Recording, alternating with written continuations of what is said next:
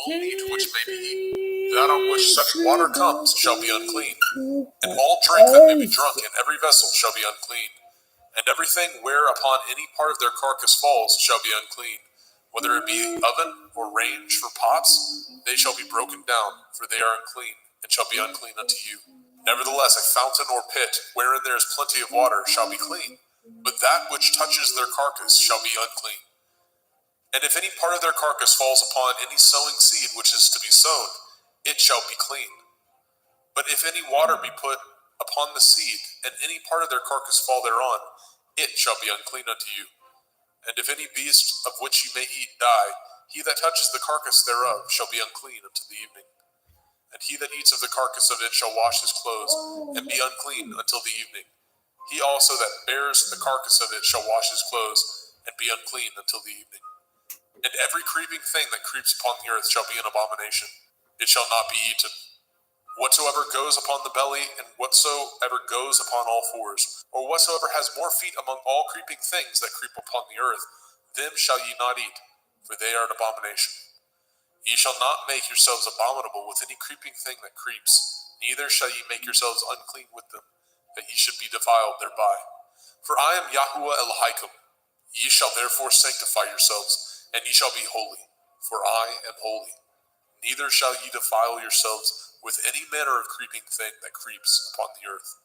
For I am Yahuwah, that brings you up out of the land of Mitzrayim, to be your Elohim. Ye shall therefore be holy, for I am holy. This is the Torah of the beasts, and of the fowl, and of every living creature that moves in the waters, and of every creature that creeps upon the earth, to make a difference between the unclean and the clean, and between the beast that may be eaten and the beast that may not be eaten. Vayikra, Leviticus chapter 12. And Yahweh spoke unto Moshe, saying, Speak unto the children of Yasharel, saying, If a woman have conceived seed, and born a male child, then she shall be unclean 7 days. According to the days of the separation for her infirmity, shall she be unclean. And in the 8th day, the flesh of his foreskin shall be circumcised. And she shall then continue in the blood of her purifying 33 days. She shall touch no hallowed thing, nor come into the sanctuary, until the days of her purifying be fulfilled. But if she bear a female child, then she shall be unclean 2 weeks, as in her separation, and she shall continue in the blood of her purifying 66 days. And when the days of her purifying are fulfilled, for a son or for a daughter, she shall bring a lamb of the first year for a burnt offering, and a young pigeon, or a turtle dove, for a sin offering, unto the door of the tabernacle of the assembly, unto the priest, who shall offer it before Yahuwah, and make an atonement for her, and she shall be cleansed from the issue of her blood. This is the Torah for her that has borne a male or a female. And if she be not able to bring a lamb, then she shall bring 2 turtle doves, or 2 young pigeons, the one for the burnt offering, and the other for a sin offering. And the priest shall make an atonement for her, and she shall be clean. Vayikra, Leviticus chapter 13. And Yahweh spoke unto El Moshe and El Aharon, saying, When a man shall have in the skin of his flesh a rising, a scab, or a bright spot, and it be in the skin of his flesh, like the plague of leprosy, then he shall be brought unto El Aharon the priest, or unto one of his sons the priests. And the priest shall look on the plague in the skin of the flesh, and when the hair in the plague is turned white, and the plague in sight be deeper than the skin of his flesh, it is a plague of leprosy, and the priest shall look on him and pronounce him unclean. If the bright spot be white in the skin of his flesh, and in sight be not deeper than the skin, and the hair thereof be not turned white, then the priest shall shut up him that has the plague 7 days. And the priest shall look on him the 7th day, and behold, if the plague in his sight be at a stay, and the plague spread not in the skin, then the priest shall shut him up 7 days more. And the priest shall look on him again the 7th day, and behold, if the plague be somewhat dark, and the plague spread not in the skin, the priest shall pronounce him clean. It is but a scab, and he shall wash his clothes, and be clean. But if the scab spread much abroad in the skin, after that he has been seen of the priest for his cleansing, he shall be seen of the priest again. And if the priest see that, behold, the scab spreads in the skin, then the priest shall pronounce him unclean. It is a leprosy. When the plague of leprosy is in a man, then he shall be brought unto the priest. And the priest shall see him, and behold, if the rising be white in the skin, and it have turned the hair white, and there be quick raw flesh in the rising, it is an old leprosy in the skin of his flesh, and the priest shall pronounce him unclean, and shall not shut him up, for he is unclean. And if a leprosy break out abroad in the skin, and the leprosy cover all the skin of him that has the plague from his head even to his foot, wheresoever the priest looks, then the priest shall consider, and behold, if the leprosy have covered all his flesh, he shall pronounce him clean that has the plague. It is all turned white, he is clean. But when raw flesh appears in him, he shall be unclean. And the priest shall see the raw flesh and pronounce him to be unclean. For the raw flesh is unclean, it is a leprosy. Or if the raw flesh turn again, and be changed unto white, he shall come unto the priest. And the priest shall see him, and behold, if the plague be turned unto white, then the priest shall pronounce him clean that has the plague, he is clean. The flesh also, in which even in the skin thereof was a boil, and is healed.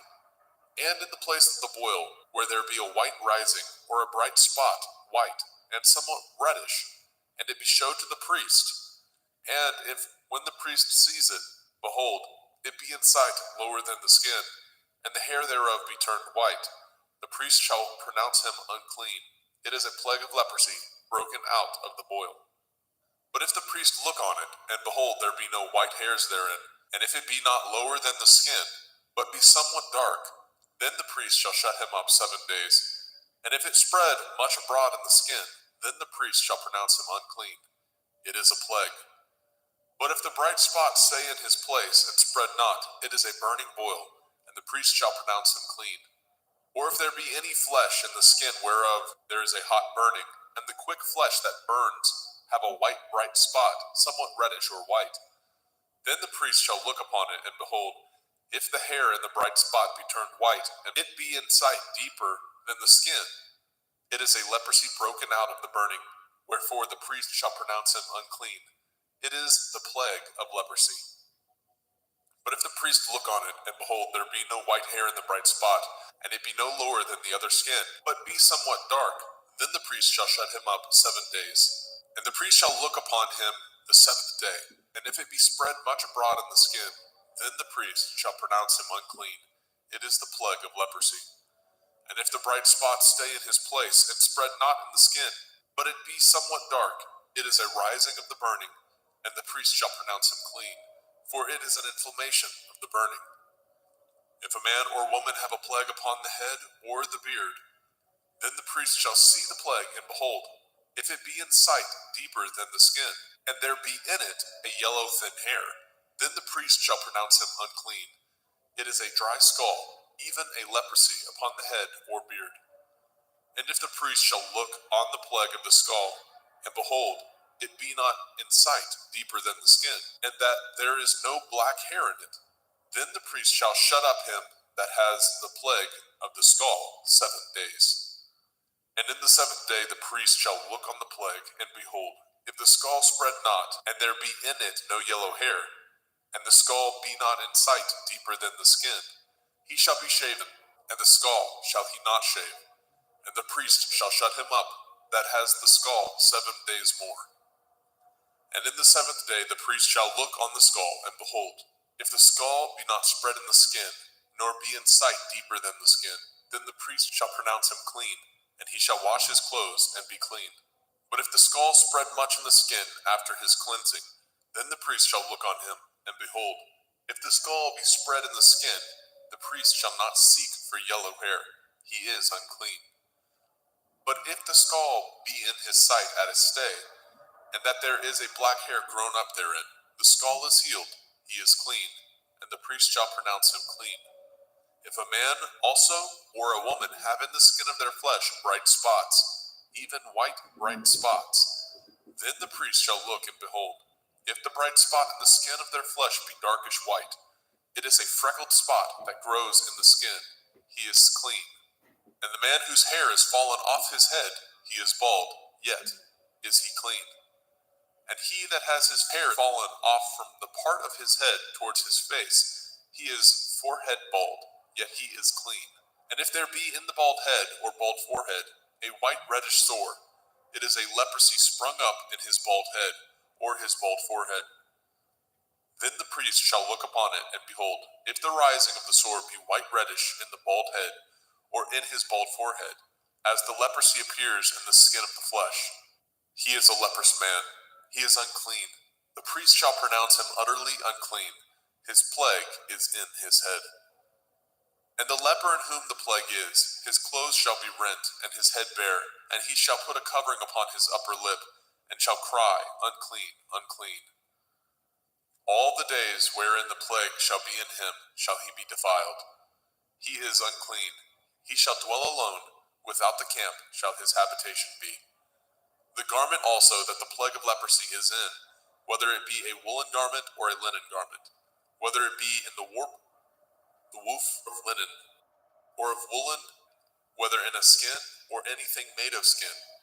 And if the plague be greenish or reddish in the garment or in the skin, either in the warp or in the woof or in anything of skin, it is a plague of leprosy, and shall be showed unto the priest. And the priest shall look upon the plague, and shut up it that has the plague 7 days. And he shall look on the plague on the 7th day. If the plague be spread in the garment, either in the warp or in the woof or in a skin, or in any work that is made of skin, the plague is a fretting leprosy, it is unclean. He shall therefore burn that garment, whether warp or woof, in woolen or in linen, anything of skin wherein the plague is, for it is a fretting leprosy, it shall be burnt in the fire. And if the priest shall look, and behold, the plague be not spread in the garment, either in the warp or in the woof, or in anything of skin, then the priest shall command that they wash the thing wherein the plague is, and he shall shut it up 7 days more. And the priest shall look on the plague after that it is washed, and behold, if the plague have not changed his color, and the plague be not spread, it is unclean. You shall burn it in the fire. It is a fret inward, whether it be bare within or without. And if the priest look, and behold the plague be somewhat dark after the washing of it, then he shall rend it out of the garment, or out of the skin, or out of the warp, or out of the woof. And if it appear still in the garment, either in the warp or in the woof, or in anything of skin, it is a spreading plague. You shall burn that wherein the plague is with fire. And the garment, either warp or woof, or whatsoever thing of skin it be, which you shall wash, if the plague be departed from them, then it shall be washed the 2nd time, and shall be clean. This is the Torah of the plague of leprosy, in a garment of woolen or linen, either in warp or woof, or in anything of skins, to pronounce it clean, or to pronounce it unclean. Vaikra, Leviticus chapter 14. And Yahweh spoke unto Moshe, saying, This shall be the Torah of the leper in the day of his cleansing. He shall be brought unto the priest, and the priest shall go forth out of the camp. And the priest shall look, and behold, if the plague of leprosy be healed in the leper, then shall the priest command to take for him that is to be cleansed 2 birds alive and clean, and cedar wood, and scarlet, and hyssop. And the priest shall command that one of the birds be killed in an earthen vessel over running water. As for the living bird, he shall take it, and the cedar wood, and the scarlet, and the hyssop, and shall dip them, and the living bird in the blood of the bird that was killed over the running water. And he shall sprinkle upon him that is to be cleansed from the leprosy 7 times, and shall pronounce him clean, and shall let the living bird loose into the open field. And he that is to be cleansed shall wash his clothes, and shave off all his hair, and wash himself in water, that he may be clean. And after that he shall come into the camp, and shall tarry abroad out of his tent 7 days. But it shall be on the 7th day that he shall shave all his hair off his head, and his beard, and his eyebrows, even all his hair he shall shave off, and shall wash his clothes. Also shall he wash his flesh in water, and shall be clean. And on the 8th day he shall take 2 he-lambs without blemish, and 1 ewe lamb of the first year without blemish, and 3/10 deal of fine flour for a meat offering, mingled with oil, and 1 log of oil. And the priest that makes him clean shall present the man that is to be made clean, and those things before Yahweh at the door of the tabernacle of the assembly. And the priest shall take 1 he-lamb, and offer him for a trespass offering, and the log of oil, and wave them for a wave offering before Yahweh. And he shall slay the lamb in the place where he shall kill the sin offering and the burnt offering in the holy place. For as the sin offering is the priest's, so is the trespass offering. It is most holy. And the priest shall take some of the blood of the trespass offering, and the priest shall put it upon the tip of the right ear of him that is to be cleansed, and upon the thumb of his right hand, and upon the great toe of his right foot. And the priest shall take some of the log of oil, and pour it into the palm of his own left hand. And the priest shall dip his right finger in the oil that is in his left hand, and shall sprinkle of the oil with his finger 7 times before Yahweh. And of the rest of the oil that is in his hand shall the priest put upon the tip of the right ear of him that is to be cleansed, and upon the thumb of his right hand, and upon the great toe of his right foot, upon the blood of the trespass offering. And the remnant of the oil that is in the priest's hand he shall pour upon the head of him that is to be cleansed, and the priest shall make an atonement for him before Yahweh. And the priest shall offer the sin offering, and make an atonement for him that is to be cleansed from his uncleanness. And afterwards he shall kill the burnt offering. And the priest shall offer the burnt offering and the meat offering upon the altar. And the priest shall make an atonement for him, and he shall be clean. And if he be poor, and cannot get so much, then he shall take 1 lamb for a trespass offering to be waved, to make an atonement for him, and 1/10 deal of fine flour mingled with oil for a meat offering, and a log of oil, and 2 turtle doves, or 2 young pigeons, such as he is able to get, and the one shall be a sin offering, and the other a burnt offering. And he shall bring them on the 8th day for his cleansing unto the priest, unto the door of the tabernacle of the assembly before Yahweh. And the priest shall take the lamb of the trespass offering, and the log of oil, and the priest shall wave them for a wave offering before Yahweh. And he shall kill the lamb of the trespass offering, and the priest shall take some of the blood of the trespass offering, and put it upon the tip of the right ear of him that is to be cleansed, and upon the thumb of his right hand, and upon the great toe of his right foot. And the priest shall pour of the oil into the palm of his own left hand. And the priest shall sprinkle with his right finger some of the oil that is in his left hand 7 times before Yahweh.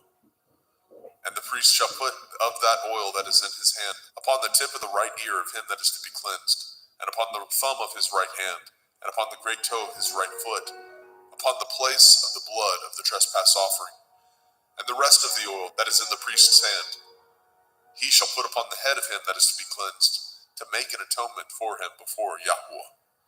And he shall offer the 1 of the turtle doves, or of the young pigeons, such as he can get, even such as he is able to get, the one for a sin offering, and the other for a burnt offering, with the meat offering. And the priest shall make an atonement for him that is to be cleansed before Yahweh. This is the Torah of him in whom is the plague of leprosy, whose hand is not able to get that which pertains to his cleansing. And Yahweh spoke unto El Moshe and unto El Aharon, saying, When ye are come into the land of Canaan, which I give to you for a possession, and I put the plague of leprosy in a house of the land of your possession, and he that owns the house shall come and tell the priest, saying, It seems to me there is, as it were, a plague in the house. Then the priest shall command that they empty the house before the priest go into it, to see the plague, that all that is in the house be not made unclean. And afterward the priest shall go in to see the house. And he shall look on the plague, and behold, if the plague be in the walls of the house, with hollow strakes, greenish or reddish, which in sight are lower than the wall, then the priest shall go out of the house to the door of the house, and shut up the house 7 days. And the priest shall come again the 7th day, and shall look, and behold, if the plague be spread in the walls of the house, then the priest shall command that they take away the stones in which the plague is, and they shall cast them into an unclean place without the city. And he shall cause the house to be scraped within round about, and they shall pour out the dust that they scrape off without the city into an unclean place.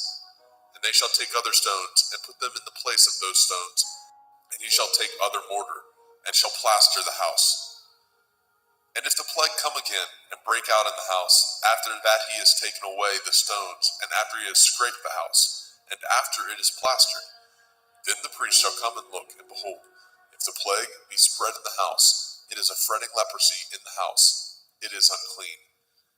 And he shall break down the house, the stones of it, and the timber thereof, and all the mortar of the house, and he shall carry them forth out of the city into an unclean place. Moreover, he that goes into the house all the while that it is shut up shall be unclean until the evening. And he that lies in the house shall wash his clothes, and he that eats in the house shall wash his clothes. And if the priest shall come in and look upon it, and behold, the plague has not spread in the house, after the house was plastered, then the priest shall pronounce the house clean, because the plague is healed.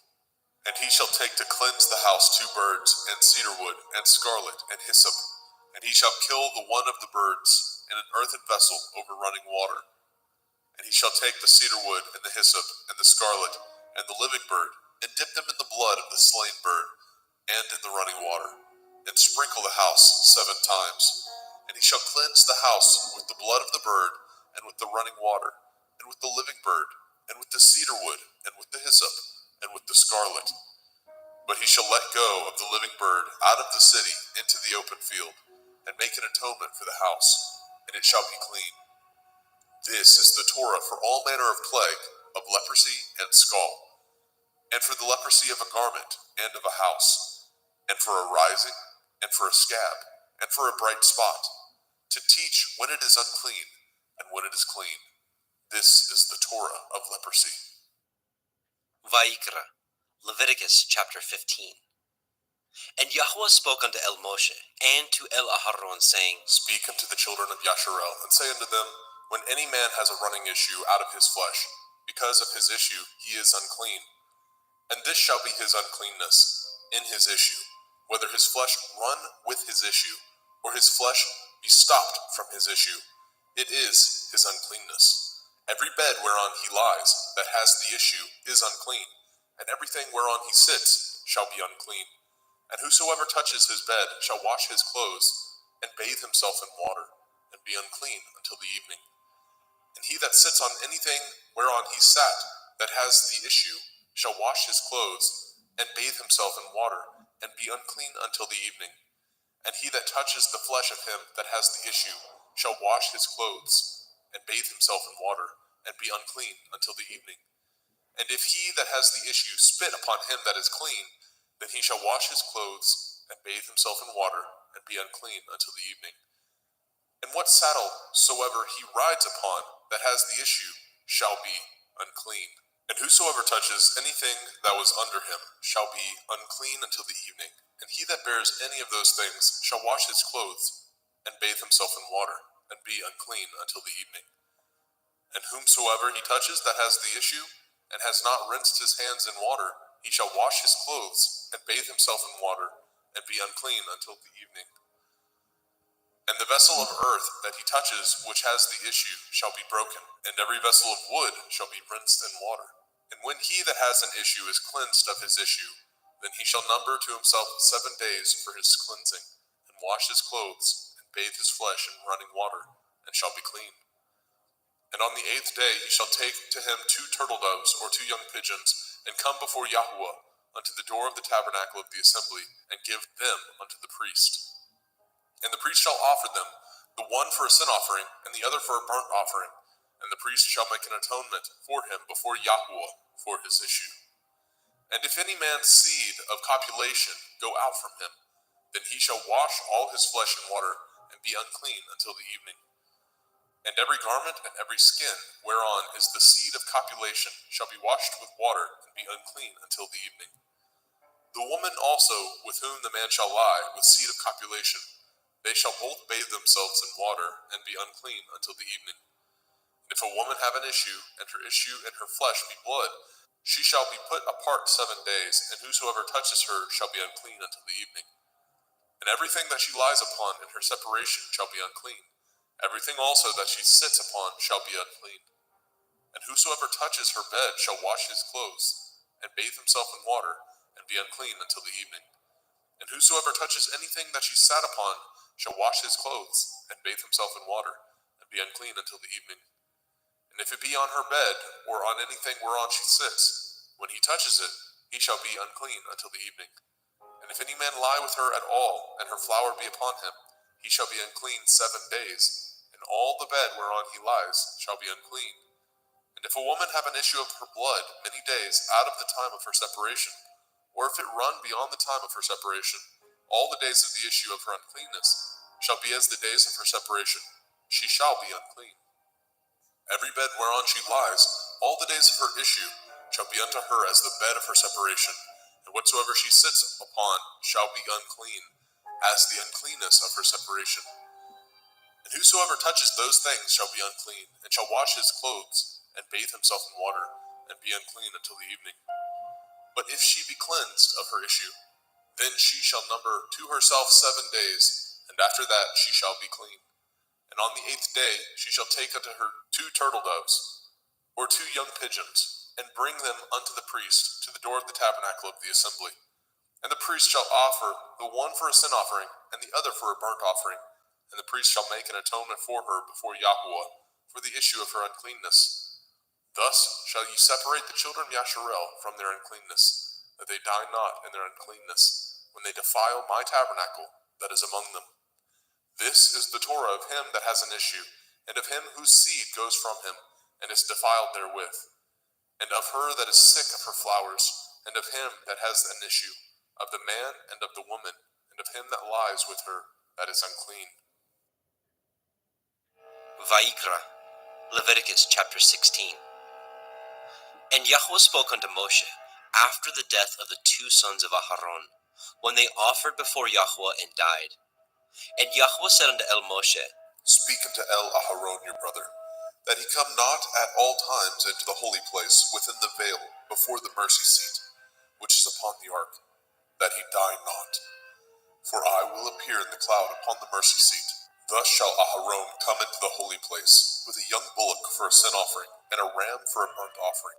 He shall put on the holy linen coat, and he shall have the linen breeches upon his flesh, and shall be girded with a linen belt, and with the linen turban shall he be attired. These are holy garments. Therefore shall he wash his flesh in water, and so put them on. And he shall take of the assembly of the children of Yasharel 2 kids of the goats for a sin offering, and 1 ram for a burnt offering. And Aharon shall offer his bullock of the sin offering, which is for himself, and make an atonement for himself and for his house. And he shall take the 2 goats, and present them before Yahweh at the door of the tabernacle of the assembly. And Aharon shall cast lots upon the 2 goats, 1 lot for Yahuwah, and the other lot for Azazel. And Aharon shall bring the goat upon which Yahuwah's lot fell, and offer him for a sin offering. But the goat on which the lot fell to be for Azazel shall be presented alive before Yahweh, to make an atonement with him, and to let him go for Azazel into the wilderness. And Aharon shall bring the bullock of the sin offering, which is for himself, and shall make an atonement for himself and for his house, and shall kill the bullock of the sin offering, which is for himself. And he shall take a censer full of burning coals of fire from off the altar before Yahweh, and his hands full of sweet incense beaten small, and bring it within the veil. And he shall put the incense upon the fire before Yahweh, that the cloud of the incense may cover the mercy seat that is upon the testimony, that he die not. And he shall take of the blood of the bullock, and sprinkle it with his finger upon the mercy seat eastward. And before the mercy seat shall he sprinkle of the blood with his finger 7 times.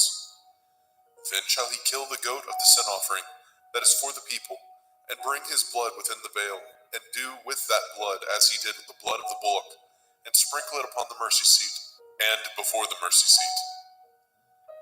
And he shall make an atonement for the holy place, because of the uncleanness of the children of Yasharel, and because of their transgressions, in all their sins.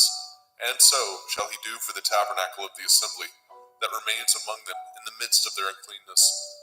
And there shall be no man in the tabernacle of the assembly, when he goes to make an atonement in the holy place, until he comes out, and have made an atonement for himself, and for his household, and for all the assembly of Yasharel. And he shall go out unto the altar that is before Yahuwah, and make an atonement for it, and shall take of the blood of the bullock, and of the blood of the goat, and put it upon the horns of the altar round about. And he shall sprinkle the blood upon it with his finger 7 times, and cleanse it, and hallow it from the uncleanness of the children of Yasharel. And when he has made an end of reconciling the holy place, and the tabernacle of the assembly, and the altar, he shall bring the live goat. And Aharon shall lay both his hands upon the head of the live goat, and confess over him all the iniquities of the children of Yasharel, and all their transgression in all their sins, putting them upon the head of the goat, and shall send him away by the hand of a fit man into the wilderness. And the goat shall bear upon him all their iniquities, unto a land not inhabited, and he shall let go the goat in the wilderness. And Aharon shall come into the tabernacle of the assembly, and shall put off the linen garments which he put on when he went into the holy place, and shall leave them there. And he shall wash his flesh with water in the holy place, and put on his garments, and come forth, and offer his burnt offering, and the burnt offering of the people, and make an atonement for himself and for the people. And the fat of the sin offering shall he burn upon the altar. And he that let go the goat for Azazel shall wash his clothes, and bathe his flesh in water, and afterwards come into the camp. And the bullock for the sin offering, and the goat for the sin offering, and whose blood was brought in to make an atonement in the holy place, shall one carry forth without the camp, and they shall burn in the fire their skins, and their flesh, and their dung. And he that burns them shall wash his clothes, and bathe his flesh in water, and afterwards he shall come into the camp. And this shall be a statute forever unto you, that in the 7th month, on the 10th day of the month, ye shall afflict your souls, and do no work at all, whether it be one of your own country, or a stranger that sojourns among you. For on that day shall the priest make an atonement for you, to cleanse you, that ye may be clean from all your sins before Yahuwah. It shall be a Sabbath of rest unto you, and ye shall afflict your souls by a statute forever. And the priest, whom he shall anoint, and whom he shall consecrate to minister in the priest's office in his father's stead, shall make the atonement, and shall put on the linen clothes, even the holy garments.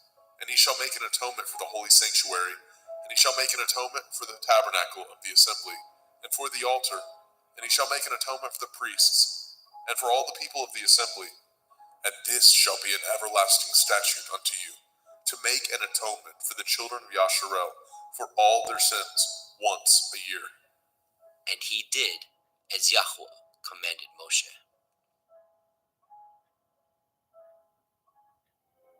Vayikra, Leviticus chapter 17.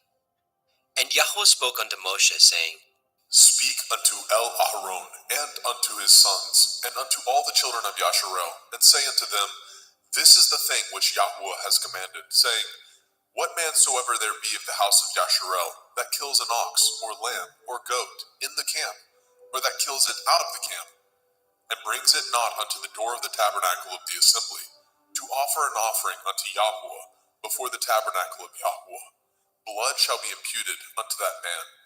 He has shed blood, and that man shall be cut off from among his people. To the end that the children of Yasharel may bring their sacrifices, which they offer in the open field, even that they may bring them unto Yahuwah, unto the door of the tabernacle of the assembly, unto the priest, and offer them for peace offerings unto Yahuwah. And priests shall sprinkle the blood upon the altar of Yahuwah, at the door of the tabernacle of the assembly, and burn the fat for a sweet savor unto Yahuwah. And they shall no more offer their sacrifices unto devils, after whom they have gone a-whoring. This shall be a statute forever unto them throughout their generations. And ye shall say unto them, Whatsoever man there be of the house of Yasharel, or of the strangers, which sojourn among you, that offers a burnt offering or sacrifice, and brings it not unto the door of the tabernacle of the assembly, to offer it unto Yahuwah, even that man shall be cut off from among his people. And whatsoever man there be of the house of Yasharel, or of the strangers that sojourn among you, that eats any manner of blood, I will even set my face against that soul that eats the blood, and will cut him off from among his people. For the soul of the flesh is in the blood. He and I have given it to you upon the altar to make an atonement for your souls. For it is the blood of him that makes an atonement in the soul. Therefore I said unto the children of Yasharel, no soul of you shall eat blood, neither shall any stranger that sojourns among you eat blood. And whatsoever man there be of the children of Yasharel, or of the strangers that sojourn among you, which hunts and catches a beast or fowl that may be eaten, he shall even pour out the blood thereof, and cover it with dust. For it is the life of all flesh. The blood of it is for the life thereof. Therefore I said unto the children of Yasharel, ye shall eat the blood of no manner of flesh, for the life of all flesh is the blood thereof. Whosoever eats it shall be cut off. And every soul that eats that which died of itself, or that which was torn with beasts, whether it be one of your own country or a stranger, he shall both wash his clothes and bathe himself in water, and be unclean until the evening. Then shall he be clean. But if he wash them not, nor bathe his flesh, then he shall bear his iniquity.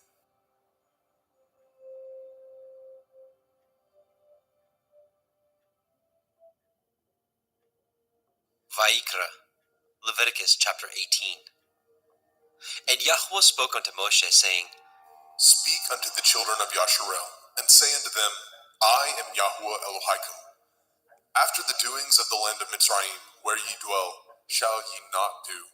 And after the doings of the land of Canaan, whither I bring you, shall ye not do. Neither shall ye walk in their ordinances. Ye shall do my judgments, and guard my ordinances, to walk therein. I am Yahuwah Elohim. Ye shall therefore guard my statutes and my judgments, which if a man do, he shall live in them. I am Yahuwah. None of you shall approach to any that is near of kin to him, to uncover their nakedness. I am Yahuwah. The nakedness of your father, or the nakedness of your mother, shall you not uncover. She is your mother. You shall not uncover her nakedness. The nakedness of your father's woman shall you not uncover. It is your father's nakedness.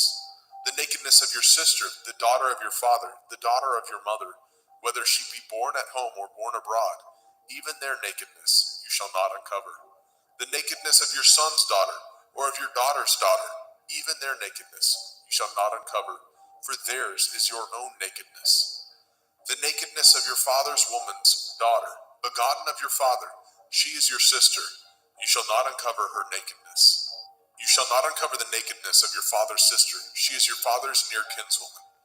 You shall not uncover the nakedness of your mother's sister, for she is your mother's near kinswoman. You shall not uncover the nakedness of your father's brother.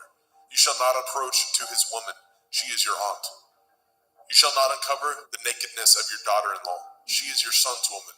You shall not uncover her nakedness. You shall not uncover the nakedness of your brother's woman, it is your brother's nakedness. You shall not uncover the nakedness of a woman and her daughter, neither shall you take her son's daughter, or her daughter's daughter, to uncover her nakedness, for they are your near kinswoman. It is wickedness. Neither shall you take a woman to her sister, to vex her, to uncover her nakedness, beside the other in her lifetime. Also you shall not approach unto a woman to uncover her nakedness, as long as she is put apart for her uncleanness. Moreover, you shall not lie carnally with your neighbor's woman, to defile yourself with her. And you shall not let any of your seed pass through the fire to Molech, neither shall you profane the name of your Elohim. I am Yahuwah. You shall not lie with mankind, as with womankind. It is an abomination. Neither shall you lie with any beast to defile yourself therewith. Neither shall any woman stand before a beast to lie down thereto. It is confusion. Defile not ye yourselves in any of these things, for in all these the nations are defiled, which I cast out before you. And the land is defiled, therefore I do visit the iniquity thereof upon it, and the land itself vomits out her inhabitants. Ye shall therefore guard my statutes and my judgments, and shall not commit any of these abominations, neither any of your own nation, nor any stranger that sojourns among you. For all these abominations have the men of the land done, which were before you, and the land is defiled. That the land spew not you out also, when ye defile it, as it spewed out the nations that were before you. For whosoever shall commit any of these abominations, Even the souls that commit them shall be cut off from among their people. Therefore shall ye guard my ordinance, that ye commit not any of these abominable customs, which were committed before you, and that ye defile not yourselves therein. I am Yahuwah Elohaikum.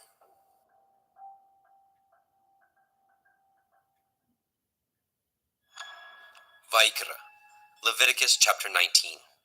And Yahuwah spoke unto Moshe, saying, Speak unto all the assembly of the children of Yasharel, and say unto them, Ye shall be holy, for I, Yahuwah Elohaikum, am holy.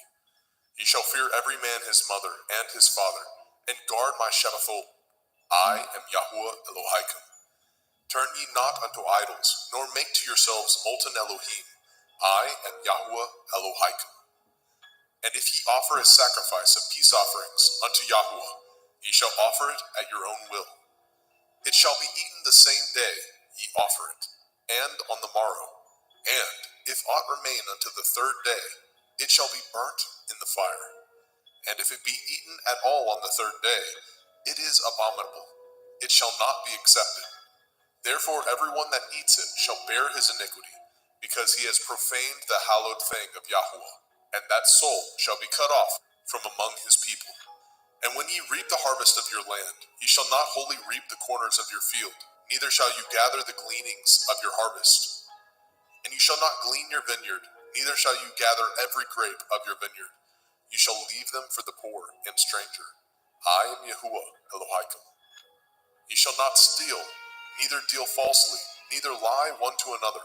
And ye shall not swear by my name falsely, neither shall you profane the name of your Elohim. I am Yahuwah. You shall not defraud your neighbor, neither rob him.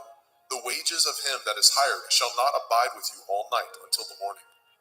You shall not curse the deaf, nor put a stumbling block before the blind, but shall fear your Elohim. I am Yahuwah. Ye shall do no unrighteousness in judgment. You shall not respect the person of the poor, nor honor the person of the mighty, but in righteousness shall you judge your neighbor. You shall not go up and down as a talebearer among your people, neither shall you stand against the blood of your neighbor. I am Yahuwah. You shall not hate your brother in your heart. You shall in any wise rebuke your neighbor, and not suffer sin upon him. You shall not avenge, nor bear any grudge against the children of your people, but you shall love your neighbor as yourself. I am Yahuwah. Ye shall guard my statutes. You shall not let your cattle gender with a diverse kind. You shall not sow your field with mingled seed, neither shall a garment mingled of linen and woolen come upon you. And whosoever lies carnally with a woman that is a bondmaid, betrothed to a man, and not at all redeemed, nor freedom given her, she shall be scourged. They shall not be put to death, because she was not free. And he shall bring his trespass offering unto Yahuwah, unto the door of the tabernacle of the assembly, even a ram for a trespass offering. And the priest shall make an atonement for him with the ram of the trespass offering before Yahuwah, for his sin which he has done, and the sin which he has done shall be forgiven him. And when ye come into the land, and shall have planted all manner of trees for food, then ye shall count the fruit thereof as uncircumcised. 3 years shall it be as uncircumcised unto you. It shall not be eaten of. But in the 4th year all the fruit thereof shall be holy to praise Yahuwah withal. And in the 5th year shall ye eat of the fruit thereof, that it may yield unto you the increase thereof. I am Yahuwah Elohaikum. Ye shall not eat anything with the blood, neither shall ye use enchantment, nor practice sorcery. You shall not round the corners of your heads, neither shall you mar the corners of your beard. You shall not make any cuttings in your flesh for the dead, nor print any marks upon you. I am Yahuwah. Do not prostitute your daughter, to cause her to be a whore, lest the land fall to whoredom, and the land become full of wickedness. Ye shall guard my Shabbathot, and reverence my sanctuary. I am Yahuwah. Regard not them that have familiar spirits, neither seek after wizards to be defiled by them. I am Yahuwah Elohaikum. You shall rise up before the gray head, and honor the face of the old man, and fear your Elohim. I am Yahuwah. And if a stranger sojourn with you in your land, ye shall not vex him. But the stranger that dwells with you shall be unto you as one born among you, and you shall love him as yourself. For ye were strangers in the land of Mitzrayim. I am Yahuwah Elohaikum. Ye shall do no unrighteousness in judgment, in meat yard, in weight, or in measure. Just balances, just weights, a just ephah, and a just hin shall ye have. I am Yahuwah Elohaikum, which brought you out of the land of Mitzrayim. Therefore shall ye guard all my statutes, and all my judgments, and do them. I am Yahuwah.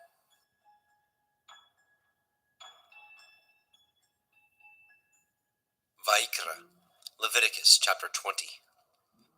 And Yahuwah spoke unto Moshe, saying, Again you shall say to the children of Yasharel, whosoever he be of the children of Yasharel, or of the strangers that sojourn in Yasharel, that gives any of his seed unto Molech, he shall surely be put to death.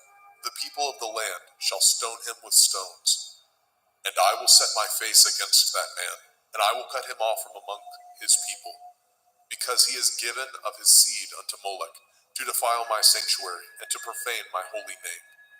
And if the people of the land do any ways hide their eyes from the man, when he gives of his seed unto Molech, and kill him not, then I will set my face against that man, and against his family, and will cut him off, and all that go a-whoring after him, to commit whoredom with Molech, from among their people. And the soul that turns after such as have familiar spirits, and after wizards, to go a-whoring after them, I will even set my face against that soul, and will cut him off from among his people. Sanctify yourselves, therefore, and be ye holy, for I am Yahuwah Elohaikum, and ye shall guard my statutes, and do them. I am Yahuwah Mekodishkim. For everyone that curses his father or his mother shall surely be put to death. He has cursed his father or his mother, his blood shall be upon him. And the man that breaks wedlock with another man's woman, even he that breaks wedlock with his neighbor's woman, the man and the woman that breaks wedlock shall surely be put to death. And the man that lies with his father's woman has uncovered his father's nakedness. Both of them shall surely be put to death. Their blood shall be upon them. And if a man lie with his daughter-in-law, both of them shall surely be put to death.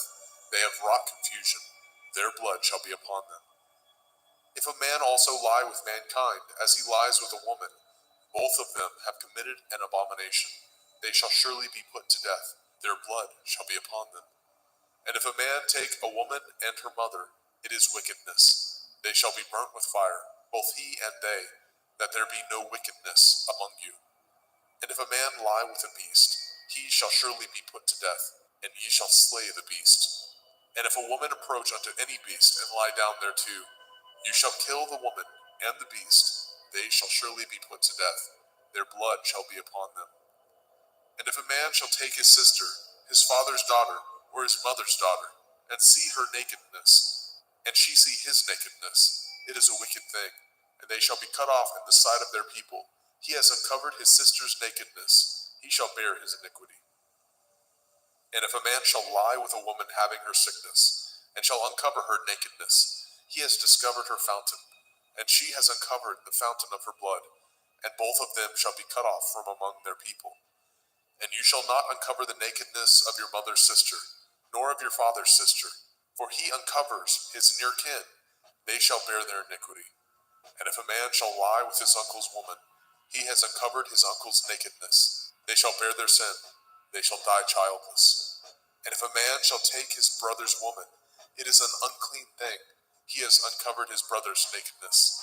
They shall be childless. Ye shall therefore guard all my statutes, and all my judgments, and do them, that the land whither I bring you to dwell therein, spew you not out. And ye shall not walk in the manner of the nation, which I cast out before you. For they committed all these things, and therefore I abhorred them. But I have said unto you, ye shall inherit their land, and I will give unto you to possess it, a land that flows with milk and honey. I am Yahuwah Elohaikum, which have separated you from other people. Ye shall therefore put difference between clean beasts and unclean, and between unclean fowls and clean.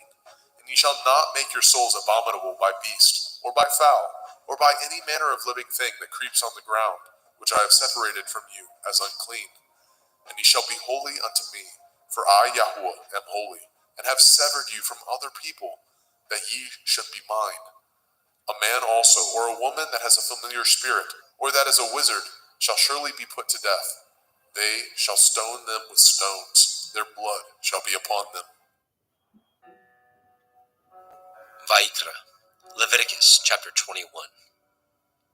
And Yahweh said unto Moshe, Speak unto the priests, the sons of Aharon, and say unto them, There shall none be defiled for the dead among his people, but for his kin that is near unto him, that is, for his mother, and for his father, and for his son, and for his daughter, and for his brother, and for his sister a virgin, that is nigh unto him, which has had no man, for her may he be defiled. But he shall not defile himself, being a chief among his people, to profane himself. They shall not make baldness upon their head, neither shall they shave off the corners of their beard, nor make any cuttings in their flesh. They shall be holy unto their Elohim, and not profane the name of their Elohim. For the offerings of Yahweh made by fire, and the bread of their Elohim they do offer. Therefore they shall be holy. They shall not take a woman that is a whore, or profane, neither shall they take a woman put away from her man, for he is holy unto his Elohim. You shall sanctify him therefore, for he offers the bread of your Elohim. He shall be holy unto you, for I, Yahweh, which sanctify you, am holy. And the daughter of any priest, if she profane herself by playing the whore, she profanes her father, she shall be burnt with fire. And he that is high priest among his brethren, upon whose head the anointing oil was poured, and that is consecrated to put on the garments, shall not uncover his head, nor rend his clothes. Neither shall he go in to any dead body, nor defile himself for his father, or for his mother. Neither shall he go out of the sanctuary, nor profane the sanctuary of his Elohim, for the crown of the anointing oil of his Elohim is upon him. I am Yahweh. And he shall take a woman in her virginity, a widow or a divorced woman, or profane, or a harlot, these shall he not take, but he shall take a virgin of his own people to be his woman. Neither shall he profane his seed among his people, for I, Yahweh, do sanctify him. And Yahweh spoke unto Moshe, saying, Speak unto Aharon, saying, Whosoever he be of your seed in their generations, that has any blemish, let him not approach to offer the bread of his Elohim.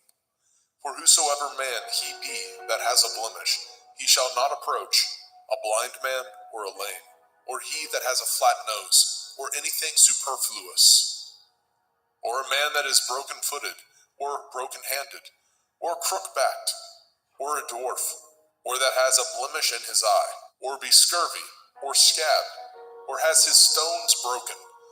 No man that has a blemish of the seed of Aharon the priest shall come nigh to offer the offerings of Yahweh, made by fire. He has a blemish. He shall not come nigh to offer the bread of his Elohim. He shall not eat the bread of his Elohim, both of the most holy and of the holy. Only he shall not go in unto the veil, nor come nigh unto the altar, because he has a blemish, that he profane not my sanctuaries, for I, Yahweh, do sanctify them. And Moshe told it unto Aharon, and to his sons, and to all the children of Yisrael. Vayikra, Leviticus chapter 22. And Yahweh spoke unto Moshe, saying, Speak unto Aharon and to his sons, that they separate themselves from the holy things of the children of Yisrael, and that they profane not my holy name in those things, which they hallow unto me. I am Yahweh. Say unto them, Whosoever he be of all your seed among your generations, that goes unto the holy things, which the children of Yisrael hallow unto Yahweh, having his uncleanness upon him, that soul shall be cut off from my presence. I am Yahweh. What man soever of the seed of Aharon is a leper, or has a running issue, he shall not eat of the holy things until he be clean. And whoso touches anything that is unclean by the dead, or a man whose seed goes from him, or whosoever touches any creeping thing whereby he may be made unclean, or a man of whom he may take uncleanness, whatsoever uncleanness he has, the soul which has touched any such thing shall be unclean until evening, and shall not eat of the holy things, unless he wash his flesh with water. And when the sun is down, he shall be clean, and shall afterward eat of the holy things, because it is his food. That which dies of itself, or is torn with beasts, he shall not eat, to defile himself therewith. I am Yahweh. They shall therefore guard my ordinance, lest they bear sin for it, and die therefore. If they profane it, I, Yahweh, do sanctify them. There shall no stranger eat of the holy thing. A sojourner of the priest, or a hired servant, shall not eat of the holy thing. But if the priest buy any soul with his money, he shall eat of it, and he that is born in his house, they shall eat of his meat. If the priest's daughter also be married unto a stranger, she may not eat of an offering of the holy things. But if the priest's daughter be a widow or divorced, and have no child, and is returned unto her father's house, as in her youth, she shall eat of her father's meat, but there shall no stranger eat thereof. And if a man eat of the holy thing unwittingly, then he shall put the fifth part thereof unto it, and shall give it unto the priest with the holy thing. And they shall not profane the holy things of the children of Yasharel, which they offer unto Yahweh, or suffer them to bear the iniquity of trespass when they eat their holy things. For I, Yahweh, do sanctify them. And Yahweh spoke unto Moshe, saying, Speak unto Aharon, and to his sons, and unto all the children of Yasharel, and say unto them, Whatsoever he be of the house of Yasharel, or of the strangers in Yasharel, that will offer his oblation for all his vows, and for all his freewill offerings, which they will offer unto Yahweh for a burnt offering. Ye shall offer at your own will a male without blemish, of the cattle, of the sheep, or of the goats. But whatsoever has a blemish, that shall ye not offer, for it shall not be acceptable for you. And whosoever offers a sacrifice of peace offerings unto Yahweh, to accomplish his vow, or a freewill offering in cattle or sheep, it shall be perfect to be accepted. There shall be no blemish therein. Blind, or broken, or maimed, or having a running sword, or scurvy, or scabbed, ye shall not offer these unto Yahweh, nor make an offering by fire of them upon the altar unto Yahweh. Either a bullock or a lamb that has anything superfluous, or lacking in his parts, that may you offer for a freewill offering, but for a vow it shall not be accepted. Ye shall not offer unto Yahweh that which is bruised, or crushed, or broken, or cut, neither shall ye make any offerings thereof in your land. Neither from a stranger's hand shall ye offer the bread of your Elohim, of any of these, because their corruption is in them, and blemishes be in them. They shall not be accepted for you.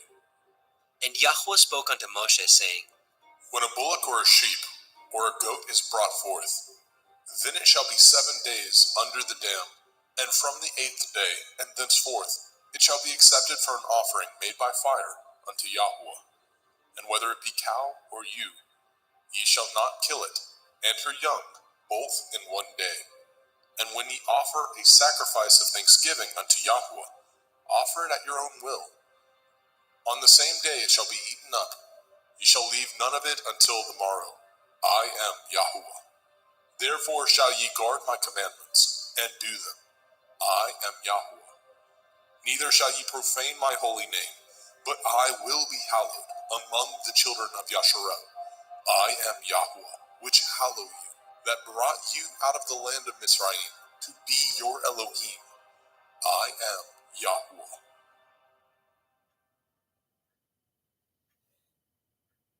Vayikra, Leviticus chapter 23. And Yahweh spoke unto Moshe, saying, Speak unto the children of Yasharel, and say unto them concerning the feasts of Yahweh, which ye shall proclaim to be holy assemblies. Even these are my feasts. 6 days shall work be done, but the 7th day is the Sabbath of rest, a holy assembly. Ye shall do no work therein. It is the Sabbath of Yahweh in all your dwellings. These are the feasts of Yahweh, even holy assemblies, which ye shall proclaim in their appointed times. In the 14th day of the first month, at evening, is Yahuwah's Pesach. And on the 15th day of the same month is the feast of Matzah unto Yahuwah. 7 days ye must eat matzah, unleavened bread. In the first day ye shall have a holy assembly. Ye shall do no servile work therein, but ye shall offer an offering made by fire unto Yahuwah 7 days. In the 7th day is a holy assembly. Ye shall do no servile work therein. And Yahuwah spoke unto Moshe, saying, Speak unto the children of Yasharel, and say unto them, When ye are come into the land which I give unto you, and shall reap the harvest thereof, then ye shall bring a sheaf of the first fruits of your harvest unto the priest. And he shall wave the sheaf before Yahuwah, to be accepted for you. On the morrow after the Sabbath, the priest shall wave it. And ye shall offer that day when ye wave the sheaf, a he-lamb without blemish, of the first year, for a burnt offering unto Yahuwah. And the meat offering thereof shall be 2/10 deals of fine flour mingled with oil, an offering made by fire unto Yahuwah, for a sweet savor. And the drink offering thereof shall be of wine, the 4th part of a hin. And ye shall eat neither bread, nor parched grain, nor green ears, until the selfsame day that ye have brought an offering unto your Elohim. It shall be a statute forever throughout your generations, in all your dwellings. And ye shall count unto you from the morrow after the Sabbath, from the day that ye brought the sheaf of the wave offering, 7 Shavuot. Sabbaths shall be complete. Even unto the morrow after the 7th Sabbath shall ye number 50 days, and ye shall offer a new meat offering unto Yahuwah. Ye shall bring out of your habitations 2 wave loaves of 2/10 deals. They shall be of fine flour. They shall be baken with leaven. They are the first fruits unto Yahuwah. And ye shall offer with the bread 7 lambs, without blemish of the first year, and 1 bullock, and 2 rams. They shall be for a burnt offering unto Yahuwah, with their meat offering, and their drink offerings, even an offering made by fire of sweet savor unto Yahuwah. Then ye shall sacrifice 1 kid of the goats for a sin offering, and 2 lambs of the first year for a sacrifice of peace offerings. And the priest shall wave them with the bread of the first fruits for a wave offering before Yahuwah. With the 2 lambs, they shall be holy to Yahuwah for the priest. And ye shall proclaim on the selfsame day that it may be a holy assembly unto you. Ye shall do no servile work therein. It shall be a statute forever in your dwellings throughout your generations. And when ye reap the harvest of your land, you shall not make clean riddance of the corners of your field when you reap. Neither shall you gather any gleanings of your harvest. You shall leave them unto the poor, and to the stranger. I am Yahuwah Elohim. And Yahuwah spoke unto Moshe, saying, Speak unto the children of Yasharel, saying, In the 7th month, on the first day of the month, shall ye have a Sabbath, a memorial of blowing of shofarot, Yom Teruah, the feast of trumpets, the day of the awakening blast, a holy assembly. Ye shall do no servile work therein, but ye shall offer an offering made by fire unto Yahuwah.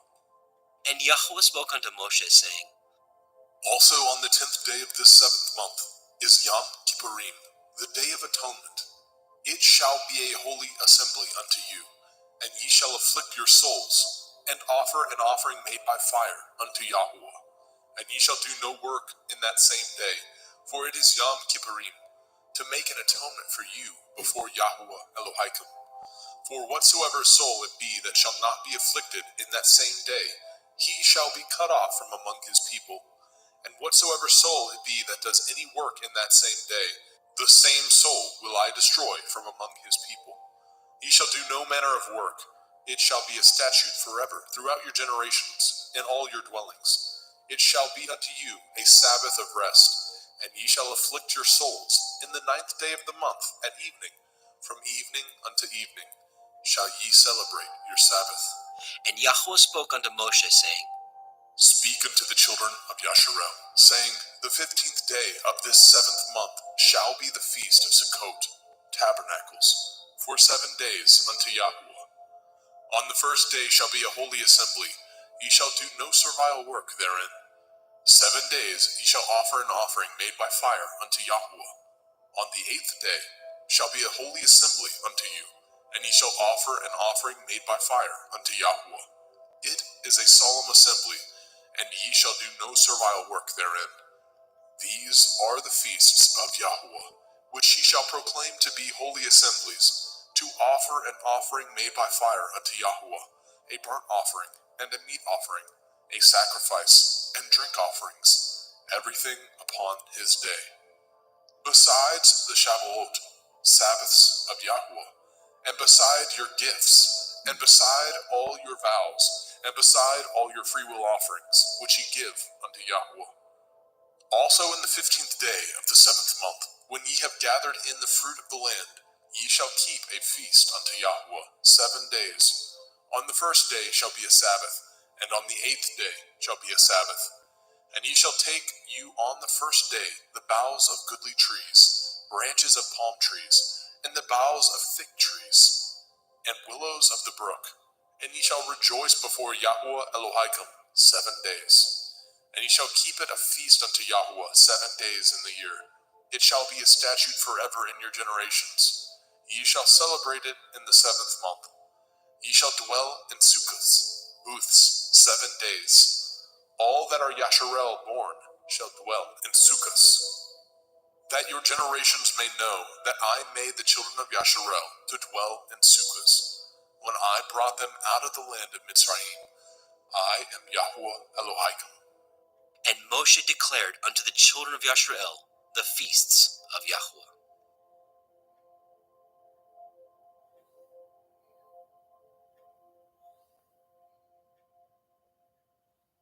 Vayikra, Leviticus chapter 24.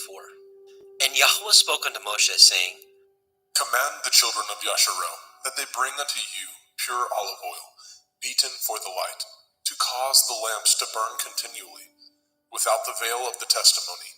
In the tabernacle of the assembly shall Aharon order it from the evening unto the morning before Yahuwah continually.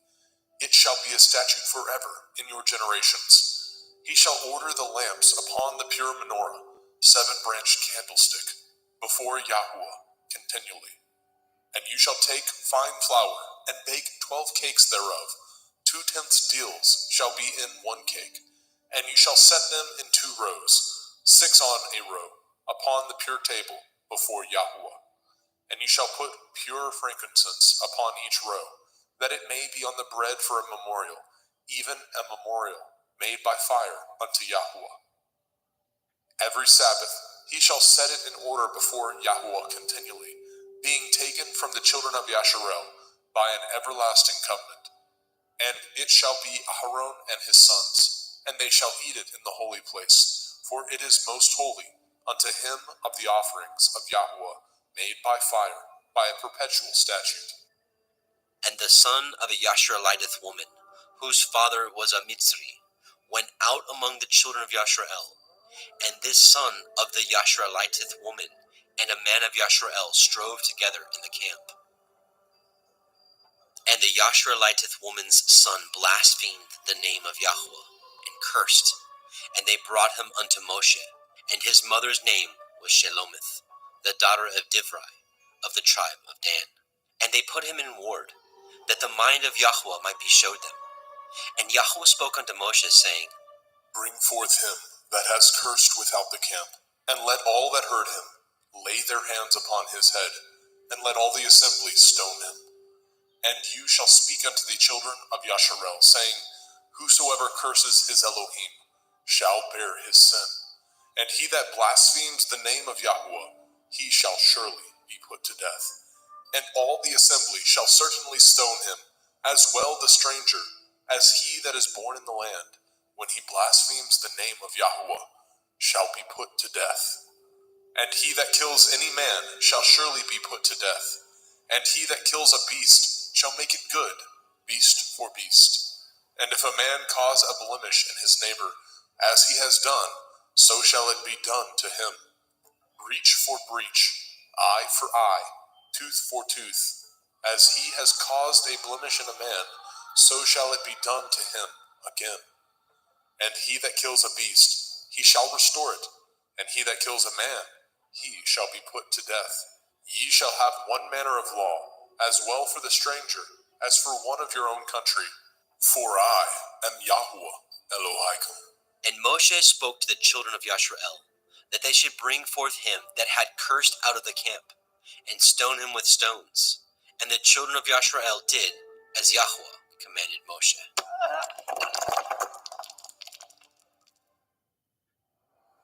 Vayikra, Leviticus chapter 25. And Yahuwah spoke unto Moshe in Mount Sinai, saying, Speak unto the children of Yasharel, and say unto them, When ye come into the land which I give you, then shall the land keep a Sabbath unto Yahuwah. 6 years you shall sow your field, and 6 years you shall prune your vineyard, and gather in the fruit thereof. But in the 7th year shall be a Sabbath of rest unto the land, a Sabbath for Yahuwah. You shall neither sow your field, nor prune your vineyard. That which grows of its own accord of your harvest you shall not reap, neither gather the grapes of your vine undressed, for it is a year of rest unto the land. And the Sabbath of the land shall be food for you and for your servant, and for your maid, and for your hired servant, and for your stranger that sojourns with you, and for your cattle, and for the beasts that are in your land, shall all the increase thereof be meat. And you shall number 7 Shabbathot, Sabbaths of years unto you, 7 times 7 years, and the space of the 7 Shabbathot of years shall be unto you 49 years. Then shall you cause the shofar of the Jubilee to sound on the 10th day of the 7th month, in Yom Kippurim, the Day of Atonement, shall ye make the shofar sound throughout all your land. And ye shall hallow the 50th year, and proclaim liberty throughout all the land unto all the inhabitants thereof. It shall be a jubilee unto you, and ye shall return every man unto his possession, and ye shall return every man unto his family. A jubilee shall that 50th year be unto you. Ye shall not sow, neither reap that which grows of itself in it, nor gather the grapes in it of your vine undressed. For it is the Jubilee, it shall be holy unto you. Ye shall eat the increase thereof out of the field. In the year of this Jubilee, ye shall return every man unto his possession. And if ye sell aught unto your neighbor, or buy aught of your neighbor's hand, ye shall not oppress one another. According to the number of years after the Jubilee, you shall buy of your neighbor, and according unto the number of years of the fruits, he shall sell unto you. According to the multitude of years, you shall increase the price thereof, and according to the fewness of years, you shall diminish the price of it. For according to the number of the years of the fruits, he sells unto you. Ye shall not therefore oppress one another, but you shall fear your Elohim, for I am Yahuwah Elohaikum.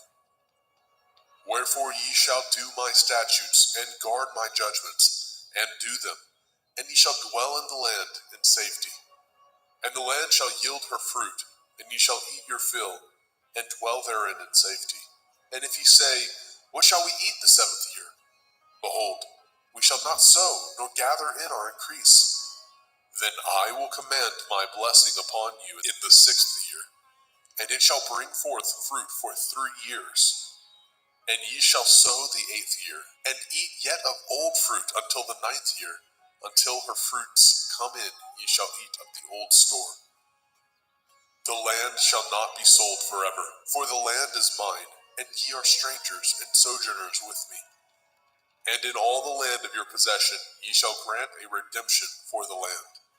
If your brother be waxen poor, and has sold away some of his possession, and if any of his kin come to redeem it, then shall he redeem that which his brother sold.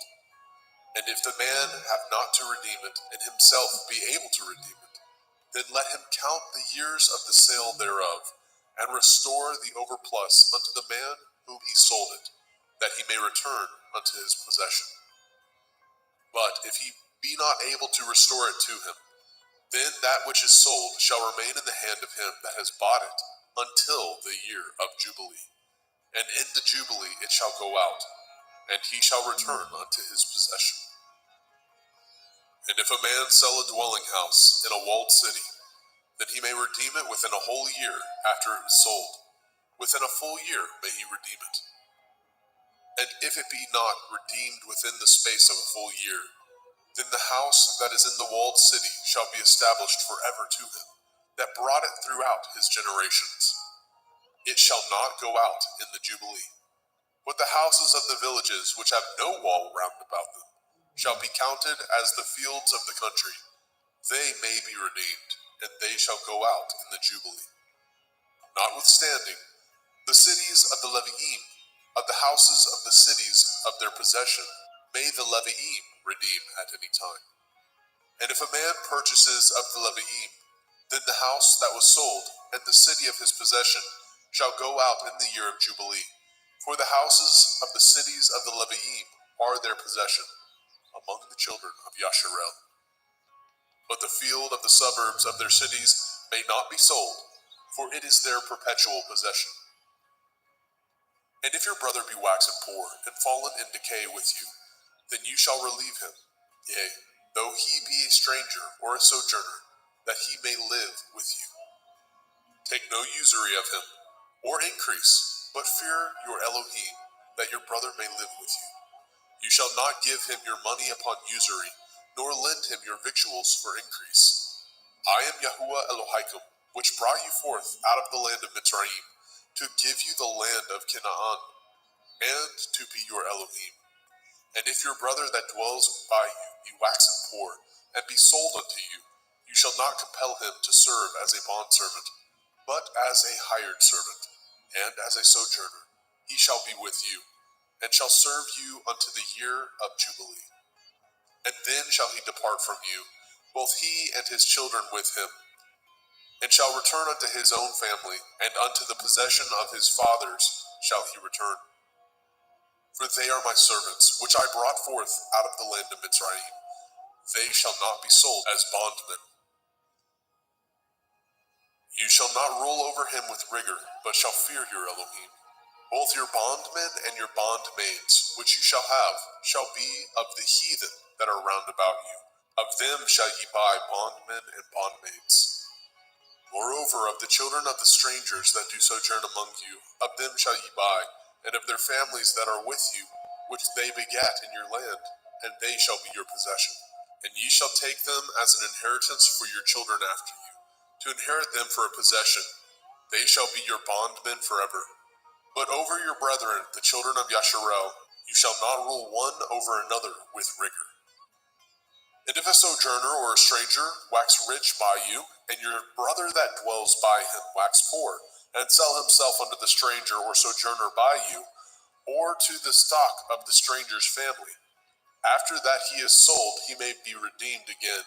One of his brethren may redeem him. Either his uncle or his uncle's son may redeem him, or any that is nigh of kin unto him of his family may redeem him, or if he be able, he may redeem himself. And he shall reckon with him that bought him from the year that he was sold unto him, unto the year of Jubilee. And the price of his sale shall be according to the number of years, according to the time of a hired servant shall it be with him. If there be yet many years behind, according unto them he shall give again the price of his redemption, out of the money that he was bought for. And if there remain but few years unto the year of Jubilee, then he shall count with him, and according unto his years shall he give him again the price of his redemption. And as a yearly hired servant shall be with him, and the other shall not rule with rigor over him in your sight.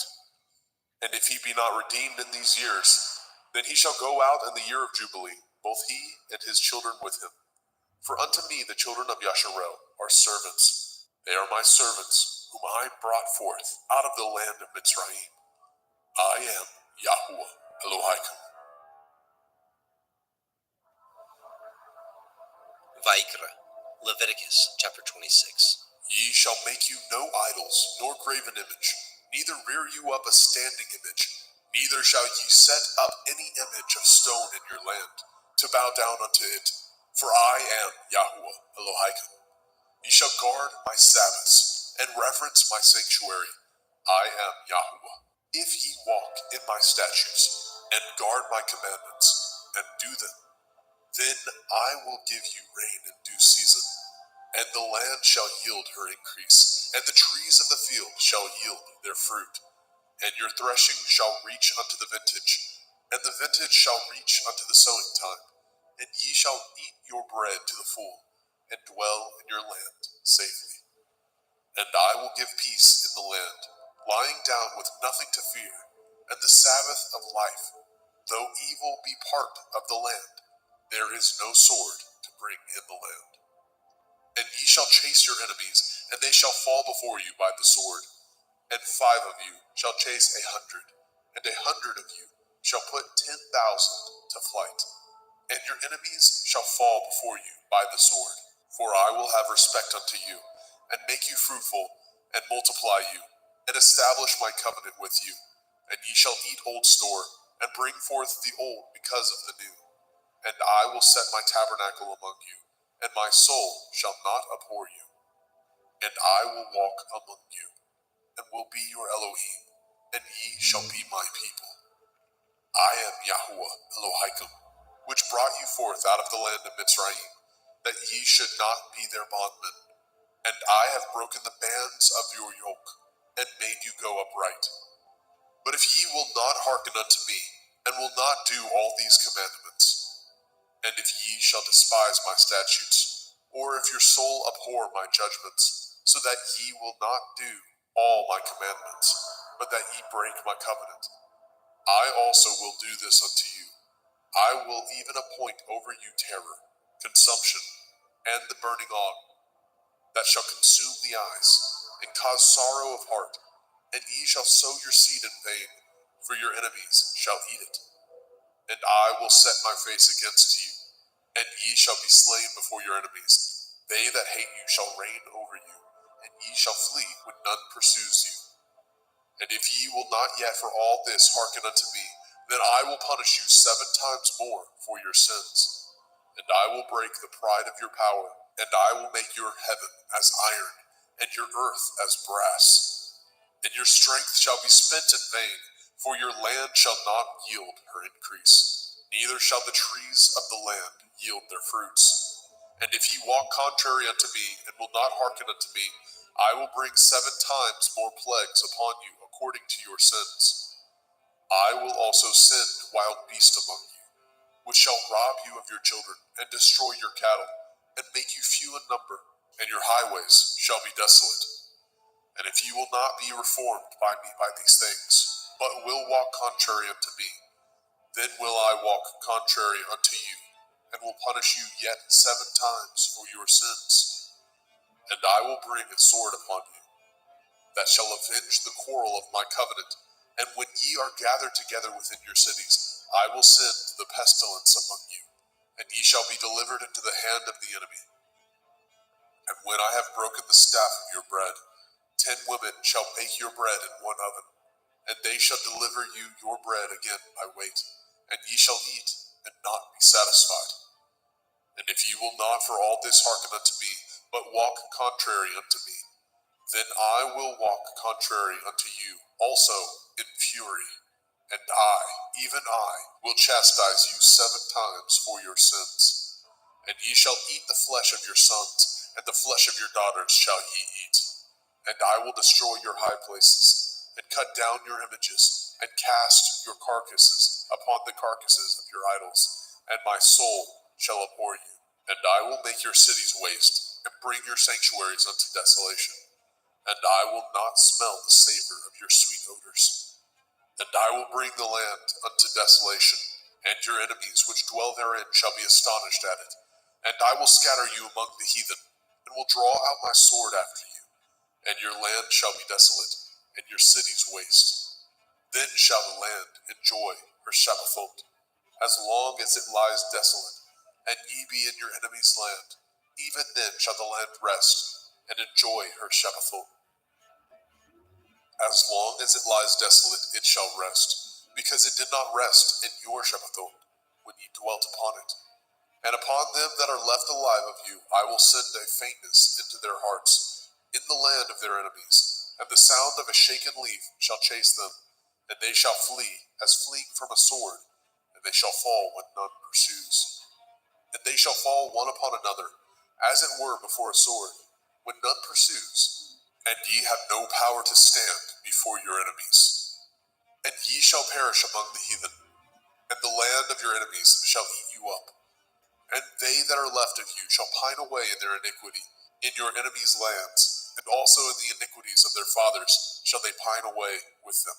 If they shall confess their iniquity, and the iniquity of their fathers, with their transgressions which they transgressed against me, and that also they have walked contrary unto me, and that I also have walked contrary unto them, and have brought them into the land of their enemies, if then their uncircumcised heart be humbled, and they then accept of the punishment of their iniquity, then I will remember my covenant with Yaakov, and also my covenant with Yitzhak, and also my covenant with Abraham will I remember, and I will remember the land.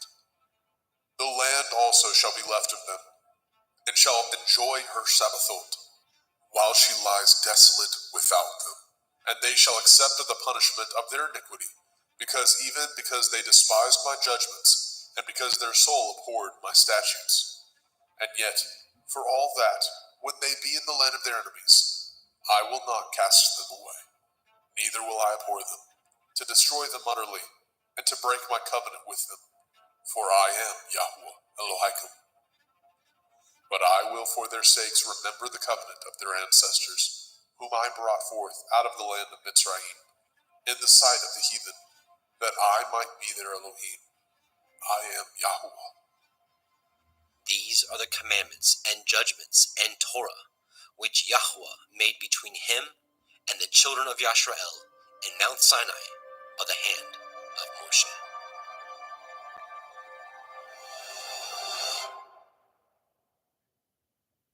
Vayikra, Leviticus chapter 27. And Yahweh spoke unto Moshe, saying, Speak unto the children of Yasharel, and say unto them, when a man shall make a singular vow, the persons shall be for Yahuwah by your estimation. And your estimation shall be of the male from 20 years old, even unto 60 years old. Even your estimation shall be 50 shekels of silver, after the shekel of the sanctuary. And if it be a female, then your estimation shall be 30 shekels. And if it be from 5 years old, even unto 20 years old, then your estimation shall be of the male 20 shekels, and for the female 10 shekels. And if it be from a month old, even unto 5 years old, then your estimation shall be of the male 5 shekels of silver, and for the female your estimation shall be 3 shekels of silver. And if it be from 60 years old and above, if it be a male, then your estimation shall be 15 shekels, and for the female 10 shekels. But if he be poorer than your estimation, then he shall present himself before the priest, and the priest shall value him according to his ability. That vowed shall the priest value him. And if it be a beast, whereof men bring an offering unto Yahuwah, all that any man gives of such unto Yahuwah shall be holy. He shall not alter it, nor change it, a good for a bad, or a bad for a good. And if he shall at all change beast for beast, then it and the exchange thereof shall be holy. And if it be any unclean beast, of which they do not offer a sacrifice unto Yahuwah, then he shall present the beast before the priest. And the priest shall value it, whether it be good or bad, as you value it. Who are the priest, so shall it be. But if he will at all redeem it, then he shall add a 5th part thereof unto your estimation. And when a man shall sanctify his house to be holy unto Yahuwah, then the priest shall estimate it, whether it be good or bad. As the priest shall estimate it, so shall it stand.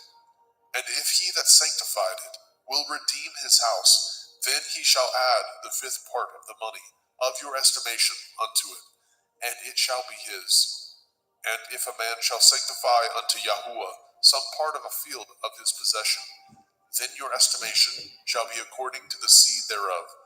A omer of barley seed shall be valued at 50 shekels of silver. If he sanctify his field from the year of Jubilee, according to your estimation, it shall stand. But if he sanctify his field after the Jubilee, then the priest shall reckon unto him the money according to the years that remain, even unto the year of Jubilee, and it shall be abated from your estimation. And if he that sanctified the field will in any wise redeem it, then he shall add the 5th part of the money of your estimation unto it, and it shall be assured to him. And if he will not redeem the field, or if he have sold the field to another man, it shall not be redeemed any more. But the field, when it goes out in the Jubilee, shall be holy unto Yahuwah. As a field devoted, the possession thereof shall be the priest's. And if a man sanctify unto Yahuwah a field which he has bought, which is not of the fields of his possession, then the priest shall reckon unto him the worth of your estimation, even unto the year of the Jubilee. And he shall give your estimation in that day as a holy thing unto Yahuwah. In the year of the Jubilee, the field shall return unto him of whom it was bought, even to him to whom the possession of the land did belong. And all your estimation shall be according to the shekel of the sanctuary. 20 gerahs shall be the shekel. Only the firstling of the beasts, which should be Yahuwah's firstling, no man shall sanctify it, whether it be ox or sheep. It is Yahuwah's. And if it be of an unclean beast, and he shall redeem it according to your estimation, and shall add a 5th part of it thereto, or if it be not redeemed, then it shall be sold according to your estimation. Notwithstanding, no devoted thing that a man shall devote unto Yahuwah of all that he has, both of man and beast, and of the field of his possession, shall be sold or redeemed. Every devoted thing is most holy unto Yahuwah. None devoted which shall be devoted of men shall be redeemed, but shall surely be put to death. And all the tithe of the land, whether of the seed of the land, or of the fruit of the tree, is Yahuwah's. It is holy unto Yahuwah. And if a man shall at all redeem aught of his tithes, he shall add thereto the 5th part thereof. And concerning the tithe of the herd, or of the flock, even of whatsoever passes under the rod, the 10th shall be holy unto Yahuwah. He shall not search whether it be good or bad, neither shall he change it. And if he change it at all, then both it and the change thereof shall be holy. It shall not be redeemed. These are the commandments which Yahuwah commanded Moshe for the children of Yisrael in Mount Sinai.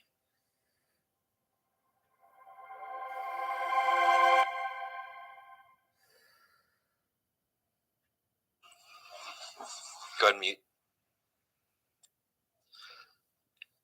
And welcome, brothers and sisters. Welcome to the Parable of the Vineyard YouTube channel. Today we will be reading the whole book of the law, the Torah, Yahuwah's instructions for life.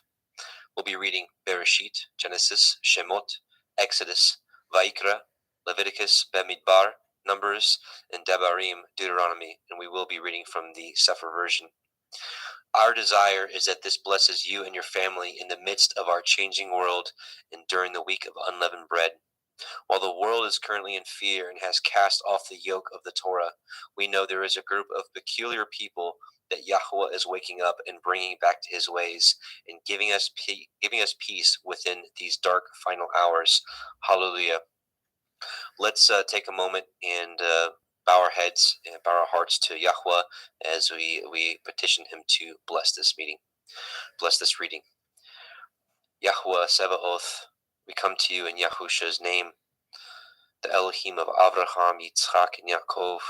We thank you, Abba, for waking us up in these dark times, waking us up to belief in your true Son, Yahusha HaMashiach, who gave himself, offered himself for us, and his blood cleanses us. We thank you. We also thank you for waking us up to your marvelous Torah, Abba, and we pray that this is a sweet savor before you, and we pray that the words of this Torah penetrate the hearts of anyone that may hear it. We thank you, we honor you, and we bless you. In Yahushua's mighty name, amen. So let us take a moment, brothers and sisters, to bless Yahweh for his goodness, for Yahusha, who has cleansed us and redeemed us by his blood, and for his set-apart spirit he has given to us to lead us into all truth.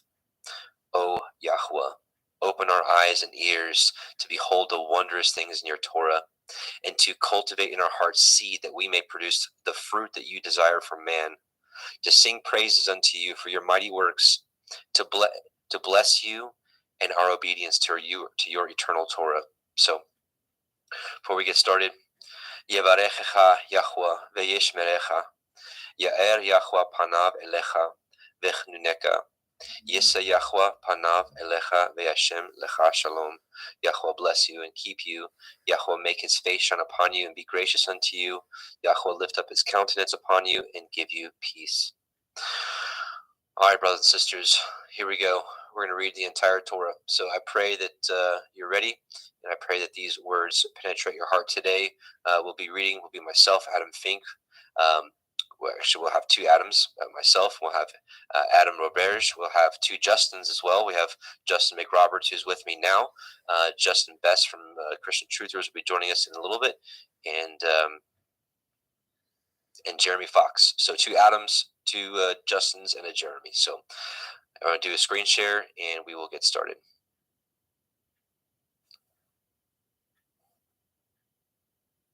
Oops.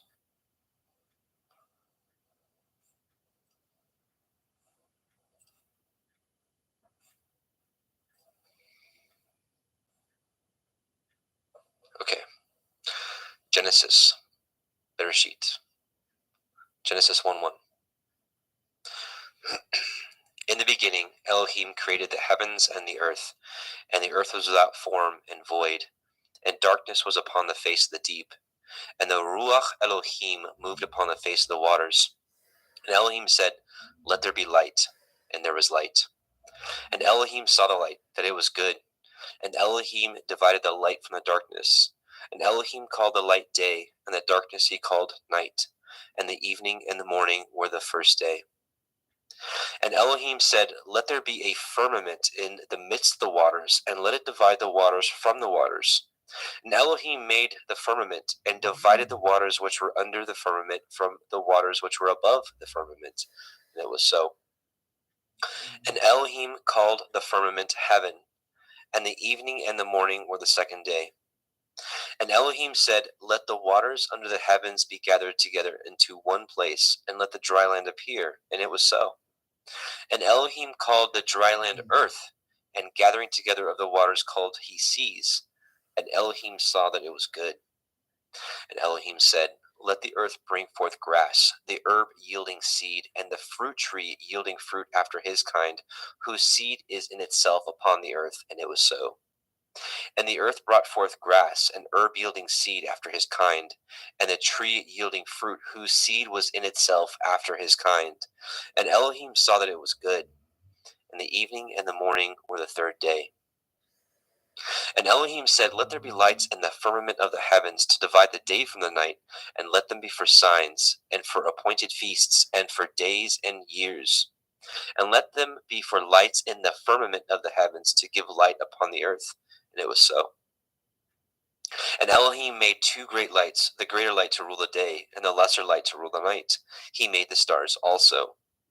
And Elohim set them in the firmament of the heavens to give light upon the earth, and to rule over the day and over the night, and to divide the light from the darkness. And Elohim saw that it was good. And the evening and the morning were the fourth day. And Elohim said, "Let the waters bring forth abundantly the moving creature that has life, and the fowl that may fly above the earth in the open firmament of heaven."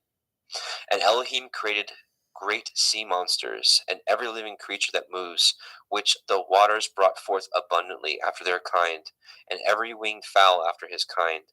And Elohim saw that it was good. And Elohim blessed them, saying, "Be fruitful and multiply, and fill the waters in the seas, and let fowl multiply in the earth."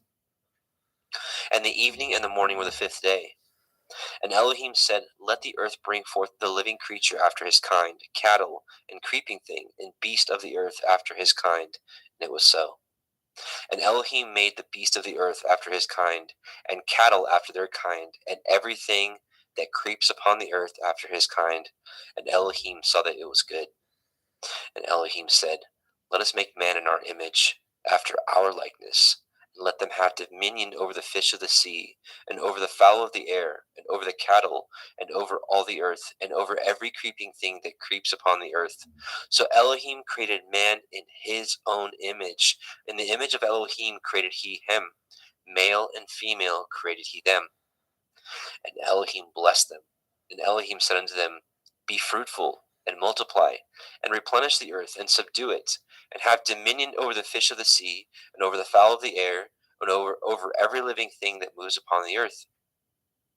And Elohim said, Behold, I have given you every herb bearing seed which is upon the face of all the earth, and every tree which is in the fruit of a tree yielding seed. To you it shall be for food. And to every beast of the earth, and to every fowl of the air, and to everything that creeps upon the earth, wherein there is life, I have given every green herb for food. And it was so. And Elohim saw everything that he had made, and behold, it was very good. And the evening and the morning were the sixth day. Genesis 2. Thus the heavens and the earth were finished, and all the host of them. And on the seventh day Elohim ended his work which he had made, and he rested on the seventh day from all his work which he had made. And Elohim blessed the seventh day, and sanctified it, because in it he had rested from all his work which Elohim created and made. These are the generations of the heavens and the earth when they were created in the day that Yahweh Elohim made the earth and the heavens. And every plant of the field before it was in the earth, and every herb of the field before it grew. For Yahweh Elohim had not caused it to rain upon the earth, and there was not a man to till the ground. But there went up a mist from the earth, and watered the whole face of the ground.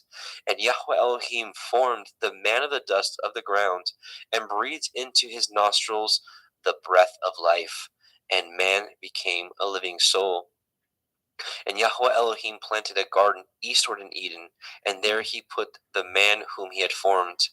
And out of the ground made Yahweh Elohim to grow every tree that is pleasant to the sight and good for food, the tree of life also in the midst of the garden, and the tree of knowledge of good and evil. And a river went out of Eden to water the garden, and from thence it was parted and became into four heads. The name of the first is Pishon, that is, which compasseth the whole land of Havilah, where there is gold. And the gold of that land is good, and there is Delim and the onyx stone. And the name of the second river is Gihon, the same it is that compasseth the whole land of Cush. And the name of the third river is Hiddekel, that is, which goes toward the east of Ashur. And the fourth river is Perath. And Yahweh Elohim took the man and put him into the garden of Eden to dress it and to guard it. And Yahweh Elohim commanded man, saying, Of every tree of the garden you may freely eat, but of the tree of the knowledge of good and evil you shall not eat of it. For in the day that you eat thereof you shall surely die. Yahweh Elohim said, It is not good that the man should be alone. I will make him a helpmeet for him. And out of the ground Yahweh Elohim formed every beast of the field, and every fowl of the air, and brought them unto the man to see what he would call them. And whatsoever the man called every living creature, that was the name thereof. And the man gave names to all cattle, and to the fowl of the air, and to every beast of the field. But for the man there is not found a helpmeet for him. And Yahweh Elohim caused a deep sleep to fall upon the man, and he slept. And he took one of his ribs, and closed up the flesh instead thereof. And the rib which Yahweh Elohim had taken from man made he a woman, and brought her unto the man. And the man said, This is now bone of my bones, and flesh of my flesh. She shall be called woman, because she was taken out of man. Therefore shall a man leave his father and his mother, and shall cleave unto his woman, and they shall be one flesh. And they were both naked, and the man and his woman were not ashamed. Genesis 3. Now the serpent was more subtle than any beast of the field which Yahweh Elohim had made. And he said unto the woman, Yea, as Elohim said, Ye shall not eat of every tree of the garden. And the woman said unto the serpent, We may eat of the fruit of the trees of the garden, but of the fruit of the tree which is in the midst of the garden, Elohim hath said, Ye shall not eat of it, neither shall ye touch it, lest ye die. And the serpent said unto the woman, Ye shall not surely die. For Elohim knows that in the day that you eat thereof, then your eyes shall be opened, and ye shall be as Elohim, knowing good and evil. And when the woman saw that the tree was good for food, and that it was pleasant to the eyes, and a tree to be desired to make one wise, she took of the fruit thereof, and did eat, and gave also unto her man with her, and he did eat. And the eyes of them were both were opened, and they knew that they were naked, and they sewed fig leaves together, and made themselves aprons. And they heard the voice of Yahweh Elohim walking in the garden of the cool of the day, and the man and his woman hid themselves from the presence of Yahweh Elohim amongst the trees of the garden. And Yahweh Elohim called unto Adam and said unto him, Where are you? And he said, I heard your voice in the garden, and I was afraid because I was naked, and I hid myself. And he said, Who told you that you were naked? Have you eaten of the tree whereof I commanded you that you should not eat? And the man said, The woman who you gave to be with me, she gave me of the tree, and I did eat. And Yahweh Elohim said unto the woman, What is this that you have done? And the woman said, The serpent beguiled me, and I did eat.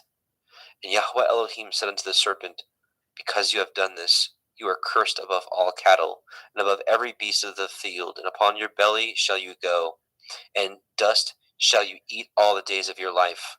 And I will put enmity between you and the woman, and between your seed and her seed. It shall bruise your head, and you shall bruise his heel. Unto the woman he said, I will greatly multiply your sorrow and your conception. In sorrow shall you bring forth children, and your desire shall be to your man, and he shall rule over you.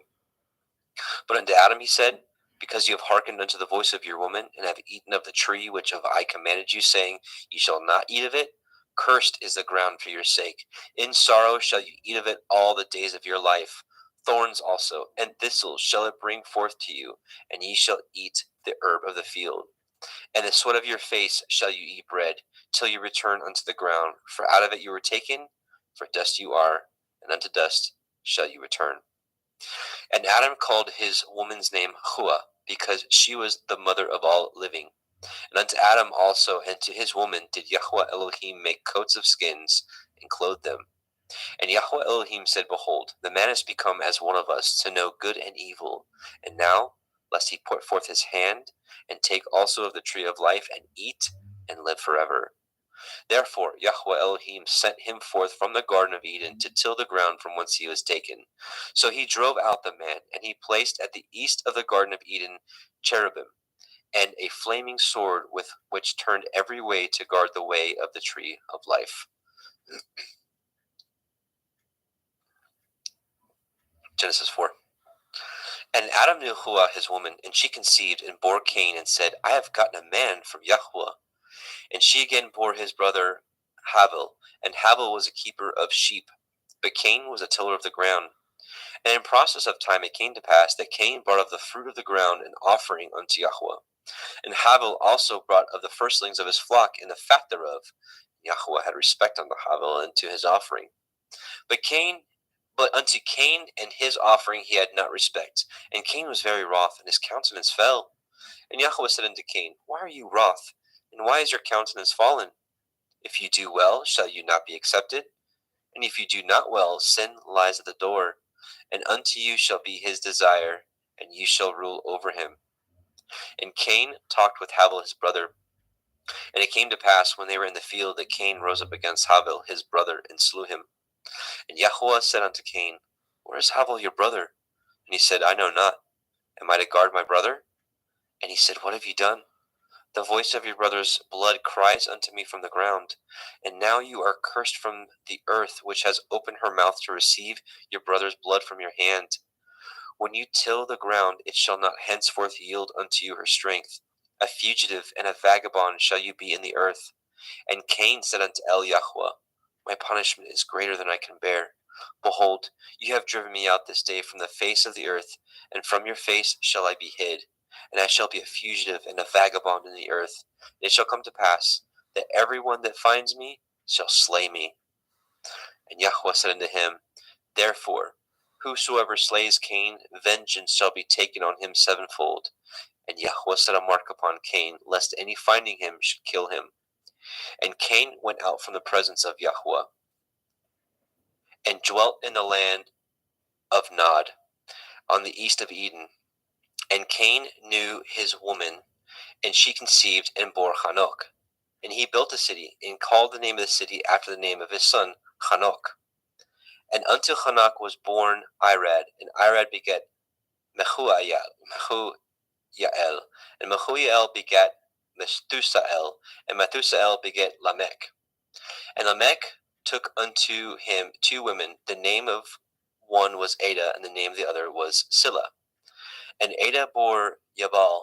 He was the father of such dwell in tents, and such as have cattle. And his brother's name was Yuval. He was the father of all such as handle the harp and organ. And Silla, she also bore Tubal-Cain, an instructor of every artificer in brass and in iron. And the sister of Tubal-Cain was Naamah. And Lamech said unto his woman, Ada and Zillah, hear my voice, you woman of Lamech, hearken unto my speech. For I have slain a man to my wounding, and a young man to my hurt. If Cain shall be avenged 7-fold, truly Lamech 70 and 7-fold. And Adam knew his woman again, and she bore a son, and called his name Seth. For Elohim said, she, has appointed me another seed instead of Habil, whom Cain slew. And to Seth, to him also there was born a son, and he called his name Enosh. Then began men to call upon the name of Yahuwah. Genesis 5. This is the sefer of the generations of Adam. In the day that Elohim created man, in the likeness of Elohim made he him. Male and female created he them, and blessed them, and called their name Adam, and the day where they were created. And Adam lived 130 years, and begat a son in his own likeness, after his image, and called his name Seth. And the days of Adam after he had begotten Seth were 800 years, and he begat sons and daughters. And all the days that Adam lived were 930 years, and he died. And Seth lived 105 years, and begat Enosh. And Seth lived after he begat Enosh 807 years, and begat sons and daughters. And all the days of Seth were 912 years, and he died. And Enosh lived 90 years, and begat Canaan. And Enosh lived after he begat Canaan 815 years, and begat sons and daughters.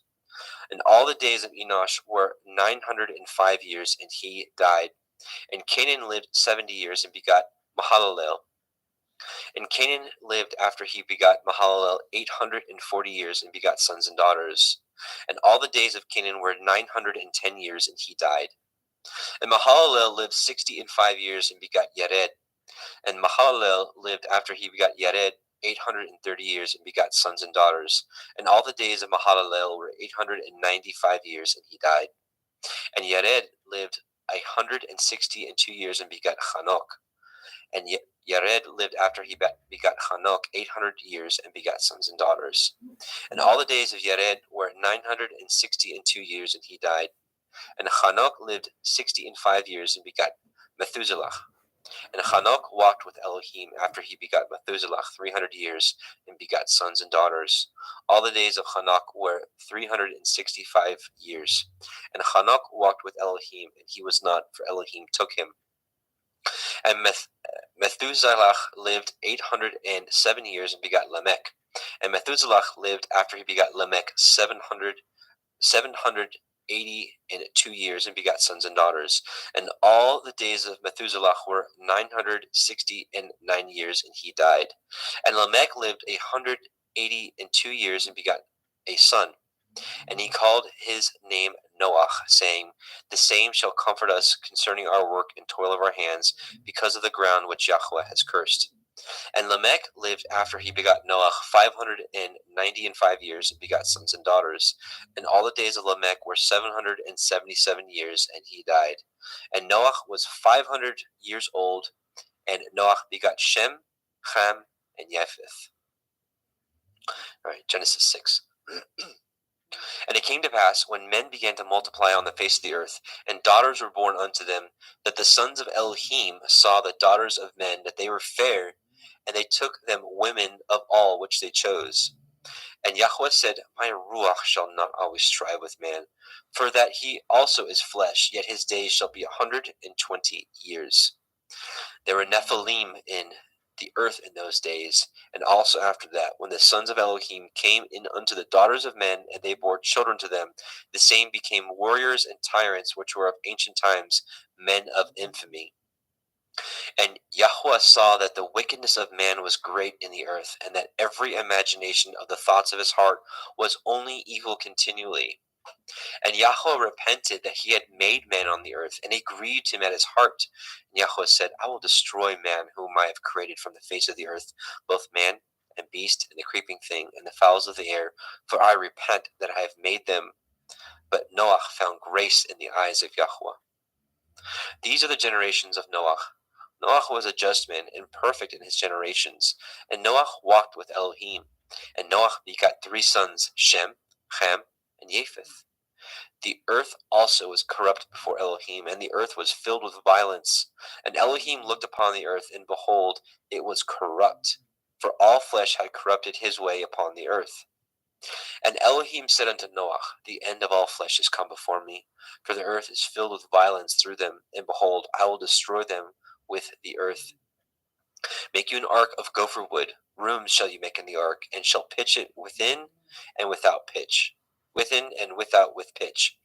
And this is the fashion which you shall make of it. The length of the ark shall be 300 cubits, the breadth of it 50 cubits, and the height of it 30 cubits. A window shall you make to the ark, and in a cubit shall you finish it above. And the door of the ark you shall set in the side thereof, with lower, second, and third stories shall you make it. And behold, I, even I, do bring a flood of waters upon the earth to destroy all flesh, wherein is the breath of life. From under heaven, and everything that is in the earth shall die. But with you will I establish my covenant, and you shall come into the ark, you, and your sons, and your woman, and your sons' women with you. And of every living thing of all flesh, 2 of every sort shall you bring into the ark, to keep them alive with you. They shall be male and female. Of fowls after their kind, and of cattle after their kind, of every creeping thing of the earth after his kind, 2 of every sort shall come unto you, to keep them alive. And take unto you of all the food that is eaten, and ye shall gather it to you, and it shall be for food for you and for them. Thus did Noah according to all that Elohim commanded him, so did he. Genesis 7. And Yahweh said unto Noah, Come you and all your house into the ark, for you have I seen righteous before me in this generation. Of every clean beast you shall take to you by 7s, the male and his female, and of beasts that are not clean by 2, the male and his female. Of fowls also of the air by 7s, the male and female, to keep seed alive upon the face of all the earth. For yet 7 days I will cause it to rain upon the earth, 40 days and 40 nights. Every living substance that I have made will I destroy from off the face of the earth. And Noah did according unto all that Yahweh commanded him. And Noah was 600 years old when the flood of the waters was upon the earth. And Noah went in, and his sons, and his woman, and his sons' women with him, into the ark, because of the waters of the flood. Of clean beasts, and of beasts that are not clean, and of fowls, and of everything that creeps upon the earth. There went in 2 and 2 unto Noah into the ark, the male and the female, as Elohim had commanded Noah. And it came to pass after 7 days that the waters of the flood were upon the earth. In the 600th year of Noah's life, in the 2nd month, in the 17th day of the month, the same day were all the fountains of the great deep broken up, and the windows of heaven were opened. And the rain was upon the earth 40 days and 40 nights. And the selfsame day entered Noah, and Shem, and Ham, and Japheth, the sons of Noah, Noah's woman, and the 3 women of his sons with them into the ark. They, and every beast after his kind, and all cattle after their kind, and every creeping thing that creeps upon the earth after his kind, and every fowl after his kind, every bird of every sort. And they went in unto Noah into the ark, 2 and 2 of all flesh, wherein is the breath of life. And they that went in male and female of all flesh, as Elohim had commanded him, and Yahweh shut him in. And the flood was 40 days upon the earth, and the waters increased, and bore up the ark, and it was lift up above the earth. And the waters prevailed, and were increased greatly upon the earth, and the ark went upon the face of the waters. And the waters prevailed exceedingly upon the earth, and all the high hills that were under the whole heaven were covered. 15 cubits upward did the waters prevail, and the mountains were covered. And all flesh died that moved upon the earth, both of fowl, and of cattle, and of beasts, and of every creeping thing that creeps upon the earth, and every man, all in whose nostrils was the breath of life, of all that was in the dry land, died. And every living substance was destroyed which was upon the face of the ground, both man and cattle, and the creeping things, and the fowls of the heavens, and they were destroyed from the earth, and Noah only remained alive, and they that were with him in the ark. And the waters prevailed upon the earth 150 days. Genesis 8. And Elohim remembered Noah, and every living thing, and all the cattle that was with him in the ark. And Elohim made a wind to pass over the earth, and the waters assuaged. The fountains also of the deep and the windows of heaven were stopped, and the rain from the heaven was restrained. And the waters returned from off the earth continually, and after the end of the 150 days the waters were abated. And the ark rested in the 7th month, on the 17th day of the month, upon the mountains of Ararat. And the waters decreased continually until the 10th month. In the 10th month, on the 1st day of the month, were the tops of the mountains seen. And it came to pass at the end of 40 days that Noah opened the window of the ark which he had made, and he sent forth a raven which went to and fro until the waters were dried up from off the earth. Also he sent forth a dove from him to see if the waters were abated from off the face of the ground. But the dove found no rest for the sole of her foot, and she returned unto him into the ark, for the waters were on the face of the earth, face of the whole earth. Then he put forth his hand and took her and pulled her in unto him into the ark. And he stayed yet other 7 days, and again he sent forth the dove out of the ark. And the dove came in to him in the evening, and lo, in her mouth was an olive leaf plucked off.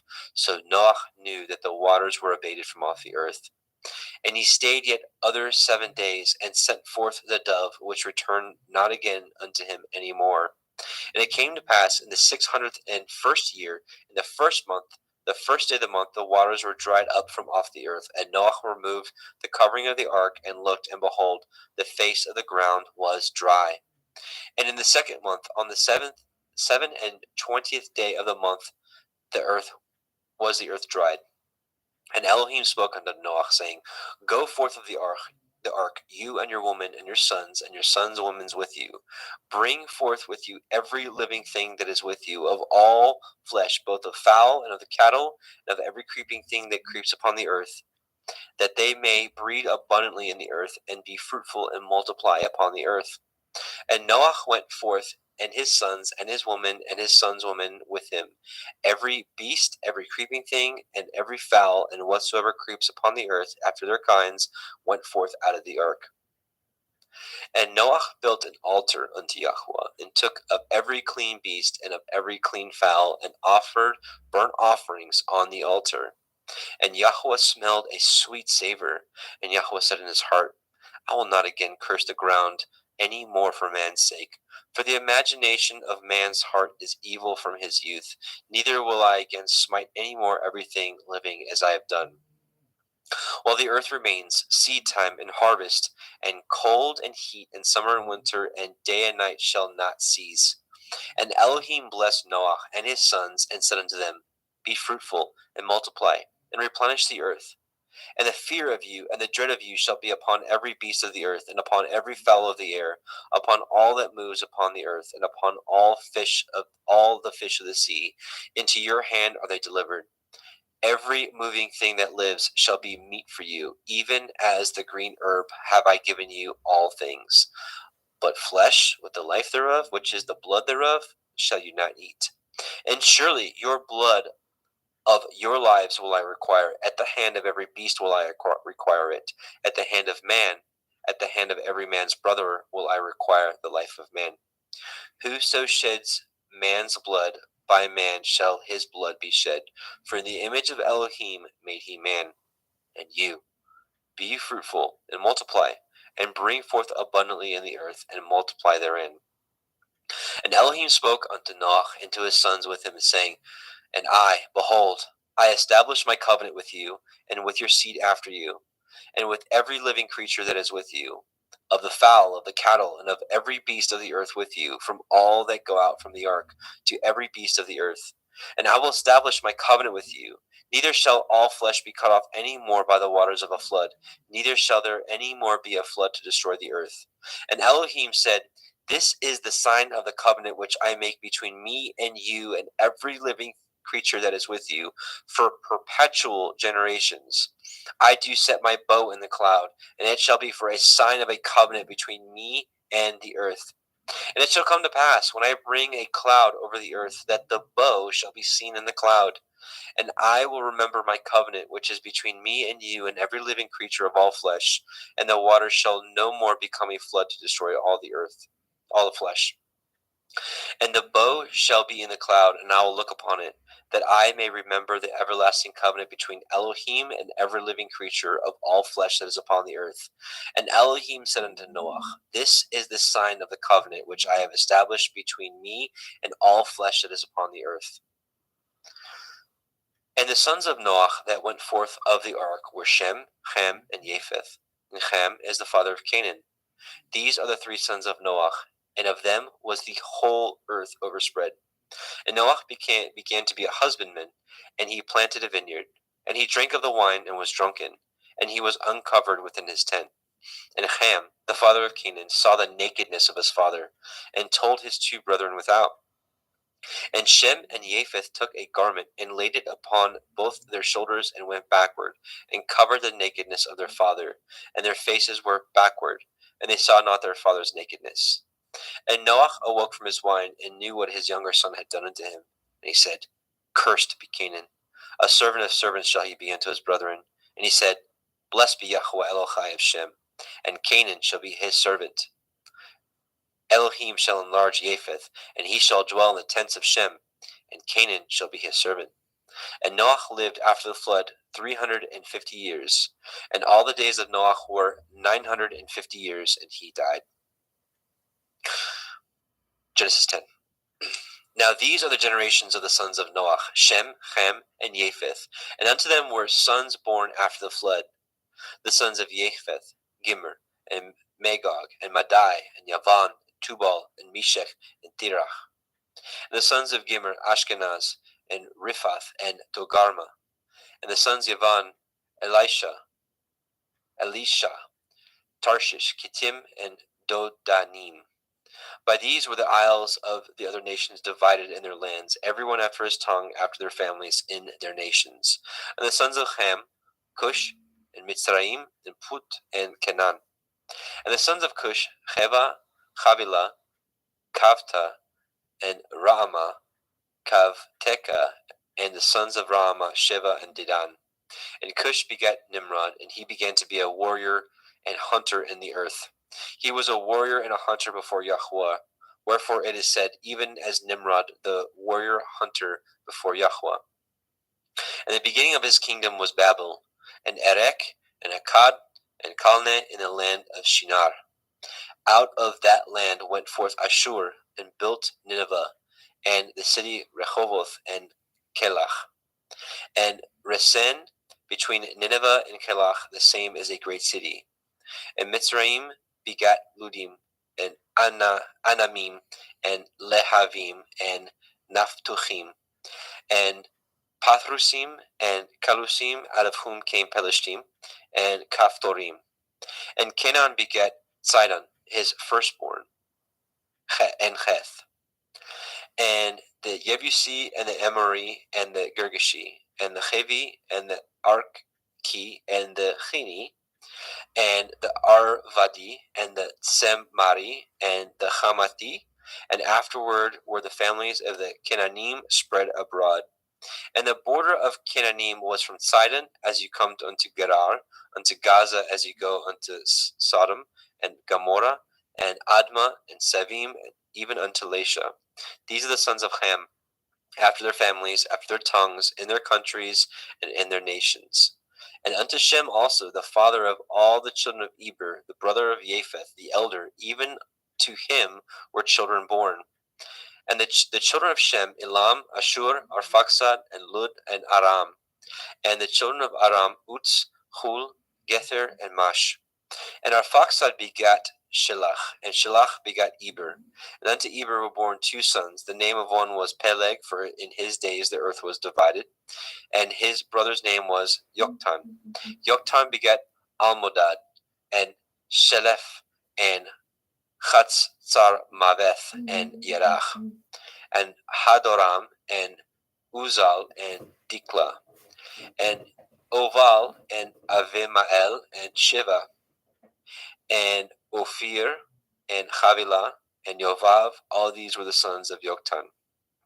And their dwelling was from Mesha as you go on to Sephar, a mountain of the east. These are the sons of Shem, after their families, after their tongues, in their lands, after their nations. These are the families of the sons of Noach, after their generations, in their nations, and by these were the nations divided in the earth after the flood. Genesis 11. And the whole earth was of one language and of one speech. And it came to pass, as they journeyed from the east, that they found a plain in the land of Shinar, and they dwelt there.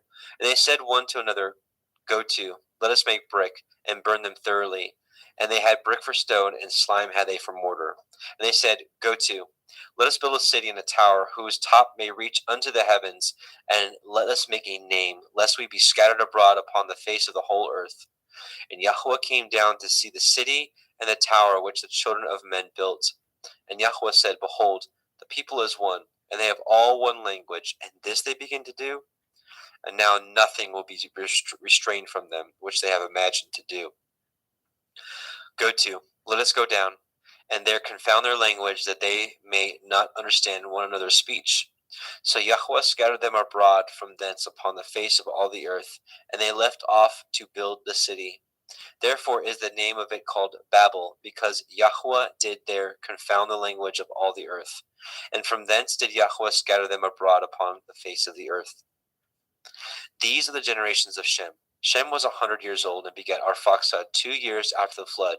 And Shem lived after he begat Arphaxad 500 years and begat sons and daughters. And Arphaxad lived 35 years and begat Shelach. Arphaxad lived after he begat Shelach 403 years and begat sons and daughters. And Shelach lived 30 years and begat Eber. And Shelach lived after he begat Eber 403 years and begat sons and daughters. And Eber lived 430 years and begat Peleg. And Eber lived after he begat Peleg 430 years and begat sons and daughters. And Peleg lived 30 years and begat Reu. And Peleg lived after he begat Reu 209 years and begat sons and daughters. And Reu lived 32 years and begat Serug. And Reu lived after he begat Serug 207 years and begat sons and daughters. And Serug lived 30 years and begat Nahor. And Serug lived after he begat Nahor 200 years and begat sons and daughters. And Nahor lived 920 years and begat Terach. And Nahor lived after he begat Terach 119 years and begat sons and daughters. And Terach lived 70 years and begat Avram, Nahor, and Haran. Now these are the generations of Terach. Terach begat Avram, Nahor, and Haran. And Haran begat Lot. And Haran died before his father Terach in the land of his nativity in Ur of the Kasdim. And Avram and Nahor took them women. The name of Avram's woman was Sarai, and the name of Nahor's woman Milcah.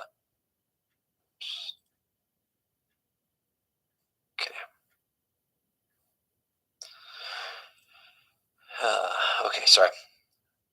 And the name of Nahor's woman Milcah, the daughter of Haran, the father of Milcah, and the father of Yechan. But Sarai was barren, she had no child. And Terach took Avram's son, and Lot, the son of Haran, his son's son.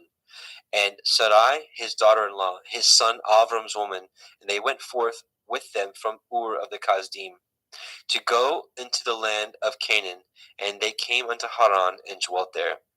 And the days of Terach were 205 years, and Terach died in Haran.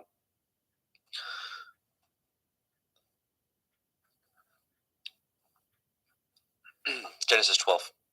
Now Yahweh had said unto Avram, Get you out of your country, and from your kindred, and from your father's house, unto a land that I will show you.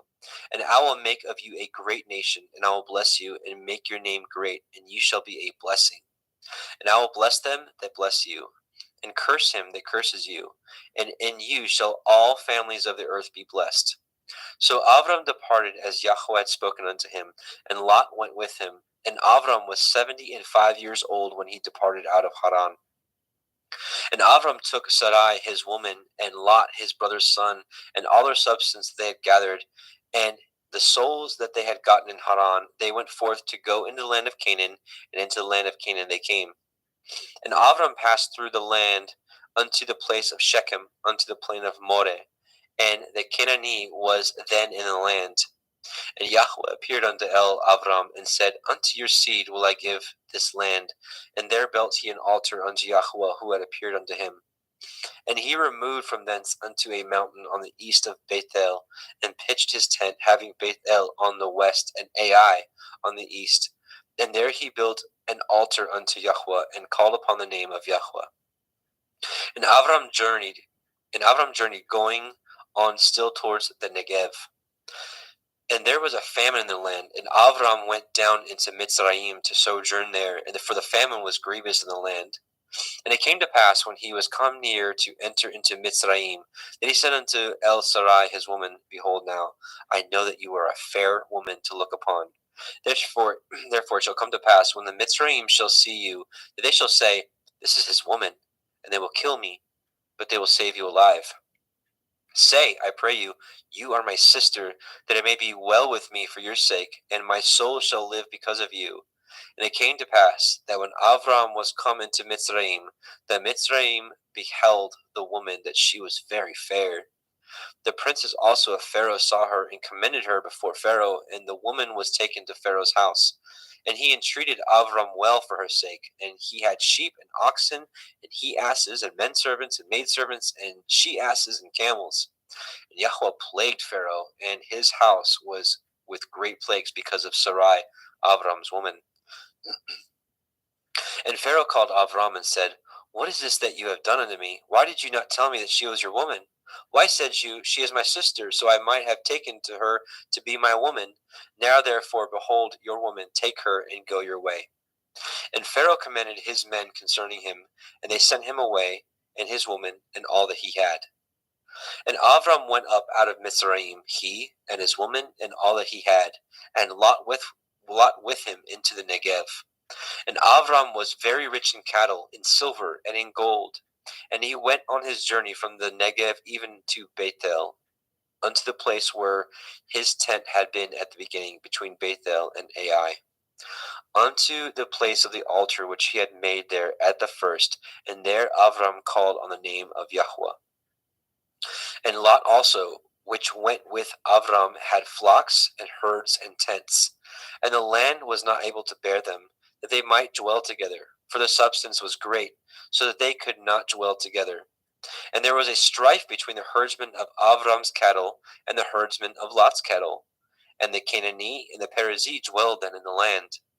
And Avram said unto Lot, Let there be no strife, I pray you, between me and you, and between my herdsmen and your herdsmen, for we be brethren. Is not the whole land before you?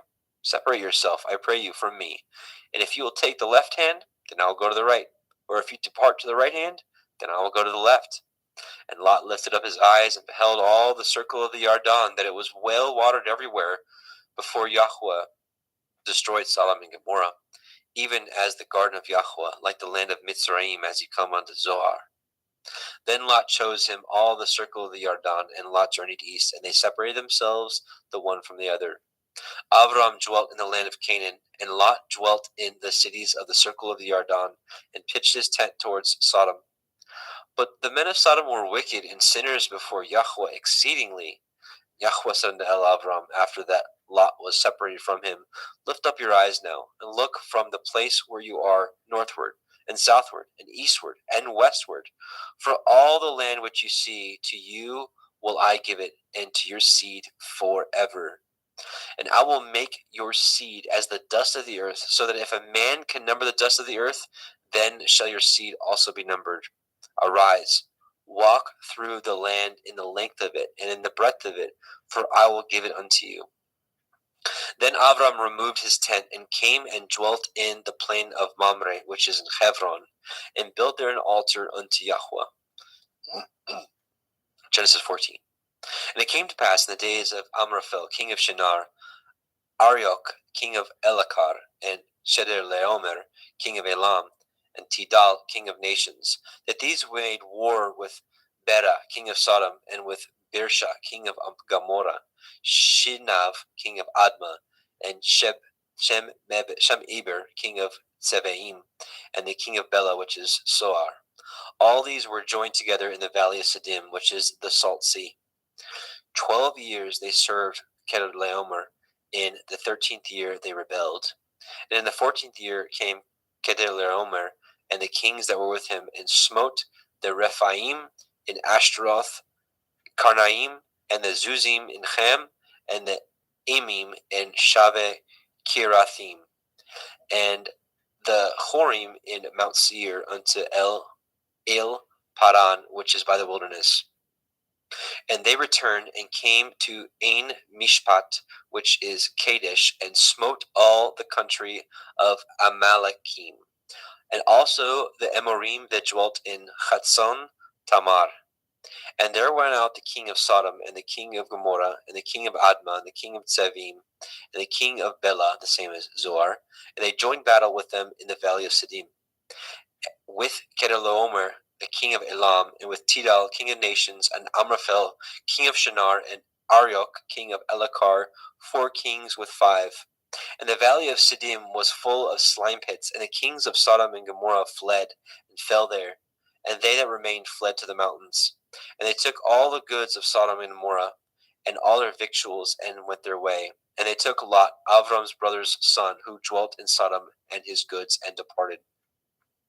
And there came one that had escaped, and told Avram the Ivri, for he dwelt in the plain of Mamre the Emori, brother of Eshcol, and brother of Aner, and these were confederate with Avram. And when Avram heard that his brother was taken captive, he armed his trained servants, born in his own house, 318, and pursued them unto Dan.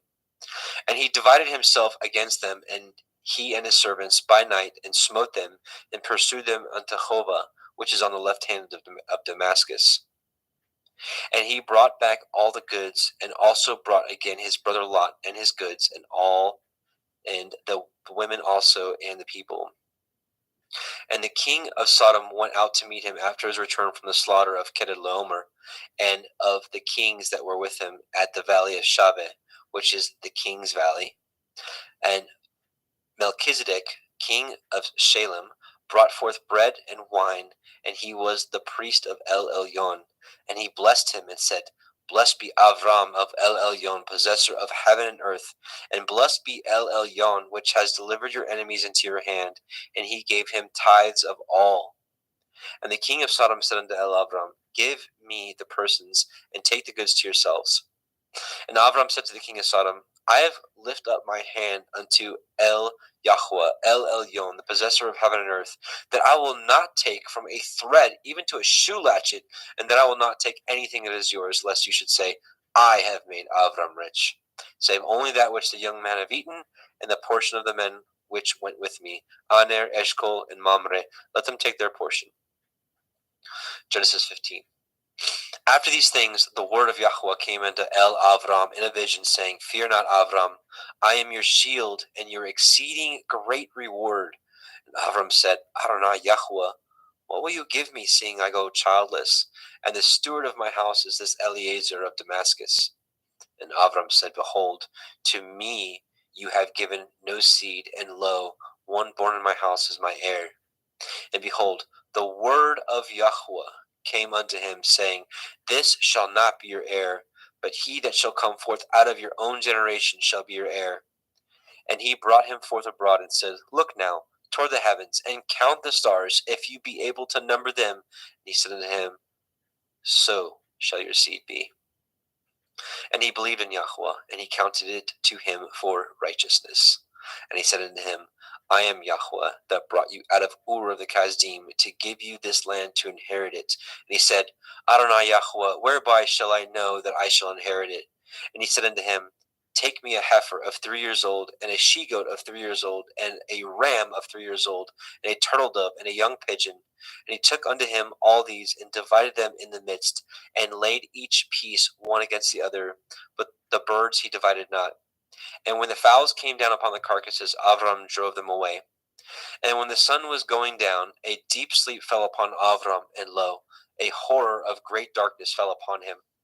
And he said unto Avram, Know of a surety that your seed shall be a stranger in a land that is not theirs, and shall serve them, and they shall afflict them 400 years.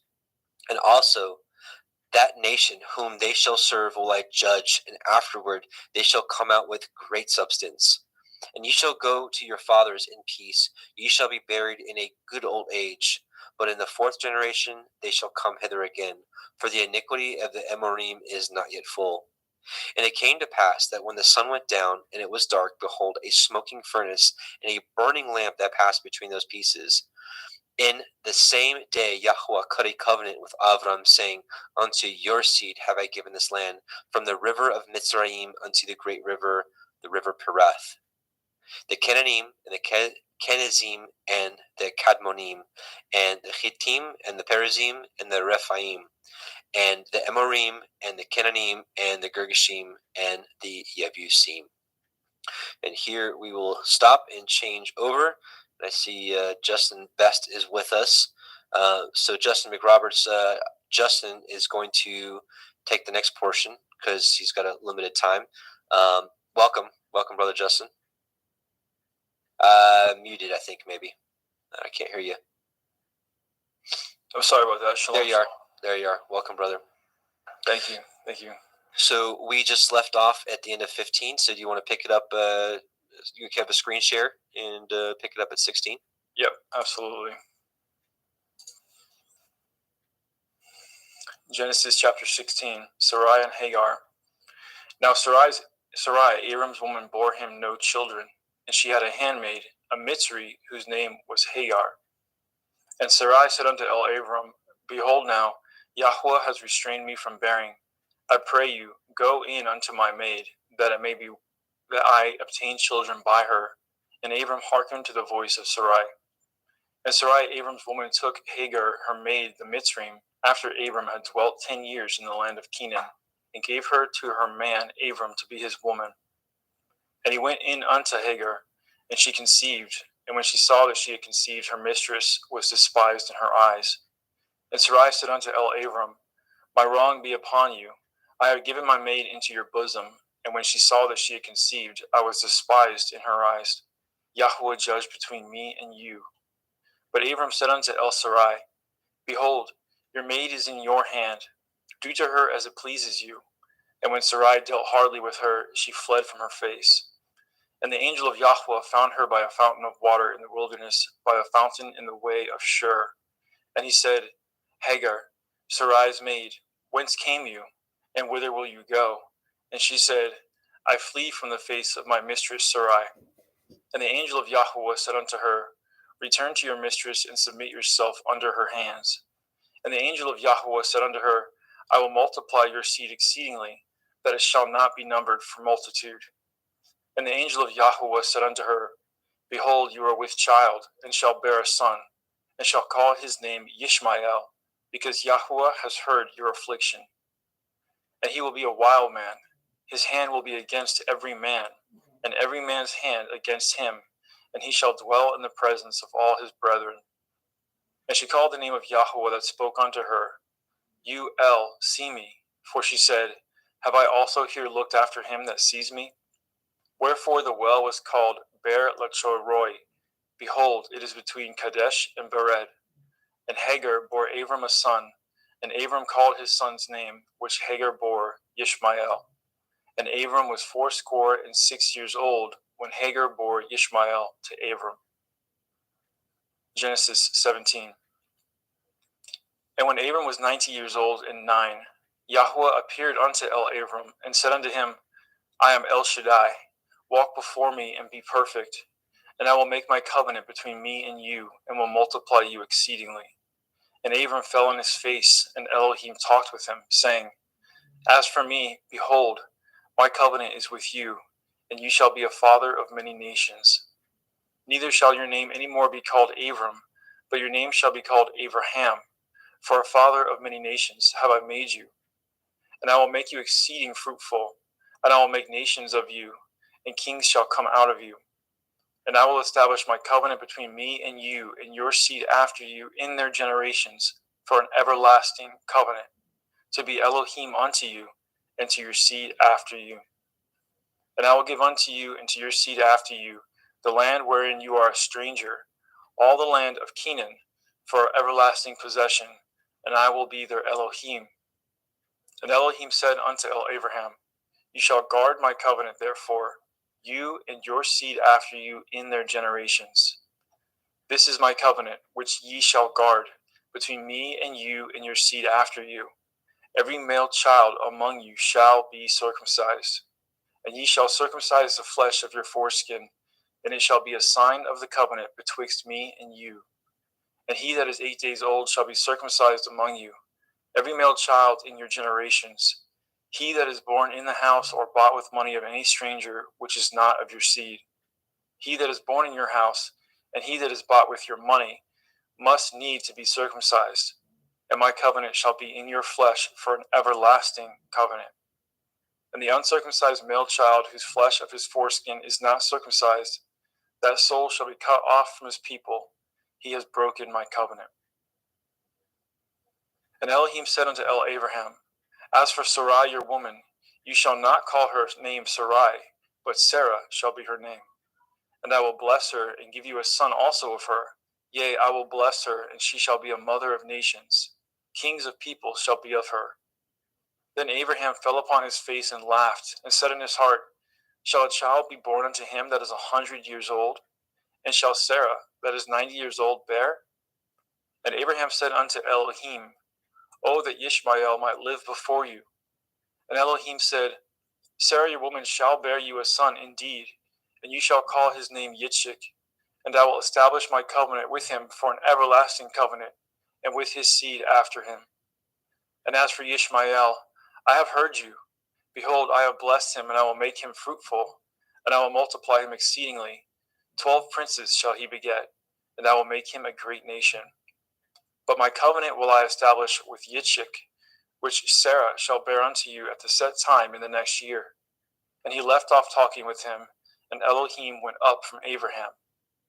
And Abraham took Ishmael his son, and all that were born in his house, and all that were bought with his money, every male among the men of Abraham's house, and circumcised the flesh of their foreskin in the selfsame day, as Elohim had said unto him.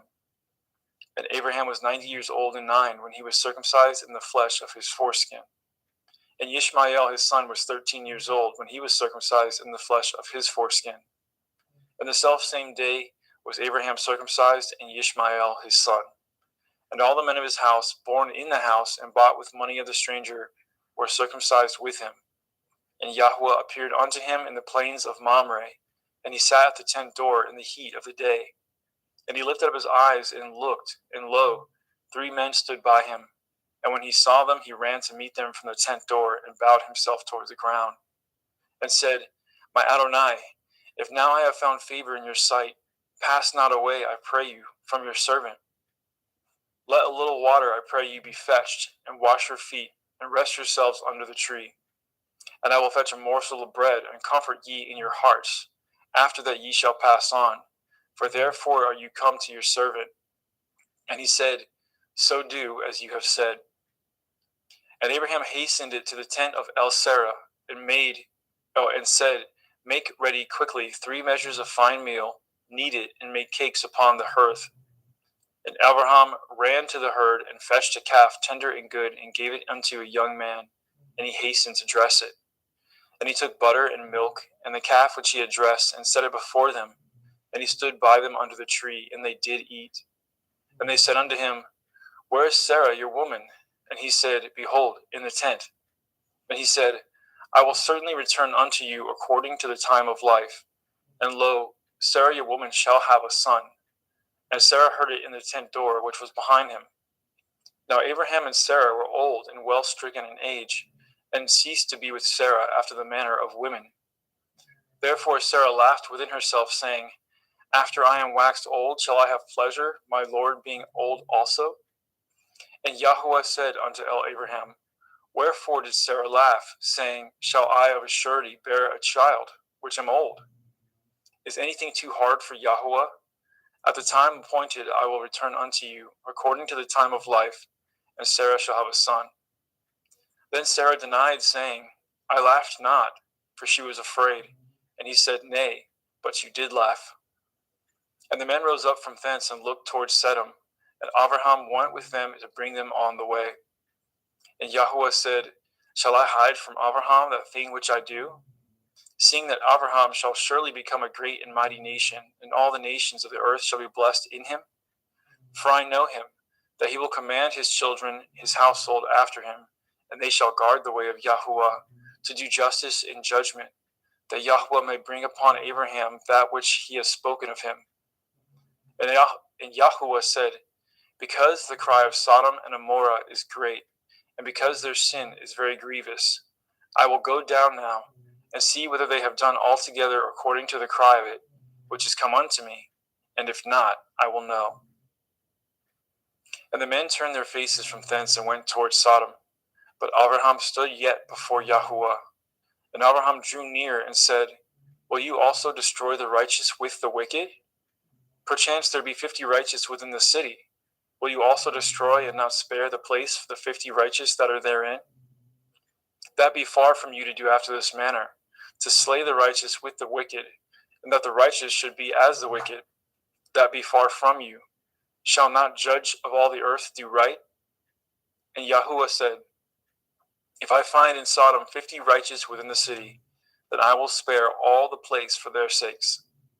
And Abraham answered and said, Behold now, I have taken upon me to speak unto Adonai, which am but dust and ashes. Perchance there shall lack 5 of the 50 righteous. Will you destroy all the city for a lack of 5? And he said, If I find there 40 and 5, I will not destroy it. And he spoke unto him yet again and said, Perchance there shall be 40 found there. And he said, I will not do it for 40's sake. And he said unto him, O let not Adonai be angry, and I will speak. Perchance there shall be 30 found there. And he said, I will not do it if I find 30 there. And he said, Behold now, I have taken upon me to speak unto Adonai. Perchance there shall be found 20 there. And he said, I will not destroy it for 20's sake. And he said, O let not Adonai be angry, and I will speak yet but this once. Perchance 10 shall be found there. And he said, I will not destroy it for 10's sake.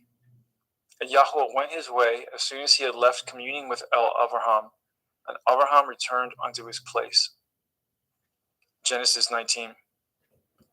And there came 2 angels to Sodom at evening, and Lot sat in the gate of Sodom. And Lot, seeing them, rose up to meet them, and he bowed himself with his face towards the ground. And he said, Behold now, my lords, turn in, I pray you, into your servant's house, and tarry all night, and wash your feet, and ye shall rise up early and go on your ways. And they said, Nay, but we will abide in the street all night. And he pressed upon them greatly, and they turned in unto him, and entered into his house. And he made them a feast, and did bake matzah, unleavened bread, and they did eat. But before they lay down, the men of the city, even the men of Sodom, compassed the house round, both old and young, all the people from every quarter. And they called unto Lot, and said unto him, Where are the men which came in to you this night? Bring them out unto us, that we may know them. And Lot went out the door unto them, and shut the door after him, and said, I pray you, brethren, do not so wickedly. Behold now, I have 2 daughters which have not known man. Let me, I pray you, bring them out unto you, and do ye to them as good in your eyes. Only unto these men do nothing, for therefore came they under the shadow of my roof. And they said, Stand back. And they said again, This one fellow came in to sojourn, and he will need to be a judge. Now will we deal worse with you than with them. And they pressed sore upon the man, even Lot, and came near to break the door. But the men put forth their hand and pulled Lot into the house to them, and shut the door. And they smote the men that were at the door of the house with blindness, both small and great, so that they wearied themselves to find the door. And the men said unto Lot, Have you here any besides? son-in-law and your sons and your daughters, and whatsoever you have in the city, bring them out of this place. For we will destroy this place, because the cry of them is waxing great before the face of Yahweh, and Yahweh has sent us to destroy it. And Lot went out and spoke unto his sons-in-law, which married his daughters, and said, Up, get you out of this place, for Yahweh will destroy this city. But he seemed as one that mocked unto his sons-in-law. And when the morning arose, then the angels hastened Lot, saying, Arise, take your woman and your 2 daughters, which are here, lest you be consumed in the iniquity of the city. And while he lingered, the men laid hold upon his hand, and upon the hand of his woman, and upon the hand of his 2 daughters, Yahweh being merciful unto him. And they brought him forth and set him without the city. And it came to pass, when they had brought them forth abroad, that he said, Escape for your life, look not behind you, neither stay in all the circle of the Yarden. Escape to the mountain, lest you be consumed. And Lot said unto them, Oh, not so, my Adonai. Behold now, your servant has found grace in your sight, and you have magnified your mercy, which you have showed unto me in saving my life. And I cannot escape to the mountain, lest some evil take me, and I die. Behold now, this city is near to flee unto, and it is a little one. Oh, let me escape thither. Is it not a little one? And my soul shall live. And he said unto him, See, I have accepted you concerning this thing also, that I will not overthrow this city for which you have spoken. Make haste, escape thither, for I cannot do anything until you are come thither. Therefore the name of the city was called Soar. The sun was risen upon the earth when Lot entered into Soar. Then Yahweh rained upon Sodom and upon Amorah brimstone and fire from Yahweh out of the heavens. And he overthrew those cities and all the circle of the Yarden, and all the inhabitants of the cities, and that which grew upon the ground. But his woman looked back from behind him, and she became a pillar of salt. And Abraham got up early in the morning to the place where he stood before Yahweh. And he looked toward Sodom and Amorah, and toward all the land of the circle of the Yarden, and behold, and lo, the smoke of the country went up as the smoke of a furnace. And it came to pass, when Elohim destroyed the cities of the circle of the Yarden, that Elohim remembered Abraham, and sent Lot out of the midst of the overthrow, when he overthrew the cities in which Lot dwelt. And Lot went up out of Soar, and dwelt in the mountain, and his 2 daughters with him, for he feared to dwell in Soar, and he dwelt in a cave, he and his 2 daughters. And the firstborn said unto the younger, Our father is old, and there is not a man in the earth to come in unto us after the manner of all the earth. Come, let us make our father drink wine, and we will lie with him, that we may preserve seed of our father. And they made their father drink wine that night, and the firstborn went in, and lay with her father, and he perceived not when she lay down, nor when she arose. And it came to pass on the morrow that the firstborn said unto the younger, Behold, I lay yesternight with my father. Let us make him drink wine this night also, and go in, and lie with him, that we may preserve seed for our father. And they made their father drink wine that night also, and the younger arose, and lay with him, and he perceived not when she lay down, nor when she arose. Thus were both the daughters of Lot with child by their father. And the firstborn bore a son, and called his name Moab. The same is the father of Moabim unto this day. And the younger, she also bore a son, and called his name Ben-Ami. The same is the father of the children of Ammon unto this day. Genesis 20. Let's get a sip of water.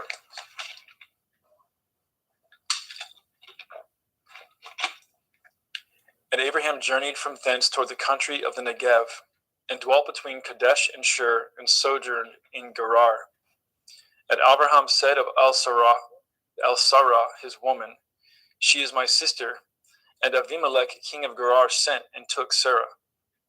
But Elohim came to Avimelech in a dream by night, and said to him, Behold, you are but a dead man, for the woman which you have taken, for she is a man's woman. But Avimelech had not come near her, and he said, Adonai, will you slay also a righteous nation? Said he not unto me, She is my sister? And she, even she herself said, He is my brother. In the integrity of my heart and innocence of my hands have I done this. And Elohim said unto him in a dream, Yea, I know that you did this in the integrity of your heart, for I also withheld you from sinning against me. Therefore suffered I you not to touch her. Now therefore restore the man his woman, for he is a prophet, and he shall pray for you, and you shall live. And if you restore her not, know that you shall surely die, you and all that are yours. Therefore Abimelech rose early in the morning, and called all his servants, and told all things in their ears, and the men were sore afraid. Then Abimelech called Abraham, and said unto him, What have you done unto us? And what have I offended you, that you have brought on me and on my kingdom a great sin? You have done deeds unto me that ought not to be done. And Abimelech said unto Abraham, What saw you that you have done this thing? And Abraham said, Because I thought, surely the fear of Elohim is not in this place, and they will slay me for my woman's sake. And yet indeed she is my sister. She is the daughter of my father, but not the daughter of my mother, and she became my woman. And it came to pass, when Elohim caused me to wander from my father's house, that I said unto her, This is your kindness which you shall show unto me. At every place whither we shall come, say of me, He is my brother. And Abimelech took sheep and oxen and men servants and women servants, and gave them unto Abraham, and restored him Sarah his woman. And Abimelech said, Behold, my land is before you, dwell where it pleases you. And unto Sarah he said, Behold, I have given your brother 1,000 pieces of silver. Behold, he is to you a covering of the eyes, unto all that are with you, and with all other. Thus she was reproved. So Abraham prayed unto Elohim, and Elohim healed Abimelech and his woman, and his maidservants, and they bore children. For Yahweh had fast closed up the wombs of the house of Abimelech, because of Sarah, Abraham's woman. Genesis 21. And Yahweh visited Sarah, as he had said, and Yahweh did unto Sarah as he had spoken. For Sarah conceived and bore Abraham a son in his old age, at the set time of which Elohim had spoken to him. And Abraham called the name of his son that was born unto him, whom Sarah bore to him, Yitzchak. And Abraham circumcised his son Yitzchak, being 8 days old, as Elohim had commanded him. And Abraham was 100 years old when his son Yitzchak was born unto him. And Sarah said, Elohim has made me to laugh, so that all here will laugh with me. And she said, Who would have said unto Abraham that Sarah should have given children suck? For I have borne him a son in his old age. And the children grew and was weaned. And Abraham made a great feast the same day that Yitzchak was weaned. And Sarah saw the son of Hagar the Mitzrayim, which he had borne unto Abraham, mocking. Wherefore she said unto Abraham, Cast out this bondwoman and her son, for the son of this bondwoman shall not be heir with my son, even with Yitzchak. And the thing was very grievous in Abraham's sight because of his son. And Elohim said unto Abraham, Let it not be grievous in your sight because of the lad, and because of your bondwoman. And all that Sarah has said unto you, hearken unto her voice, for in Yitzchak shall your seed be called. And also of the son of the bondwoman will I make a nation, because he is your seed. And Abraham rose up early in the morning, and took bread and a bottle of water, and gave it unto Hagar, putting it on her shoulder, and the child, and sent her away.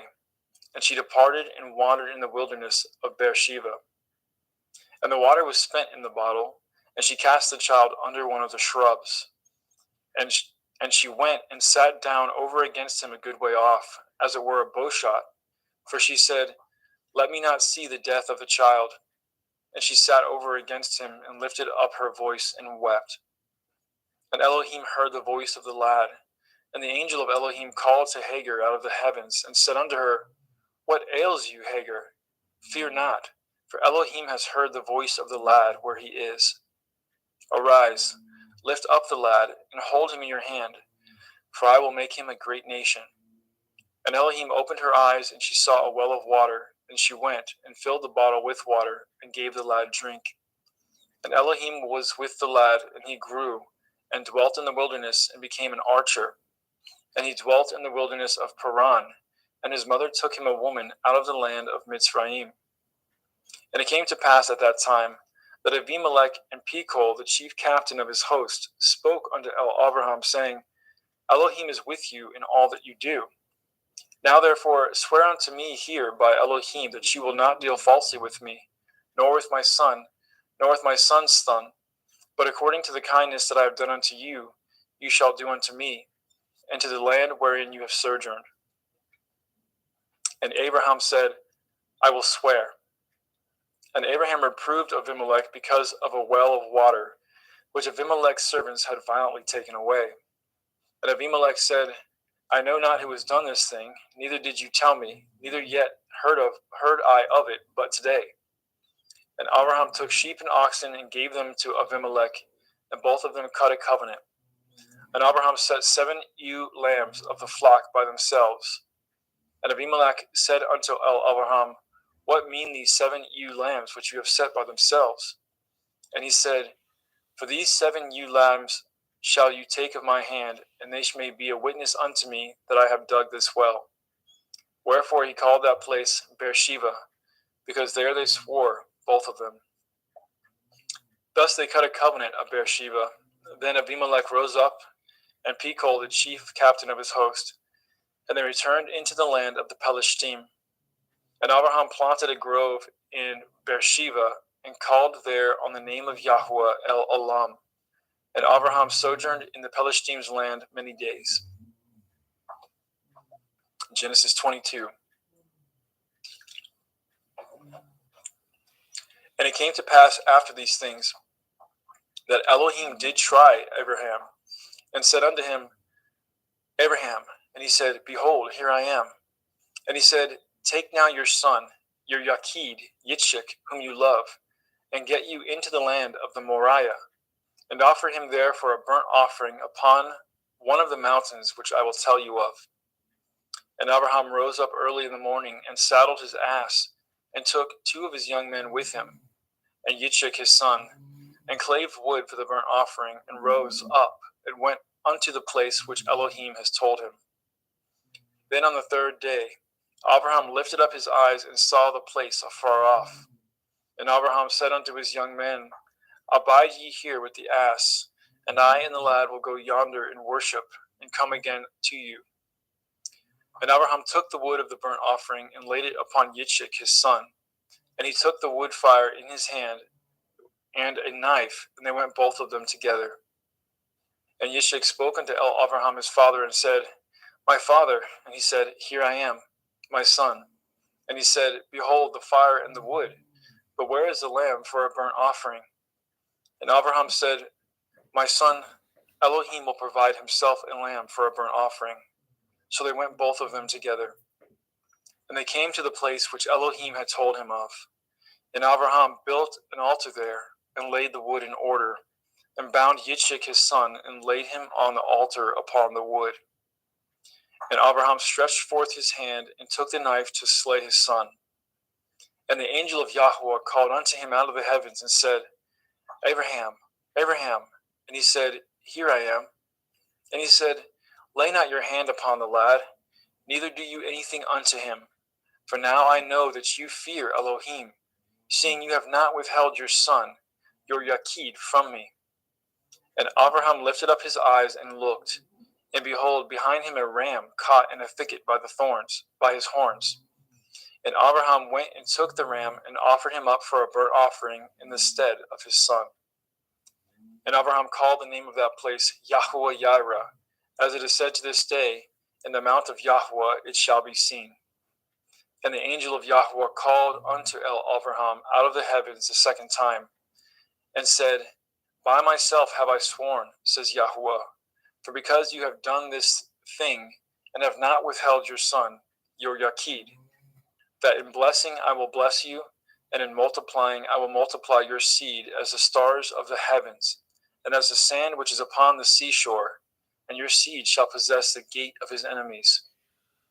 And in your seed shall all the nations of the earth be blessed, because you have obeyed my voice.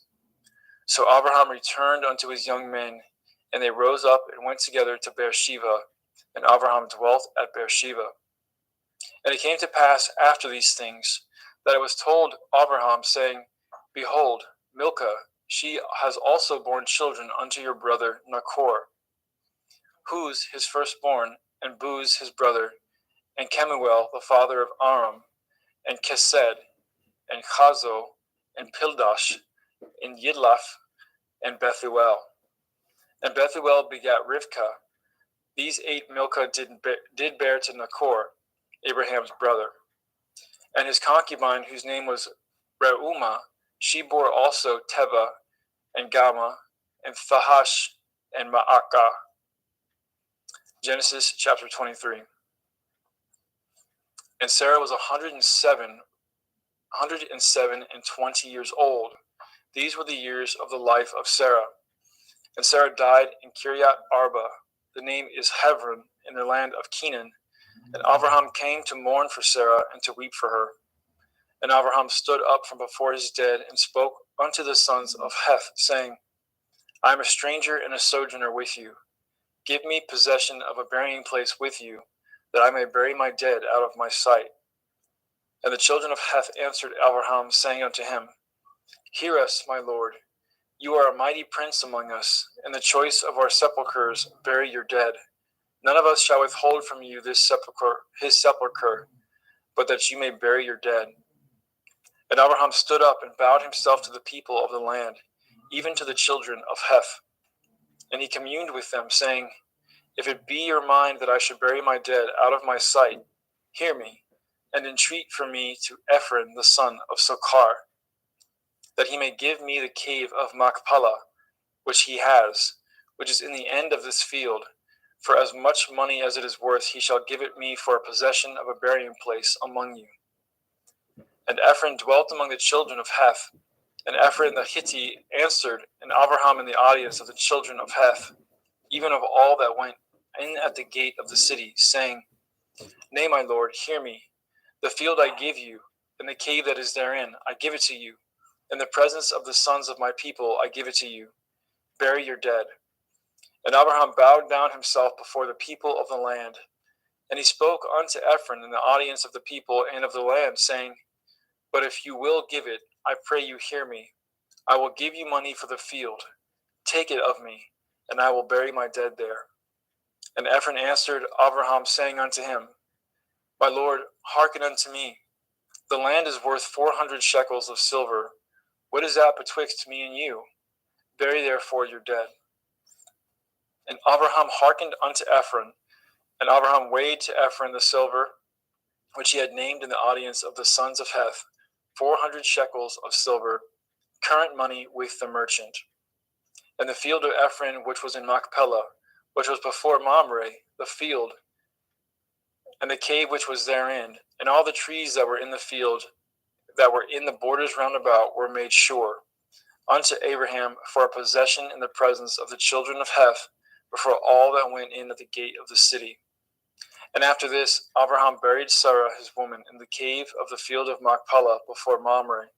The same is Hebron in the land of Canaan. And the field and the cave that is therein were made sure unto Abraham for a possession of a burying place by the sons of Heth. Genesis 24. And Abraham was old and well stricken in age, and Yahweh had blessed Abraham in all things. And Abraham said unto his eldest servant of his house, that ruled over all that he had, Put, I pray you, your hand under my thigh, and I will make you swear by Yahweh, the Elohai of heaven and the Elohai of the earth, that you shall not take a woman unto my son of the daughters of Canaanim, among whom I dwell. But you shall go unto my country and unto my kindred, and take a woman unto my son Yitzchak. And the servant said unto him, Perchance the woman will not be willing to follow me unto this land. Must I needs bring your son again unto the land from whence you came? And Abraham said unto him, Beware that you bring not my son thither again. Yahweh Elohai of heaven, which took me from my father's house and from the land of my kindred, and which spoke unto me, and that swore unto me, saying, Unto your seed will I give this land. He shall send his angel before you, and you shall take a woman unto my son from thence. And if the woman will not be willing to follow you, then you shall be clear from this my oath. only bring not my son thither again. And the servant put his hand under the thigh of Abraham his master, and swore to him concerning that matter. And the servant took 10 camels of the camels of his master, and departed, for all the goods of his master were in his hand. And he arose, and went to Aram Naharaim, unto the city of Nachor. And he made his camels to kneel down without the city by a well of water at the time of the evening, even the time that women go out to draw water. And he said, O Yahweh Elohai of my master, Abraham, I pray you, send me good speed this day, and show kindness unto my master, Abraham. Behold, I stand here by the well of water, and the daughters of the men of the city come out to draw water. And let it come to pass that the damsel to whom I shall say, Let down your pitcher, I pray you that I may drink. And she shall say, Drink, and I will give your camels drink also. Let this same be she that you have appointed for your servant Yitzchak, and thereby shall I know that you have showed kindness unto my master. And it came to pass before he had done speaking, that behold, Rivkah came out, who was born to Bethuel, son of Milcah, the woman of Nachor, Abraham's brother, with her pitcher upon her shoulder. And the damsel was very fair to look upon, a virgin, neither had any man known her. And she went down to the well, and filled her pitcher, and came up. And the servant ran to meet her, and said, Let me, I pray you, drink a little water of your pitcher. And she said, Drink, my lord. And she hasted, and let down her pitcher upon her hand, and gave him drink. And when she had done giving him drink, she said, I will draw water for your camels also, until they have done drinking. And she hasted, and emptied her pitcher into the trough, and ran again unto the well to draw water, and drew for all his camels. And the man wondering at her held his peace, to wit whether Yahweh had made his journey prosperous or not. And it came to pass, as the camels had done drinking, that the man took a golden earring of 1/2 shekel weight, and 2 bracelets for her hands of 10 shekel weights of gold. And he said, Whose daughter are you? Tell me, I pray you. Is there room in your father's house for us to lodge in?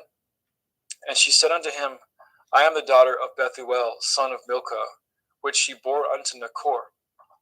She said moreover unto him, We have both straw and provender enough, and room to lodge in. And the man bowed down his head and worshipped Yahweh. And he said, Blessed be Yahweh Elohai of my master Abraham, who has not left destitute my master of his mercy and his truth. I being in the way, Yahweh led me to the house of my master's brethren. And the damsel ran, and told them of her mother's house these things. And Rivkah had a brother, and his name was Lavan. And Lavan ran out unto the man unto the well. And it came to pass, when he saw the earring and the bracelets upon his sister's hands, and when he heard the words of Rivkah his sister, saying, Thus spoke the man unto me, that he came unto the man, and behold, he stood by the camels at the well. And he said, Come in, you blessed of Yahweh. Wherefore stand you without? For I have prepared the house and room for the camels. And the man came into the house, and he ungirded his camels, and gave straw and provender for the camels, and water to wash his feet, and the men's feet that were with him. And there was set meat before him to eat. But he said, I will not eat until I have told my errand. And he said, Speak on. And he said, I am Abraham's servant, and Yahweh has blessed my master greatly, and he has become great. And he has given him flocks and herds and silver and gold, and men servants and maidservants and camels and asses. And Sarah, my master's woman, bore a son to my master when she was old, and unto him he has given all that he has. And my master made me swear, saying, You shall not take a woman to my son of the daughters of the Canaanim, in whose land I dwell. But you shall go to my father's house, and to my kindred, and take a woman unto my son. And I said unto my master, Perchance the woman will not follow me. And he said unto me, Yahweh, before whom I walk, will send his angel with you, and prosper your way. And you shall take a woman for my son of the kindred, and of my father's house. Then shall you be clear from this my oath, when you come to my kindred. And if they give not you one, you shall be clear from my oath. And I came this day unto the well, and said, O Yahweh Elohai of my master Abraham, if now you do prosper my way which I go. Behold, I stand by the well of water, and it shall come to pass that when the virgin comes forth to draw water, and I say to her, Give me, I pray you, a little water of your pitcher to drink. And she say to me, Both drink you, and also I will draw for your camels. Let the same be the woman whom Yahweh has appointed out for my master's son. And before I had done speaking in my heart, behold, Rivkah came forth with her pitcher on her shoulder, and she went down unto the well and drew water. And I said unto her, Let me drink, I pray you. And she made haste and let down her pitcher from her shoulder, and said, Drink, and I will give your camels drink also. So I drank, and she made the camels to drink also. And I asked her and said, Whose daughter are you? And she said, The daughter of Bethuel, Nachor's son, whom Milcah bore unto him. And I put the earring upon her face and the bracelets upon her hands. And I bowed down my head and worshipped Yahweh, and blessed Yahweh Elohai of my master Avraham, which had led me in the right way to take my master's brother's daughter unto his son. And now, if ye will deal kindly and truly with my master, tell me, and if not, tell me, that I may turn to the right hand or to the left. Then Lavan and Bethuel answered and said, The thing proceeds from Yahweh. We cannot speak unto you bad or good. Behold, Rivkah is before you. Take her and go, and let her be your master's son's woman, as Yahweh has spoken. And it came to pass that when Abraham's servant heard their words, he worshipped Yahweh, bowing himself to the earth. And the servant brought forth jewels of silver and jewels of gold, and raiment, and gave them to Rivkah. And he also gave to her brother and to her mother precious things. And they did eat and drink, he and the men that were with him, and tarried all night. And they rose up in the morning, and he said, Send me away unto my master. And her brother and her mother said, Let the damsel abide with us a few days, at the least 10. After that she shall go. And he said unto them, Hinder me not, seeing Yahweh has prospered my way. Send me away that I may go to my master. And they said, We will call the damsel and inquire at her mouth. And they called Rivkah and said unto her, Will you go with this man? And she said, I will go. And they sent away Rivkah their sister, and her nurse, and Abraham's servant, and his men. And they blessed Rivkah and said unto her, You are our sister. Be the mother of thousands of millions, and let your seed possess the gate of those which hate them. And Rivkah arose, and her damsels, and they rode upon the camels and followed the man. And the servant took Rivkah and went his way. And Yitzchak came from the way of the well of Beer Lachoiroi, for he dwelt in the country of the Negev. And Yitzchak went out to meditate in the field in the evening, and he lifted up his eyes and saw, and behold, the camels were coming. And Rivkah lifted up her eyes, and when she saw Yitzchak, she lighted off the camel. For she had said unto the servant, What man is this that walks in the field to meet us? And the servant had said, It is my master. Therefore she took a veil and covered herself. And the servant told Yitzchak all things that he had done. And Yitzchak brought her into his mother's Sarai's tent, and took Rivkah, and she became his woman, and he loved her. And Yitzchak was comforted after his mother's death.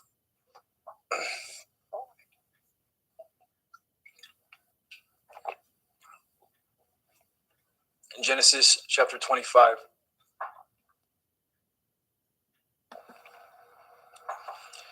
And again Abraham took a woman, and her name was Keturah.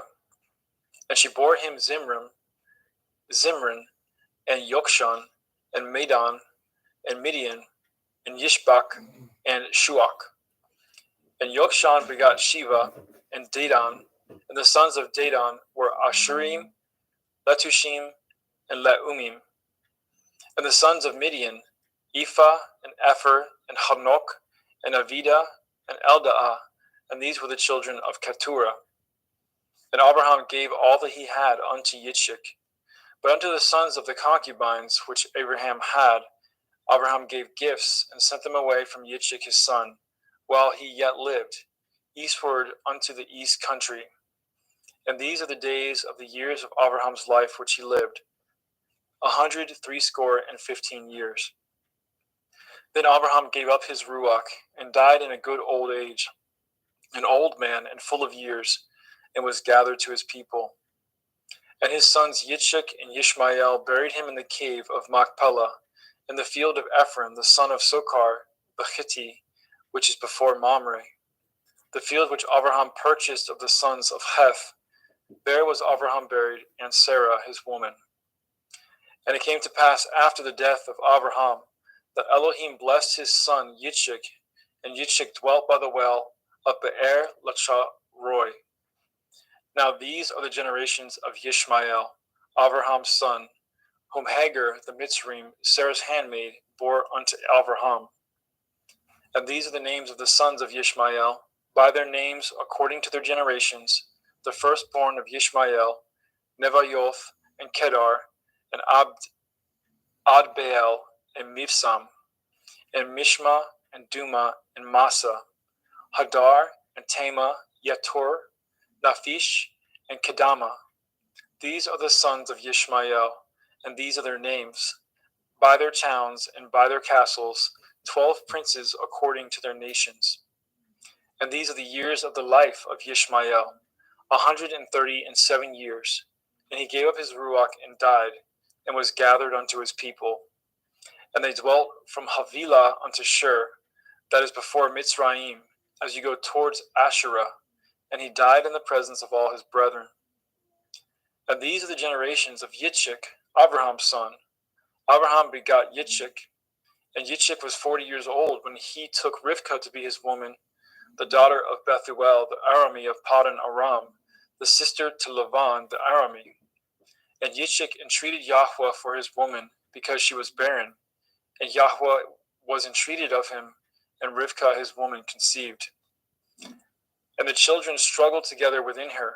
And she said, If it be so, why am I thus? And she went to inquire of Yahweh. And Yahweh said unto her, 2 nations are in your womb, and 2 manner of people shall be separated from your generation.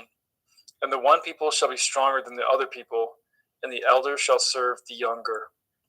And when her days to be delivered were fulfilled, behold, there were twins in her womb. And the first came out red, all over like a hairy garment, and they called his name Esau. And after that came his brother out, and his hand took hold on Esau's heel, and his name was called Yaakov. And Yitzchak was 80 years old when she bore them. And the boys grew, and Esau was a cunning hunter, a man of the field, and Yaakov was an upright man, dwelling in tents. And Yitzchak loved Esau, because he did eat of his venison, but Rivkah loved Yaakov. And Yaakov sawed pottage, and Esau came from the field, and he was faint. And Esau said to Yaakov, Feed me, I pray you, with that same red pottage, for I am faint. Therefore his name was called Edom. And Yaakov said, Sell me this day your birthright. And Esau said, Behold, I am at the point to die, and what profit shall this birthright do to me? And Yaakov said, Swear to me this day. And he swore unto him, and he sold his birthright unto Yaakov. Then Yaakov gave Esau bread and pottage of lentils, and he did eat and drink, and rose up and went his way. Thus Esau despised his birthright.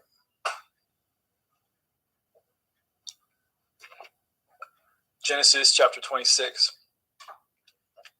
And there was a famine in the land beside the first famine that was in the days of Abraham. And Yitzchak went unto Abimelech, king of the Pelishtim, unto Gerar. And Yahweh appeared unto him and said, Go not down into Mitzrayim. Dwell in the land which I shall tell you of.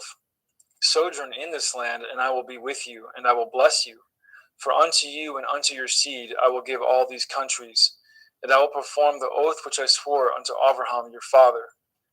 And I will make your seed to multiply as the stars of heaven, and I will give unto your seed all these countries, and in your seed shall all the nations of the earth be blessed. Because that Abraham obeyed my voice and did guard my watch, my commandments, my statutes, and my Torah. And Yitzchak dwelt in Gerar. And the men of the place asked him of his woman, and he said, She is my sister. For he feared to say, She is my woman, lest, said he, the men of the place should kill me for Rivkah, because she was fair to look upon. And it came to pass, when he had been there a long time, that Avimelech, king of the Palestine, looked out a window and saw, and behold, Yitzchak was sporting with Rivkah his woman. And Avimelech called Yitzchak and said, Behold, of a surety she is your woman. And how said you, she is my sister? And Yitzchak said unto him, Because I said, lest I die for her. And Abimelech said, What is this you have done unto us? One of the people might lightly have lain with your woman, and you should have brought guiltiness upon us. And Abimelech charged all his people, saying, He that touches this man or his woman shall surely be put to death. Then Yitzchak sowed in that land, and received in the same year 100-fold, and Yahweh blessed him. And the man waxed great, and went forward, and grew until he became very great. For he had possession of flocks, and possession of herds, and great store of servants, and the Palestine envied him. For all the wells which his father's servants had dug in the days of Abraham his father, the Palestine had stopped them, and filled them with earth. And Abimelech said unto Yitzchak, Go from us, for you are much mightier than we. And Yitzchak departed thence, and pitched his tent in the valley of Gerar, and dwelt there. And Yitzchak dug the wells of water, which they had dug in the days of Abraham his father, for the Palestine had stopped them after the death of Abraham, and he called their names after the names by which his father had called them.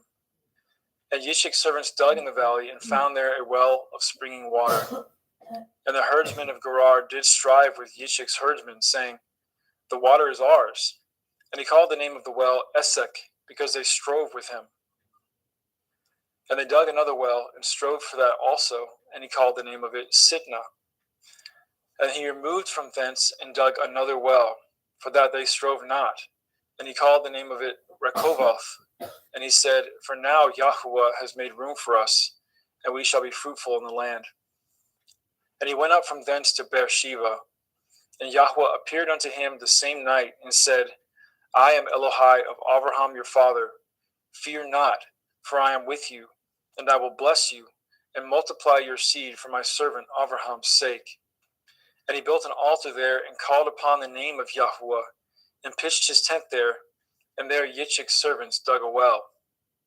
Then Abimelech went to him from Gerar, and Akuzoth, one of his friends, and Pekol, the chief captain of his army. And Yitzchak said unto them, Wherefore come ye to me, seeing you hate me, and have sent me away from you? And they said, We saw certainly that Yahweh was with you. And we said, Let there be now an oath betwixt us, even betwixt us and you, and let us cut a covenant with you, that ye will do us no hurt, as we have not touched you, and as we have done unto you nothing but good, and have sent you away in peace. You are now the blessed of Yahweh. And he made them a feast, and they did eat and drink. And they rose up early in the morning, and swore to one another, and Yitzchak sent them away, and they departed from him in peace. And it came to pass the same day that Yitzchak's servants came, and told him concerning the well which they had dug, and said unto him, We have found water. And he called it Shavah. Therefore the name of the city is Beer Shavah unto this day. And Esau was 40 years old when he took to be his woman Yehudith, the daughter of Beri the Hittite, and Basmath, the daughter of Elon the Hittite, which were a grief of mind unto Yitzchak and to Rivkah.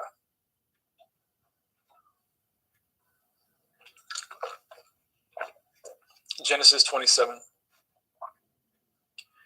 And it came to pass that when Yitzchak was old, and his eyes were dim, so that he could not see, he called Esau his eldest son, and said unto him, My son. And he said unto him, Behold, here I am. And he said, Behold now, I am old, I know not the day of my death. Now therefore take, I pray you, your weapons, your quiver, and your bow, and go out to the field, and take me some venison, and make me savory meat, such as I love, and bring it to me, that I may eat it, that my soul may bless you before I die. And Rivkah heard when Yitzchak spoke to Esau his son. And Esau went to the field to hunt for venison and to bring it. And Rivkah spoke unto Yaakov her son, saying, Behold, I heard your father speak unto Esau your brother, saying, Bring me some venison, and make me savory meat, that I may eat and bless you before Yahweh, before my death. Now therefore, my son, obey my voice according to that which I command you. Go now to the flock, and fetch me from thence 2 good kids of the goats, and I will make them savory meat for your father, such as he loves. And you shall bring it to your father, that he may eat, and that he may bless you before his death. And Yaakov said to Rivkah his mother, Behold, Esau my brother is a hairy man, and I am a smooth man. My father perchance will feel me, and I shall seem to him as a deceiver, and I shall bring a curse upon me, and not a blessing. And his mother said unto him, Upon me be your curse, my son. Only obey my voice, and go fetch me them.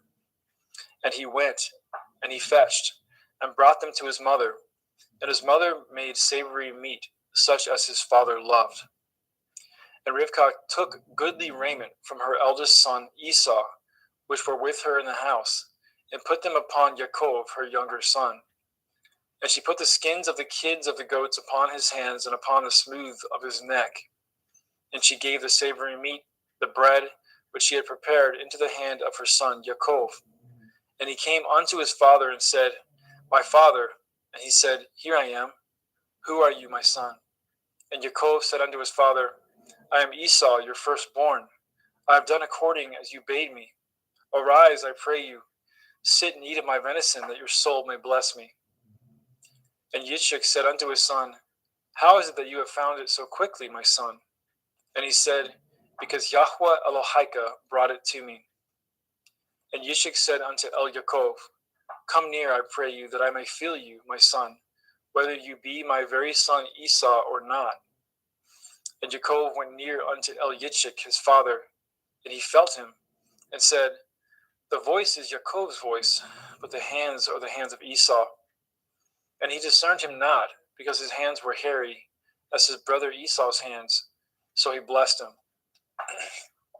And he said, Are you my very son Esau? And he said, I am. And he said, Bring it near to me, and I will eat of my son's venison, that my soul may bless you. And he brought it near to him, and he did eat. And he brought him wine, and he drank. And his father Yitzchak said unto him, Come near now, and kiss me, my son. And he came near and kissed him. And he smelled the smell of his raiment. And he blessed him, and said, See, the smell of my son is as the smell of a field which Yahweh has blessed. Therefore Elohim give you the dew of heaven, and the fatness of the earth, and plenty of grain and wine. Let people serve you, and nations bow down to you. Be Lord over your brethren, and let your mother's sons bow down to you. Cursed be everyone that curses you, and blessed be he that blesses you. And it came to pass, as soon as Yitzchak had made an end of blessing Yaakov, and Yaakov was yet scarce gone out from the presence of Yitzchak his father, that Esau his brother came in from his hunting. And he also made a savory meat, and brought it unto his father, and said unto his father, Let my father arise, and eat of his son's venison, that your soul may bless me. And Yitzchak his father said unto him, Who are you? And he said, I am your son, your firstborn Esau. And Yitzchak trembled very exceedingly, and said, Who? Where is he that has taken venison and brought it to me? And I have eaten of all before you came, and have blessed him. Yea, and he shall be blessed. And when Esau heard the words of his father, he cried with a great and exceeding bitter cry, and said unto his father, Bless me, even me also, O my father. And he said, Your brother came with subtlety, and has taken away your blessing.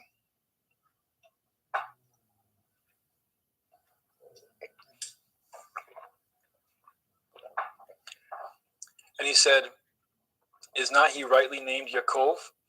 For he has supplanted me these 2 times. He took away my birthright, and behold, now he has taken away my blessing. And he said, Have you not reserved a blessing for me? And Yitzchak answered and said unto Esau, Behold, I have made him your lord, and all his brethren have I given to him for servants, and with grain and wine have I sustained him, And what shall I do now unto you, my son? And Esau said unto his father, Have you but one blessing, my father? Bless me, even me also, O my father. And Esau lifted up his voice and wept. And Yitzchak his father answered and said unto him, Behold, your dwelling shall be the fatness of the earth, and of the dew of heaven from above. And by your sword shall you live, and you shall serve your brother. And it shall come to pass, when you shall have the dominion, that you shall break his yoke from off your neck. And Esau hated Yaakov because of the blessing wherewith his father blessed him. And Esau said in his heart, The days of mourning for my father are at hand. Then will I slay my brother Yaakov. And these words of Esau, her elder son, were told to Rivkah. And she sent and called Yaakov, her younger son, and said unto him, Behold, your brother Esau, as touching you, comforts himself, purposing to kill you. Now therefore, my son, obey my voice and arise.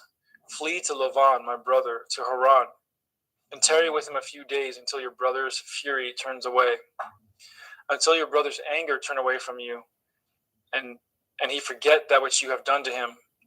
Then I will send and fetch you from thence. Why should I be deprived also of you both in one day?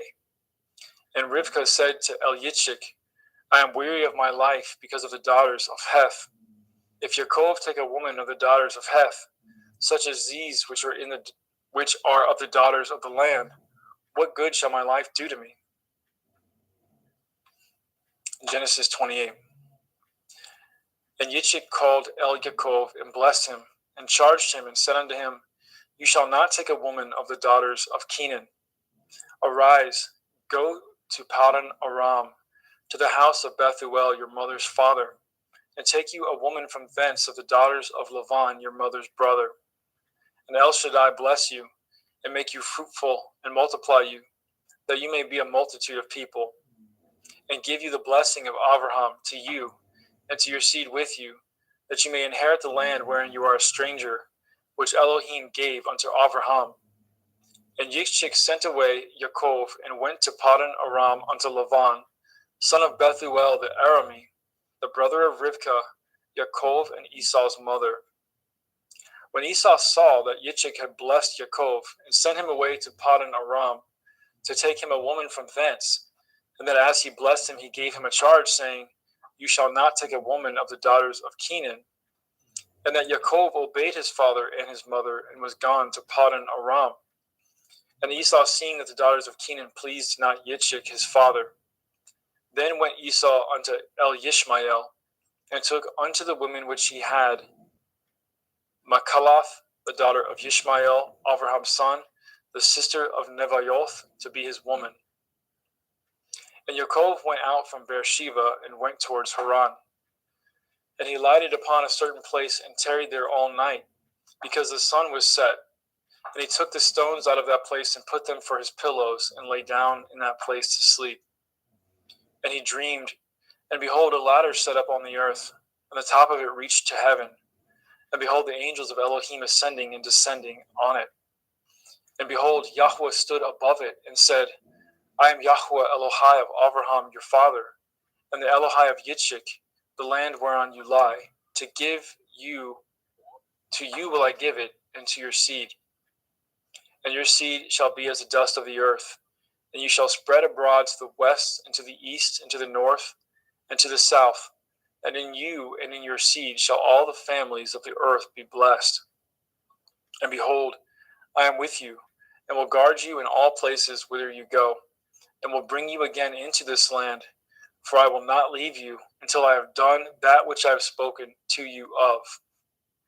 And Yaakov awoke out of his sleep, and he said, Surely Yahweh is in this place, and I knew it not.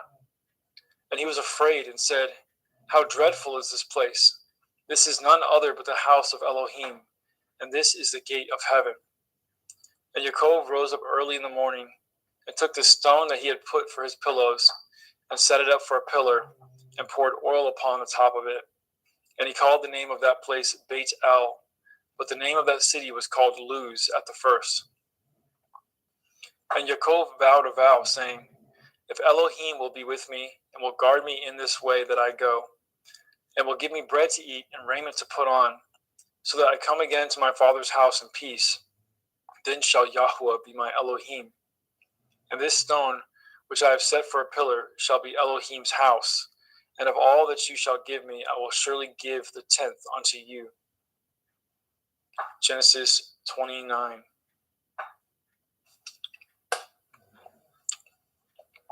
Then Yaakov went on his journey and came into the land of the people of the east. And he looked, and behold, a well in the field, and lo, there were 3 flocks of sheep lying by it. For out of that well they watered the flocks, and a great stone was upon the well's mouth. And thither there were all the flocks gathered, and they rolled the stone from the well's mouth, and watered the sheep, and put the stone again upon the well's mouth in his place. And Yaakov said unto them, My brethren, whence be ye? And they said, Of Haran are we. And he said unto them, Know ye Lavan the son of Nahor? And they said, We know him. And he said unto them, Is he well? And they said, He is well. And behold, Rachel his daughter comes with the sheep. And he said, Lo, it is yet high day, neither is it time that the cattle should be gathered together. Water ye the sheep, and go and feed them. And they said, We cannot, until all the flocks be gathered together, until they roll the stone from the well's mouth. Then we water the sheep. And while he yet spoke with them, Rachel came with her father's sheep, for she kept them. And it came to pass, when Yaakov saw Rachel, the daughter of Lavan his mother's brother, and the sheep of Lavan his mother's brother, that Yaakov went near, and rolled the stone from the well's mouth, and watered the flock of Lavan his mother's brother. And Yaakov kissed Rachel, and lifted up his voice, and wept. And Yaakov told Rachel that he was her father's brother, and that he was Rivkah's son. And she ran and told her father. And it came to pass, when Lavan heard the tidings of Yaakov his sister's son, that he ran to meet him, and embraced him, and kissed him, and brought him to his house. And he told Lavan all these things. And Laban said to him, Surely you are a bone in my flesh. And he abode with him in the space of a month. And Laban said to Yaakov, Because you are my brother, should you therefore serve me for naught? Tell me, what shall your wages be? And Laban had 2 daughters. The name of the elder was Leah, and the name of the younger was Rachel. Leah was tender-eyed, but Rachel was beautiful and well-favored. And Yaakov loved Rachel, and said, I will serve you 7 years for Rachel, your younger daughter. And Laban said, It is better that I give her to you, than that I should give her to another man. Abide with me. And Yaakov served 7 years for Rachel, and they seemed unto him but a few days, for the love that he had to her. And Yaakov said unto Laban, Give me my woman, for my days are fulfilled, that I may go in unto her. And Laban gathered together all the men of the place, and made a feast. And it came to pass in the evening that he took Leah his daughter, and brought her to him, and he went in unto her. And Laban gave unto his daughter Leah Zilpah his maid for a handmaid. And it came to pass that in the morning, behold, it was Leah. And he said to Laban, What is this you have done unto me? Did I not serve you for Rachel? Wherefore then have you beguiled me? And Laban said, It must not be so done in our country, to give the younger before the firstborn. Fulfill her week, and we will give you this also for the service which you shall serve me yet 7 other years. And Yaakov did so, and fulfilled her week, and he gave him Rachel his daughter to be his woman also. And Laban gave Rachel his daughter Bilhah his handmaid to be her maid. And he went in also unto Rachel, and he loved also Rachel more than Leah, and served with him yet 7 other years. And when Yahweh saw that Leah was hated, he opened her womb, but Rachel was barren. And Leah conceived and bore a son, and she called his name Reuben. For she said, Surely Yahweh has looked upon my affliction. Now therefore my man will love me. And she conceived again and bore a son, and said, Because Yahweh has heard that I was hated, he has therefore given me this son also. And she called his name Shimon. And she conceived again and bore a son, and said, Now this time my man will be joined unto me, because I have borne him 3 sons. Therefore was his name called Levi. And she conceived again and bore a son. And she said, Now will I praise Yahweh. Therefore she called his name Yehuda and left bearing. Genesis chapter 30.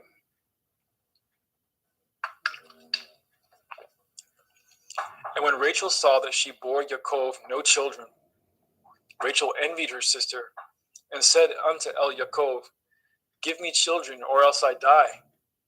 And Yaakov's anger was kindled against Rachel, and he said, Am I in Elohim's stead, who has withheld from you the fruit of the womb? And she said, Behold, my maid Bilhah, go in unto her, and she shall bear upon my knees, that I may also have children by her. And she gave him Bilhah her handmaid to be his woman, and Yaakov went in unto her. And Bilhah conceived and bore Yaakov a son. And Rachel said, Elohim has judged me, and has also heard my voice, and has given me a son. Therefore called she his name Dan. And Bilhah, Rachel's maid, conceived again, and bore Yaakov a second son. And Rachel said, With great wrestlings have I wrestled with my sister, and I have prevailed. And she called his name Naphtali. And when Leah saw that she had left bearing, she took Zilpah, her maid, and gave her to Yaakov to be his woman. And Zilpah, Leah's maid, bore Yaakov a son. And Leah said, A troop comes, and she called his name Gad. And Zilpah, Leah's maid, bore Yaakov a second son. And Leah said, Happy am I, for the daughters will call me blessed. And she called his name Asher. And Reuben went in the days of wheat harvest, and found mandrakes in the field, and brought them unto his mother Leah. Then Rachel said unto Leah, Give me, I pray you, of your son's mandrakes. And she said unto her, Is it a small matter to you that you have taken my man?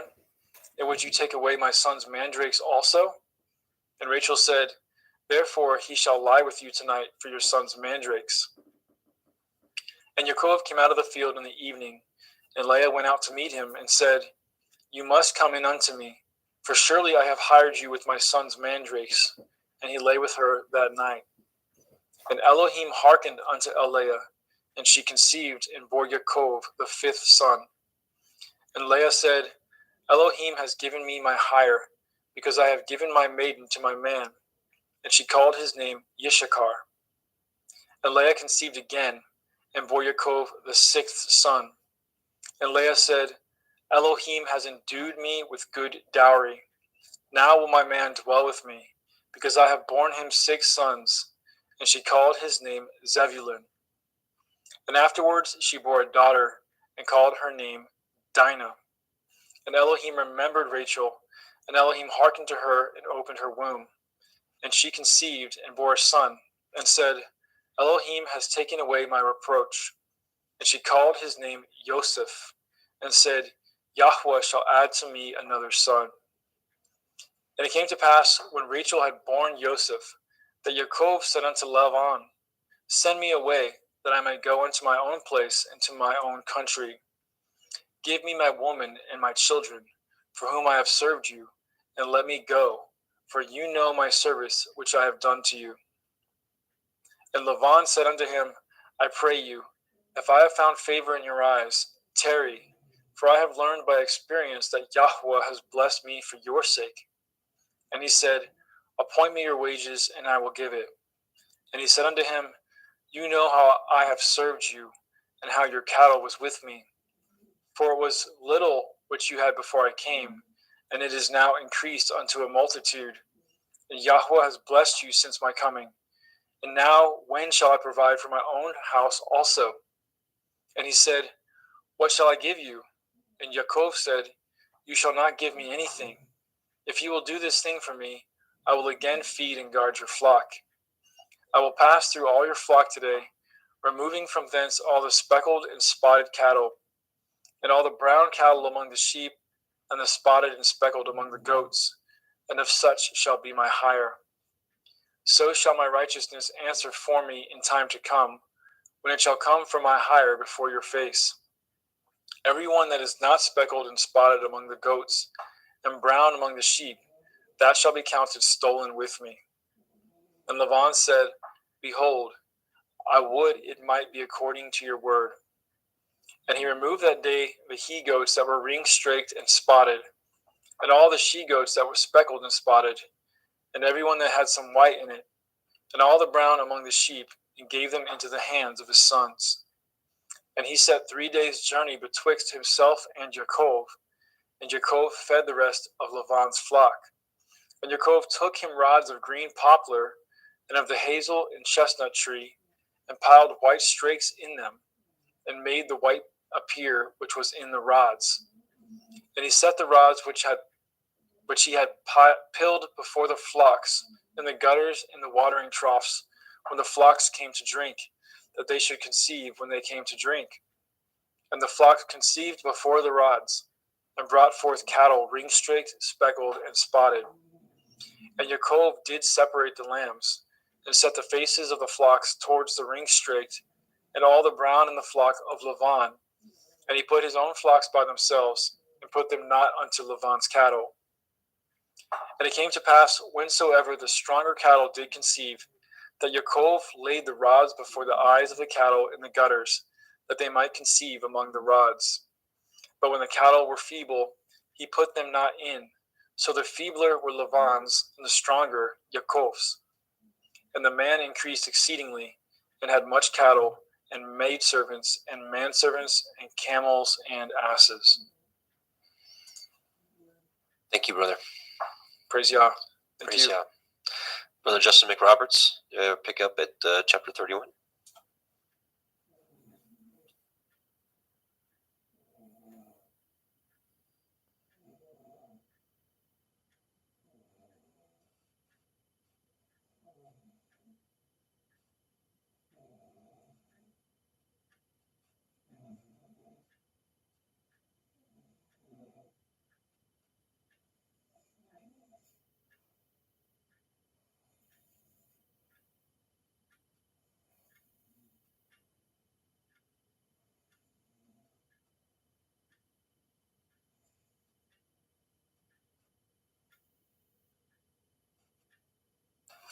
I apologize for that. Genesis 31. And he heard the words of Laban's son, saying, Jacob has taken away all was our father's, and of that which was our father's has he gotten, and of all his glory. And Jacob beheld the countenance of Laban, and behold, it was not toward him as before. And Yahweh said unto Jacob, Return unto the land of your fathers, and to your kindred, and will be with you. And Jacob sent and called Rachel and Leah to the field unto his flock, and said unto them, I seeth your father's countenance, that it is not toward me as before, but the Elohim of my father has been with me. And ye know that with all my power I have served it your father. And your father has deceived me, and changeth my wages 10 times, but Elohim suffered him not to hurt me. And if he said thus, the speckle shall be your wages, then all the cattle bore speckled. And if he said thus, the ring-straked shall be your hire, then bore all the cattle ring-straked. Thus Elohim has taken away the cattle of your father and given them to me. And it came to pass at the time that the cattle conceived, that I lifted up my eyes, and I saw it in a dream. And behold, the rams which leaped upon the cattle were ring-straked, speckled, and grizzled. And the angel of Elohim spoke unto me in a dream, saying, Jacob. And I said, Here am I. And he said, Lift up now your eyes, and see, all the rams which leap upon the cattle are ring-straked, speckled, and grizzled. For I have seen all that Laban does unto you. And he said, And I am the Elohim of Bedel, which you anointed the pillar, and were vowed a vow unto me. Now arise, get you out from this land, and return unto the land of your kindred. And Rachel and Leah answered and said unto him, Is there yet any portion or inheritance for us in your father's house? Are we not counted of him strangers? For he has told us, and has quite devoured us also our money. For all the riches which Elohim has taken from our father, that is ours, and our children's. Now then, whatsoever Elohim has said unto you, do. Then Jacob rose up and said unto his sons, with his women's upon camels, and he carried away with all his cattle and with all his goods which he had gotten, the cattle of his getting, which he had gotten in Paddan Aram, for to go to Yitzhak his father in the land of Canaan. And Laban went to shear at the sheep, and Rachel had stolen at the teraphim that were her father's. And Jacob stole away, if unawares, to Laban the Arami, in that he had told him not, that he fled. So he fled with all that he had, and he rose up and passed over the river and setteth his face toward Mount Gilead. And it was told Laban on the third day that Jacob was fled. And he tooketh his brethren with him and pursued after him 7 days' journey, and they overtook him in Mount Gilead. And Elohim came to Laban the Aramean in the dream by night, and said unto him, Take heed that you speak not to Jacob, neither good or bad. Then Laban overtooketh Jacob. Now Jacob had pitched his tent in the mount, and Laban with his brethren pitched in the mount of Gilead. And Laban said to Jacob, What have you done that you have stolen away as unawares to me, and carried away my daughters and captives, taken with the sword? Wherefore did you flee away secretly and steal away from me, and did not tell me, that I might have sent you away with mirth and with songs, with tabret and harp, and have not suffered me to kiss my sons and my daughters? You have now done foolishly in so doing. Is it in the power of my hand to do you hurt? But the Elohim of your father spoke unto me yesternight, saying, Take heed that you speak not to Jacob, either good or bad. And now, though you would needs be gone, because you sore longed after your father's house, yet wherefore have you stolen my Elohim? And Jacob answered and said to Laban, Because I was afraid, for I said, Perchance you would take by force your daughters from me. With whomsoever you findeth your Elohim, let him not live. Before our brethren discern what is yours with me, and take it to you. For Jacob knew not that Rachel had stolen them. And Laban went into Jacob's tent, and into Leah's tent, and into the 2 maiden servants' tents, but he found them not. Then went he out of Laban's tent, and entered into Rachel's tent. Now Rachel had taken at the teraphim, and put them in the camel's furniture, and sat upon them. And Laban searched all the tent, but he found them not. And she said to her father, Let it not displease my lord, that I cannot rise up before you, for the custom of women is upon me. And he searched, but found not the teraphim. And Jacob was wroth, and chode with Laban. And Jacob answered and said to Laban, What is my transgression? What is my sin, that you have hotly pursued after me? Whereas you have searched all my stuff, what have you found of all your household stuff? Set it here before my brethren and your brethren, that they may be judged betwixt us both. This 20 years have I been with you. Your ewes and your she-goats have not cast their young, and the rams of your flock have I not eaten. That which was torn of beasts I brought not unto you. I bore the loss of it. Of my hand did you require it, whether stolen by day or stolen by night. And thus I was in the day that the drought consumed me, and the frost by night, and my sleep departed from my eyes. Thus have I been 20 years in your house. I served you 14 years for your 2 daughters, and 6 years for your cattle, and you have changed my wages 10 times. Except the Elohai of my father, the Elohai of Abraham, and the fear of Yitzhak had been with me, surely you had sent me away now empty. Elohim has seen with my affliction, at the labor of my hands, and rebuked you yesternight. And Laban answered and said unto Jacob, These daughters are my daughters, and these children are my children, and these cattle are my cattle, and all that you see is mine. And what can I do this day unto these my daughters, or unto these children which they have borne? Now therefore, let us cut a covenant, I and you, and let it be for a witness between me and you. And Jacob took a stone and set it up for a pillar, and Jacob set it unto his brethren, Gasher stones, and they took stones and made a heap, and they did eat there upon the heap. And Laban called it Yegar Sahudotha, but Jacob called it Gal-Aid. And Laban said, This heap is a witness between me and you this day. Therefore was the name of it called Galid. And Mitzpah, for he said, Yahweh watch between me and you when we are absent one from another. If you shall afflicteth my daughters, or if you shall take other women besides my daughters, no man is with us. See Elohim is witness betwixt me and you. And Laban said to Jacob, Behold this heap, and behold this pillar which I have cast betwixt me and you. This heap be witness, and this pillar be witness, that I will not pass over at this heap to you, and you shall not pass over at this heap and at this pillar unto me for harm. The Elohai of Abraham and the Elohai of Nachor and the Elohai of their father judged betwixt us, and Jacob swore by the fear of his father Yitzhak. Then Jacob offered sacrifice upon the mount, and called his brethren to eat bread, and they did eat bread, and tarried all night in the mount. And early in the morning Laban rose up, and kissed his sons and his daughters, and blessed them, and Laban departed and returned unto his place. Genesis chapter 32. And Jacob went on his way, and the angels of Elohim met him. And when Jacob saw them, he said, This is Elohim's host. And he called the name of that place Machanaim. And Yaakov sent messengers before him to Esau his brother unto the land of Seir in the country of Edom. And he commanded them, saying, Thus shall you speak unto my lord Esau, your servant Yaakov, says thus, I have sojourned with Laban and stayed there until now. And I have oxen and asses, flocks and men servants and women servants. And I have sent to tell my lord that I may find grace in your sight. And the messengers returned to Yaakov, saying, We came to your brother Esau, and also he comes to you, and 400 men with him. Then Yaakov was greatly afraid and distressed, and he divided of his people that was with him, and of his flocks, and of his herds, and his camels, in 2 bands, and said, If Esau come to the one company and smite it, then the other company which is left shall escape. And Yaakov said, O Elohai of my father Abraham, and Elohai of my father Yitzhak, Yahweh, which said unto me, Return unto your country and to your kindred, and I will deal with you. I am not worthy of the least of all the mercies and of all the truth which you have showed unto your servant. For with my staff I passed over this Yarden, and now I am become 2 bands. Deliver me, I pray you, from the hand of my brother, from the hand of Esau, for I fear him, lest he will come and smite me and the mother with the children. And you said, I will surely do you good, and maketh your seed as the sand of the sea, which cannot be numbered for multitude. And he lodged there that same night, and took of that which came to his hand a present for Esau his brother, 200 she-goats and 20 he-goats, 200 ewes and 20 rams, 30 milch camels with their colts, 40 kine and 10 bulls, 20 she-asses and 10 foals.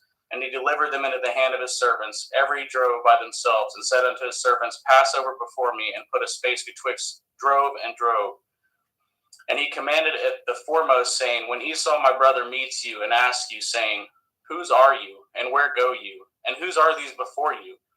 Then you shall say, They be your servant Yaakov's. It is a present sent unto my lord Esau, and behold, also he is behind us. And so command he at the second and the third, and of all that follow the drove, saying, On this manner shall you speak unto Esau when you find him. And say ye moreover, Behold, your servant Yaakov is behind us. For he said, I will appease him with the present that goes before me, and afterward I will see his face. Perchance he will accept of me. So went the present over before him, and himself lodged that night in the company. And he rose up that night, and took of his 2 women, and of his 2 women servants, and of his 11 sons, and passed over the ford Yabbok. And he took them and sent them over at the brook, and sent over as he had, and Yaakov was left alone. And there wrestled a man with him until the breaking of day. And when he had saw that he prevailed not against him, he touched the hollow of his thigh, and the hollow of Yaakov's thigh was out of joint as he wrestled with him. And he said, Let me go, for the day breaks. And he said, I will not let you go, except you bless me. And he said unto him, What is your name? And he said, Yaakov. And he said, Your name shall be called no more Yaakov, but Yashrael. For as a prince have you power with Elohim and with men, and have prevailed. And Yaakov asked him and said, Tell me, I pray you, your name. And he said, Wherefore is it that you do ask after my name? And he blessed him there. And Yaakov called the name of that place Penuel, for I have seen Elohim face to face, and my life is preserved. And as he passed over Penuel, the sun rose upon him, and he halted upon his thigh. Therefore the children of Yashrael eat not of the sinew which shrank, which is upon the hollow of the thigh unto this day, but because he touched the hollow of Yaakov's thigh and the sinew that shrank. Genesis 33.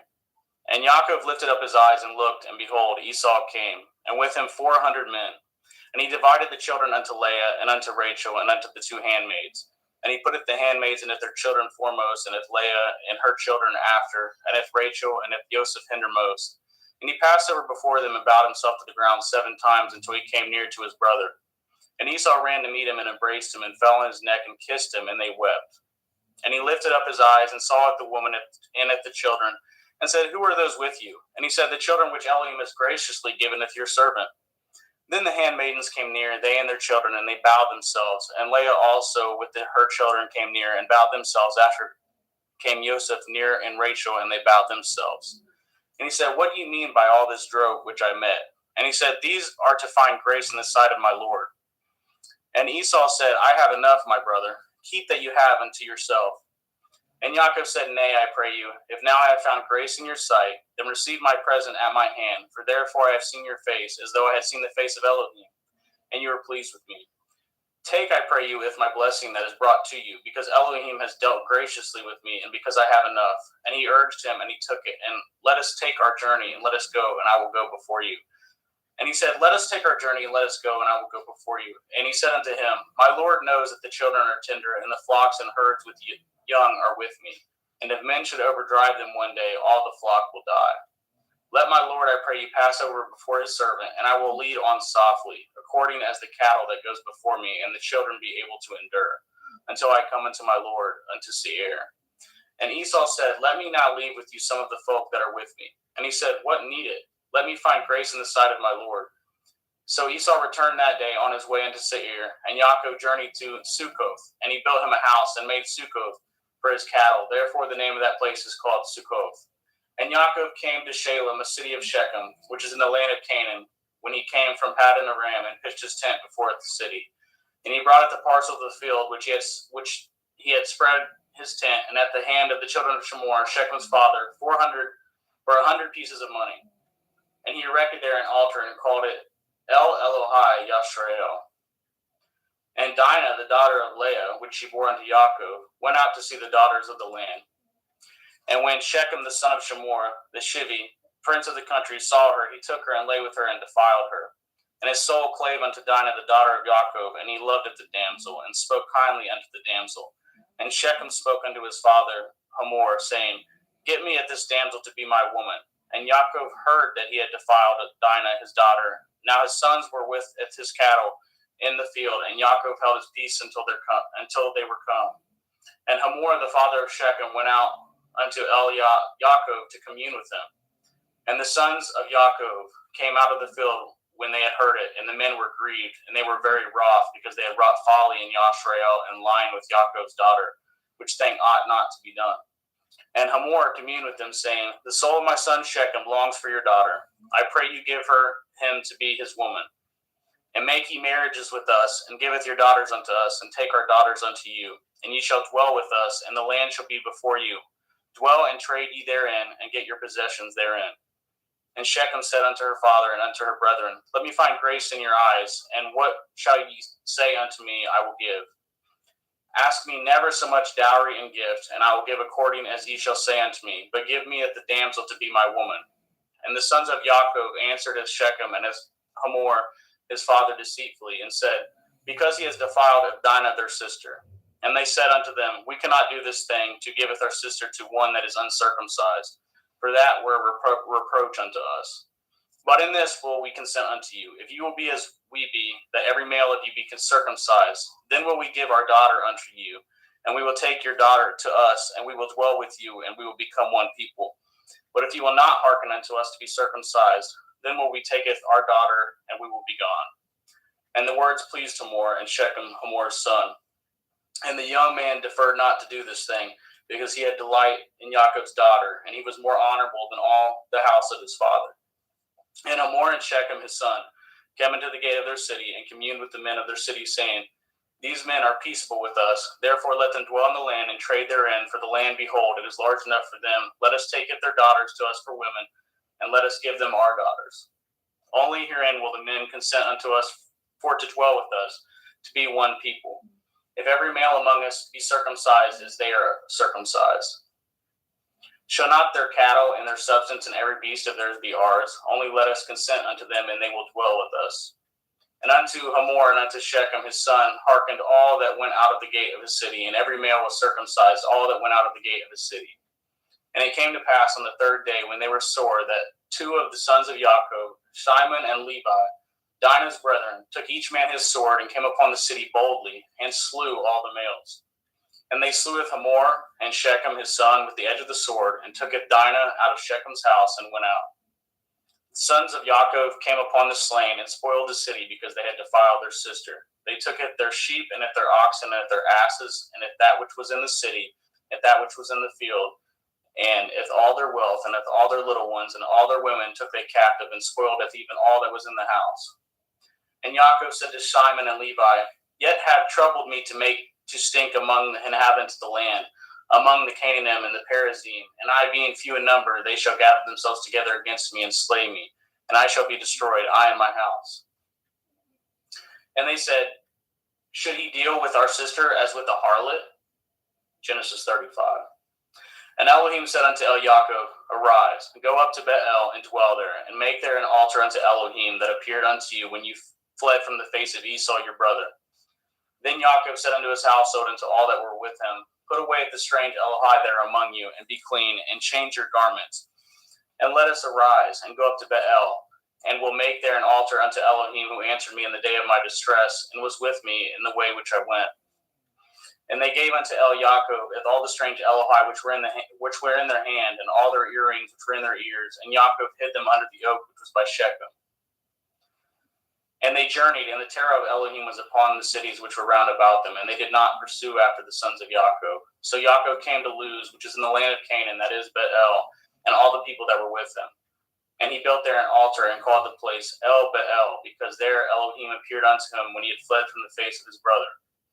But Deborah, Rivkah's nurse, died, and she was buried beneath Bethel under an oak, and the name of it was called Alon Bakuth. And Elohim appeared unto Yaakov again when he came out of Paddan Aram, and blessed him.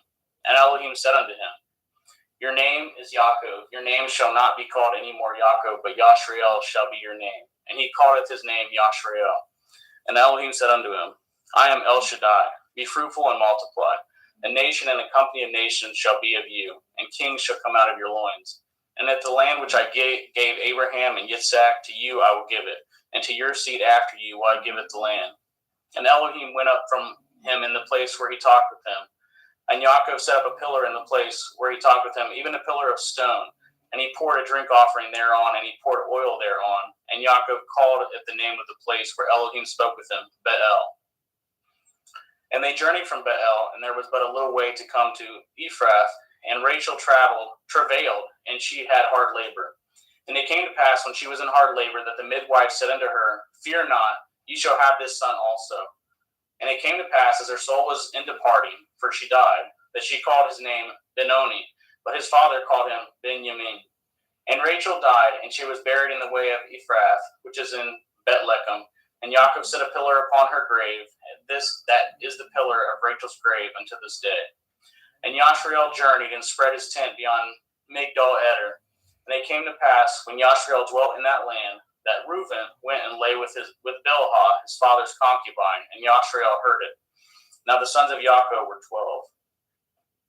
The sons of Leah, Reuben, Yaakov's firstborn, and Shimon, and Levi, and Yehuda, and Issachar, and Zebulun.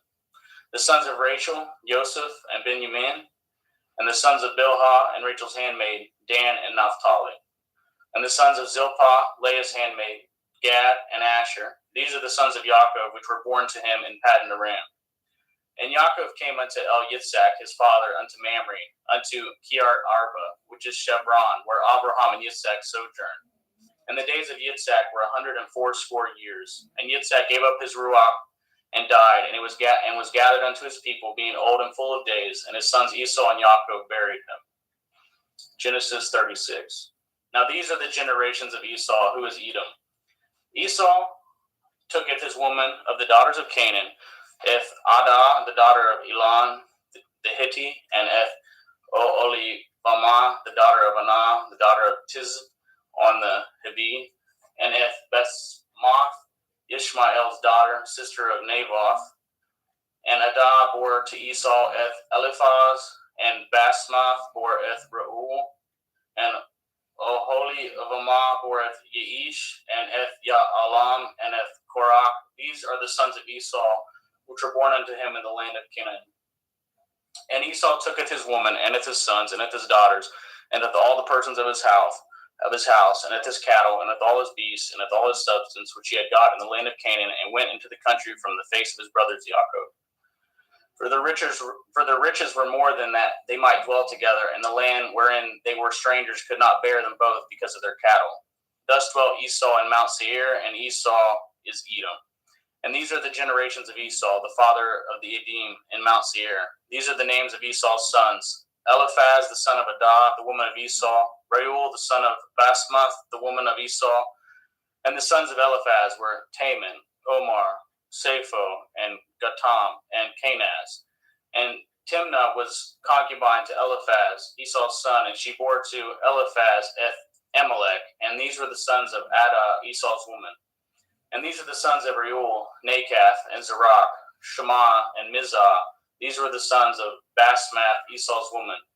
And these were the sons of Olivamah, the daughter of Anah, the daughter of Tizivon, Esau's woman. And she bore to Esau Eth Yeish, and Eth Ya'alam, and Eth Korah.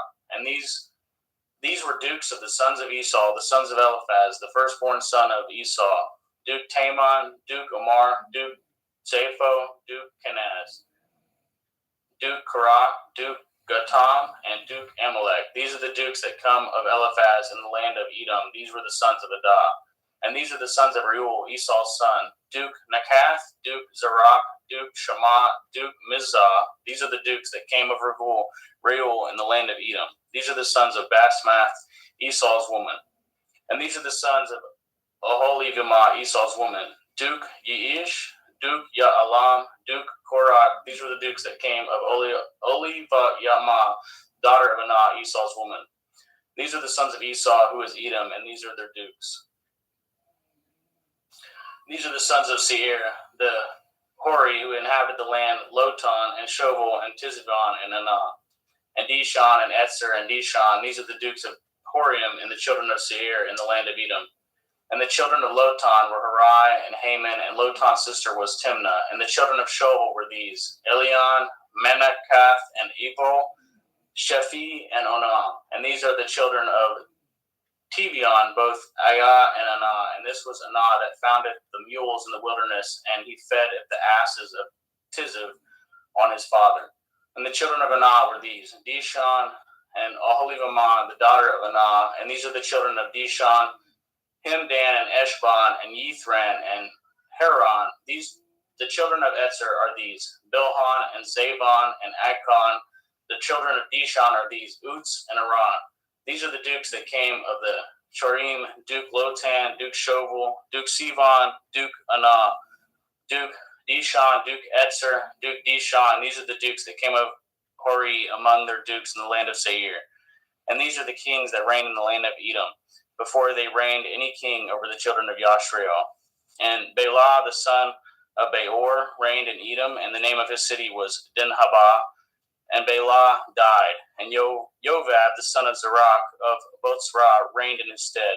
And Jovab died, and Shusham of the land of Taimani reigned in his stead.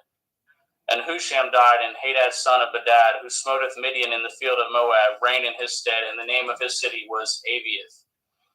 And Hadad died, and Samlah of Masrekah reigned in his stead. And Samlah died, and Shaul of Rechoboth by the river reigned in his stead. And Shaul died, and Baal Shanan, the son of Achbor, reigned in his stead. And Baal Hanan, the son of Achbor, died, and Hadar reigned in his stead. And the name of his city was Pau, and his woman's name was Mehetabel, and the daughter of Metred, the daughter of Mezahav.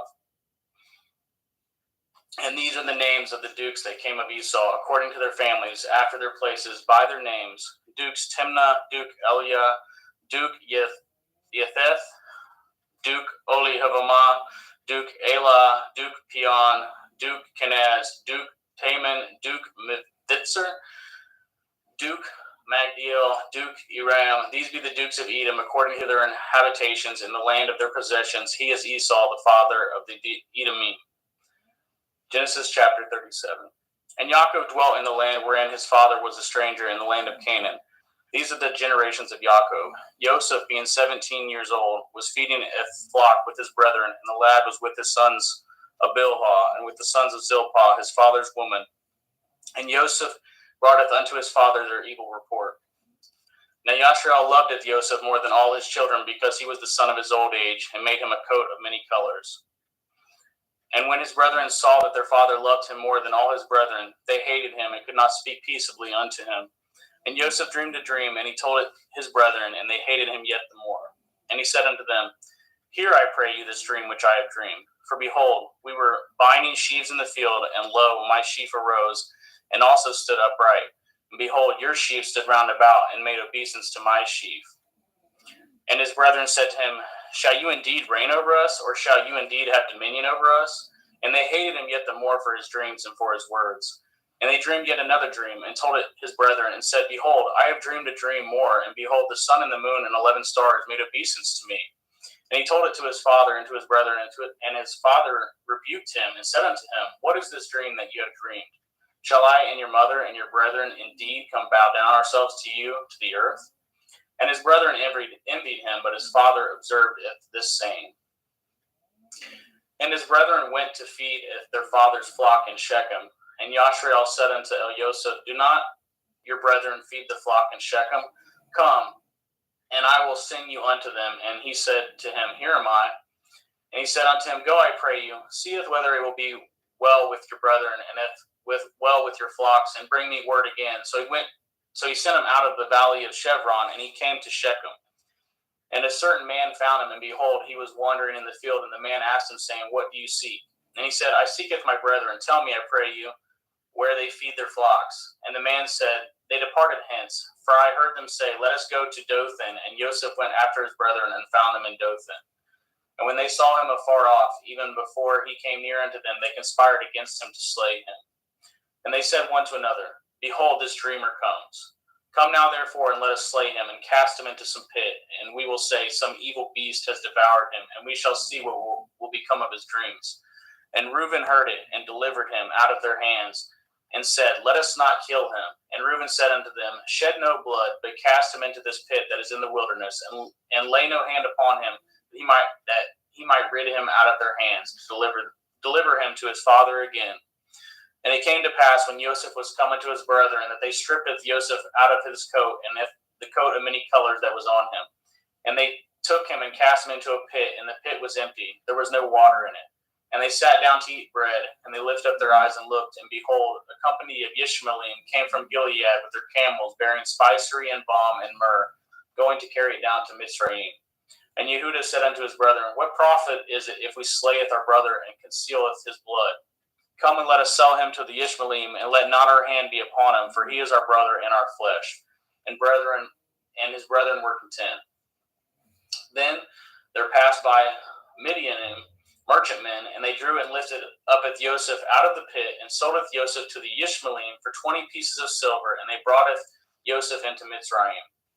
And Reuben returned into the pit, and beheld Joseph was not in the pit, and he returned his clothes, and he returned unto his brethren, and said, The child is not, and I, whither shall I go? And they took Joseph's coat, and killed a kid of the goats, and dipped the coat in the blood.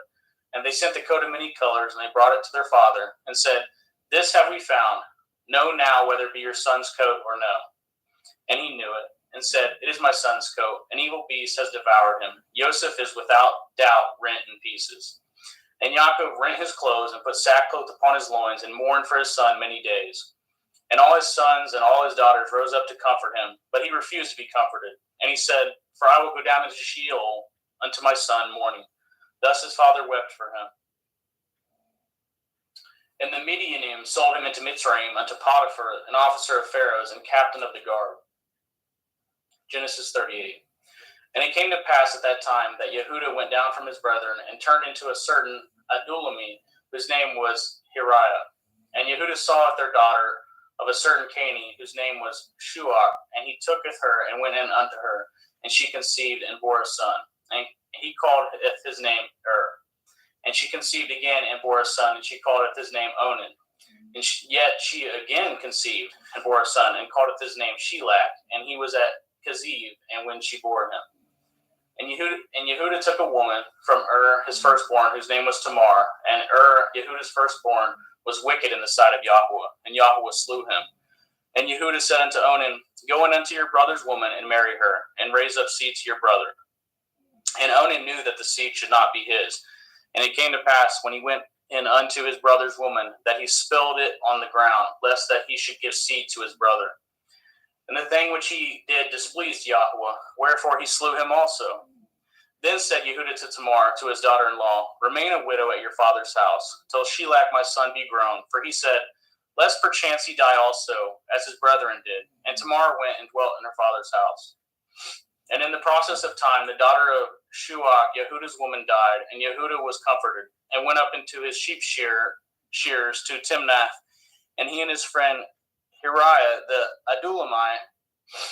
And it was told Tamar, saying, Behold, your father-in-law goes up to Timnah to shear his sheep. And she put her widow's garments off from her, and covered her with a veil, and wrapped herself, and sat in an open place which is by the way to Timnah. For she saw that Shelach was grown, and she was not given unto him to be his woman. When Yehudah saw her, he thought her to be a harlot, because she had covered her face. And he turned unto her by the way, and said, Go to, I pray you, let me come in unto you. For he knew not that she was his daughter-in-law. And she said, What will you give me, that you may come in unto me? And he said, I will send you a kid from the flock. And she said, Will you give me a pledge till you send it? And he said, What pledge shall I give you? And she said, Your signet and your bracelets, your staff that is in your hand. And he gave it to her, and came in unto her, and she conceived by him. And she arose and went away, and laid by her veil from her, and put on the garments of her widowhood. And Yehudah senteth the kid by the hand of his friend, the Adullamite, to receive his pledge from the woman's hand, but he found her not. Then he asketh the men of the place, saying, Where is the harlot that was openly by the wayside? And they said, There was no harlot in this place. And he returned to Yehudah and said, I cannot find her. And also the men of the place said that there was no harlot in this place. And Yehudah said, Let her take it to her, lest we be shamed. Behold, I sent this kid, and you have not found her. And it came to pass about 3 months after that she was told Yehudah, saying, Tamar, your daughter-in-law, has played the harlot, and also, behold, she is with child by whoredom. And Yehudah said, Bring her forth, and let her be burnt. When she was brought forth, she sent to her father-in-law, saying, By the man whose these are, am I with child? And she said, Discern, I pray you, whose are these? The signet, and bracelets, and staff. And Yehudah acknowledged them, and said, She has been more righteous than I, because that I gave her not to Shelach my son, and he knew her again no more. And it came to pass in the time of her travail, that behold, twins were in her womb. And it came to pass when she travailed, that the one put out his hand, and the midwife took and bound upon his hand a scarlet thread, saying, This came out first.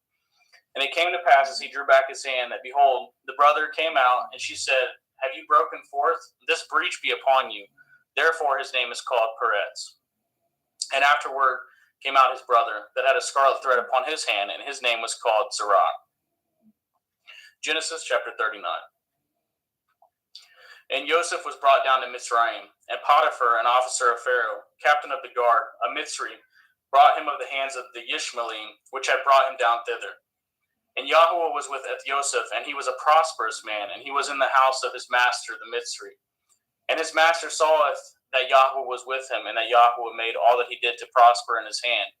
And Joseph found grace in his sight, and he served him, and he made him overseer over his house, and all that he had put in his hand. And it came to pass from the time that he had made him overseer in the house, and over all that he had, the Yahuwah blessed at the Mitzri's house, for Joseph's sake. And the blessing of Yahuwah was upon all that he had in the house and in the field. And he left all that he had in Joseph's hand, and he knew not aught he had, save the bread which he did eat. And Joseph was a goodly person and well favored. And it came to pass after these things that his master's woman casteth her eyes upon Joseph, and she said, Lie with me. But he refused, and said unto his master's woman, Behold, my master knows not which is with me in the house, and he has committed all that he has to my hand. There is none greater in this house than I, neither has he kept anything from me but you. Because you are his woman, how then can I do this great wickedness and sin against Elohim? And it came to pass, as she spoke to Joseph day by day, that he hearkened not unto her, to lie by her, or to be with her. And it came to pass about this time, that Joseph went into the house to do his business, and there arose none of the men of the house there within. And she caught him by the garment, saying, Lie with me. And he left his garment in her hand, and fled, and got him out. And it came to pass, when she saw that he had left his garment in her hand, and was fled forth, that she called unto the men of the house, and spoke unto them, saying, See, he has brought in an Ivri unto us, to mock us. He came in unto me to lie with me, and cried with a loud voice. And it came to pass, when he had heard that I lifted up my voice and cried, that he left his garment with me, and fled, and got him out. And she laid up his garment by her, until his Lord came home. And she spoke unto him according to these words, saying, The Ivri servant which you have brought unto us came in unto me to mock me. And it came to pass, as I lifted up my voice and cried, that he left his garment with me, and fled out. And it came to pass, when his master heard the words of his woman, which she spoke unto him, saying, After this manner did your servant to me, that his wrath was kindled. And Joseph's master took him and put him in the prison, a place where the king's prisoners were bound, and he was there in prison. But Yahweh was with Joseph and showed him mercy and gave him favor in the sight of the keeper of the prison. And the keeper of the prison committed to Joseph's hand all the prisoners that were in the prison, and if whatsoever they did there, he was the doer of it. The keeper of the prison looked as not to anything that was under his hand, because Yahweh was with him, and that which he did, Yahweh made him to prosper. Genesis chapter 40. And it came to pass after these things, that the butler of the king of Mitzrayim and his baker had offended the Lord, the king of Mitzrayim. And Pharaoh was wroth against two of his officers, against the chief of his butlers, and against the chief of his bakers. And he put them in ward in the house of the captain of the guard, into the prison, the place where Joseph was bound. And the captain of the guard was charged at Joseph with him, and he served them, and they continued a season in a ward. And they dreamed a dream, both of them, each man his dream in one night, each man according to the interpretation of his dream, the butler and the baker of the king of Mitzrayim, which were bound in the prison. And Joseph came in unto them in the morning, and looked upon them, and behold, they were sad. And he asked of Pharaoh's officers that were with him in the ward of the Lord's house, saying, Wherefore look ye so sadly today? And they said unto him, We have dreamed a dream, and there is no interpreter of it. And Joseph said unto them, Do not interpretations belong to Elohim? Tell me them, I pray you.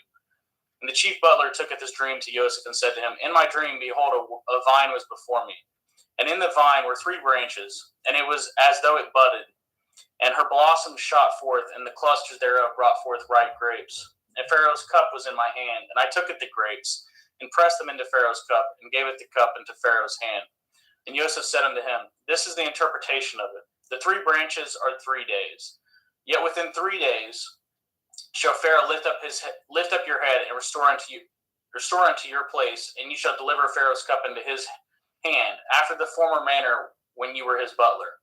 But think on me when it shall be well with you, and show kindness, I pray you, unto me, and make mention of me unto Pharaoh, and bring me out of this house. For indeed I was stolen away out of the land of the Ephraim, and here also I have done nothing, that they should put me in this dungeon. When the chief baker saw that the interpretation was good, he said unto Joseph, I also was in my dream, and behold, I had 3 white baskets on my head. And in the uppermost basket there was of all manner of baked meats for Pharaoh, and the birds did eat them out of the basket upon my head.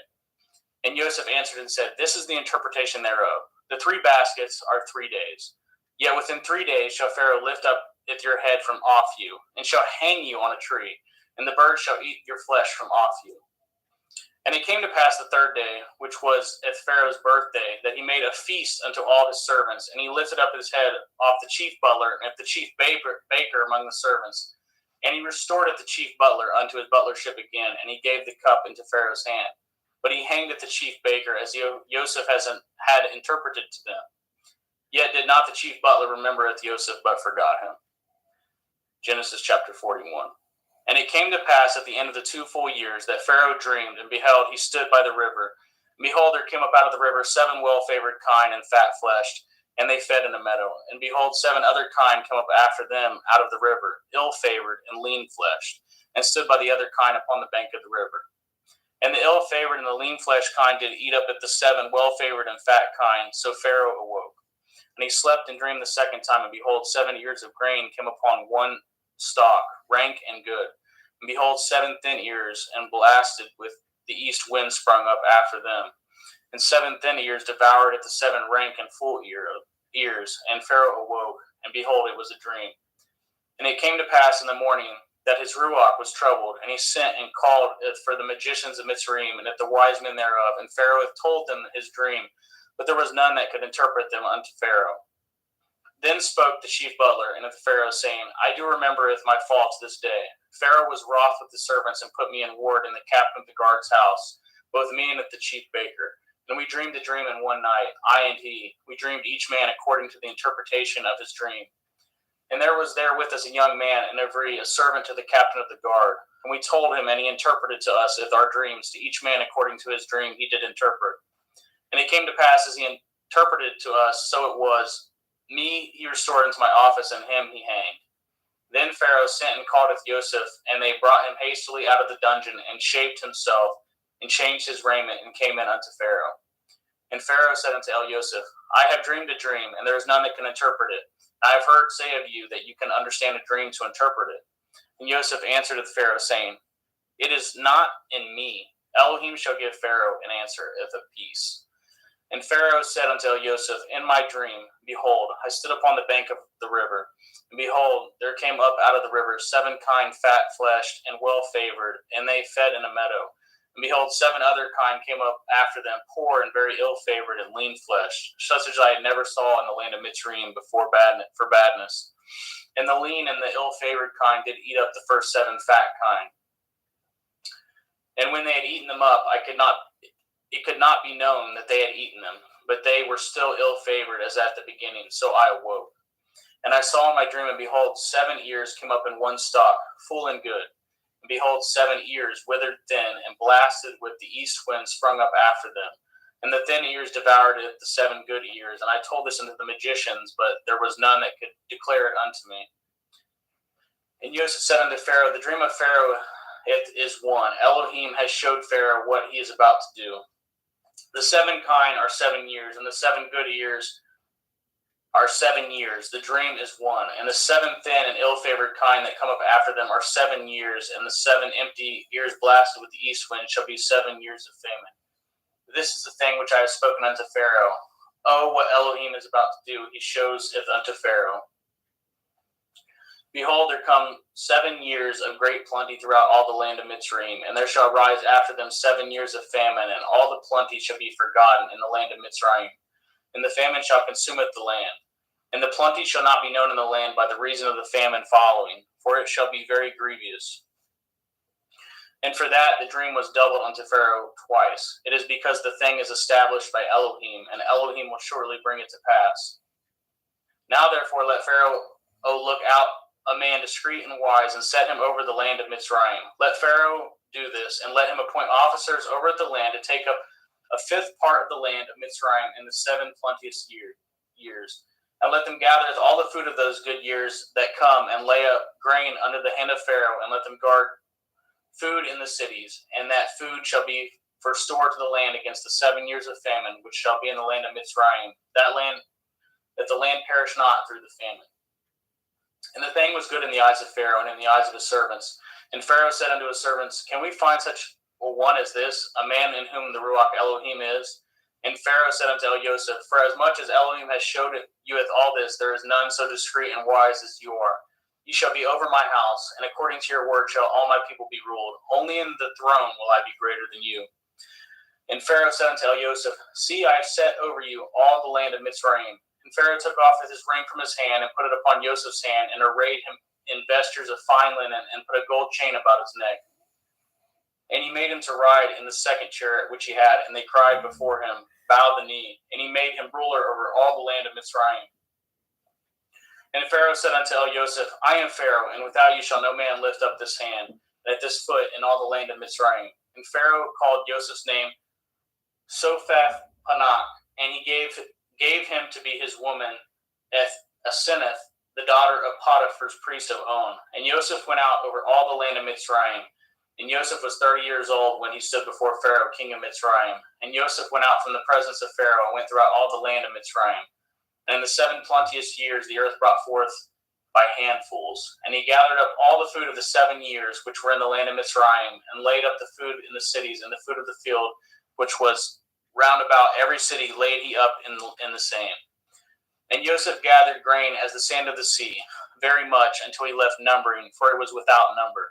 And unto Joseph were born 2 sons before the years of famine came, which Asenath, the daughter of Potiphar, priest of On, bore unto him. And Joseph called up the name of the firstborn Manasseh, for Elohim said, He has made me forget my toil in all my father's house. And at the name of the second he called Ephraim, for Elohim has called me to be fruitful in the land of my affliction. And the 7 years of plenteous that was in the land of Mitzrayim were ended, and the 7 years of famine began to come, according as Joseph had said. And the famine was in all the lands, but in all the land of Mitzrayim there was bread. And when all the land of Mitzrayim was famished, the people cried to Pharaoh for bread. And Pharaoh said unto all the Mitzrayim, Go unto Joseph, what he says to you do.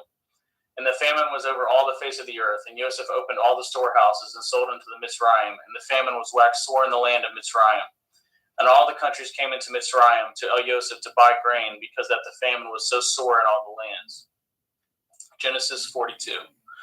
Now when Yaakov saw that there was grain in Mitzrayim, Yaakov said unto his sons, Why do you look one upon another? And he said, Behold, I have heard that there is grain in Mitzrayim. Get ye down thither, and buy for us from thence, that we may live and not die. And Joseph's 10 brethren went down to buy grain in Mitzrayim. But if Benjamin, Joseph's brother, Yaakov sent not with his brethren, for he said, Lest perchance mischief befall him. And the sons of Yashriel came to buy grain among those that came, for the famine was in the land of Canaan. And Joseph was the governor over the land, and he it was that sold all the people of the land. And Joseph's brethren came and bowed down themselves before him with their faces to the earth. And Joseph saweth his brethren, and he knew them, but made himself strange unto them, and spoke roughly unto them. And he said unto them, Whence come ye? And they said, From the land of Canaan to buy food. And Joseph knew of his brethren, and they knew him not. And Joseph remembered the dreams which he dreamed of them. And he said unto them, Ye are spies, to see if the nakedness of the land ye are come. And they said unto him, Nay, my lord, but to buy food are your servants come. We are all one man's sons. We are true men. Your servants are no spies. And he said unto them, Nay, but to see the nakedness of the land ye are come. And they said, Your servants are 12 brethren, the sons of one man, in the land of Canaan. And behold, the youngest is this day with our father, and one is not. And Joseph said unto them, This is that I spoke unto you, saying, Ye are spies. Hereby ye shall be proved. By the life of Pharaoh ye shall not go forth hence, except your youngest brother come hither. Send one of you, and let him fetcheth your brother, and ye shall be kept in prison, that your words may be proved, whether there be any truth in you, or else by the life of Pharaoh surely ye are spies. And he put them all together into word 3 days, and Joseph said unto them the third day, This do and live, for I feareth Elohim. If ye be true men, let one of your brethren be found in the house of your prison. Go ye carry grain for the famine of your houses. But bringeth your youngest brother unto me, so shall your words be verified, and ye shall not die. And they did so. And they said one to another, We are truly guilty concerning our brother, in that we saw the anguish of his soul when he besought us, and we could not hear. Therefore is this distress come upon us. And Reuben answered them, saying, Spoke I not unto you, saying, Do not sin against the child, and you would not hear? Therefore, behold, all this blood is required.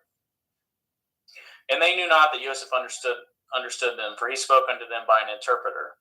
And he turned himself about from them, and wept, and returned to them again, and communed with them, and took from them Ethsheman, and bound him before their eyes. And Joseph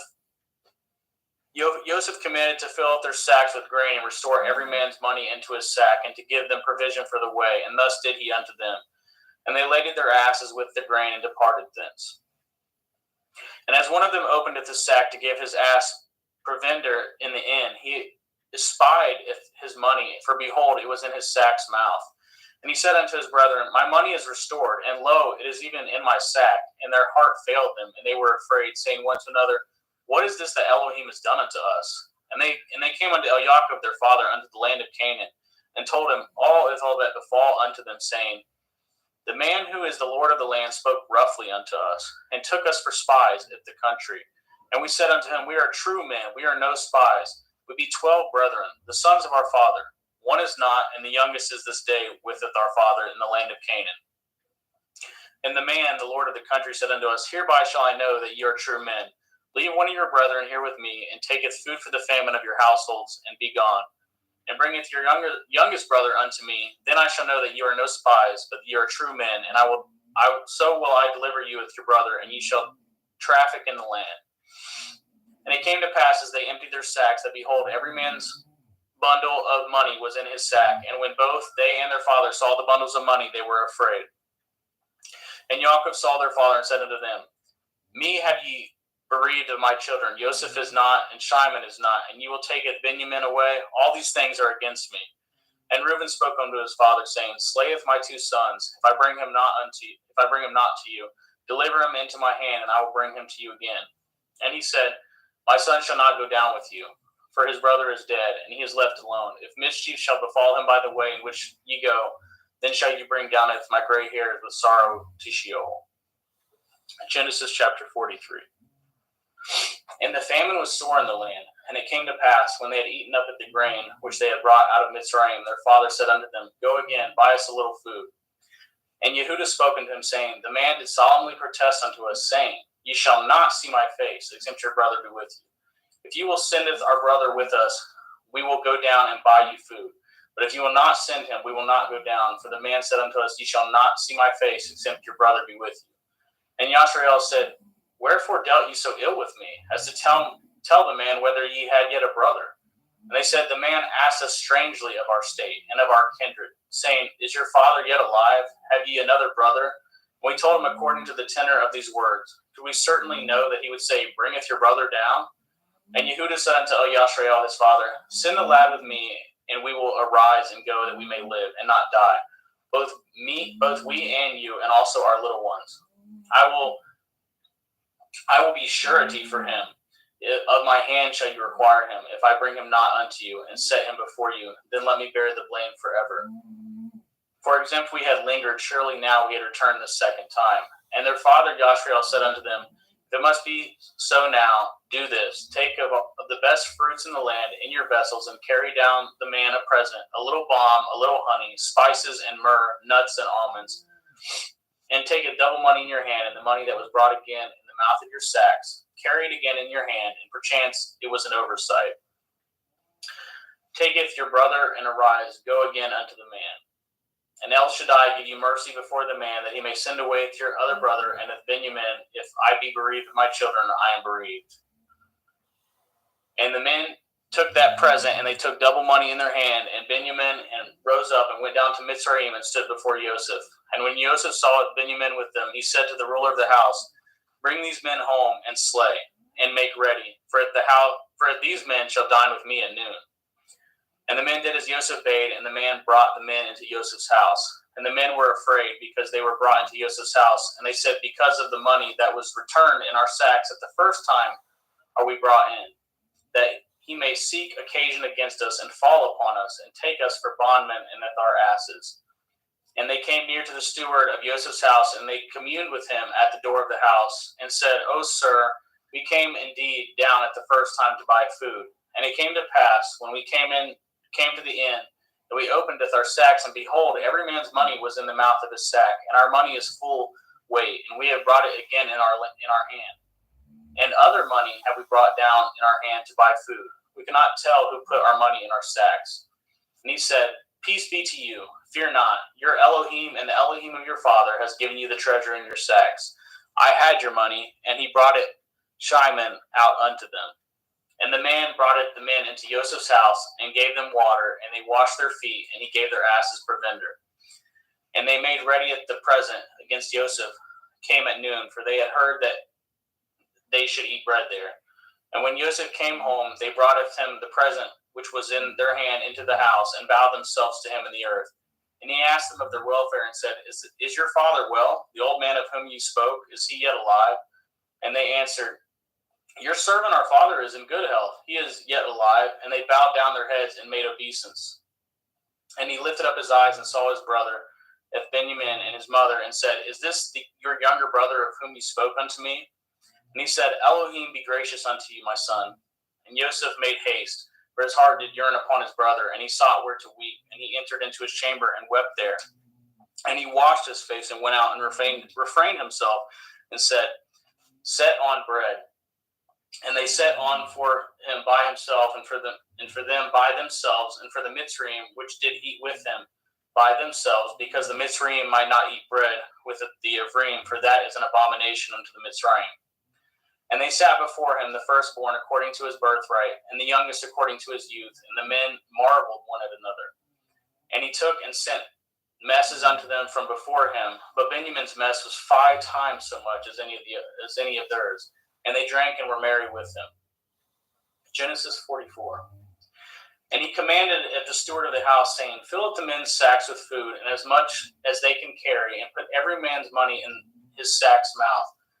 And putteth my cup, the silver cup, in the sack's mouth of the youngest, and his grain money, and he did according to the word that Joseph had spoken. As soon as the morning was light, the men were sent away, they and their asses. And when they were gone out of the city, and not yet afar off, Joseph said unto his stewards, Follow after the men, and when you do overtake them, say unto them, Wherefore have you rewarded evil for good? Is not this it which my Lord drinks, and whereby indeed he divines? Ye have done evil in so doing. And he overtook them, and he spoke unto them at these same words. And they said unto him, Wherefore says my Lord these words? Far be it that your servants should do according to this thing.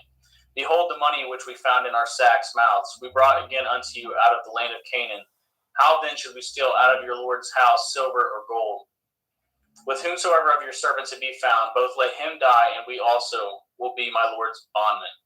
And he said, Now also let it be according to your words. He with whom it is found shall be my servant, and ye shall be blameless.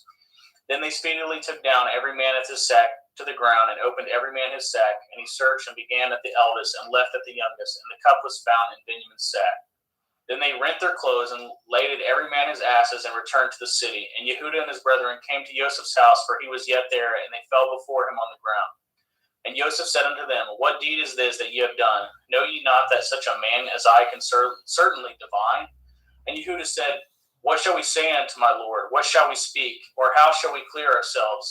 Elohim has found out the iniquity of your servants. Behold, we are my Lord's servants, both we and he also with whom the cup is found. And he said, Far be it that I should do so. But the man in whose hand the cup is found, he shall be my servant. And as for you, get up in peace unto your father. Then Yehuda came near unto him and said, O my Lord, let your servant, I pray you, speak a word of my Lord's ears, and let not your anger burn against your servant, for you are even as Pharaoh. My Lord asked of his servant, saying, Have ye a father or a brother? And we said unto my Lord, We have a father, and an old man, and a child of his old age, a little one, and his brother is dead, and he is alone, left of his mother, and his father loves him. And you said unto your servants, Bring down unto me, that I may set my eyes upon him. And we said unto my Lord, The lad cannot leaveth his father, for if he should leaveth his father would die. And you said unto your servants, Except your youngest brother come down with you, ye shall see my face no more.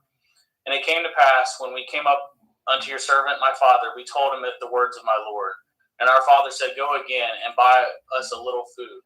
And we said, We cannot go down. If our youngest brother be with us, then we will go down, for we may not see the man's face, except our youngest brother be with us. And your servant my father said unto us, Ye know that my woman bore me 2 sons, and the one went out from me, and I said, Surely he is torn in pieces, and I saw him not since. And if you take this also from me, and mischief befall him, ye shall bring down with my gray hairs with sorrow to Sheol. Now therefore, when I come to your servant my father, and the lad be not with us, seeing that his life is bound up in the lad's life, it shall come to pass, when he sees that the lad is not with us, he will die, and your servant shall bring down at the gray hairs of your servant our father with sorrow to Sheol. For your servant became surety for the lad unto my father, saying, If I bring him not unto you, then I shall bear the blame to my father forever. Now therefore I pray you, let your servant abide instead of the lad in a bondman to my Lord, and let the lad go up with his brethren. For how shall I go up to my father, and the lad be not with me, lest perchance I see the evil that should come on my father? Genesis 45. Then Joseph could not refrain himself before all them that stood by him, and he cried, caused every man to go out from me. And there stood no man with him, while Joseph made himself known unto his brethren. And he wept at the loud, and the Mitzrayim in the house of Pharaoh heard. And Joseph said unto his brethren, I am Joseph. Does my father yet live? And his brethren could not answer him, for they were troubled at his presence. And Joseph said unto his brethren, Come near to me, I pray you. And they came near. And he said, I am Joseph your brother, whom ye sold into Mitzrayim. Now therefore be not grieved nor angry with yourselves that ye sold me hither, for Elohim did send me before you to preserve life. For these 2 years has the famine been in the land, and yet there are 5 years in the which that there shall neither be earing nor harvest. And Elohim sent me before you to preserve you a posterity in the earth, and to save your life by a great deliverance. So now it was not you that sent me hither, but Elohim, and he has made me a father to Pharaoh, and the Lord of all his house, and the ruler throughout all the land of Mitzrayim. Haste ye, and go up to my father, and say to him, Thus says your son Joseph, Elohim has made me the Lord of Mitzrayim. Come down unto me, tarry not. And ye shall go on the land of Goshen, and ye shall be near unto me, you and your children, and your children's children, and your flocks, and your herds, and all that you have. And there will I nourish you, for yet there are 5 years of famine, lest you and your household and all that you have come to poverty. And behold, your eyes see, and the eyes of my brother Benjamin that is in my mouth that speaks unto you. And ye shall tell my father all my glory in Mitzrayim, and all that ye have seen, and ye shall haste and bring down my father hither. And he fell upon his brother Benjamin's neck and wept, and Benjamin wept upon his neck. Moreover, he kissed all his brethren and wept upon them. And after that, his brethren talked with him. And the fame thereof was heard in Pharaoh's house, saying, Joseph's brethren are come. And it pleased Pharaoh well and his servants. And Pharaoh said unto Joseph, Say unto your brethren, This do ye, ladeth your beasts, and go get you unto the land of Canaan, and taketh your father and of your households, and come unto me, and I will give you the good of the land of Mitzrayim, and ye shall eat the fat of the land. Now you are commanded, this do ye, take your wagons out of the land of Mitzrayim for your little ones and for your women, and bringeth your father, and come. Also regard not your stuff, for the good of all the land of Mitzrayim is yours. And the children of Yashriel did so, and Joseph gave them wagons according to the commandment of Pharaoh, and gave them provision for the way. To all of them he gave each man changes of raiment, but to Benjamin he gave 300 pieces of silver and 5 changes of raiment. And to his father he sent after this manner 10 asses laden with good things of Mitzrayim, and 10 she-asses laden with grain and bread and meat for his father by the way. So he sent his brethren away, and they departed. And he said unto them, See that ye fall not out by the way. And they went up out of Mitzrayim, and came into the land of Canaan, unto Yaakov their father, and told him, saying, Joseph is yet alive, and he is governor over all the land of Mitzrayim. And Yaakov's heart fainted, for he believed them not. And they told him if all the words of Joseph, which he had said unto them. And when he had saw the wagons which Joseph had sent to carry him, the ruach of Yaakov their father revived. And Yashriel said, It is enough. Joseph, my son, is yet alive. I will go and see him before I die. Thank you, brother.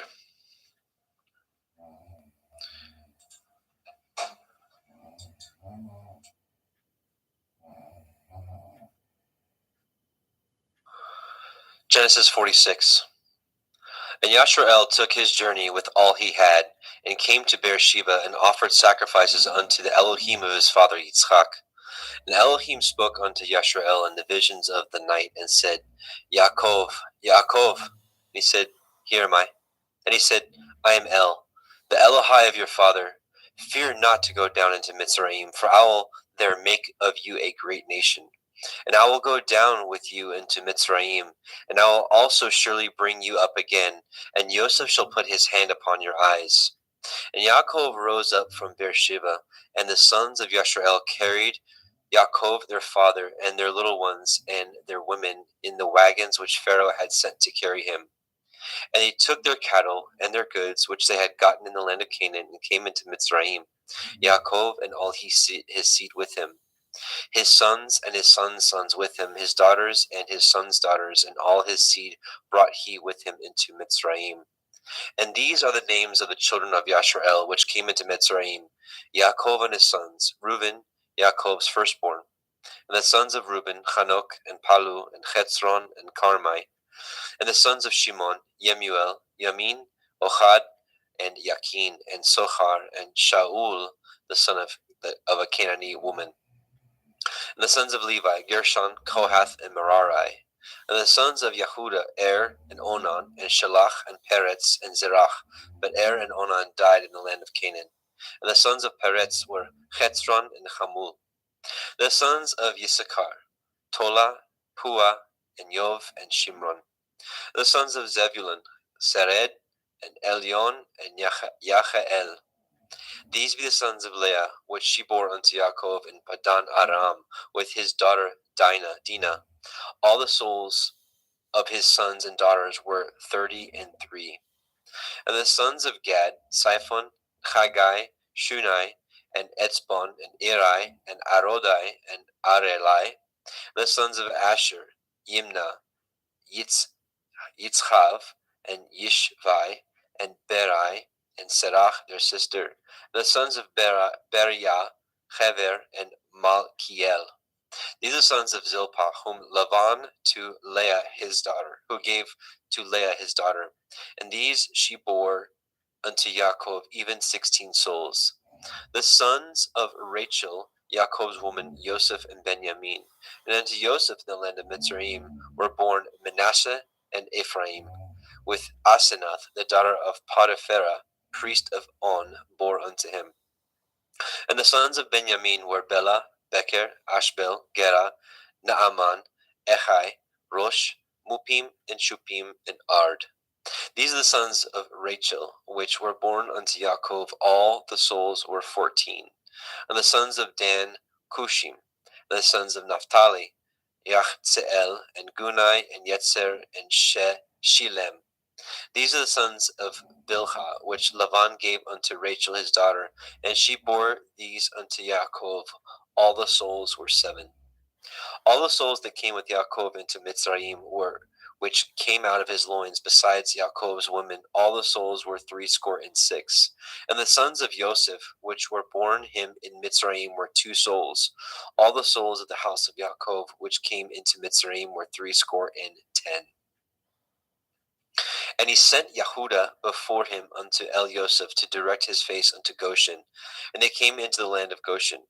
And Yosef made ready his chariot, and went up to meet Yashrael his father to Goshen, and presented himself unto him. And he fell on his neck, and he wept on his neck a good while. And Yashrael said unto El Yosef, Now let me die, since I have seen your face, because you are yet alive.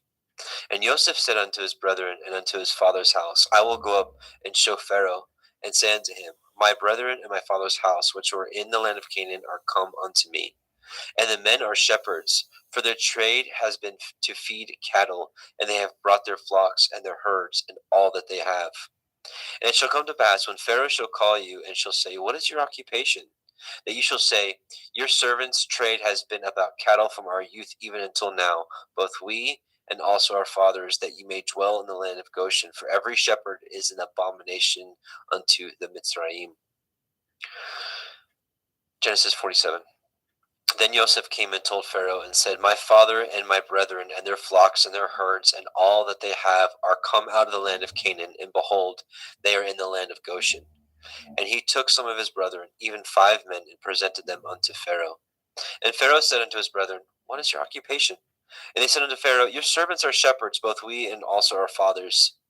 They said moreover unto Pharaoh, For to sojourn in the land are we come, for your servants have no pasture for their flocks, for the famine is sore in the land of Canaan. Now therefore, we pray you, let your servants dwell in the land of Goshen.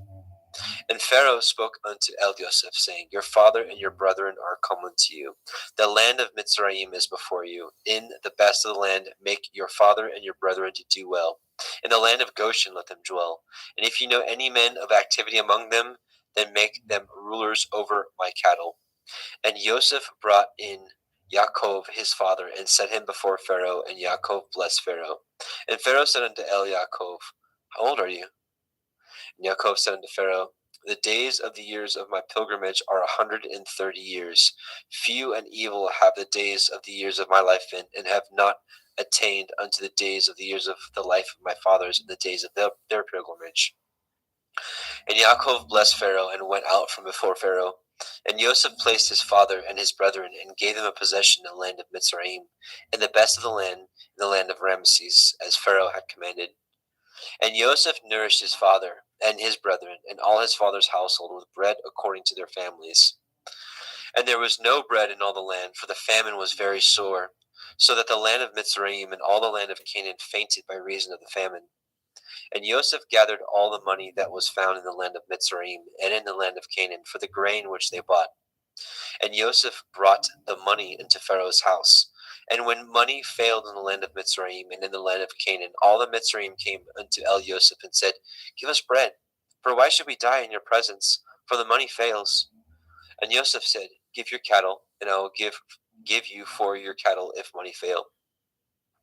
And they brought their cattle unto El Yosef, and Yosef gave them bread in exchange for horses, and for the flocks, and for the cattle of the herds, and for asses. And he fed them with bread for all their cattle for that year. When that year was ended, they came unto him a second year, and said unto him, We will not hide it from my lord, how that our money is spent. My lord also has our herds of cattle. There is not aught left in the sight of my lord, but our bodies and our lands. Or for shall we die before your eyes, both we and our land? Buy us and our land for bread, and we and our land will be servants to Pharaoh, and give us seed that we may live and not die, that the land be not desolate. And Joseph bought all the land of Mitzrayim for Pharaoh, and the Mitzrayim sold every man his field, because of the famine prevailed over them. So the land became Pharaoh's. And as for the people, he removed them to cities from one end of the borders of Mitzrayim even to the other end thereof. Only the land of the priests bought he not, for the priests had a portion assigned them of Pharaoh, and did eat their portion which Pharaoh gave them, wherefore they sold not their lands. Then Joseph said unto the people, Behold, I have bought you this day and your land for Pharaoh. Lo, here is seed for you, and ye shall sow the land. And it shall come to pass in the increase that you will give the 5th part unto Pharaoh, and 4 parts shall be your own, for seed of the field, and for your food, and for them of your household, and for food for your little ones. And they said, You have saved our lives. Let us find grace in the sight of my Lord, and we will be Pharaoh's servants. And Joseph made it a law over the land of Mitzrayim unto this day, that Pharaoh should have a 5th part, except the land of the priests only, which became not Pharaoh's. And Yashrael dwelt in the land of Mitzrayim, in the country of Goshen, and they had possessions therein, and grew and multiplied exceedingly.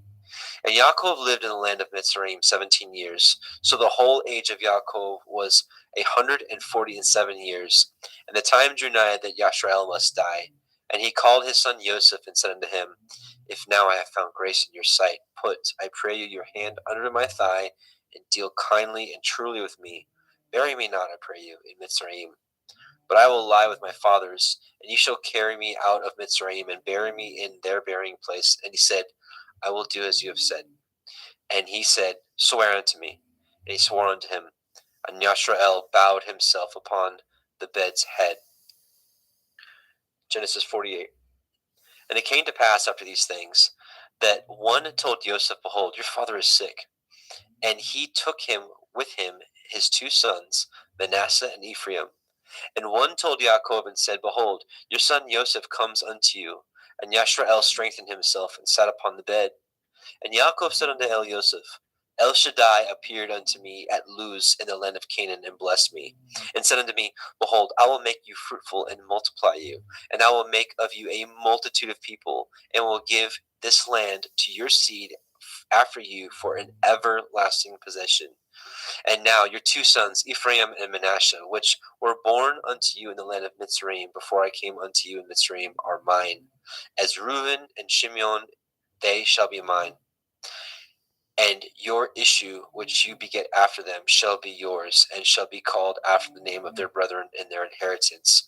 And as for me, when I came from Padan Aram, Rachel died by me in the land of Canaan in the way, when yet there was but a little way to come unto Ephratah.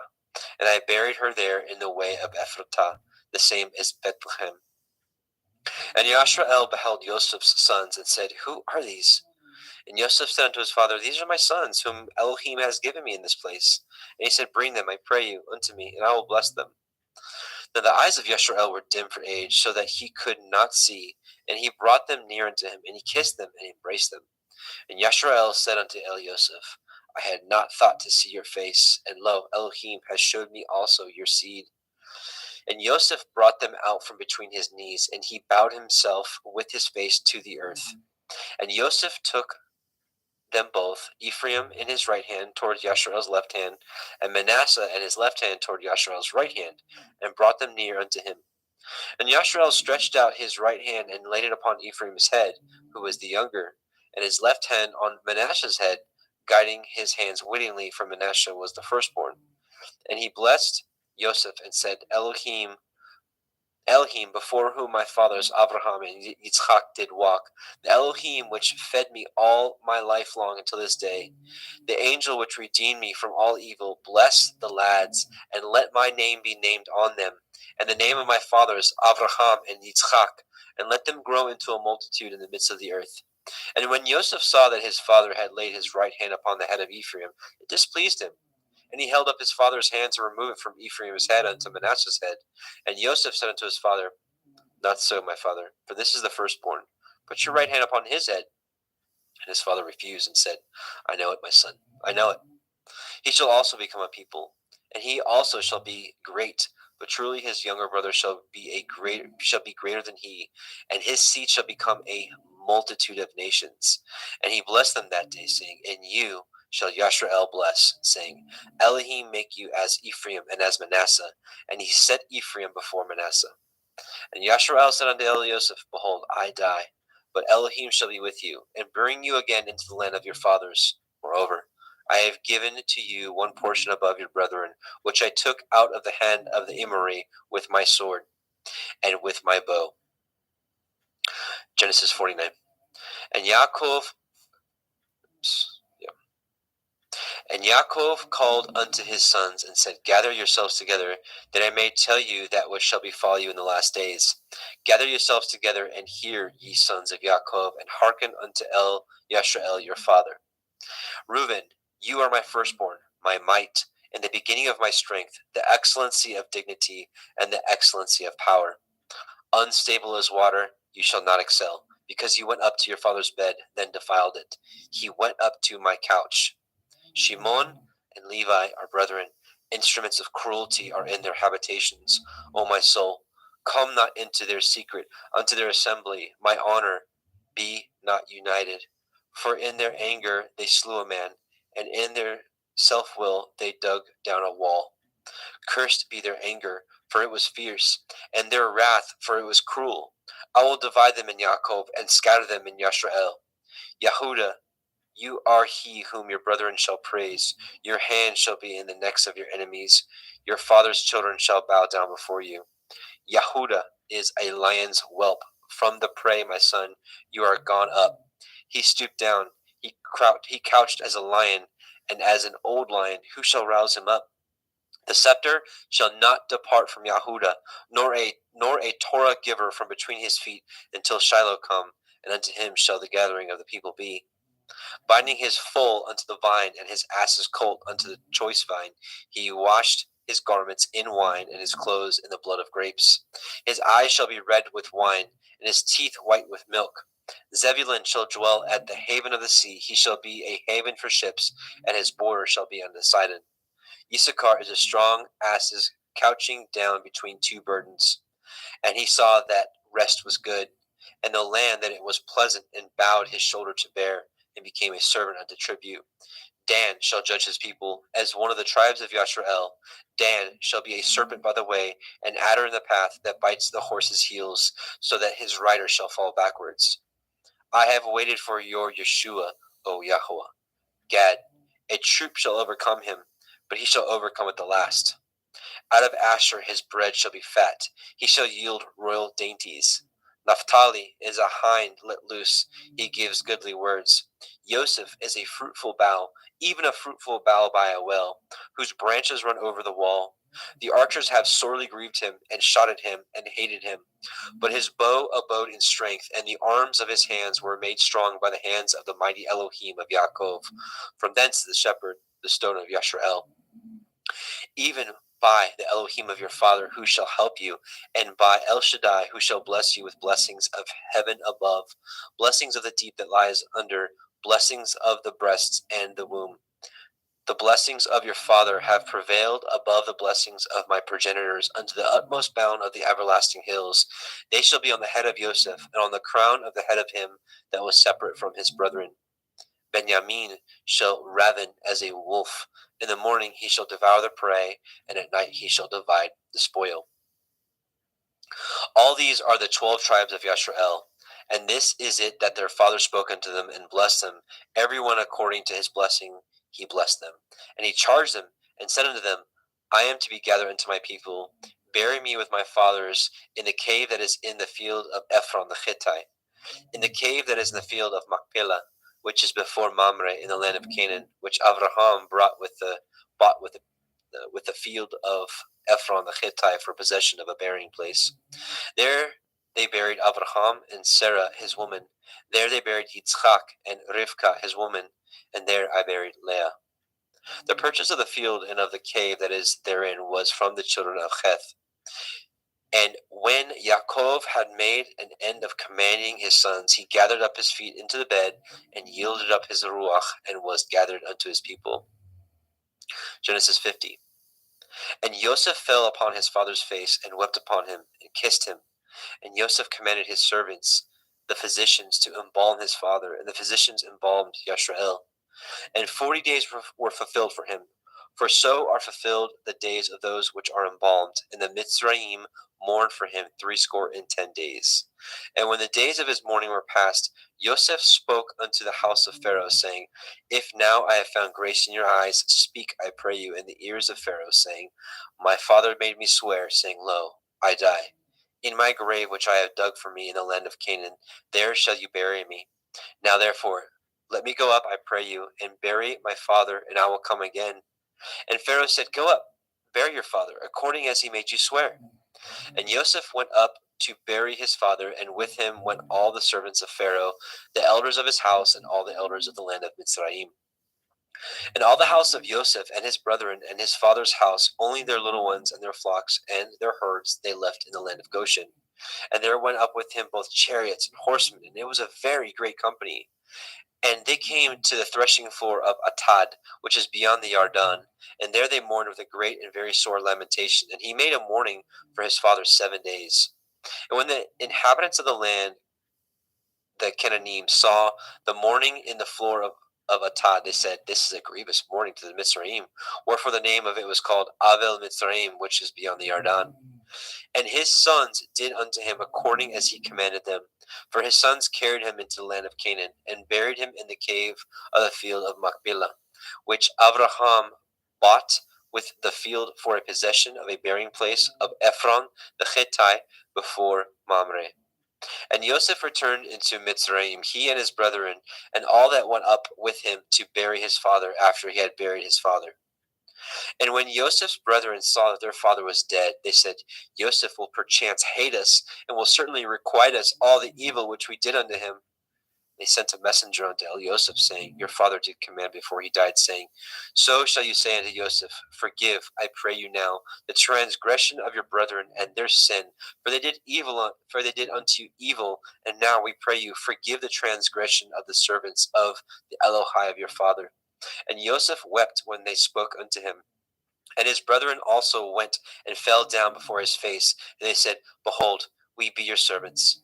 And Joseph said unto them, Fear not, for am I in the place of Elohim? But as for you, you thought evil against me, but Elohim meant it unto good, to bring to pass as it is this day, to save much people alive. Now therefore, fear ye not, I will nourish you and your little ones. And he comforted them and spoke kindly to them. And Joseph dwelt in Mitzrayim, he and his father's house, and Joseph lived 110 years. And Joseph saw Ephraim's children of the third generation. The children also of Machir, the son of Manasseh, were brought up upon Joseph's knees. And Joseph said unto his brethren, I die, and Elohim will surely visit you, and bring you out of this land unto the land which he swore unto Abraham, to Yitzchak, and to Yaakov. And Joseph took an oath of the children of Yashrael, saying, Elohim will surely visit you, and you shall carry up my bones from hence. So Joseph died, being 110 years old, and they embalmed him, and he was put in a coffin in Mitzrayim. And there is the end of the book of Bereshit, Genesis. Now we will go into Shemot, Exodus.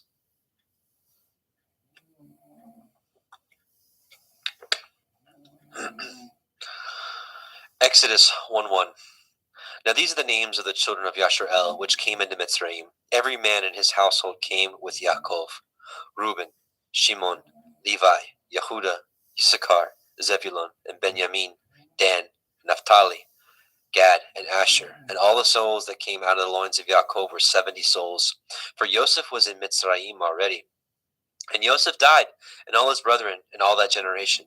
And the children of Yashrael were fruitful and increased abundantly, and multiplied, and waxed exceedingly mighty, and the land was filled with them. Now there arose up a new king over Mitzrayim, which knew not Joseph, and he said unto his people, Behold, the people of the children of Yashrael are more and mightier than we. Come on, let us deal wisely with them, and lest they multiply, and it come to pass that when there falls out any war, they join also unto our enemies and fight against us, and so get them up out of the land. Therefore they did set over them taskmasters to afflict them with their burdens, and they built for Pharaoh treasure cities, Pithom and Ramesses. But the more they afflicted them, the more they multiplied and grew, and they were grieved because of the children of Yashrael. And the Mitzrayim made the children of Yashrael to serve with rigor, and they made their lives bitter with hard bondage, in mortar and in brick, and in all manner of service in the field. All their service wherein they made them serve was with rigor.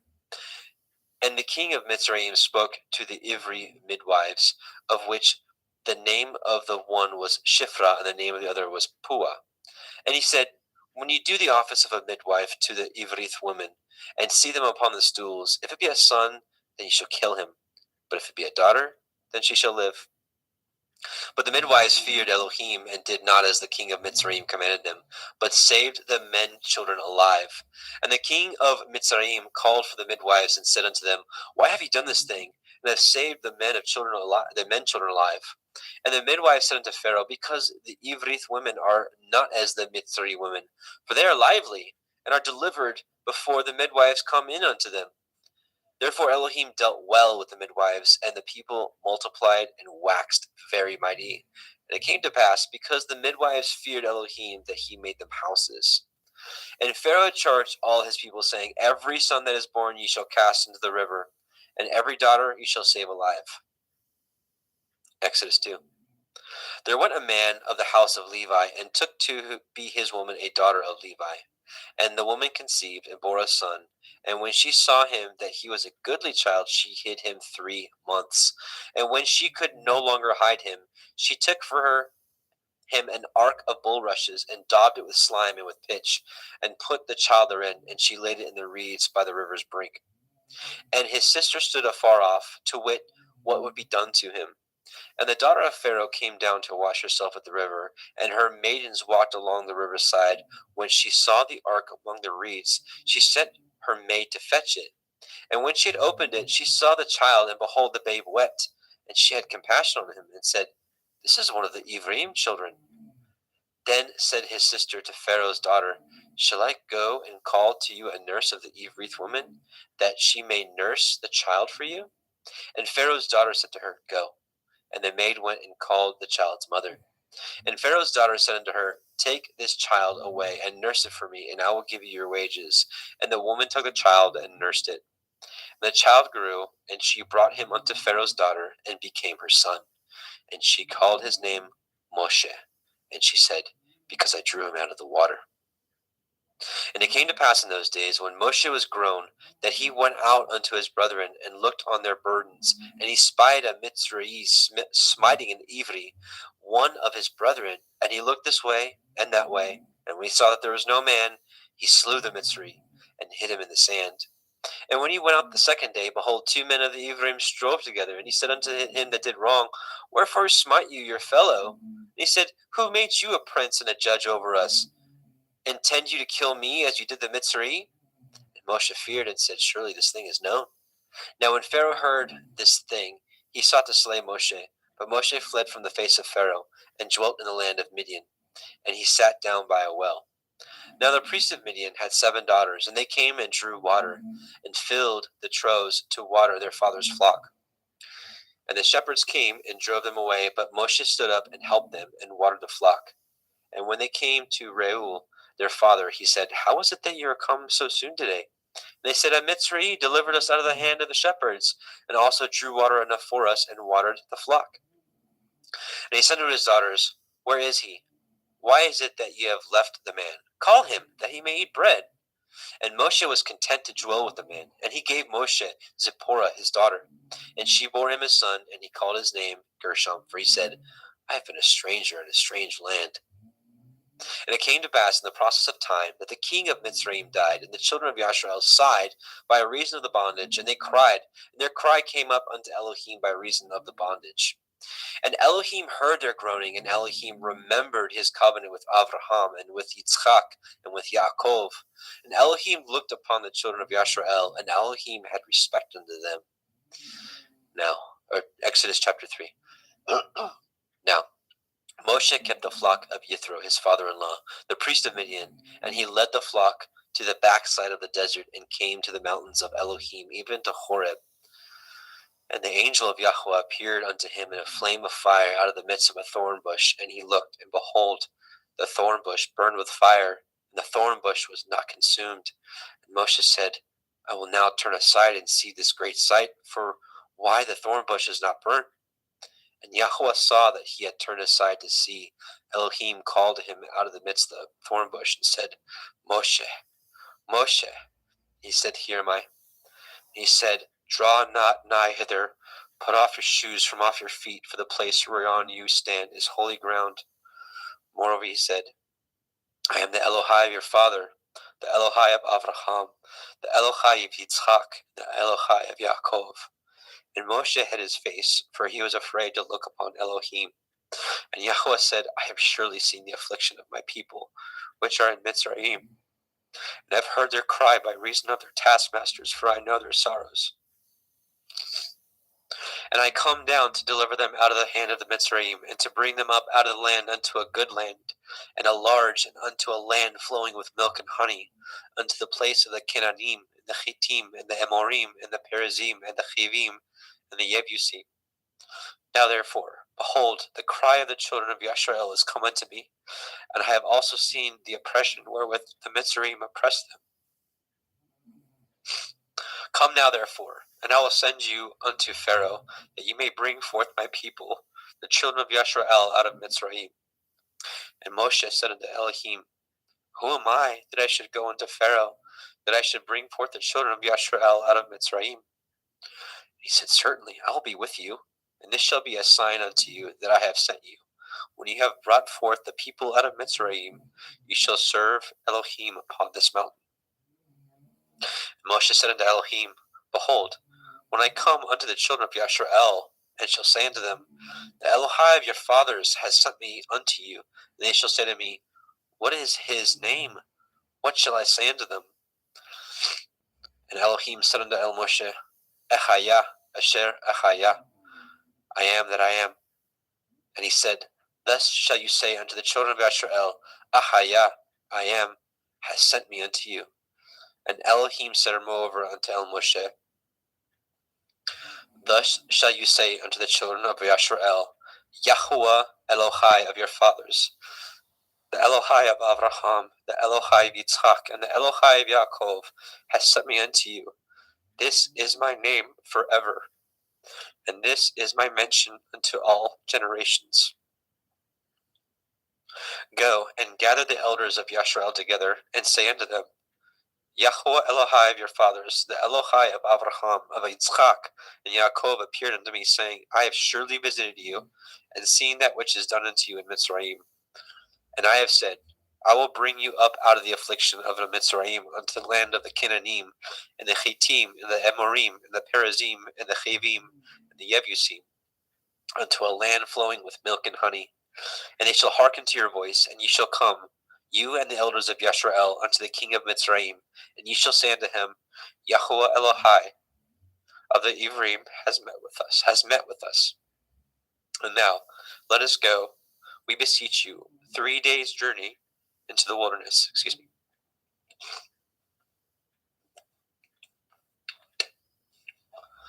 That we may sacrifice to Yahuwah Eloheinu. And I am sure that the king of Mitzrayim will not let you go, no, not by a mighty hand.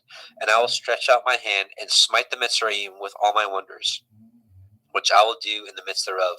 And after that, he will let you go. And I will give this people favor in the sight of the Mitzrayim. And it shall come to pass that when you go, you shall not go empty. But every woman shall borrow of her neighbor, and of her that sojourns in her house, jewels of silver, and jewels of gold, and raiment, and ye shall put them upon your sons, and upon your daughters, and ye shall spoil the Mitzrayim. Exodus 4. And Moshe answered and said, But behold, they will not believe me, nor hearken unto my voice, for they will say, Yahweh has not appeared unto you. And Yahweh said unto him, What is that in your hand? And he said, A rod. And he said, Cast it on the ground. And he cast it on the ground, and it became a serpent. And Moshe fled from before it. And Yahweh said unto Moshe, Put forth your hand, and take it by the tail. And he put forth his hand, and caught it, and it became a rod in his hand, that they may believe that Yahweh Elohai of your fathers, the Elohai of Abraham, the Elohai of Yitzchak, and the Elohai of Yaakov has appeared unto you. And Yahweh said furthermore unto him, Put now your hand into your bosom. And he put his hand into his bosom. And when he took it out, behold, his hand was leprous as snow.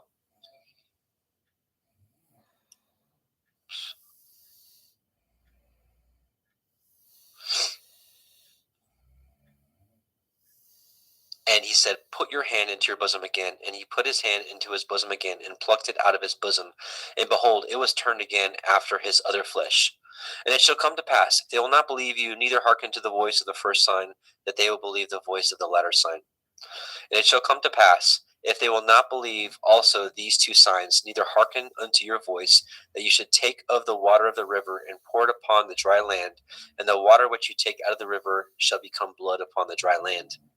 And Moshe said unto El Yahweh, O my Adonai, I am not eloquent, neither heretofore, nor since you have spoken unto your servant, but I am of slow speech, and of a slow tongue. And Yahweh said unto him, Who has made man's mouth? Or who makes the dumb, or the deaf, or the seeing, or the blind? Have not I, Yahweh? Now therefore go, and I will be with your mouth, and teach you what to say, what you shall say. And he said, O my Adonai, send, I pray you, by the hand of him whom you will send. And the anger of Yahweh was kindled against Moshe, and he said, Is not Aharon the Levi your brother? I know that he can speak well. And also, behold, he comes forth to meet you, and when he sees you, he will be glad in his heart. And you shall speak unto him, and put the words in his mouth, and I will be with your mouth, and with his mouth, and I will teach you what you shall do. And he shall be your spokesman unto the people, and he shall be even as he shall be to you instead of a mouth, and ye shall be to him instead of Elohim. And ye shall take this rod in your hand, wherewith you shall do signs. And Moshe went and returned to Yithro his father-in-law, and said unto him, Let me go, I pray you, and return unto my brethren which are in Mitzrayim, and see whether they yet be alive. And Yithro said to Moshe, Go in peace. And Yahweh said unto Moshe in Midian, Go, return into Mitzrayim, for all the men are dead which sought your life. And Moshe took his woman and his sons, and set them upon an ass, and returned to the land of Mitzrayim. And Moshe took the rod of Elohim in his hand. And Yahweh said unto Moshe, When you go to return into Mitzrayim, say that you do all those wonders before Pharaoh, which I have put in your hand. But I will harden his heart, that he shall not let the people go. And you shall say unto Pharaoh, Thus says Yahweh, Yashrael is my son, even my firstborn. And I say unto you, Let my son go, that he may serve me. And if you refuse to let him go, behold, I will slay your son, even your firstborn. And it came to pass by the way in the inn, that Yahweh met him and sought to kill him. Then Zipporah took a sharp stone, and cut off the foreskin of her son, and cast it at his feet, and said, Surely a bloody man you are to me. So he let him go. Then she said, A bloody man you are, because of the circumcision.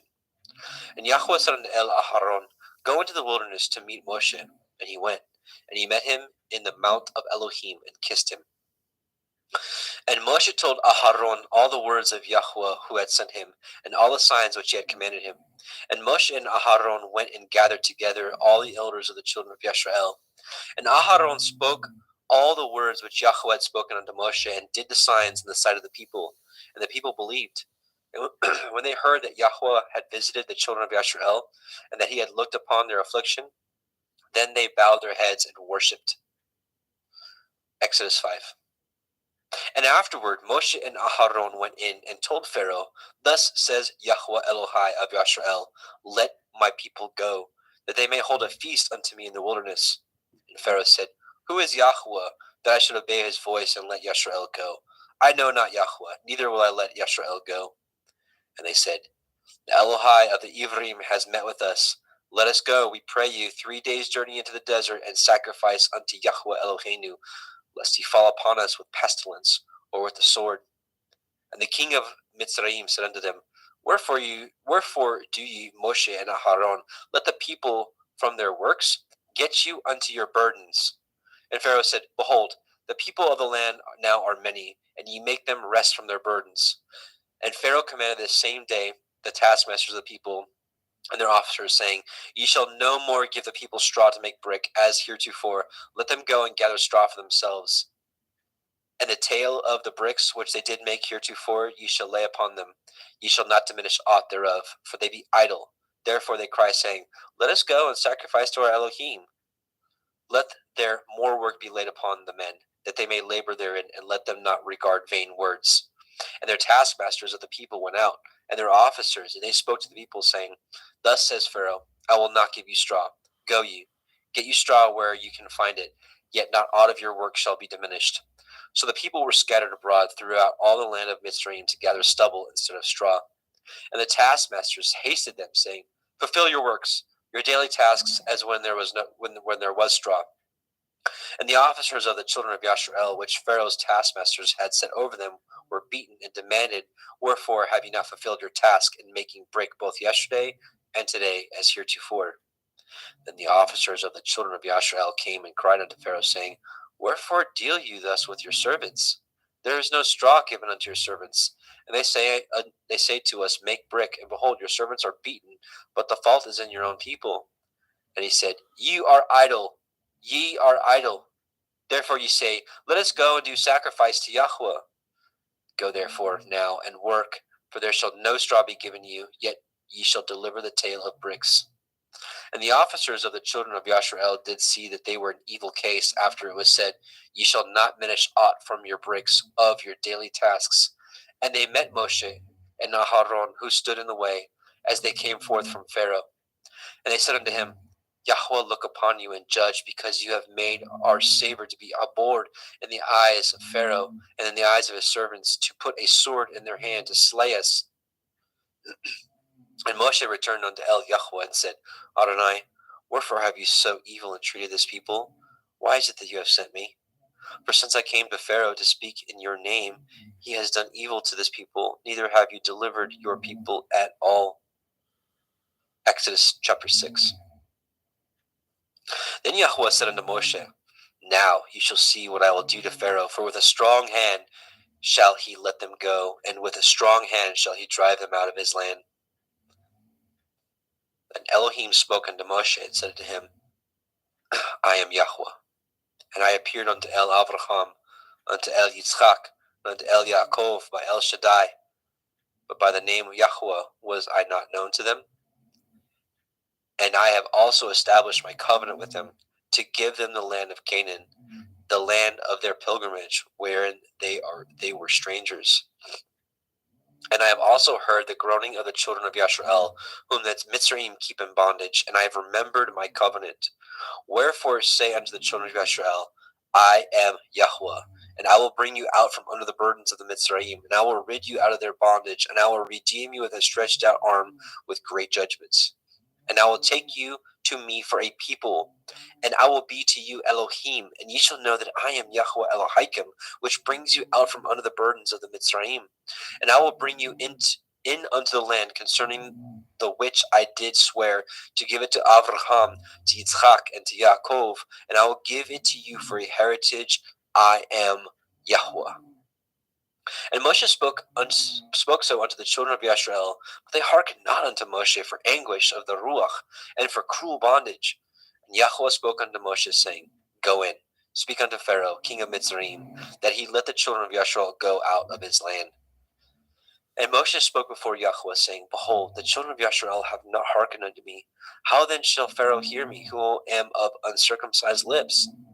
And Yahweh spoke unto El Moshe and El Aharon, and gave them a charge unto the children of Yashrael, and unto Pharaoh, king of Mitzrayim, to bring the children of Yashrael out of the land of Mitzrayim. These be the heads of their fathers' houses, the sons of Reuben, the firstborn of Yashrael, Chanok and Palu, Chetzron and Carmi. These be the families of Reuben. And the sons of Shimon, Yemuel, and Yamin, and Ohad, and Yakin, and Sohar, and Shaul, and the son of a Canaanite woman. These are the families of Shimon. And these are the names of the sons of Levi, according to their generations: Gershon, Kohath, Merari.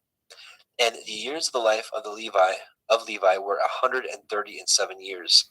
The sons of Gershon, Livni, and Shimi, according to their families. And the sons of Kohath, Amram, Yitzhar, Hebron, and Uziel. And the years of the life of Kohath were 133 years. And the sons of Merari, Machlai, and Mushai. These are the families of Levi, according to their generations. Hang on, give me just a moment.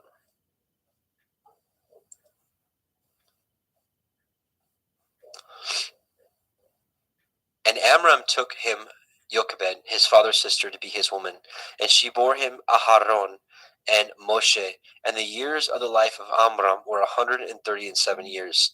And the sons of Yitzhar, Korach, and Nepheg, and Zikri. And the sons of Uziel, Mishael, and Elishaphan, and Chithrai. And Aharon took him Elisheva, daughter of Aminadab, sister of Nachshon, to be his woman. And she bore him Nadab, and Abihu, and Eleazar, and Ithamar. And the sons of Korach, Achir, Elkanah, Avisachaf. These are the families of Korchai.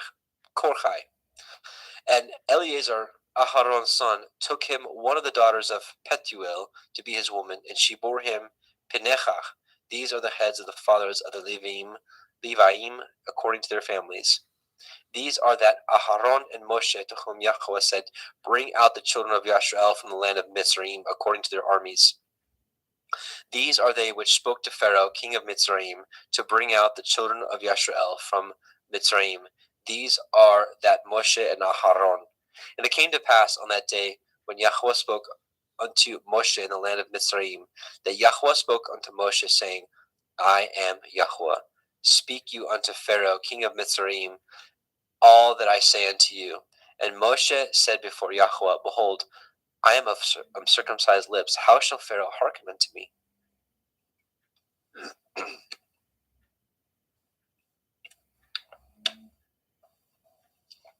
Exodus chapter 7. And Yahweh said unto Moshe, "See, I have made you an Elohim to Pharaoh, and Aharon your brother shall be your prophet. You shall speak all that I command you, and Aharon your brother shall speak unto Pharaoh, that he send the children of Yashrael out of his land. And I will harden Pharaoh's hearts, and multiply my signs and my wonders in the land of Mitzrayim.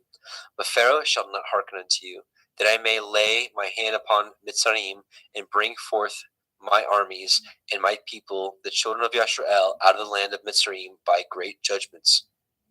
And the Mitzrayim shall know that I am Yahweh, when I stretch forth my hand upon Mitzrayim, and bring out the children of Yashrael from among them."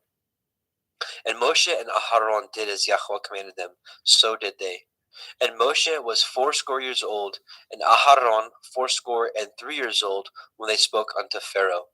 And Yahweh spoke unto El Moshe and unto El Aharon, saying, "When Pharaoh shall speak unto you, saying, Show a miracle for you, and then you shall say unto El Aharon, Take your rod and cast it before Pharaoh, and it shall become a serpent." And Moshe and Aharon went unto Pharaoh, and they did so as Yahweh had commanded. And Aharon cast down his rod before Pharaoh, and before his servants, and it became a serpent.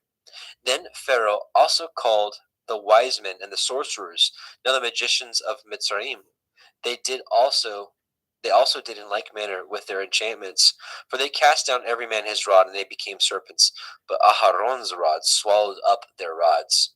And he hardened Pharaoh's heart, that he hearkened not unto them, as Yahweh had said. And Yahweh said unto Moshe, "Pharaoh's heart is hardened. He refuses to let the people go. Get you unto Pharaoh in the morning. Lo, he goes out into the water, and you shall stand by the river's brink against he come, and the rod which was turned to a serpent shall you take in your hand. And you shall say unto him, Yahweh Elohai of the Ivrim has sent me unto you, saying, Let my people go, that they may serve me in the wilderness. And behold, hitherto you would not hear." Thus says Yahweh, and this you shall know that I am Yahweh. Behold, I will smite with the rod that is in my hand upon the waters which are in the river, and they shall be turned to blood. And the fish that is in the river shall die, and the river shall stink, and the Mitzrayim shall loathe to drink of the water of the river.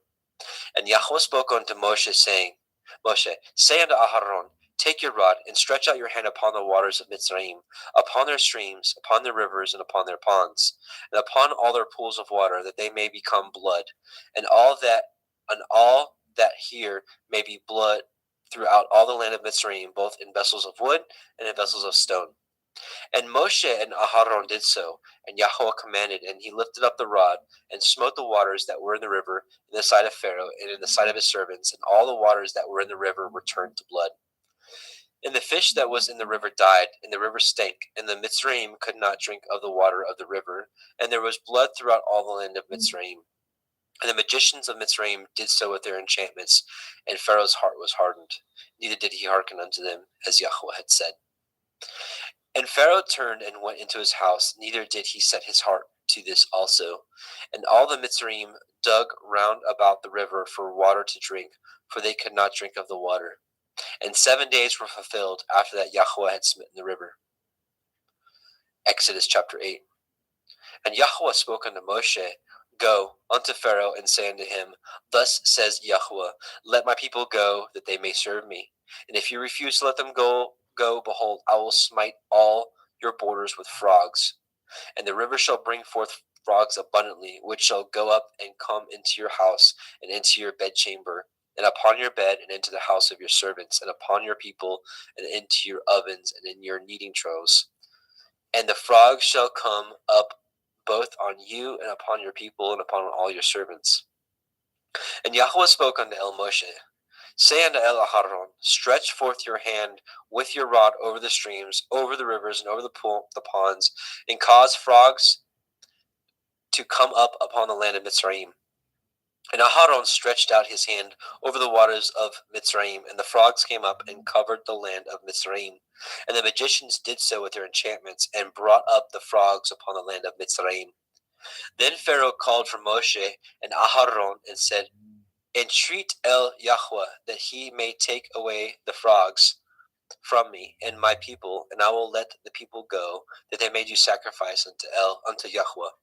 And Moshe said unto Pharaoh, Glory over me. When shall I entreat for you, and for your servants, and for your people, to destroy the frogs from you and from your houses, that they may remain in the river only? And he said, Tomorrow. And he said, Be it according to your word, that you may know that there is none like unto Yahweh Eloheinu. And the frogs shall depart from you, and from your houses, and from your servants, and from your people, they shall remain in the river only.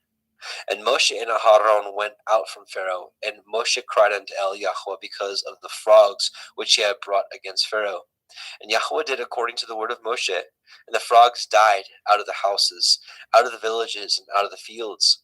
And they gathered them together upon heaps, and upon the land, and the land stank. But when Pharaoh saw that there was respite, he hardened his heart, and hearkened not unto them, as Yahweh had said. And Yahweh said unto Moshe, Say unto Aharon, Stretch out your rod, and smite the dust of the land, that it may become lice throughout all the land of Mitzrayim. And they did so. For Aharon stretched out his hand with his rod, and he smote the dust of the earth, and it became lice in man and in beast, and all the dust of the land became lice throughout all the land of Mitzrayim. And the magicians did so with their enchantments to bring forth lice, but they could not, because so there were lice upon man and upon beast. Then the magician said unto Pharaoh, This is the finger of Elohim. And Pharaoh's heart was hardened, and he hearkened not unto them, as Yahweh had said. And Yahweh said unto Moshe, Rise up early in the morning, and stand before Pharaoh. Lo, he comes forth to the water, and say unto him, Thus says Yahweh, Let my people go, that they may serve me. Else, if you will not let my people go, behold, I will send swarms of flies upon you, and upon your servants, and upon your people, and into your houses. And the houses of the Mitzrayim shall be full of the swarm of flies, and also the ground whereon they are. And I will sever in that day the land of Goshen, in which my people dwell, that no swarms of flies shall be there, to the end you may know that I am Yahweh in the midst of the earth. And I will put a division between my people and your people. Tomorrow shall this sign be. And Yahweh did so, and there came a grievous swarm of flies into the house of Pharaoh, and into his servants' houses, and into all the land of Mitzrayim. The land was corrupted by reason of the swarm of the flies. And Pharaoh called for Moshe and for Aharon, and said, Go ye, sacrifice to your Elohim in the land. And Moshe said, It is not meet so to do, for we shall sacrifice the abomination of the Mitzrayim to Yahweh Eloheinu. Lo, shall we sacrifice the abomination of the Mitzrayim before their eyes, and will they not stone us? We will go 3 days' journey into the wilderness, and sacrifice to Yahweh Eloheinu, as he commanded us. And Pharaoh said, I will let you go, that you may sacrifice to Yahweh Elohika in the wilderness. Only you shall not go very far away. Entreat for me. And Moshe said, Behold, I go out from you, and I will entreat El Yahweh that the swarms of flies may depart from Pharaoh, from his servants, and from his people tomorrow. But let not Pharaoh deal deceitfully any more in letting the people go to sacrifice, and not letting the people go to sacrifice to Yahweh. And Moshe went out from Pharaoh and entreated Yahweh. And Yahweh did according to the word of Moshe. And he removed the swarms of flies from Pharaoh, from his servant, and from his people. There remained not one. And Pharaoh hardened his heart at this time also, neither would he let the people go. Exodus chapter 9. Then Yahweh said unto El Moshe, Go in unto Pharaoh, and tell him, Thus says Yahweh Elohai of the Ivrim, Let my people go, that they may serve me. For if you refuse to let them go, and will hold them still, behold, the hand of Yahweh is upon your cattle which is in the field, upon the horses, upon the asses, upon the camels, upon the oxen, and upon the sheep. There shall be a very grievous pestilence. And Yahweh shall sever between the cattle of Yashrael and the cattle of Mitzrayim, and there shall nothing die of all that is the children of Yashrael. And Yahweh appointed a set time, saying, Tomorrow Yahweh shall do this thing in the land. And Yahweh did that thing on the morrow, and all the cattle of Mitzrayim died, but the cattle of the children of Yashrael died not one. And Pharaoh sent, and behold, there was not one of the cattle of Yashrael's dead. And the heart of Pharaoh was hardened, and he did not let the people go. And Yahweh said unto El Moshe and unto El Aharon, Take to you handfuls of ashes of the furnace, and let Moshe sprinkle it toward the heavens in the sight of Pharaoh. And it shall become small dust in the land of Mitzrayim, and shall be a boil breaking forth with blains upon man and upon beast throughout all the land of Mitzrayim. And they took ashes of the furnace and stood before Pharaoh, and Moshe sprinkled it up towards the heavens, and it became a boil breaking forth with blains upon man and upon beast. And the magicians could not stand before Moshe because of the boils, for the boil was upon the magicians and upon all the Mitzrayim. And Yahweh hardened the heart of Pharaoh, and he hearkened not unto them, as Yahweh had spoken unto El Moshe. And Yahweh said unto El Moshe, Rise up early in the morning, and stand before Pharaoh, and say unto him, Thus says Yahweh Elohai of the Ivrim, Let my people go, that they may serve me. For I will at this time send all my plagues upon your heart, and upon your servants, and upon your people, that you may know that there is none like me in all the earth. For now I will stretch out my hand, that I may smite you and your people with pestilence, and you shall be cut off from the earth. And in very deed for this cause have I raised you up, for to show in you my power, and that my name be declared throughout all the earth. Yet, as yet, exalt you yourself against my people, that you will not let them go? Behold, tomorrow, about this time, I will cause it to rain a very grievous hail, such as has not been in Mitzrayim since the foundation thereof, even until now. Send therefore now, and gather your cattle, and all that you have in the field, upon every man and beast which shall be found in the field, and shall not be brought home. The hail shall come down upon them, and they shall die. He that feared the word of Yahweh among the servants of Pharaoh made his servants and his cattle flee into the houses. And he that regarded not the word of Yahweh left his servants and his cattle in the field. And Yahweh said unto El Moshe, Stretch forth your hand towards the heavens, that there may be a hail in all the land of Mitzrayim, upon man, and upon beast, and upon every herb of the field throughout the land of Mitzrayim. And Moshe stretched forth his rod toward the heavens, and Yahweh sent thunder and hail, and the fire ran along upon the ground, and Yahweh rained hail upon the land of Mitzrayim.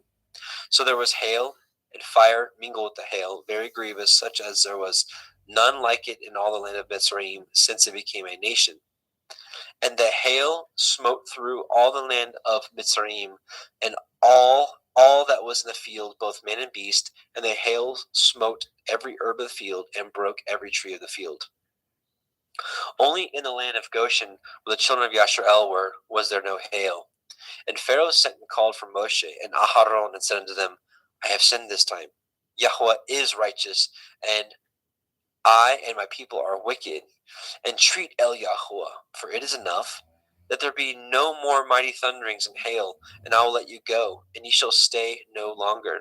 And Moshe said unto him, As soon as I am gone out of the city, I will spread abroad my hands unto El Yahweh, and the thunder shall cease, neither shall there be any more hail, that you may know how that the earth is Yahweh's. But as for you and your servants, I know that you will not yet fear Yahweh Elohim. And the flax and the barley was smitten, for the barley was in the ear, and the flax was bold.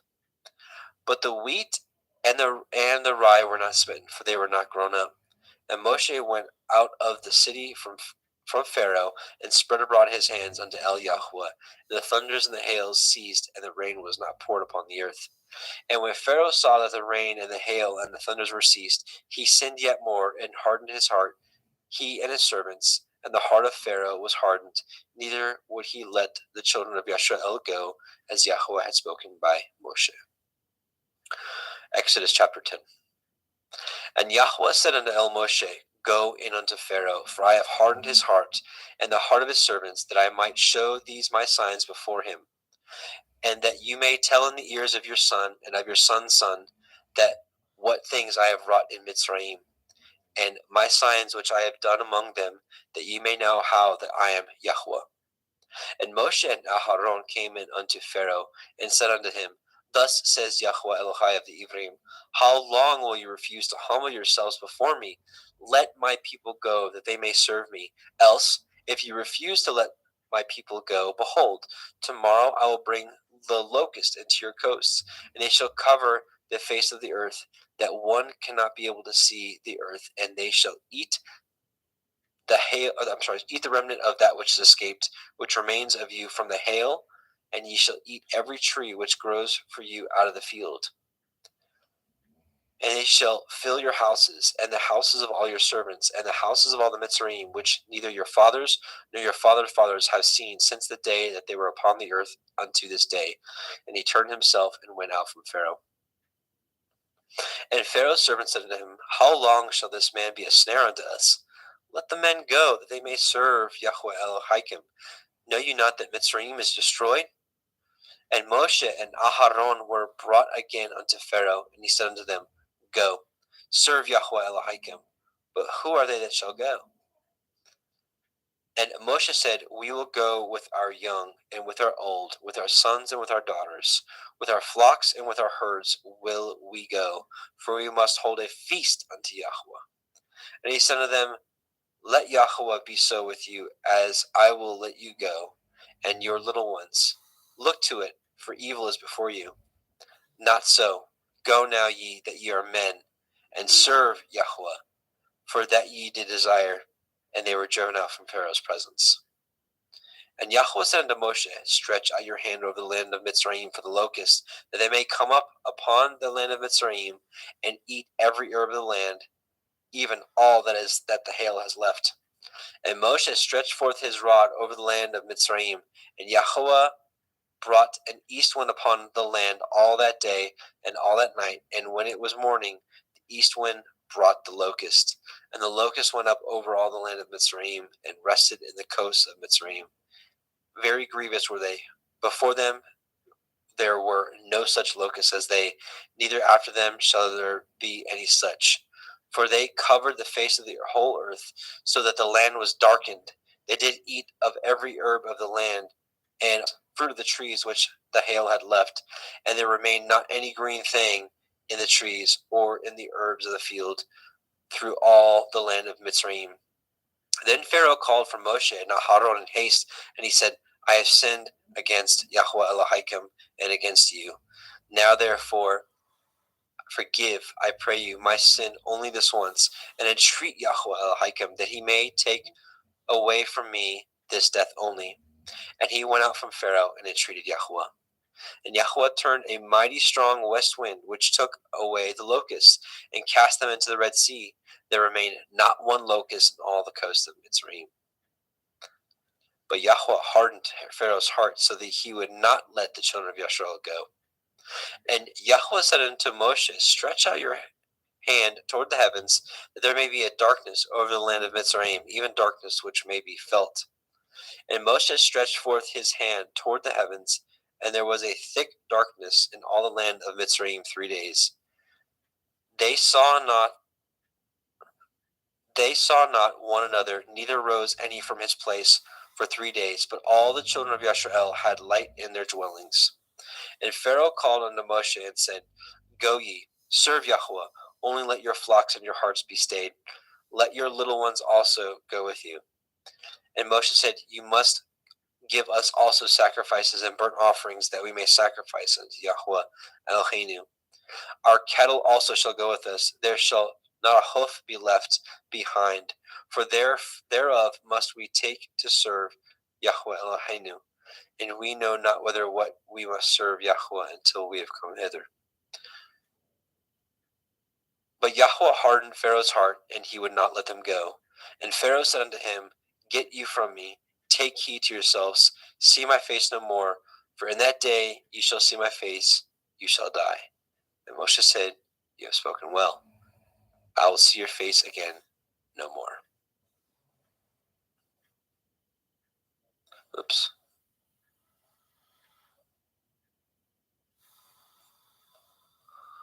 Okay.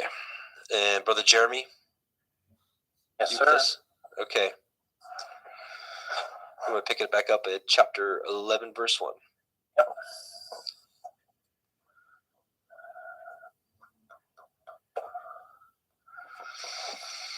The final plague, 11. And Yahweh said unto Moshe, Yet will I bring one plague more upon Pharaoh and upon Mitzrayim. Afterwards he will let you go hence. When he shall let you go, he shall surely thrust you out hence altogether. Speak now in the ears of the people, and let every man borrow of his neighbor, and every woman of her neighbor, jewels of silver and jewels of gold. And Yahweh gave the people favor in the sight of the Mitzrayim. Moreover, the man Moshe was very great in the land of Mitzrayim, in the sight of Pharaoh's servants and in the sight of the people.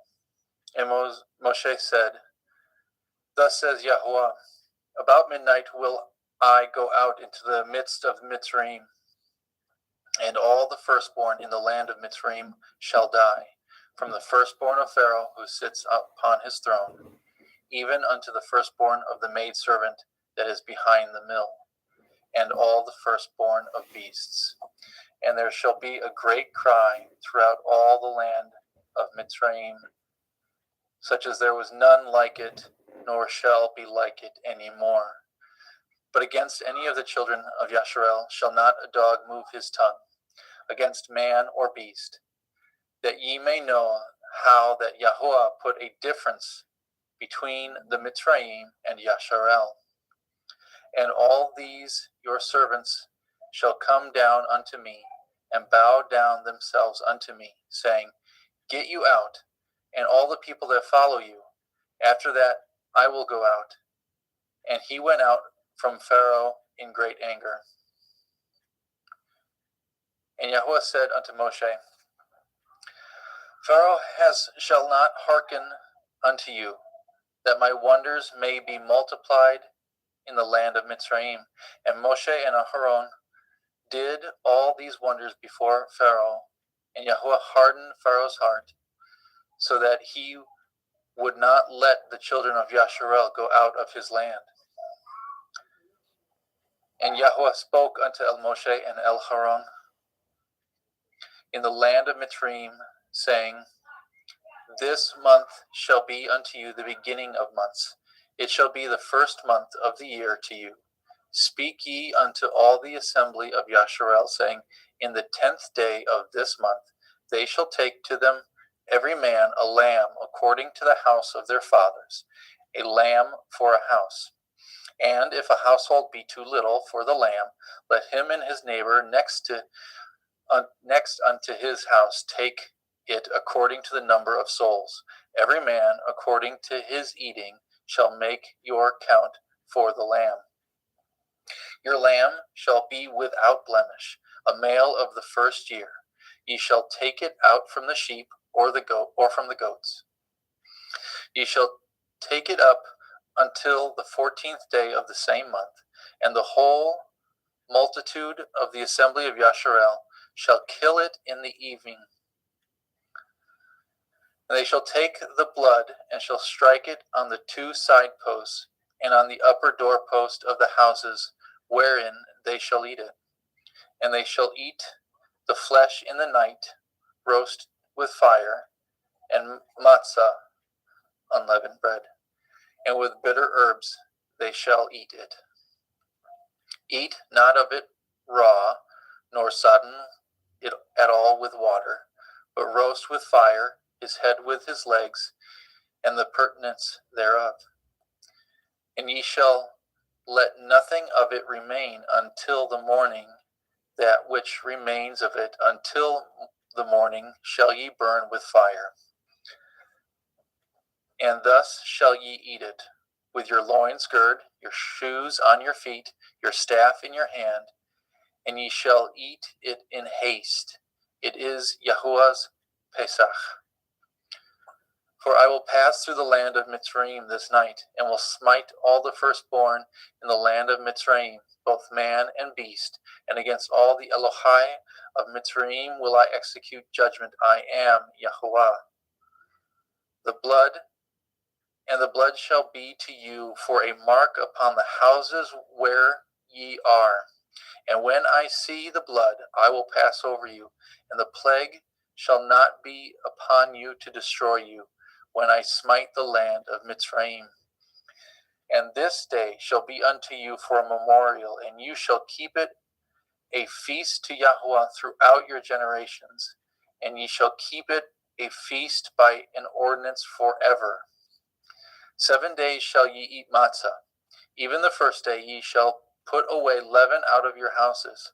For whosoever eats chametz from the first day until the 7th day, that soul shall be cut off from Yasharel.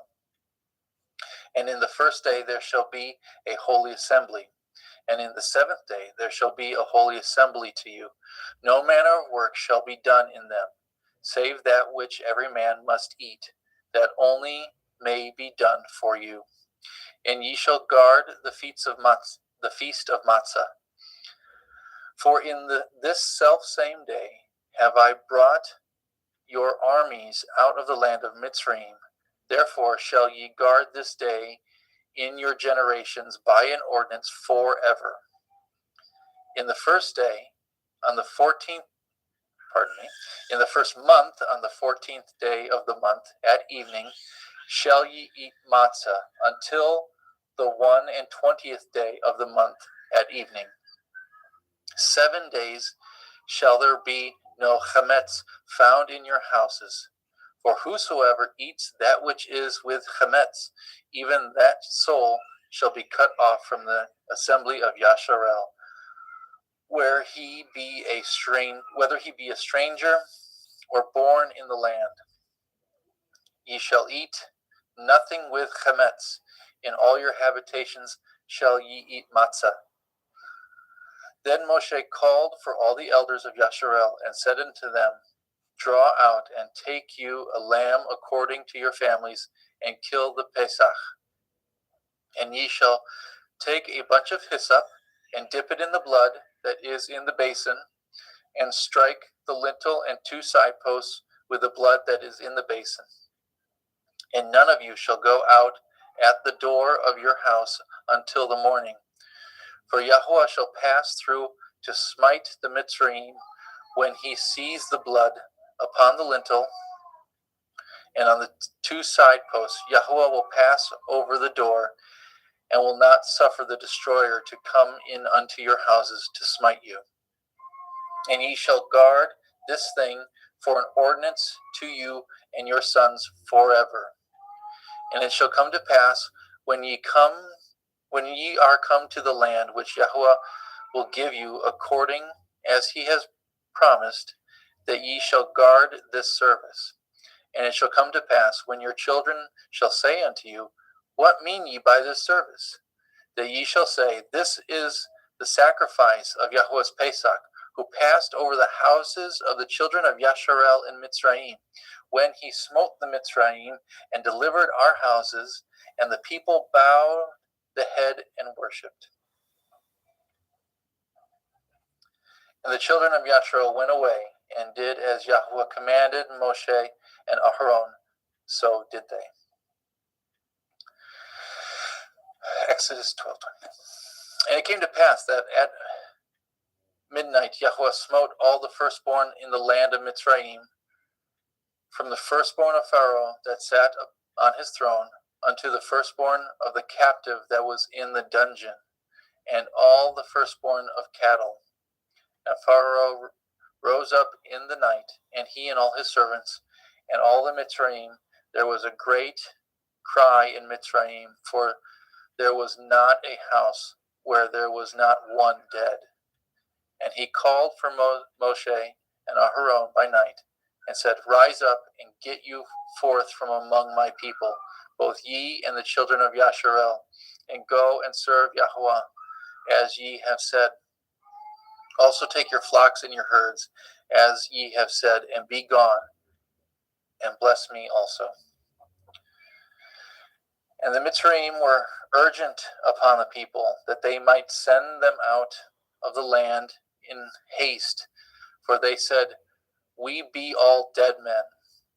And the people took their dough before it was leavened, their kneading troughs being bound up in their clothes upon their shoulders. And the children of Yasharel did according to the word of Moshe, and they borrowed of the Mitzrayim jewels of silver and jewels of gold and raiment. And Yahweh gave the people favor in the sight of Mitzrayim, so that they lent unto them such things as they required, and they spoiled the Mitzrayim. And the children of Yasharel journeyed from Ra'amech to Sukkot, about 6,000 on foot, that were men beside children. A mixed multitude went up also with them, and flocks and herds, very much cattle. And they baked matzah cakes, the dough which they brought forth out of Mitzrayim, for it was not leavened, because they were thrust out of Mitzrayim and could not tarry, neither had they prepared for themselves any victuals. Now the sojourning of the children of Yasharel, who dwelt in the land of Mitzrayim, and in the land of Canaan, they and their fathers, was 430 years.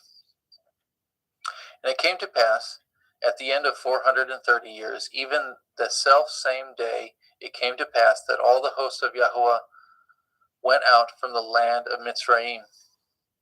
It was a night to be much observed unto Yahweh for bringing them out of the land of Mitzrayim. This is that night of Yahweh to be observed for all the children of Yasharel in their generations. And Yahweh said unto Moshe and Aharon, This is the ordinance of the Pesach. There shall no stranger eat thereof, but every man's servant that is bought for money, when ye have circumcised him, then shall he eat thereof. A foreigner and a hired servant shall not eat thereof. In one house shall it be eaten. You shall not carry forth aught the flesh abroad out of the house, neither shall ye break a bone thereof. And all the assembly of Yasharel shall keep it. And when a stranger shall sojourn with you, and will keep the Pesach of Yahweh, let all his males be circumcised. Then let him come near and keep it, and he shall be as one that is born in the land. For no uncircumcised person shall eat thereof. One Torah shall there be to him that is homeborn, and unto the stranger that sojourns among you. Thus did all the children of Yasharel, as Yahweh commanded Moshe and Aharon, so did they. And it came to pass the selfsame day that Yahweh did bring the children of Yasharel out of the land of Mitzrayim by their armies. Exodus 13. And Yahweh spoke unto Moshe, saying, Sanctify unto me all the firstborn, whatsoever opens the womb among the children of Yasharel, both man and of beast, it is mine. And Moshe said unto the people, Remember this day in which ye came from Mitzrayim out of the house of bondage, for by strength of hand Yahweh brought you out of this place. There shall no chametz be eaten. This day came ye out of in the month of Aviv. And it shall be when Yahweh shall bring you into the land of the Canaanim, and the Chittim, and the Amorim, and the Chivaim, and the Yevusim, which he swore unto your father, to give you a land flowing with milk and honey, that you shall keep this service in this month. 7 days you shall eat matzah, and in the 7th day there shall be a feast to Yahweh. Matzah shall be eaten 7 days, and there shall be no chametz be seen with you, neither shall there be leaven seen with you in all your quarters. And you shall show your son in that day, saying, This is done because of that which Yahweh did unto me when I came forth out of Mitzrayim. And it shall be as a sign upon your hand, and for a memorial between your eyes, that Yahweh's Torah may be in your mouth. For with a strong hand has Yahweh brought you out of Mitzrayim. You shall therefore guard this ordinance in his appointed time from year to year. And it shall be when Yahweh shall bring you into the land of the Canaanim, as he swore unto you and to your fathers, shall give it to you, that you shall set apart unto Yahweh all that open the womb, and every firstling that comes of a beast which you have. The males shall be Yahweh's, and every firstling of an ass you shall redeem with a lamb. And if you will not redeem it, then you shall break his neck. And all the firstborn of man among your children shall you redeem. It shall be when your son asks you in time to come, saying, What is this? That you shall say unto him, By strength of hand Yahweh brought us out of Mitzrayim from the house of bondage. And it came to pass, when Pharaoh would hardly let us go, that Yahweh slew all the firstborn in the land of Mitzrayim, both the firstborn of man and the firstborn of beast.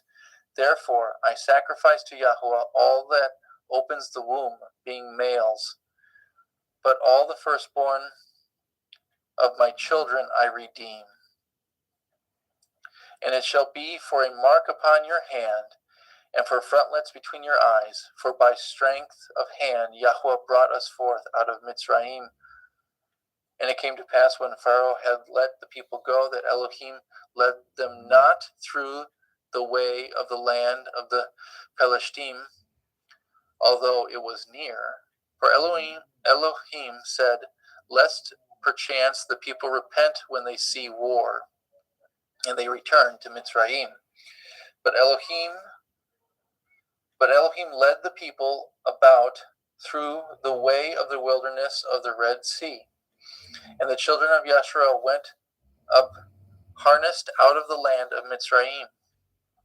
And Moshe took the bones of Yosef with him, for he had straitly sworn the children of Yasharel, saying, Elohim will surely visit you, and shall carry you, and ye shall carry up my bones away hence with you.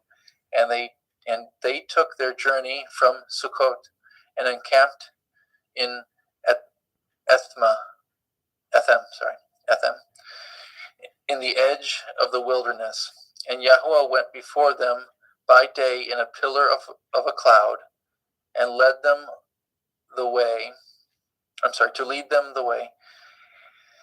And by night in a pillar of fire to give them light to go by day and night. He took not away the pillar of the cloud by day, nor the pillar of fire by night from before the people. And Yahuwah spoke to Moshe, saying, Speak unto the children of Yasharel that they turn and encamp before Pi Hikroth, between Migdol and the sea, over against Baal Zephon. Before it shall ye encamp by the sea. And Pharaoh will say to the children of Yasharel, They are entangled in the land, the wilderness has shut them in. And I will harden Pharaoh's heart, that he shall follow after them, and I will be honored upon Pharaoh and upon all his hosts, that the Mitzrayim may know that I am Yahuwah. And they did so. And it was told the king of Mitzrayim that the people fled, and the heart of Pharaoh and his servants was turned against the people. And they said, Why have we done this, that we have let Yasharel go from serving us? And he made ready his chariot, and took his people with him. He took 600 chosen chariots, and all the chariots of Mitzrayim, and the captains over every one of them. And Yahuwah hardened the heart of Pharaoh, the king of Mitzrayim, and he pursued after the children of Yasharel, and the children of Yasharel went out with a high hand. But the Mitzrayim pursued after them all the horses and chariots of Pharaoh, and the horsemen and his army, and overtook them encamping by the sea, besides Pi-haKiroth, before Baal-Zephon. And when Pharaoh drew nigh, the children of Yasharel lifted up their eyes, and behold, the Mitzrayim marched after them, and they were sore afraid. And the children of Yasharel cried out unto Yahuwah, and they said unto Moshe, Because there were no graves in Mitzrayim, have you taken us away to die in the wilderness? Wherefore have you dwelt with us, to carry us forth out of Mitzrayim? Is not this the word that we did tell you in Mitzrayim, saying, Let us alone, that we may serve the Mitzrayim? For it had been better for us to serve the Mitzrayim than that we should die in the wilderness. And Moshe said unto the people, Fear not, and stand still, and see the Yeshua of Yahuwah, which he will show you today. For the Mitzrayim whom ye have seen today, ye shall see them again no more forever. Yahuwah shall fight for you, and ye shall hold your peace. And Yahuwah said unto Moshe, Wherefore cry you unto me? Speak unto the children of Yasharel, that they go forward. But lift up your rod, and stretch out your hand over the sea, and divide it. And the children of Yasharel shall go on dry ground through the midst of the sea.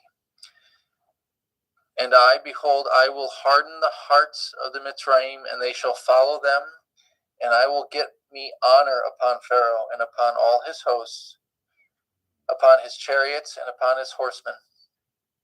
And the Mitzrayim shall know that I am Yahuwah, when I have gotten me honor upon Pharaoh, upon his chariots, and upon his horsemen. And the angel of Elohim, which went before the camp of Yasharel, removed and went before them, and the pillar of cloud went from before their face and stood behind them. And it came to pass, and it came between the camp of Mitzrayim and the camp of Yasharel, and it was a cloud and a darkness to them, but it gave light by night to these, so that the one came not near the other all the night. And Moshe stretched out his hand over the sea, and Yahweh caused the sea to go back by a strong east wind all that night, and made the sea dry land, and the waters were divided. And the children of Yasharel went into the midst of the sea upon the dry ground, and the waters were a wall unto them on their right hand and on their left. And the Mitzrayim pursued and went in after them in the midst of the sea, even all Pharaoh's horses, his chariots, and his horsemen. And it came to pass that in the morning watch Yahweh looked unto the host of Mitzrayim through the pillar of fire and the cloud, and troubled the host of Mitzrayim, and took off their chariot wheels, that they drove them heavily, so that the Mitzrayim said, Let us flee from the face of Yasharel, for Yahweh fights for them against the Mitzrayim. And Yahweh said unto Moshe, Stretch out your hand over the sea, that the waters may come again upon the Mitzrayim, upon their chariots, and upon their horsemen.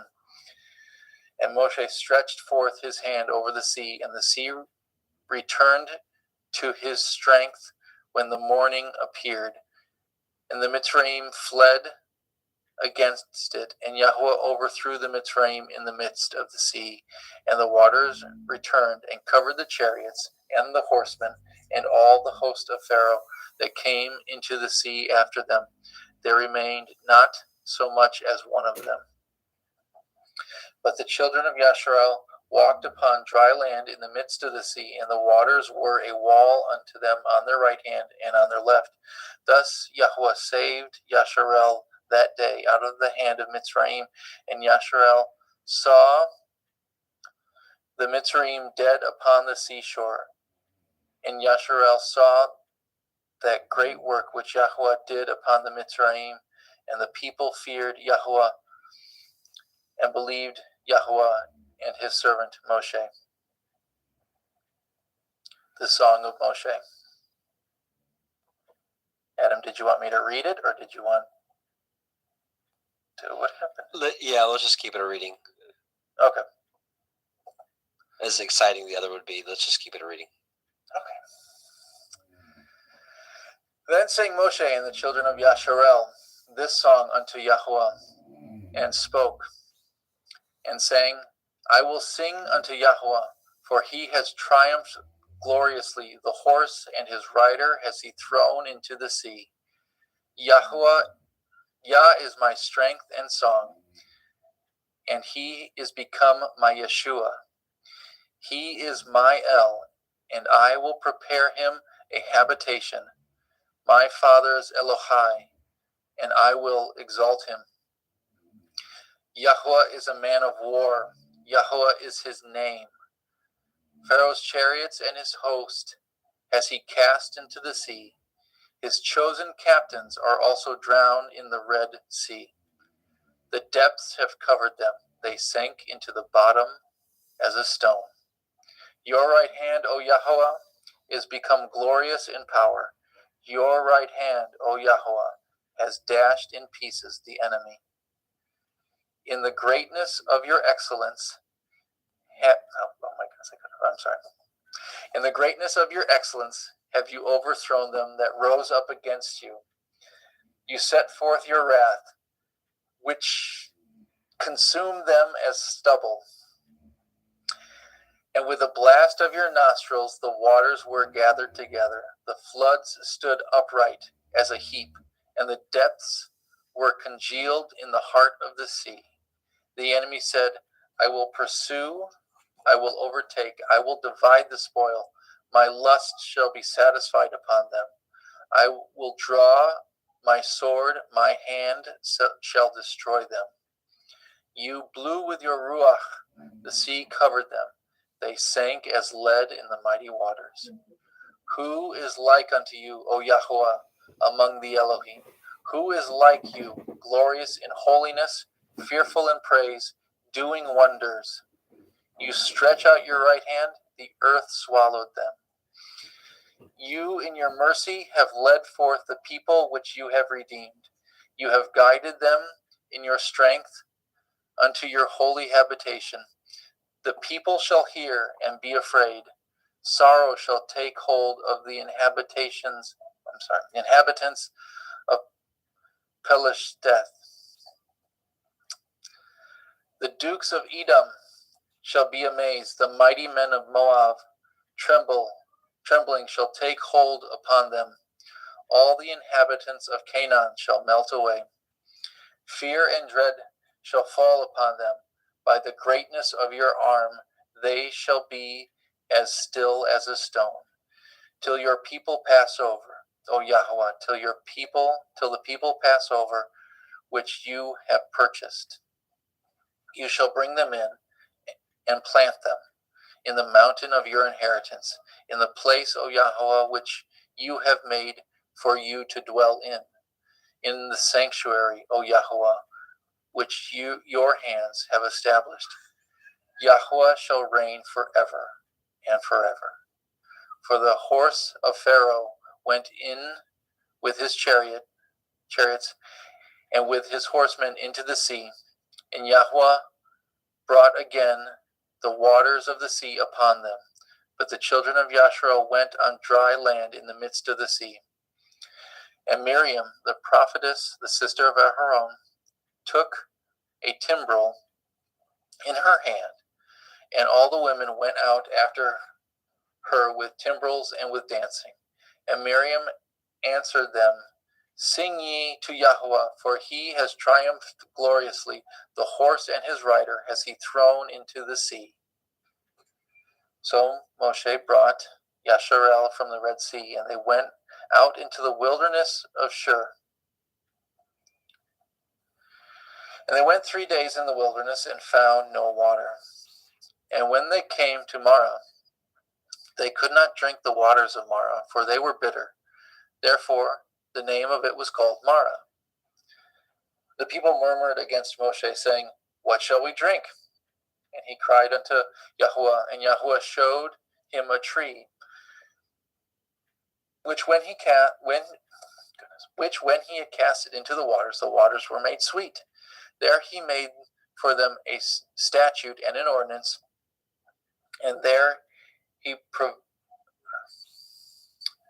them, and said, If you will diligently hearken unto the voice of Yahweh Elohechem, and will do that which is right in his sight, and will give ear to his commandments, and guard all his statutes, I will put none of these diseases upon you, which I have brought upon the Mitzrayim, for I am Yahweh Rapha, Yahweh who heals you.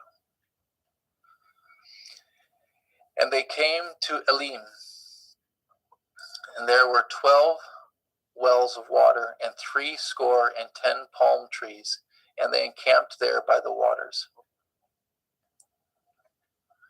Exodus 16. And they took their journey from Elim, and all the assembly of the children of Yasharel came into the wilderness of Sin, which is between Elim and Sinai. On the 15th day of the 2nd month, after they departed out of the land of Mitzrayim, and the whole assembly of the children of Yasharel murmured against Moshe and Aharon in the wilderness. And the children of Yasharel said unto them, Would Elohim we had died by the hand of Yahweh in the land of Mitzrayim, when we sat by the flesh pots, and when we did eat bread to the full. For ye have brought us forth into this wilderness to kill this whole assembly with hunger. Then said Yahweh to Moshe, Behold, I will rain bread from the heavens for you, and the people shall go out and gather a certain rate every day, that I may prove them, whether they will walk in my Torah or no. And it shall come to pass on the 16th day when it shall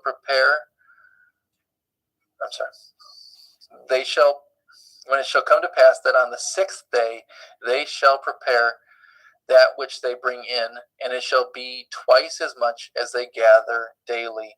And Moshe and Aharon said unto the children of Yasharel, at evening, when ye shall know that Yahweh has brought you out of the then you shall know that Yahweh has brought you out of the land of Mitzrayim. And in the morning, then ye shall see the glory of Yahweh. For he that hears your murmurings against Yahweh, and what ye are that ye murmur against us. And Moshe said, this shall be when Yahweh shall give you in the evening flesh to eat, and in the morning bread to the full, that Yahweh hears your murmurings which ye murmur against him. And what are we? Your murmurings are not against us, but against Yahweh. And Moshe spoke unto Elharon, say unto all the assembly of the children of Yasharel, come near before Yahweh, for he has heard your murmurings.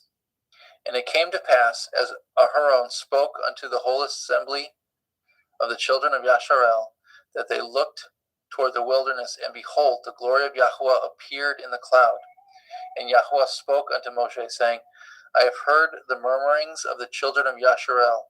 Speak unto them, saying, at evening ye shall eat flesh, and in the morning ye shall be filled with bread, and ye shall know that I am Yahweh Elohechem. And it came to pass that at evening the quails came up and covered the camp, and in the morning the dew lay around about the host. And when the dew that lay was gone up, behold, upon the face of the wilderness there lay a small round thing, as small as the hoarfrost on the ground. And the children of Yasharel saw it, and said one to another, it is manna, for they knew not what it was. And Moshe said unto them, this is the bread which Yahweh has given you to eat. This is the thing which Yahweh has commanded. Gather of it each man according to his eating, an omer for every man, according to the number of your persons.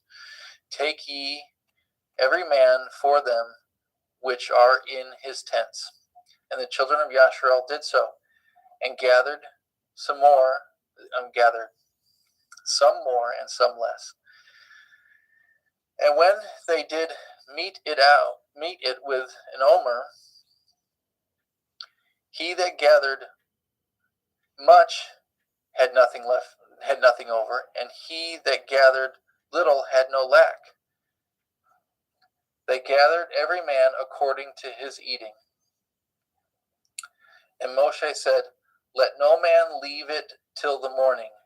Notwithstanding they hearkened not unto Moshe, but some of them left of it until the morning.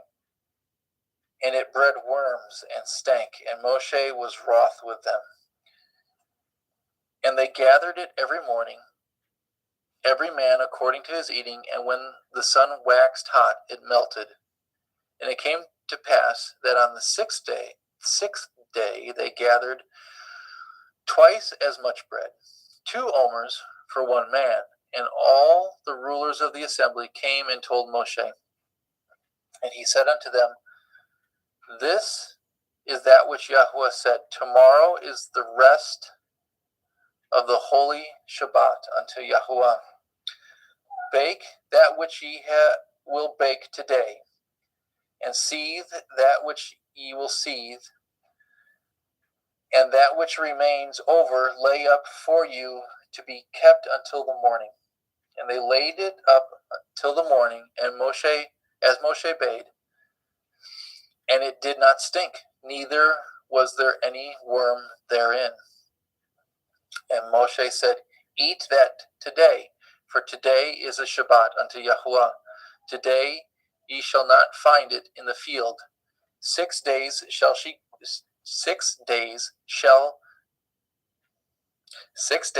shall gather it, but on the 7th day, which is the Shabbat, In it there shall be none. And it came to pass, there went out some of the people on the seventh day for to gather, and they found none. And Yahweh said unto Moshe, How long refuse ye to guard my commandments and my Torah? See, for that Yahweh has given you the Shabbat, therefore he gives you on the sixth day the bread of 2 days. Abide ye every man in his place. Let no man go out of his place on the seventh day. So the people rested on the seventh day. And the house of Yasharel called the name thereof manna, and it was like coriander seed, white, and the taste of it was like wafers made with honey. And Moshe said, This is the thing which Yahweh commands. Fill an omer of it to be kept for your generations, that they may see the bread wherewith I have fed you in the wilderness, when I brought you forth from the land of Mitzrayim. And Moshe said unto Aharon, Take a pot, and fill an omer full of manna therein, and lay it up before Yahweh to be kept for your generations. As Yahweh commanded Moshe, so Aharon laid it up before the testimony to be kept. And the children of Yasharel did eat manna 40 years, until they came into the land inhabited. They did eat manna until they came into the borders of the land of Canaan. Now an omer is the 10th part of an ephah. One moment, sorry.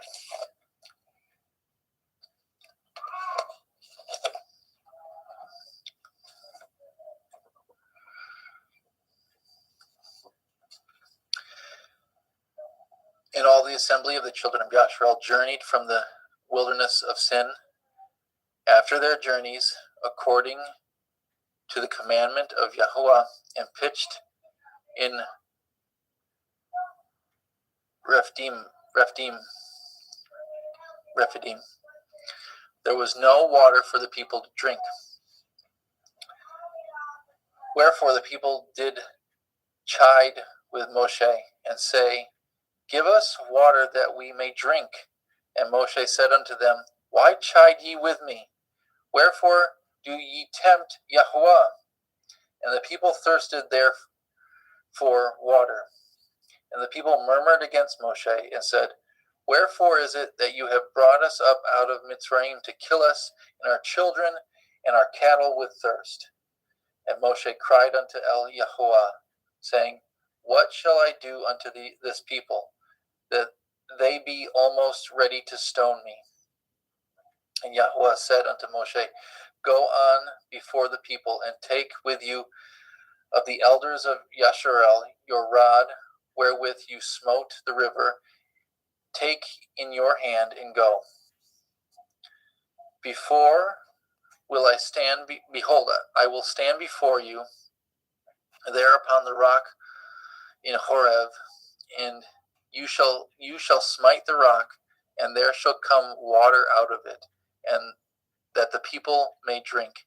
And Moshe did so in the sight of the elders of Yasharel. And he called the name of the place Macha.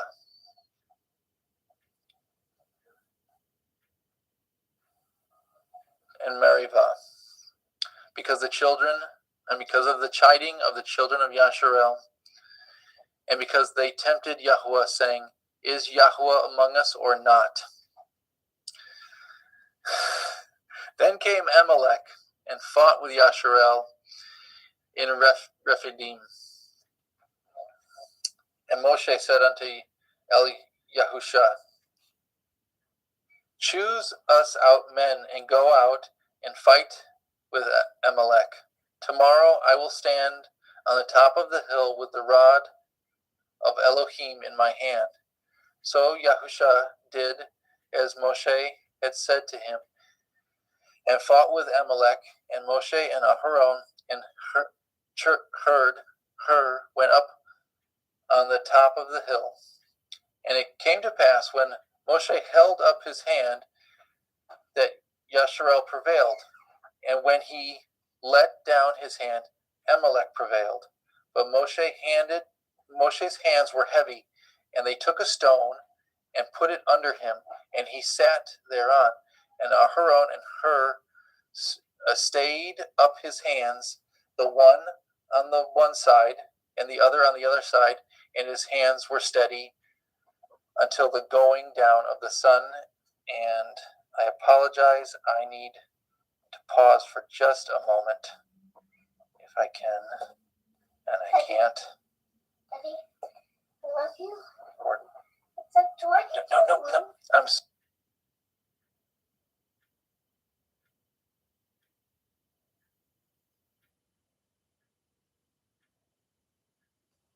Okay, let's see if I can share my screen and pick up.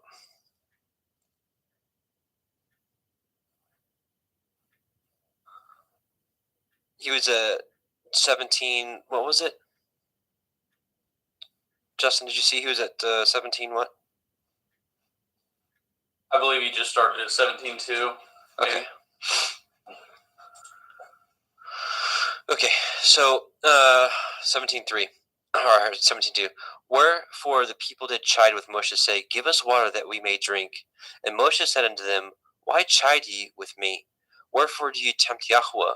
And the people thirsted there for water, and the people murmured against Moshe and said, Wherefore is it that you have brought us up out of Mitzrayim to kill us and our children and our cattle with thirst? And Moshe cried unto Yahweh, saying, What shall I do unto these people? They be almost ready to stone me. And Yahweh said unto Moshe, Go on before the people, and take with you of the elders of Yashrael and your rod, wherewith you smote the river, take in your hand, and go. Behold, I will stand before you there upon the rock in Horeb, and you shall smite the rock, and there shall come water out of it, that the people may drink. And Moshe did so in the sight of the elders of Yashrael. And he called the name of the place Makkah and Meribah, because of the chiding of the children of Yashrael, and because they tempted Yahweh, saying, Is Yahweh among us or not? Then came Amalek and fought with Yashrael in Rephidim. And Moshe said unto Yahusha, Choose us out men, and go out, fight with Amalek tomorrow. I will stand on the top of the hill with the rod of Elohim in my hand. So Yahusha did as Moshe had said unto him, and fought with Amalek. And Moshe, Aharon, and Hur went up to the top of the hill. And it came to pass, when Moshe held up his hand, that Yashrael prevailed. And when he let down his hand, Amalek prevailed. But Moshe's hands were heavy, and they took a stone and put it under him, and he sat thereon. And Aaron, Aharon, and Hur stayed up his hands, but the one on the one side and the other on the other side, and his hands were steady until the going down of the sun. And Yahusha discomfited Amalek and his people with the edge of the sword. And Yahweh said unto Moshe, Write this for a memorial in the Sefer, and rehearse it in the ears of Yahusha, for I will utterly put out the remembrance of Amalek from under the heavens. And Moshe built an altar and called the name of it Yahweh Niki, Yahweh my banner. For he said, Because Yah has sworn that Yahweh will have war with Amalek from generation to generation. Exodus 18. When Yitro, the priest of Midian, Moshe's father-in-law, heard of all that Elohim had done for Moshe and for Yashrael his people, and that Yahweh had brought Yashrael out of Mitzrayim, then Yitro, Moshe's father-in-law, took Zipporah, Moshe's woman, after he had sent her back, and her 2 sons, of which the name of one was Gershom, for he said, I have been an alien in a strange land, and the name of the other was Eleazar, for Elohai of my father said he was my help, and delivered me from the sword of Pharaoh. And Yitro, Moshe's father-in-law, came with his sons and with his woman unto Moshe into the wilderness, where he encamped at the mount of Elohim. And he said unto Moshe, I, your father-in-law Yitro, come unto you, and your woman and her 2 sons with her. And Moshe went out to meet his father-in-law, and did obeisance, and kissed him. And they asked each other of their welfare, and they came into the tent. And Moshe told his father-in-law all that Yahweh had done unto Pharaoh and unto the Mitzrayim for Yashrael's sake, and all the travail that had come upon them by the way, and how Yahweh delivered them. And Yitro rejoiced for all the goodness which Yahweh had done unto Yashrael, whom he had delivered out of the hand of the Mitzrayim. And Yitro said, Blessed be Yahweh, who has delivered you out of the hand of the Mitzrayim, and out of the hand of Pharaoh, who has delivered the people from under the hand of the Mitzrayim. Now I know that Yahweh is greater than all Elohim, for in the thing wherein they dealt proudly he was above them. And Yitro, Moshe's father-in-law, took a burnt offering and sacrifices for Elohim. And Aharon came, and all the elders of Yashrael, to eat bread with Moshe's father-in-law, before Elohim. And it came to pass on the morrow that Moshe sat to judge the people, and the people stood by Moshe from morning unto the evening. And when Moshe's father-in-law saw all that he did to the people, he said, What is this thing that you do to the people? Why sit you yourself alone, and all the people stand by you from morning unto evening? And Moshe said unto his father-in-law, Because the people come unto me to inquire of Elohim. When they have a matter, they come unto me, and I judge between one and another, and I do make them know the statutes of Elohim and his Torah. And Moshe's father-in-law said unto him, The thing that you do is not good.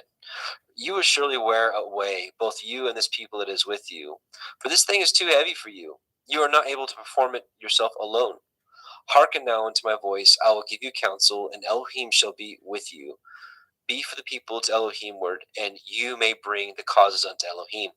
And ye shall teach them the ordinances and the Torah, and shall show them the way wherein they must walk, and the work that they must do. Moreover, you shall provide out of all the people able men, such as fear Elohim, men of truth, hating covetousness, and place such over them to be rulers of thousands, and rulers of hundreds, and rulers of fifties, and rulers of tens. And let them judge the people at all seasons. And it shall be that every great matter they shall bring unto you, but every small matter they shall judge. So it shall be easier for yourself, and they shall bear the burden with you. If you shall do this thing, Elohim command you so, then you shall be able to endure, and all this people shall go to their place in peace. So Moshe hearkened to the voice of his father-in-law, and did all that he had said. And Moshe chose able men out of all Yashrael, and made them heads over the people, rulers of thousands, rulers of hundreds, rulers of fifties, and rulers of tens. And they judged the people at all seasons. The hard causes they brought unto Moshe, but every small matter they judged themselves. And Moshe let his father-in-law depart, and he went his way into his own land. Exodus 19. In the 3rd month, when the children of Yashrael were gone forth out of the land of Mitzrayim, the same day came they into the wilderness of Sinai. For they were departed from Rephidim, and were come to the desert of Sinai, and had pitched in the wilderness, and there Yashrael camped before the mount. And Moshe went up unto Elohim, and Yahweh called unto him out of the mountain, saying, Thus shall you say to the house of Yaakov, and tell the children of Yashrael, You have seen what I did unto the Mitzrayim, and how I bore you on eagle's wings, and brought you unto myself. Now therefore, if you will obey my voice indeed, and guard my covenant, then ye shall be a peculiar treasure unto me above all people, for all the earth is mine. And ye shall be unto me a kingdom of priests, and a holy nation. These are the words which you shall speak unto the children of Yashrael. And Moshe came and called for the elders of the people, and laid before their faces all these words which Yahweh commanded him. And all the people answered together, and said, All that Yahweh has spoken, we will do. And Moshe returned the words of the people unto Yahweh. And Yahweh said unto Moshe, Lo, I come unto you in a thick cloud, that the people may hear when I speak with you, and believe you forever. And Moshe told the words of the people unto Yahweh. And Yahweh said unto Moshe, Go unto the people, and sanctify them today and tomorrow, and let them wash their clothes, and be ready against the 3rd day. For the 3rd day Yahweh will come down in the sight of all the people upon Mount Sinai. And ye shall set bounds unto the people round about, saying, Take heed to yourselves, that you not go up unto the mount, or touch the border of it. Whosoever touches the mount shall surely be put to death. There shall not a hand touch it, but he shall surely be stoned, or shot through, whether it be beast or man, it shall not live. When the shofar sounds long, they shall come up to the mount.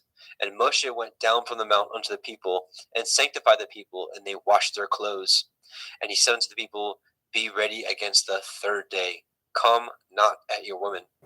And it came to pass on the third day in the morning that there were thunders and lightnings and a thick cloud upon the mount, and the voice of the shofar exceeding loud, so that all the people that was in the camp trembled. And Moshe brought forth the people out of the camp to meet with Elohim. They stood at the nether part of the mount. And Mount Sinai was altogether on a smoke, because Yahweh descended upon it in fire. And the smoke thereof ascended as the smoke of a furnace, and the whole mount quaked greatly. And when the voice of the shofar sounded long and waxed louder and louder, Moshe spoke, and Elohim answered him by a voice. And Yahweh came down upon Mount Sinai on the top of the mount, and Yahweh called Moshe up to the top of the mount, and Moshe went up. And Yahweh said unto Moshe, Go down, charge the people, lest they break through unto El Yahweh to gaze, and many of them perish. And let the priests also which come near to El Yahweh sanctify themselves, lest Yahweh break forth upon them. And Moshe said unto El Yahweh, the people cannot come up to Mount Sinai. For you charged us, saying, Set bounds about the mount, and sanctify it. And Yahweh said unto him, Away, get you down, and you shall come up, you, and Aharon with you. But let not the priests and the people break through to come up unto El Yahweh, lest he break forth upon them. So Moshe went down unto the people, and spoke unto them.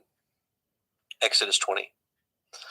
And Elohim spoke all these words, saying, I am Yahweh Elohika, which have brought you out of the land of Mitzrayim, out of the house of bondage. You shall have no other Elohim before me. You shall not make unto you any graven image, or any likeness of anything that is in the heavens above, or that is in the earth beneath, or that is in the water under the earth. You shall not bow down yourself to them, nor serve them. For I, Yahweh Elohika, am an jealous El, visiting the iniquity of the fathers upon the children unto the third and fourth generations of them that hate me, and showing mercy unto thousands of them that love me and guard my commandments. You shall not take the name of Yahweh Elohika in vain, for Yahweh will not hold him guiltless that takes his name in vain. Remember the day of the Shabbat, to keep it holy.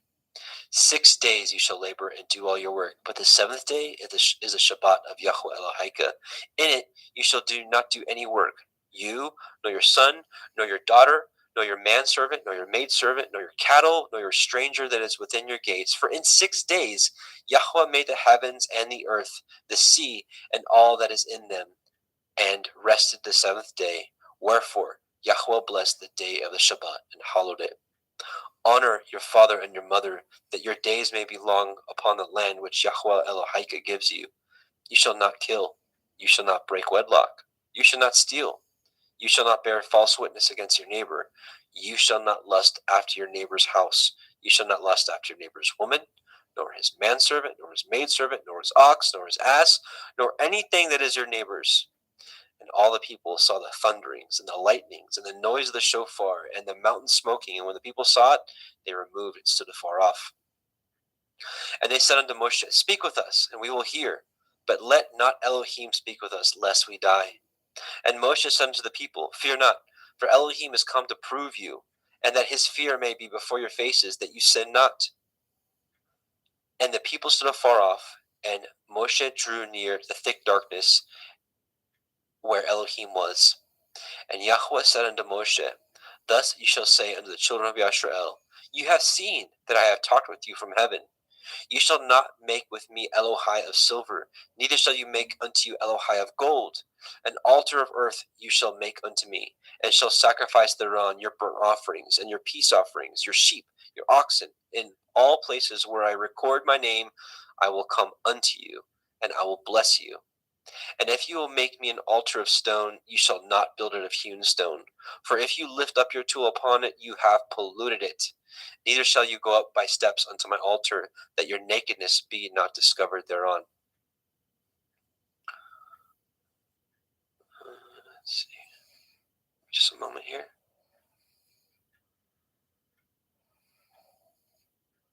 Okay. Jeremy, you ready to take 21? Yeah. Okay. Please stop. Please stand there.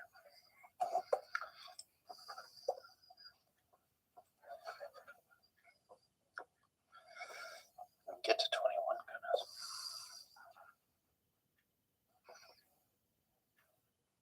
Sorry.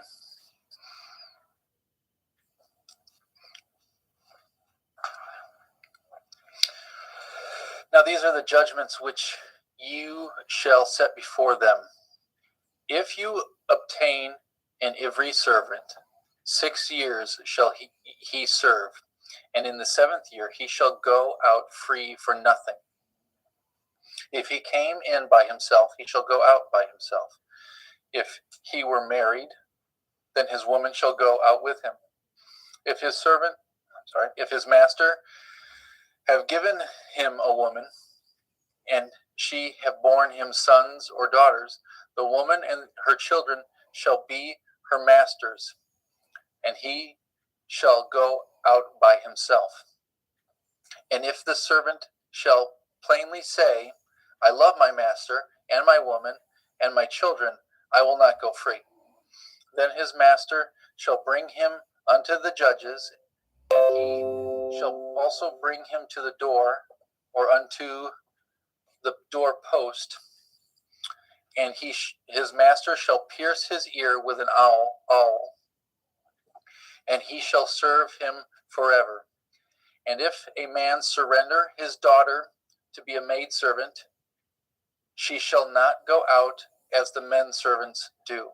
If she pleases not her master, who has betrothed him to himself, then shall he let her be redeemed to surrender her unto a strange nation, and he shall have no power, seeing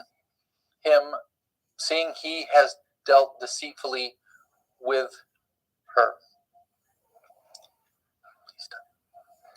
And if he have betrothed her unto his son, he shall deal with her after the manner of daughters.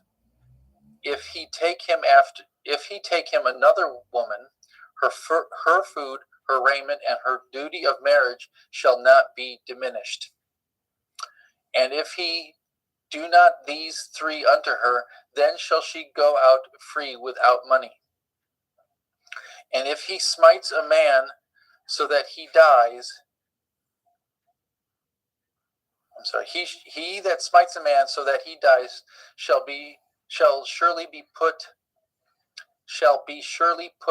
to death. And if a man lie not in wait, but Elohim deliver him into his hand, then I will appoint you a place whither he shall flee. But if a man come presumptuously upon his neighbor to slay him with guile, you shall take him from my altar, that he may die. And he that smites his father or his mother shall be surely put to death. And he that steals a man and sells him, or if he be found in his hand, he shall surely be put to death. And he that curses his father or his mother shall surely be put to death. If men strive together, and one smite another with a stone or with his fist, and he die not, but keeps his bed, if he rise again and walk abroad upon his staff, then shall he that smote him be innocent, only shall he pay for the loss of his time, and shall cause him to be thoroughly healed. And if a man smite his servant or his maid with a rod, and he die under his hand, he shall surely be punished. Notwithstanding, if he continue a day or 2, he shall not be punished, for he is his money. If men strive and hurt a woman with child, so that her fruit depart from her, and yet no mischief follow, he shall surely be punished according as the woman's man will lay upon him, and he shall pay as the judge determines. And if any mischief follow, then you shall give life for life, eye for eye, tooth for tooth, hand for hand, foot for foot. burning for burning, wound for wound, stripe for stripe. If a man smite the eye of his servant, or the eye of his maid, that it perish, he shall let him go free for his eye's sake. And if he smite out his manservant's tooth, or his maidservant's tooth, then he shall let him go free for his tooth's sake. And if an ox gore a man or a woman that they die, then the ox shall surely be stoned, and his flesh shall not be eaten. But the owner of that ox shall be innocent. But if the ox were wont to push with his horn in time past, and it has been testified to his owner, and he has not kept him in, but that he has killed a man or a woman, that ox shall be stoned, and his owner also shall be put to death. If there be laid upon him a sum of money, then he shall give for the ransom of his life whatsoever is laid upon him. Whether he have gored a son or have gored a daughter, according to this judgment shall be done unto him. If the ox shall push a manservant or maidservant, he shall give unto their master 30 shekels of silver, and the ox shall be stoned. And if a man shall open a pit, or if a man shall dig a pit and not cover it, and an ox or an ass fall therein, the owner of the pit shall make it good and give the money unto the owner, and the dead beast shall be his. And if the ox of one man hurts the ox of another, that he die, then they shall sell the live ox and divide the money of it, and the dead ox also shall they divide. Or if it be known that the ox has used to push in time past, his owner has not kept him in, he shall surely pay ox for ox, the dead shall be his own. If a man shall steal an ox or a sheep, and kill it or sell it, he shall restore 5 oxen for an ox, and 4 sheep for a sheep. If a thief be found breaking up, and being smitten that he die, there shall be no blood be shed for him. If the sun be risen upon him, there shall be blood shed for him, for he should make full restitution. If he have nothing, then he shall be sold for his theft. If the theft be certainly found in his hand alive, whether it be ox or ass or sheep, he shall restore double. If a man shall cause a field or vineyard to be eaten, and shall put in his beast, and shall feed in another man's field, of the best of his own field and of the best of his own vineyard shall he make restitution. If fire break out and catch in thorns, so that the stacks of grain or the standing grain or field be consumed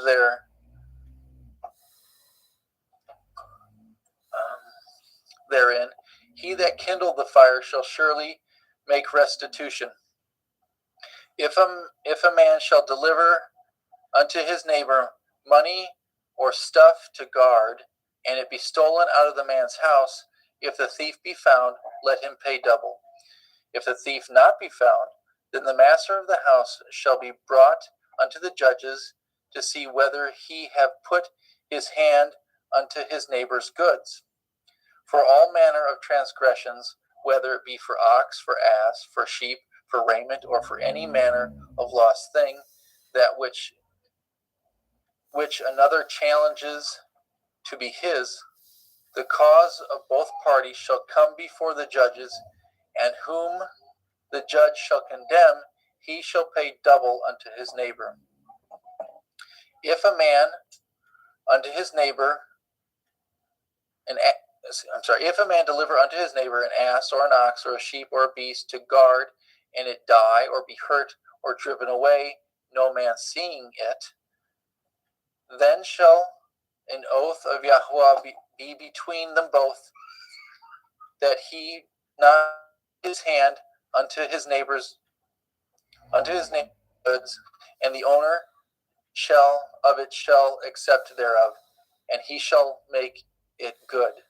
And if it be stolen from him, he shall make restitution unto the owner thereof. If it be torn in pieces, then let him bring it for witness, and he shall not make good that which is torn. If a man ought of his neighbor, and if a man borrow aught of his neighbor, and it be hurt or die, the owner thereof being not with it, he shall surely make it good. If the owner thereof be with it, he shall not make it good. If it be a hired thing, it came for his hire.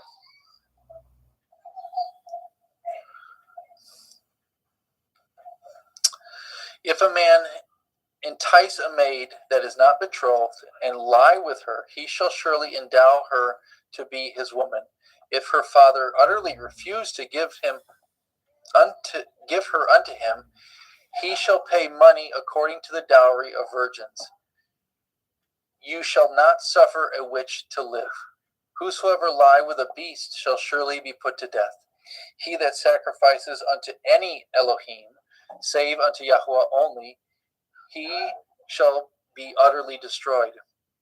You shall neither vex a stranger nor oppose him, for ye were strangers in the land of Mitzrayim. Ye shall not afflict any widow or fatherless child. If you afflict them in any wise, and they cry at all unto me, I will surely hear their cry.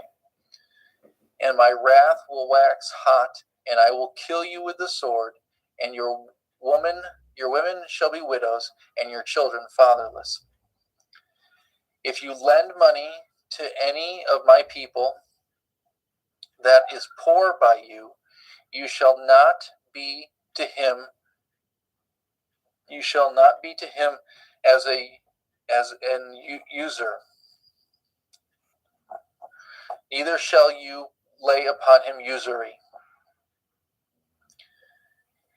If you at all take your neighbor's raiment to pledge, you shall deliver it him by the sun goes down. For that is his covering only. It is his raiment for his skin. Wherein shall he sleep? And it shall come to pass, when he cries unto me, I shall hear him, for I am gracious. You shall not revile the Elohim, nor curse the ruler of your people. You shall not delay to offer the first of your ripe fruits, or of your liquors. The firstborn of your son shall you give unto me. Likewise shall you do with your oxen and with your sheep. 7 days it shall be with his dam. On the 8th day you shall give it to me. His dam. Ye shall be holy, and ye shall be holy men unto me. Neither shall ye eat any flesh that is tore of beasts in the field. Ye shall cast it to the dogs. You shall not raise a false report. Put not your hand with the wicked to be an unrighteous witness. You shall not follow a multitude to do evil, neither shall you speak in a cause to decline after many to pervert judgment. Neither shall you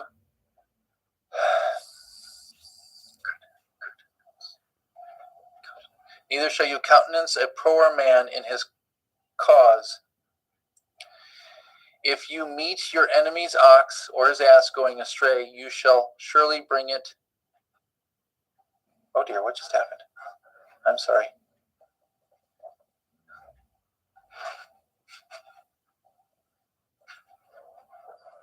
There it is. If you meet your enemy's ox or his ass going astray, you shall surely bring it back to him again. If you see the ass of him that hates you lying under his burden, and would forbear to help him, you shall surely help with him. You shall not pervert the judgment of your poor in his cause. Keep far from a false matter. The innocent and righteous slay you not, for I will not justify the wicked. You shall take no gift, for the gift blinds the wise and perverts the words of the righteous.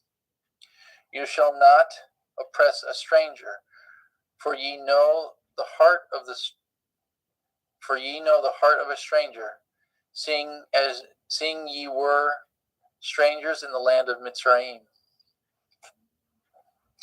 In 6 years you shall sow your land, and shall gather in the fruit thereof. But the 7th year you shall let it rest and lie still, the poor of your people may eat, that the poor of your people may eat, and what they leave the beasts of the field shall eat. In like manner you shall deal with your vineyard and with your oliveyard. 6 days you shall do your work, and on the 7th day you shall rest, that your ox and your ass may rest, that the son of your handmaid and the stranger may be refreshed. And in all things that I have said unto you, be guarded, and make no mention of the name of other Elohim, neither let it be heard out of your mouth.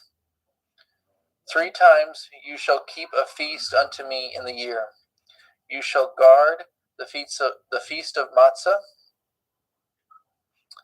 unleavened bread. You shall eat matzah 7 days, as I command you,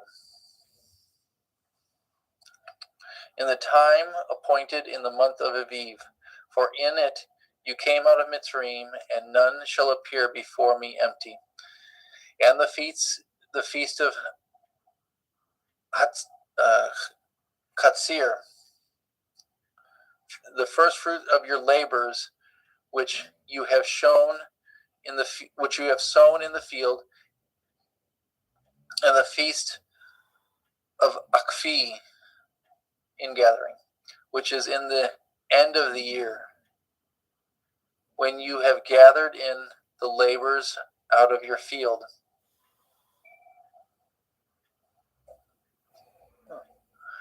3 times in the year all your males shall appear before Adonai Yahuwah, and you shall not offer the blood of my sacrifice with chametz, neither shall the fat of my sacrifice remain until the morning. The first of the first fruits of your land you shall bring into the house of Yahuwah Eloheka. You shall not seethe a kid in his mother's milk. Behold, I send an angel before you to guard you in the way, and to bring you into the place which I have prepared. Beware of him and obey his voice. Provoke him not, for he will not pardon your transgressions, for my name is in him. But if you shall indeed obey his voice, and do all that I speak, then I will be an enemy unto your enemies, and an adversary unto your adversaries. For my angel shall go before you, and bring you unto the Ivarim, and the Chittim, and the Perizim, and the Kenanim, and the Chiviim, and the Yevusim, and I will cut them off. You shall not bow down to their Elohim, nor serve them, nor do after their works, but you shall utterly overthrow them and quite break down their images. And ye shall serve Yahuwah Elohechem, and he shall bless your bread and your water, and I will take sickness away from the midst of you. There shall nothing cast their young, nor be barren in your land, and the number of your days I will fulfill. I will send my fear before you, and will destroy all the people to whom you shall come, and I will make all your enemies turn their backs unto you. I will send hornets before you, which shall drive out the Hivi, and the Canaanite, and the Hittite from before you. I will not drive them out from before you in 1 year, unless the land become desolate, and the beasts of the field multiply against you. But by little and little I will drive them out before you, until you be increased and inherit the land. And I will set your bounds from the Red Sea, even unto the sea of the Pelishtim, and from the desert unto the river. For I will deliver the inhabitants of the land into your hand, and you shall drive them out before you. You shall cut no covenant with them, nor with their Elohim. They shall not dwell in your land, lest they make you sin against me. For if you serve their Elohim, it will surely be a snare unto you. And he said unto Moshe, Come up unto El Yahuwah, you and Aharon, and Nadav, and Evahu, and the 70 elders of Yasharel, and worship ye afar off. And Moshe alone shall come near El Yahuwah, but they shall not come nigh, neither shall the people go up with him. And Moshe came and told the people all the words of Yahuwah, and all the judgments, and all the people answered with one voice, saying, All the words which Yahuwah has said will we do. And Moshe wrote all the words of Yahuwah, and rose early in the morning, and built an altar under the hill, and 12 pillars according to the 12 tribes of Yasharel. And he set young men of the children of Yasharel, which offered burnt offerings and sacrificed peace offerings of oxen unto Yahuwah. And Moshe took half of the blood and put it in a basin, and half of the blood he sprinkled on the altar.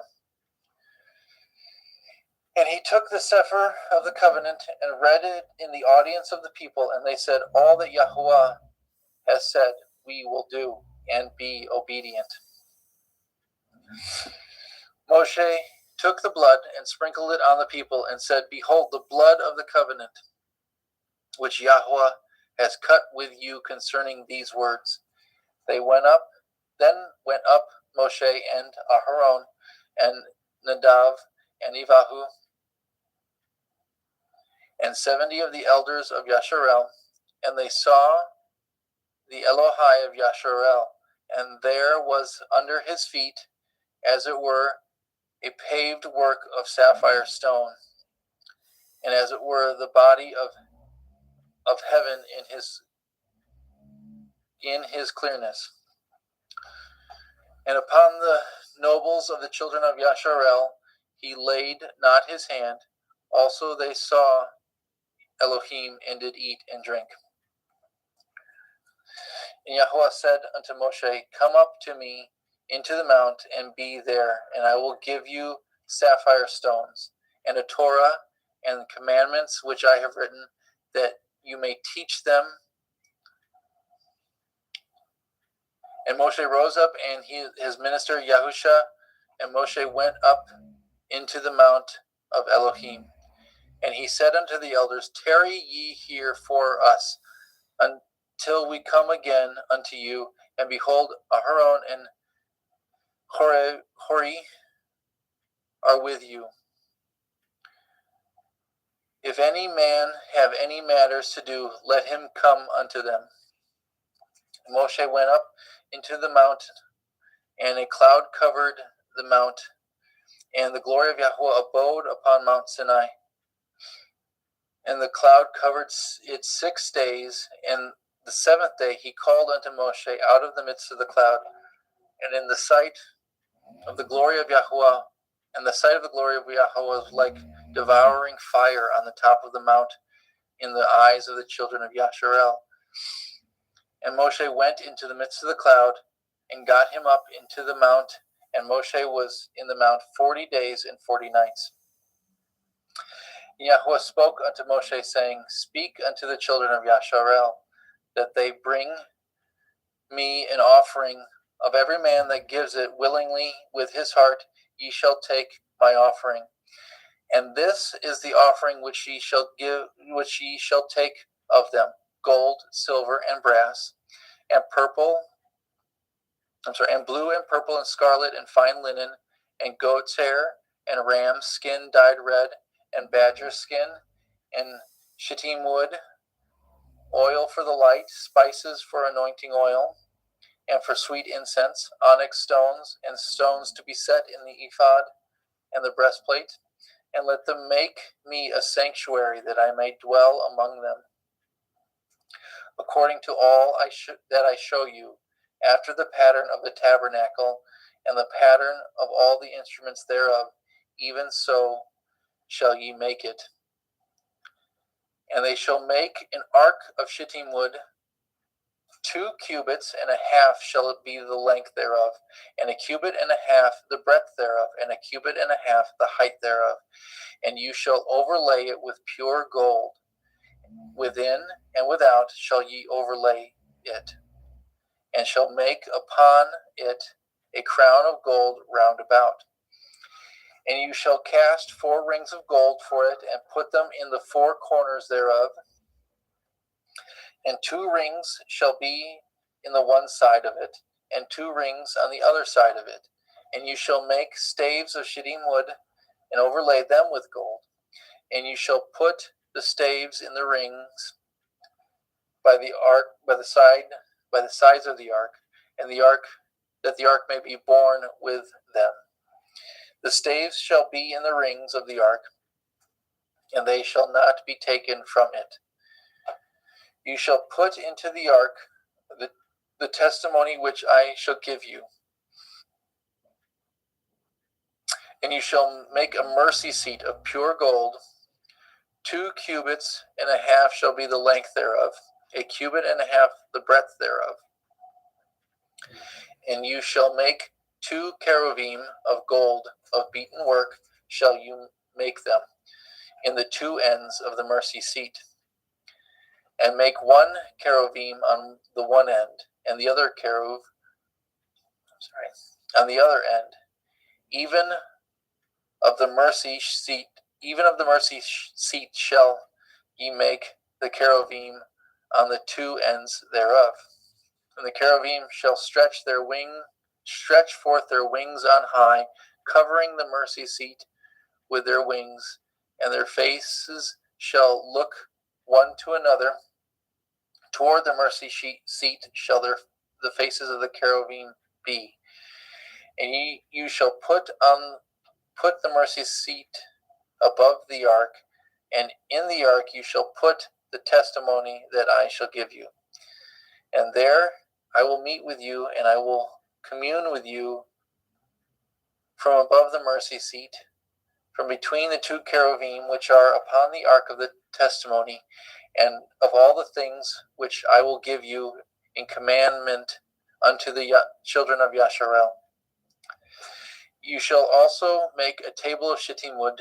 2 cubits shall be the length thereof, a cubit the breadth thereof, and a cubit and a half the height thereof. And you shall overlay it with pure gold, and make thereto a crown of gold round about. And you shall make unto it a border of a handbreadth round about, and you shall make a gold crown to the border thereof round about. And you shall make for it 4 rings of gold, and put the 4 rings on the 4 corners that are on the 4 feet thereof. Over against the border shall the rings be for places for the staves to bear the table. And you shall make the staves of shittim wood, and overlay them with gold, that the table be borne with them. And you shall make the dishes thereof, and the spoons thereof, and the covers thereof, and the bowls thereof, to cover withal of pure gold shall you make them. And you shall set upon the table showbread before me always. And you shall make a menorah, 7-branch. You shall make a menorah of pure gold, of beaten work shall the menorah be made. His shaft and his branches, and his bowls, and his knops, and his flowers shall be of the same. And 6 branches shall come out of the sides of it, 3 branches of the menorah out of the one side, and 3 branches of the menorah out of the other side. 3 bowls made like unto almonds, with a knop and a flower in one branch, and 3 bowls made like almonds in the other branch, with a knop and a flower, so that the 6 branches that come out of the menorah, so that in the 6 branches that are come out of the menorah, and in the menorah shall be 4 bowls made like unto almonds, with their knops and their flowers, and there shall be a knop under 2 branches of the same, and a knop under 2 branches of the same, and a knop under 2 branches of the same, according to the 6 branches that proceed out of the menorah. Their knops and their branches shall be of the same, all of it shall be one beaten work of pure gold. And you shall make the 7 lamps thereof, that they shall light the lamps, and they shall light the lamps thereof, that they may give light over against it. And the tongs thereof, and the snuff dishes thereof, shall be of pure gold. Of a talent of pure gold shall he make it, with all the vessels. And look that you make them after their pattern, which was shown you in the mount. Adam, Thank you, brother. You want me to stop? Yeah, we're going to have Justin take over here. Thank you, brother.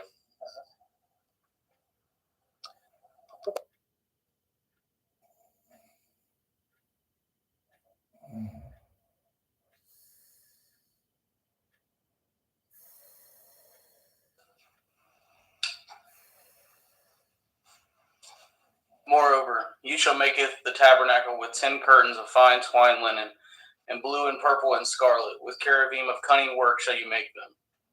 And the length of one curtain shall be 8 and 20 cubits, and the breadth of one curtain 4 cubits, and every one of the curtains shall have one measure.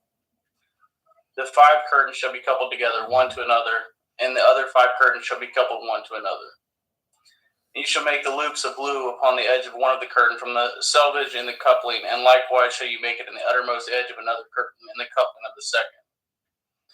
50 loops shall you make in the one curtain, and 50 loops shall you make in the edge of the curtain that is in the coupling of the second, that the loops may take hold one of another. And you shall make 50 taches of gold, and couple up the curtains together with the taches, and shall be one tabernacle. And you shall make curtains of gold of goat's hair to be a covering upon the tabernacle. 11 curtains shall you make it. The length of one curtain shall be 30 cubits, and the breadth of one curtain 4 cubits, and the 11 curtains shall be all of one measure. And you shall couple at the 5 curtains by themselves, and at the 6 curtains by themselves, and shall double at the 6th curtain in the forefront of the tabernacle.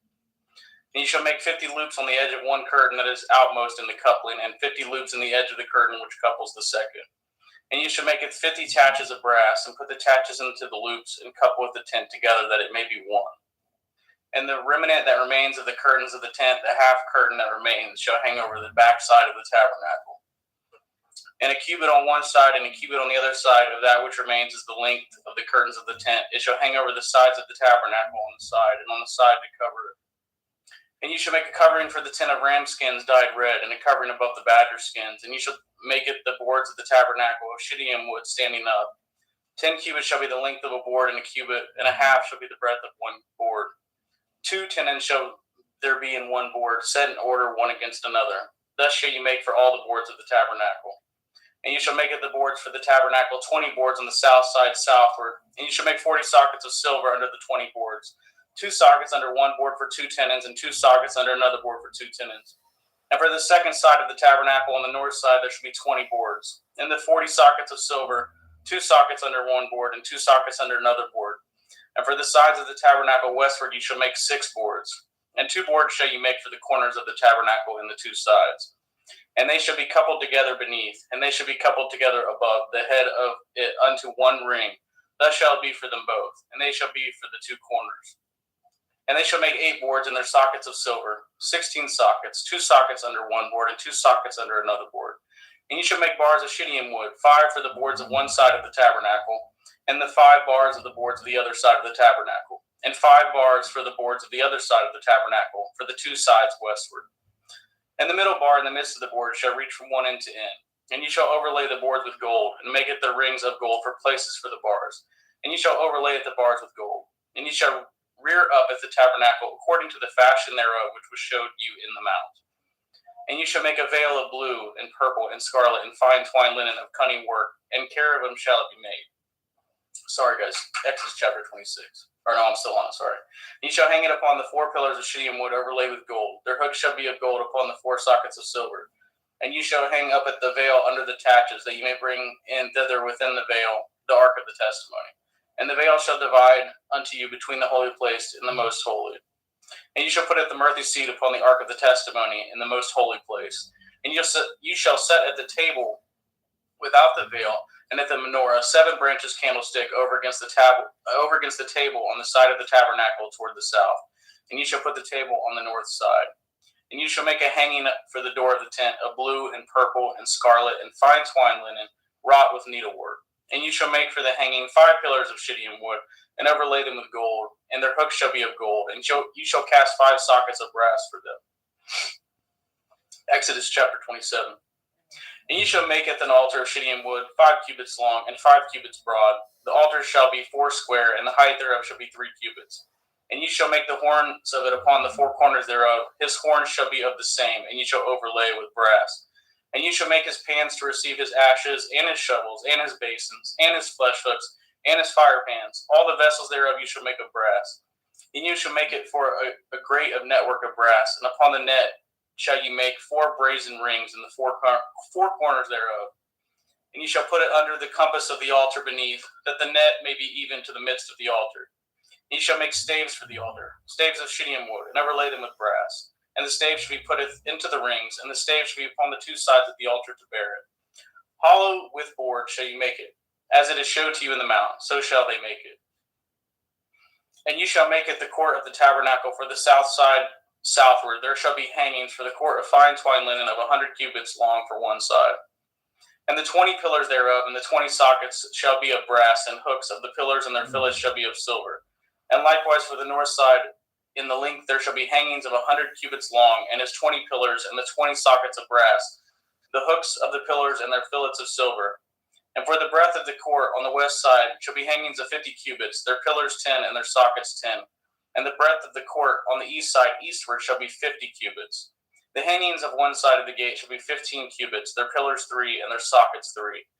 And on the other side shall be hanging 15 cubits, their pillars 3 and their sockets 3. And for the gate of the court shall be a hanging of 20 cubits, of blue and purple and scarlet, and fine twined linen, wrought with needlework, and their pillars shall be 4 and their sockets 4. All the pillars round about the court shall be filleted with silver, their hooks shall be of silver, and their sockets of brass. The length of the court shall be 100 cubits, and the breadth 50 everywhere, and the height 5 cubits of fine twined linen, and their sockets of brass.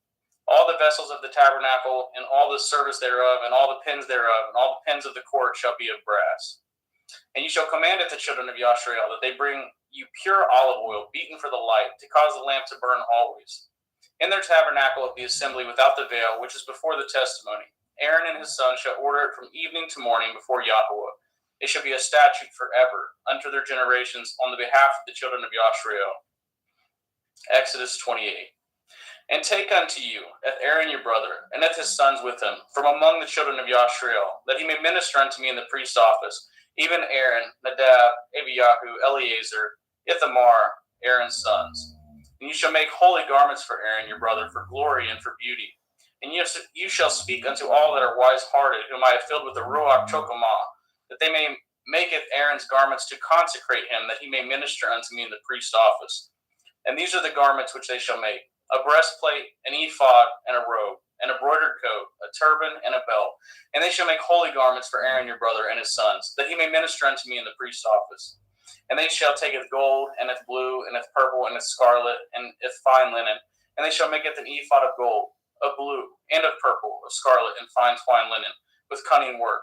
It shall have the two shoulder pieces thereof joined at the two edges thereof, and so it shall be joined together. And the belt of the ephod which is upon it shall be of the same, according to the work thereof, even of gold, of blue, and purple, and scarlet, and fine twine linen. And ye shall take at the two onyx stones, and grave on them the names of the children of Yashriel, 6 of their names on one stone, and at the other 6 names of the rest on the other stone, according to their birth. With the work of an engraver in stone, like the engravings of a signet, shall you engrave the 2 stones with the names of the children of Yashriel. You shall make them to be set in ouches of gold. And you shall put the 2 stones upon the shoulders of the ephod for stones of memorial unto the children of Yashriel. And Aaron shall beareth the names before Yahweh upon his 2 shoulders for memorial. And you shall make ouches of gold, and 2 chains of pure gold at the ends. Of wreathen work shall you make them, and fasten the wreathen chains to the ouches. And you shall make the breastplate of judgment with cunning work. After the work of the ephod you shall make it, of gold, of blue, and of purple, and of scarlet, and of fine twine linen shall you make it. 4 square it shall be being doubled. A span shall be the length thereof, and a span shall be the breadth thereof. And you shall set in it the setting of stones, even 4 rows of stones. The first row shall be sardis, a topaz, and a carbuncle. This shall be the first row. And the second row shall be an emerald, a sapphire, and a diamond. And the third row a ligure, an agate, and an amethyst. And the fourth row a beryl, an onyx, and a jasper. They shall be set in gold in their enclosings. And the stones shall be with the names of the children of Yashriel, 12 according to their names, like the engravings of a signet. Everyone with his name shall they be according to their 12 tribes. You shall make upon the breastplate chains of the ends of wreathen work of pure gold. And you shall make upon the breastplate 2 rings of gold. And you shall put the 2 rings on the 2 ends of the breastplate. And you shall put the 2 wreathen chains of gold in the 2 rings which are on the ends of the breastplate. And at the other 2 ends of the 2 wreathen chains you shall fasten in the 2 ouches, and put on the shoulder pieces of the ephod before it. And you shall make 2 rings of gold, and you shall put them upon the 2 ends of the breastplate and the border thereof, which is in the side of the ephod inward. And 2 other rings of gold you shall make, and shall put them on the 2 sides of the ephod underneath, toward the forepart thereof, over against the other coupling thereof, above the belt of the ephod. And they shall bind at the breastplate by the rings thereof unto the rings of the ephod, which is a lace of blue, that it may be above the belt of the ephod, and that the breastplate be not loosed from the ephod. And Aaron shall beareth the names of the children of Yashriel in the breastplate of judgment upon his heart, when he goes in unto the holy place for memorial before Yahweh continually. And ye shall put in the breastplate of judgment at the Urim and at the Tumiim, and they shall be upon Aaron's heart, when he goes in before Yahweh. And Aaron shall bear the judgment of the children of Yashriel upon his heart before Yahweh continually. And ye shall make it the robe of the ephod of all blue, and there shall be a hole in the top of it. In the midst thereof it shall have a binding of woven work round about the whole of it, as it were the whole of a harbergen, that it be not rent. And beneath upon the hem of it ye shall make pomegranate, 8 of blue, and of purple, and of scarlet, round about the hem thereof, and bells of gold between them round about. A golden bell and a pomegranate, a golden bell and a pomegranate upon them of the robe round about. And it shall be upon Aaron to minister, and his sound shall be heard when he goes out into the holy place before Yahweh, and when he comes out, that he die not. And you shall make a plate of pure gold, engrave upon it like the engravings of a signet, Kodesh Yahweh, holiness unto Yahweh. And you shall put it on a blue lace, that it may be upon the turban. Upon the forefront of the turban it shall be. And it shall be upon Aaron's forehead, that Aaron may beareth the iniquity of the holy things, which the children of Yashriel shall hallow in all their holy gifts, and shall be always upon the forehead, that they may be accepted before Yahweh. And you shall embroider the coat of fine linen, and you shall make the turban of fine linen, and you shall make the belt of needlework. And for Aaron's son you shall make coats, and you shall make for them belts and bonnets. You shall make for them for glory and for beauty. And you shall put them upon Aaron your brother, and at his sons with him, and shall anoint them, and consecrate them, and sanctify them, that they may minister unto me in the priest office. And you shall make them linen breeches to cover their nakedness from the loins, even unto the thighs they shall reach. And they shall be upon Aaron and upon his sons, when they come in unto me, and unto the tabernacle of the assembly, or when they come near unto the altar to minister in the holy place, that they bear not iniquity, and die. It shall be a statute forever unto him and his seed after him. Exodus 29. And this is the thing that ye shall do unto them that hallow them, to minister, and they shall be upon Aaron and upon his sons, when they come in unto me, and unto the tabernacle of the assembly, or when they come near unto the altar to minister in the holy place, that they bear not iniquity, and die. It shall be a statute forever unto him and his seed after him. Exodus 29. And this is the thing that ye shall do unto them that hallow them, to minister unto me in the priest office. Take 1 young bullock, and 2 rams without blemish, and matzah cakes tempered with oil, and matzah wafers anointed with oil, of wheaten flour shall you make them. Ye shall put them into 1 basket, and bring them in the basket, with the bullock and the 2 rams. And at Aaron and his sons you shall bring unto the door of the tabernacle of the assembly, and you shall wash them with water. And you shall take at the garments, and put upon it Aaron the coat, and at the robe of the ephod, and at the ephod, and at the breastplate, and gird him with the belt of the ephod. And ye shall put the turban upon his head, and putteth the holy crown upon the turban. Then shall you take the anointing oil, and pour it upon his head, and anoint him. And you shall bring his sons, and put coats upon them, and you shall gird them with belts, Aaron and his sons, and put the bonnets on them. And the priest's office shall be theirs for a perpetual statute, and you shall consecrate Aaron and his sons. And you shall cause the bullock to be brought before the tabernacle of the assembly, and Aaron and his sons shall put their hands upon the head of the bullock. And you shall kill the bullock before Yahweh, by the door of the tabernacle of the assembly. And ye shall take of the blood of the bullock, and put it upon the horns of the altar with your finger, and pour the blood beside the bottom of the altar. And ye shall take at the fat that covers the inwards, and at the caul that is above the liver, and at the 2 kidneys, and the fat that is upon them, and burn them upon the altar. But at the flesh of the bullock, and at his skins, and at his dung, ye shall burn with fire without the camp. It is an offering. It is a sin offering.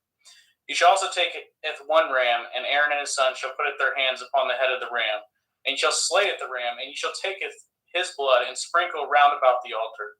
And ye shall cut the ram in pieces, and wash inwards of him, and his legs, and put them in unto his pieces, and unto his head. And ye shall burn the whole ram upon the altar. It is a burnt offering unto Yahweh. It is a sweet savor, an offering made by fire unto Yahweh. And ye shall take the other ram, and Aaron and his sons, and shall put their hands upon the head of the ram.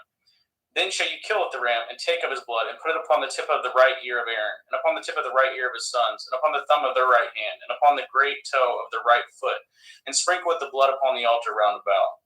And ye shall take of the blood that is upon the altar, and of the anointing oil, and sprinkle it upon Aaron, and upon his garments, and upon his sons, and upon the garments of his sons with him. And he shall be hallowed, and his garments, and his sons' garments with him. Also you shall take of the ram the fat and the rump, at the fat that covers the inwards, and at the caul above the liver, and at the 2 kidneys, and at the fat that is upon them, and at the right shoulder, for it is a ram of consecration. And 1 loaf of bread, and 1 cake of oiled bread, and 1 wafer out of the basket of matzah that is before Yahweh. And you shall put all in the hands of Aaron, and in the hands of his sons, and shall wave them for a wave offering before Yahweh. And ye shall receive them on their hands, and burn them upon the altar for a burnt offering, for a sweet savor before Yahweh. It is an offering made by fire unto Yahweh. And ye shall take the breast of the ram of Aaron's consecration, and wave it for a wave offering before Yahweh, and it shall be your part.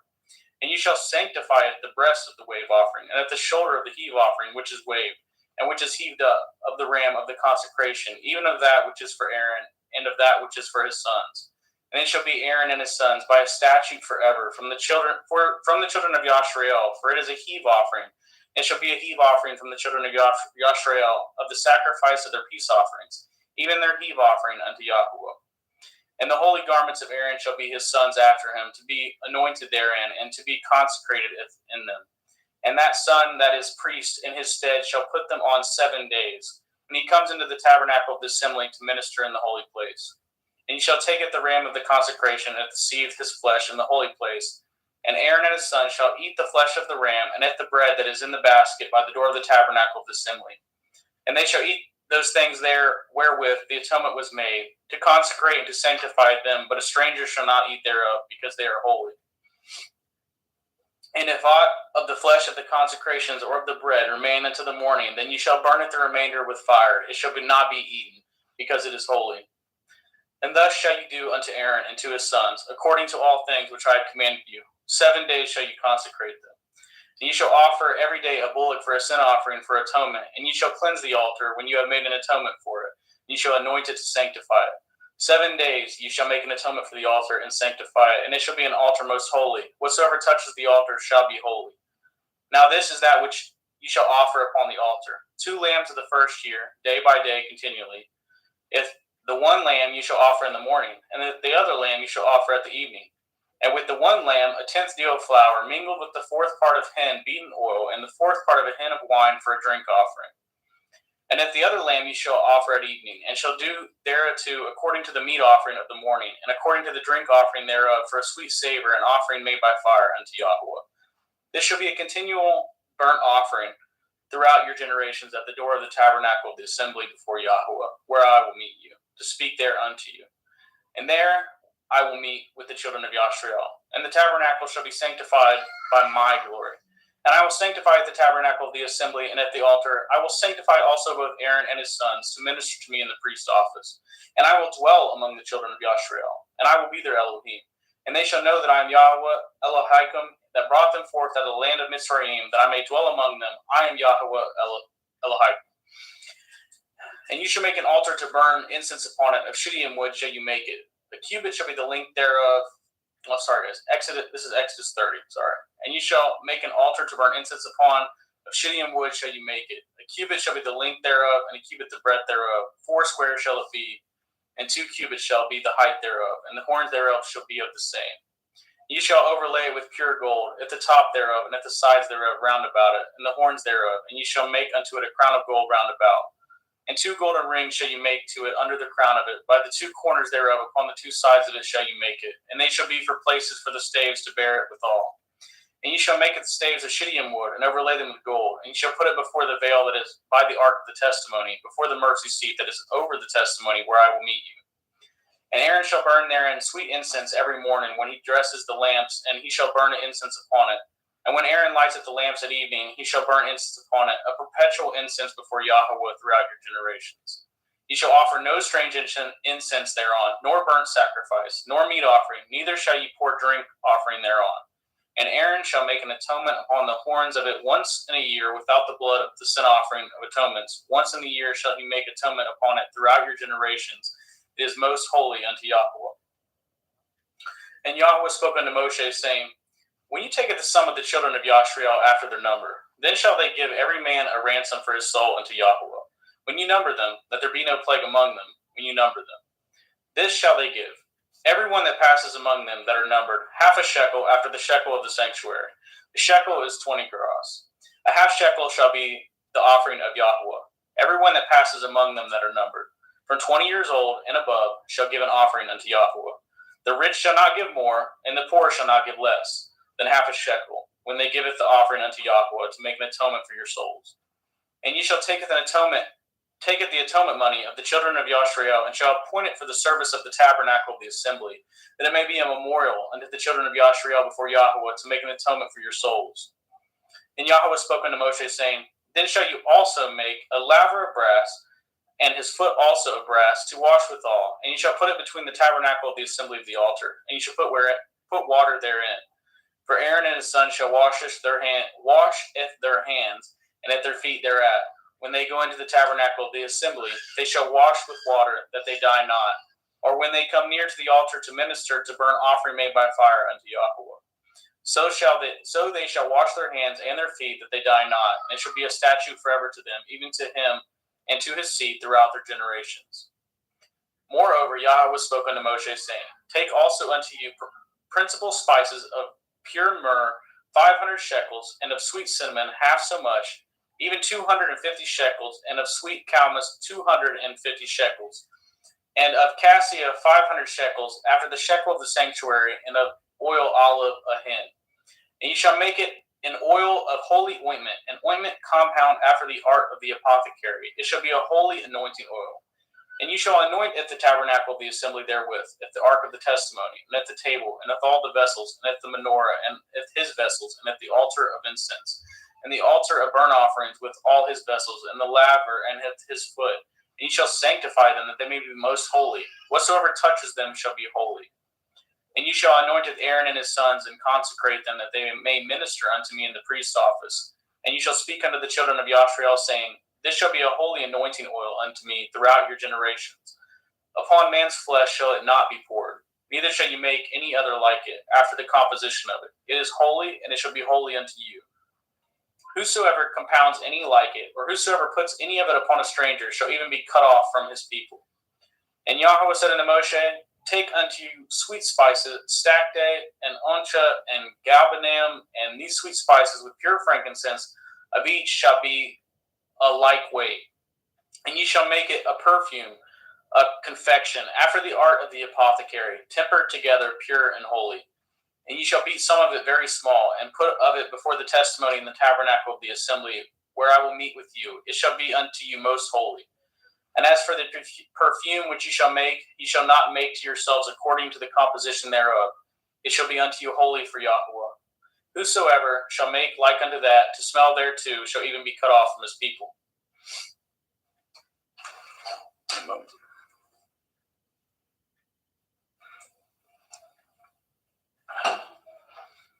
Exodus 31.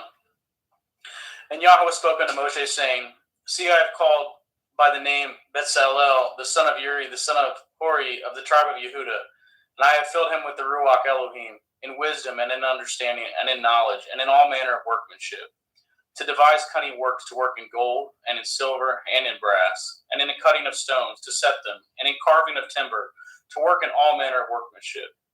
And behold, I have given with him Aholiab, the son of Achikam of the tribe of Dan, and in the hearts of all that are wise-hearted I have put wisdom, that they may maketh all that I have commanded you. At the tabernacle of the assembly, and at the ark of the testimony, and at the mercy seat that is thereupon, and at the furniture of the tabernacle, and at the table, and at his furniture, and at the pure menorah, with all his furniture, and at all the altar of incense, and at the altar of burnt offering, with all his furniture, and at the laver, and at his foot, and at the cloths of service, and at the holy garments for Aaron the priest, and at the garments of his sons to minister in the priest's office, and at the anointing oil, and at the sweet incense for the holy place, according to all that I have commanded you, shall they do. And Yahweh spoke unto Moshe, saying, Speak also unto the children of Yashrael, saying, Truly if my Shabbath ye shall guard, for it is a sign between me and you throughout your generations, that ye may know that I am Yahweh Mekadishim, Yahweh, who sanctifies you. Ye shall guard it the Shabbath, therefore, for it is holy unto you. Every one that defiles it shall surely be put to death. For whosoever does any work therein, that soul shall be cut off from among his people. 6 days may work be done, but in the seventh it is a Shabbath of rest, holy to Yahweh. Whosoever does any work in the Shabbath, he shall surely be put to death. Wherefore the children of Yashrael shall guard it the Shabbath, to keep it the Shabbath, throughout their generations, for a perpetual covenant. It is a sign between me and the children of Yashrael forever. For in 6 days Yahweh made the heavens and the earth, and on the seventh day he rested, and was refreshed. And he gave unto Moshe, when he had made an end of communing with him upon the Mount Sinai, 2 sapphires of testimony, sapphire stones, written with the finger of Elohim. Exodus 32. And when the people saw that Moshe delayed to come down out of the mount, the people gathered themselves together unto Aaron, and said unto him, Up, make us Elohim, which shall go before us. For as for this Moshe, the man that brought us up out of the land of Mitzrayim, we know not what has become of him. And Aaron said unto them, Break off the golden earrings which are in the ears of your women, and of your sons, and of your daughters, and bring them unto me. And all the people broke off at the golden earrings which were in the ears, and brought them unto Aaron. And he received them at their hand, and fashioned it with a graving tool, after he had made it a molten calf. And they said, These be your Elohim, O Yashrael, which brought you up out of the land of Mitzrayim. And when Aaron saw it, he built an altar before it. And Aaron made proclamation, and said, Tomorrow is a feast to Yahweh. And they rose up early on the morrow, and offered burnt offerings, and brought peace offerings. And the people sat down to eat and to drink, and they rose up to play. And Yahweh said unto Moshe, Go, get you down, for your people, which you brought out of the land of Mitzrayim, have corrupted themselves. They have turned aside quickly out of the way which I commanded them. They have made them a molten calf, and have worshipped it, and have sacrificed thereunto, and said, These be your Elohim, O Yashrael, which have brought you up out of the land of Mitzrayim. And Yahweh said unto Moshe, I have seen it this people, and behold, it is a stiff-necked people. Now therefore let me alone, that my wrath may wax hot against them, and that I may consume them, and will make of you a great nation. And Moshe hath besought Yahweh Eloheinu, and said, Yahweh, why does your wrath wax hot against your people, which have brought you forth out of the land of Mitzrayim with a great power, and with a mighty hand? Wherefore should the Mitzrayim speak and say, For mischief did he bring them out, to slay them in the mountains, and to consume them from the face of the earth? Turn from your fierce wrath, and repent of this evil against your people.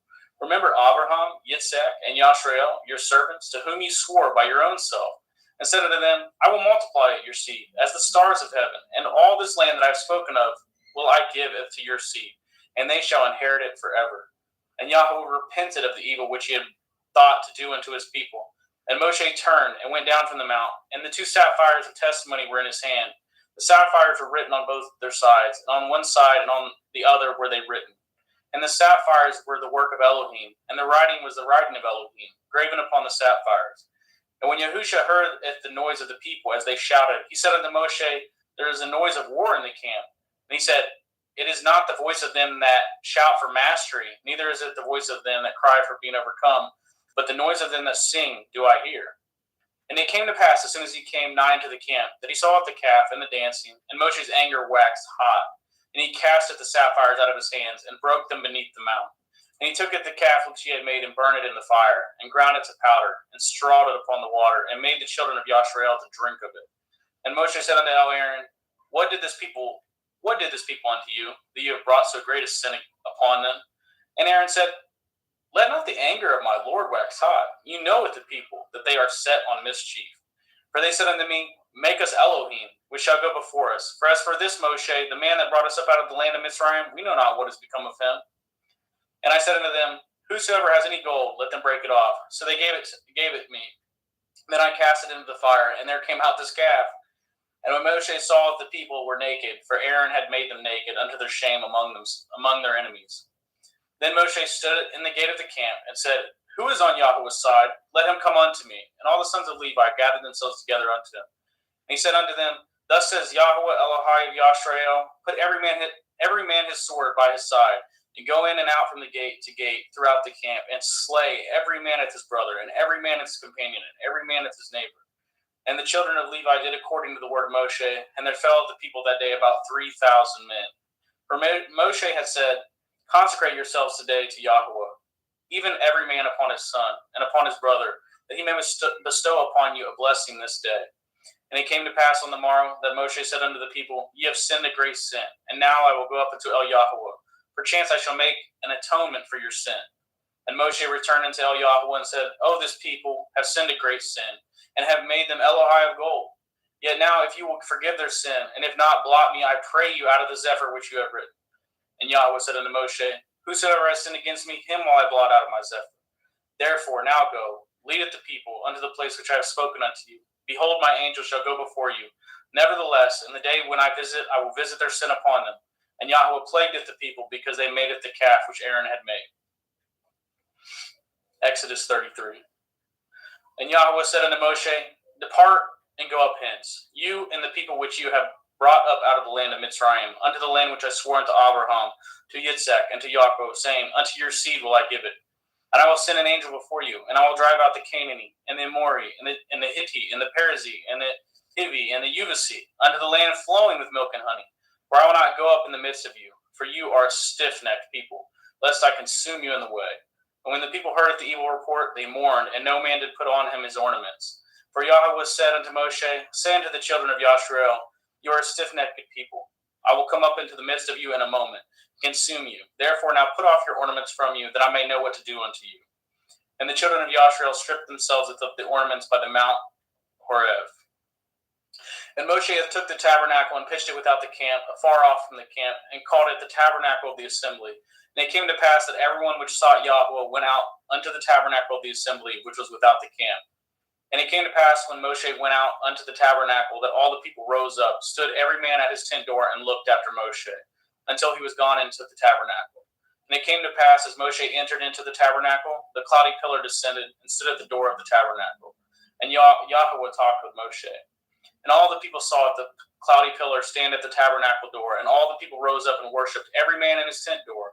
And Yahweh spoke unto Moshe face to face, as a man speaks unto a friend. And he turned again into the camp, but his servant Yahusha, the son of Nun, a young man, departed not out of the tabernacle. And Moshe said unto Yahweh, See, you say unto me, Bring up this people, and you have not let me know if whom you will send with me. Yet you have said, I know you by name, and you have also found grace in my sight. Now therefore I pray you, if I have found grace in your sight, show me your way, that I may know you, that I may find grace in your sight, and consider that this nation is your people. And he said, My presence shall go with you, and will give you rest. And he said unto them, If your presence go not with me, carry us not up hence. For wherein shall it be known here that I and your people have found grace in your sight? Is it not in that you go with us? So shall we be separated, I and your people, from all the people that are upon the face of the earth. And Yahweh said unto Moshe, I will do with this thing also that I have spoken. For you have found grace in my sight, and I know you by name.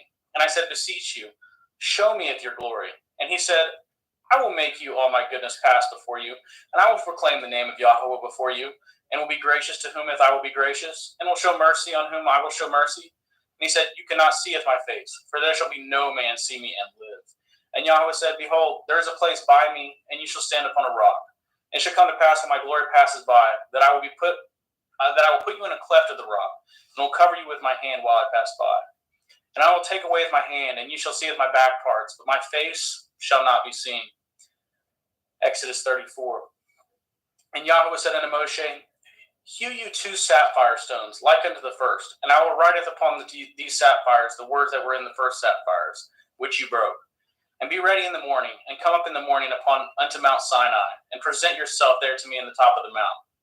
And no man shall come up with you, neither let any man be seen through all the mount, neither let the flocks nor the herds feed before the mount. And he hewed 2 sapphire stones like unto the first. And Moshe rose up early in the morning, and went up to Mount Sinai, as Yahweh had commanded him. And he took in his hand 2 sapphire stones. And Yahweh descended in the cloud, and stood with him there, and proclaimed the name of Yahweh. And Yahweh passed by before him, and proclaimed, Yahweh, Yahweh, El, merciful and gracious, long-suffering, and abundant in goodness and truth, keeping mercy for thousands, forgiving iniquity and transgression and sin, that will by no means clear the guilty, visiting the iniquity of the fathers upon the children, and upon the children's children unto the 3rd and 4th generation. And Moshe made haste, and bowed his head towards the earth, and worshipped. And he said, If now I have found grace in your sight, O Adonai, let my Adonai, I pray you, go among us, for it is a stiff-necked people, and pardon our iniquity and our sin, and take us for your inheritance. And he said, Behold, I cut a covenant before all your people. I will do wonders, such as have not been done in all the earth, nor in any nation, and all the people among you where you are shall see at the work of Yahweh, for it is a terrible thing that I will do with you. Guardeth that which I command you this day. Behold, I drive you out before the Amori, and the Canaanite, and the Hittite, and the Perizzite, and the Hivi, and the Jebusite. Take heed to yourself, lest you cut a covenant with the inhabitants of the land whither you go, lest it be for a snare in the midst of you. But you shall destroy the altars, and break at their images, and cut down their Asherah poles. For you shall worship no other El. For Yahweh, Cana Yahweh is jealous, is my name. He is a jealous El. Lest you cut a covenant with the inhabitants of the land, and they go whoring after their Elohim, and do sacrifice unto their Elohim, and one call you and eat of his sacrifice, and take of their daughters unto your sons, and their daughters go whoring after their Elohim, and make your sons go whoring after their Elohim. You shall make no molten of Elohai. The feast of matzah shall you guard. 7 days shall you eat matzah, as I commanded you, in the name of the month of Aviv. For in the month of Aviv you came out of Mitzrayim. All that opens the womb is mine, and every firstling among your cattle, whether ox or sheep, that is male. But the firstling of your ass you shall redeem with the lamb. And if you redeem him not, then you shall break his neck. And the firstborn of your son shall you redeem, and none shall appear before me empty. 6 days you shall work, but on the 7th day you shall rest. In earing time and in harvest you shall rest. And you shall observe the feast of Ketzir, of the first fruits of the wheat harvest, and the feast of Asif, the ingathering at the year's end. Thrice in the year shall all the men's children appeareth before Adonai Yahweh, the Elohai of Yashrael. For I will cast out the nations before you, and enlargeth your borders. Neither shall any man desireth your land when you shall go up to appeareth before Yahweh Elohika thrice in the year. And you shall not offer the blood of my sacrifice of leaven, neither shall the sacrifice of the feast of Pesach be left until the morning. The first of the first fruits of your land you shall bring into the house of Yahweh Elohika. You shall not see the kid in his mother's milk. And Yahweh said unto Moshe, Write these words, for after the tenor of these words I have cut a covenant with you, and with Yashrael. And he was there with Yahweh 40 days and 40 nights. He did neither eat bread nor drink water, and he wrote upon the sapphire the words of the covenant, the 10 devarim, the commandments. And it came to pass when Moshe came down from Mount Sinai with the 2 sapphire of testimony in Moshe's hand, when he came down from the mount, that Moshe knew not the skin of his face shone while he talked with them. And when Aaron and all the children of Yashrael saw Moshe, behold, the skin of his face shone, and they were afraid to come nigh him. And Moshe called unto them, and Aaron and all the rulers of the assembly returned unto him, and Moshe talked with them. And afterwards all the children of Yashrael came nigh, and he gave them in commandment if all that Yahweh had spoken with him in Mount Sinai. Until Moshe had done speaking with them, he put a veil on his face. But when Moshe went in before Yahweh to speak with him, he took the veil off until he came out. And he came out and spoke unto the children of Yashrael, which he was commanded. And the children of Yashrael saw the face of Moshe, that the skin of Moshe's face shone.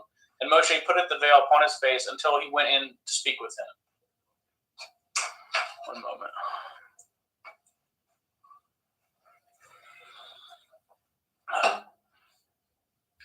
Exodus 35. And Moshe gathered all the assembly of the children of Yashrael together, and said unto them, These are the words which Yahweh has commanded, that ye should do them. 6 days shall work be done, but on the 7th day there shall be to you a holy day, a Shabbath, of rest to Yahweh. Whosoever does work therein shall be put to death. Ye shall kindle no fire throughout your habitations upon the Shabbath. And Moshe spoke unto all the assembly of the children of Yashrael, saying, This is the thing which Yahweh commanded, saying, Take ye from among you an offering unto Yahweh. Whosoever is of a willing heart, let him bringeth the offering of Yahweh, gold and silver and brass, and blue and purple, and scarlet, and fine linen, and goat's hair, and ram skins dyed red, and badger skins, and shittim wood, and oil for the light, and spices for anointing oil, and for the sweet incense, and onyx stones, and stones to be set for the ephod, and for the breastplate. And every wise-hearted among you shall come, and maketh all that Yahweh has commanded. At the tabernacle, at his tent, and at his covering, at his taches, at his boards, at his bars, and at his pillars, and at his sockets, at the ark, and at the staves thereof, with at the mercy seat, and at the veil of the covering, at the table, and at the staves, and at all the vessels, and at all the showbread, at the menorah, 7-branch candlestick, also for the light, and at his furniture, and at his lamps, with the oil for light, and at the incense altar, and at his staves, and at his anointing oil, and at the sweet incense, and at the hanging of the door, at the entering of the tabernacle. At the altar of burnt offering, with his brazen grate, at his staves, and at all his vessels, at the laver, and at his foot, and at the hangings of the court, his pillars, and their sockets, and their hanging for the door of the court, the pins of the tabernacle, and the pins of the court, and their cords, the clothes of service to do service in the holy place, the holy garments for Aaron the priest, and the garments of his sons to minister in the priest office. And all the assembly of the children of Yashrael departed from the presence of Moshe. And they came every one whose heart stirred him up, and every one whom his ruach made willing, and they brought Yahweh's offering to the work of the tabernacle of the assembly, and for all his service, and for the holy garments. And they came both men and women, and as many as were willing-hearted, and brought bracelets and earrings and rings and tablets and all jewels of gold, and every man that offered an offering of gold unto Yahweh. And every man with whom was found blue and purple and scarlet and fine linen and goat's hair and red skins of rams, badger skins brought them. Everyone that did offer an offering of silver and brass broughteth Yahweh's offering. And every man with whom was found shittim wood for any work of the service brought it. And all the women that were wise-hearted did spin with their hands, and brought it that which they had spun, both at the blue and at the purple and at the scarlet and at the fine linen. And all the women whose hearts stirred them up in wisdom spun at the goat's hair. And the rulers brought it the onyx stones, and the stones to be set for the ephod and for the breastplate, and at the spice, and at the oil for the light, and for the anointing oil, and for the sweet incense. And the children of Yashrael brought a willing offering unto Yahweh, every man and woman, whose heart made them willing to bring for all manner of work which Yahweh commanded to be made by the hand of Moshe. And Moshe said unto the children of Yashrael, See, Yahweh is called by name, Bezalel, the son of Uri, the son of Hori, of the tribe of Yehuda, and he has filled him with the Ruach Elohim in wisdom and understanding and in knowledge and all manner of workmanship, and to devise curious works, to work in gold and in silver and in brass, and in the cutting of stones, to set them in carving of wood, to make any manner of cunning work. And he has put it in his heart that he may teach both he and Aholiab, the son of Achikam of the tribe of Dan. Them has he filled with the wisdom of heart, to work all manner of work of the engraver, of the cunning workman, and of the embroiderer, in blue and in purple, in scarlet and in fine linen, and of weaver, even of them that do any work, and of those that devise cunning work. Exodus 36. Then wrought Bezalel and Oholiab, and every wise-hearted man in whom Yahweh will put wisdom and understanding, know how to work with all manner of work for service of the sanctuary, according to all that Yahweh had commanded. And Moshe called Bezalel and Oholiab, and every wise-hearted man in whose heart Yahweh put wisdom, even everyone whose heart stirred him up to come up to work to do it. And they received of Moshe all the offering which the children of Yashrael had brought for the work of the service of the sanctuary, to make it withal. And they brought yet unto him free offerings every morning. And all the wise men that wroughteth all the work of the sanctuary came every man from his work which they had made. And they spoke unto Moshe, saying, the people bring much more than enough for the service of the work which Yahweh was commanded to make. And Moshe gave commandment, and they caused it to be proclaimed throughout the camp, saying, let neither man nor woman make any more work for the offering of the sanctuary. So the people were restrained from bringing. For the stuff they had was sufficient for all the work to make it, and too much. And every wise-hearted man among them that wrought the work of the tabernacle made 10 curtains of fine twine linen, and blue and purple and scarlet, with cherubim of cunning work made he them. The length of the curtain was 20 and 8 cubits, and the breadth of the curtain 4 cubits. The curtains were all of one size. And he coupled the 5 curtains one into another, and the other 5 curtains he coupled one into another. And he made loops of blue on the edge of one curtain from the selvage of the coupling. Likewise he made in the uttermost side of another curtain in the coupling of the second. 50 loops made he in one curtain, and 50 loops made he in the edge of the curtain, which was in the coupling of the second. The loops held one curtain to another.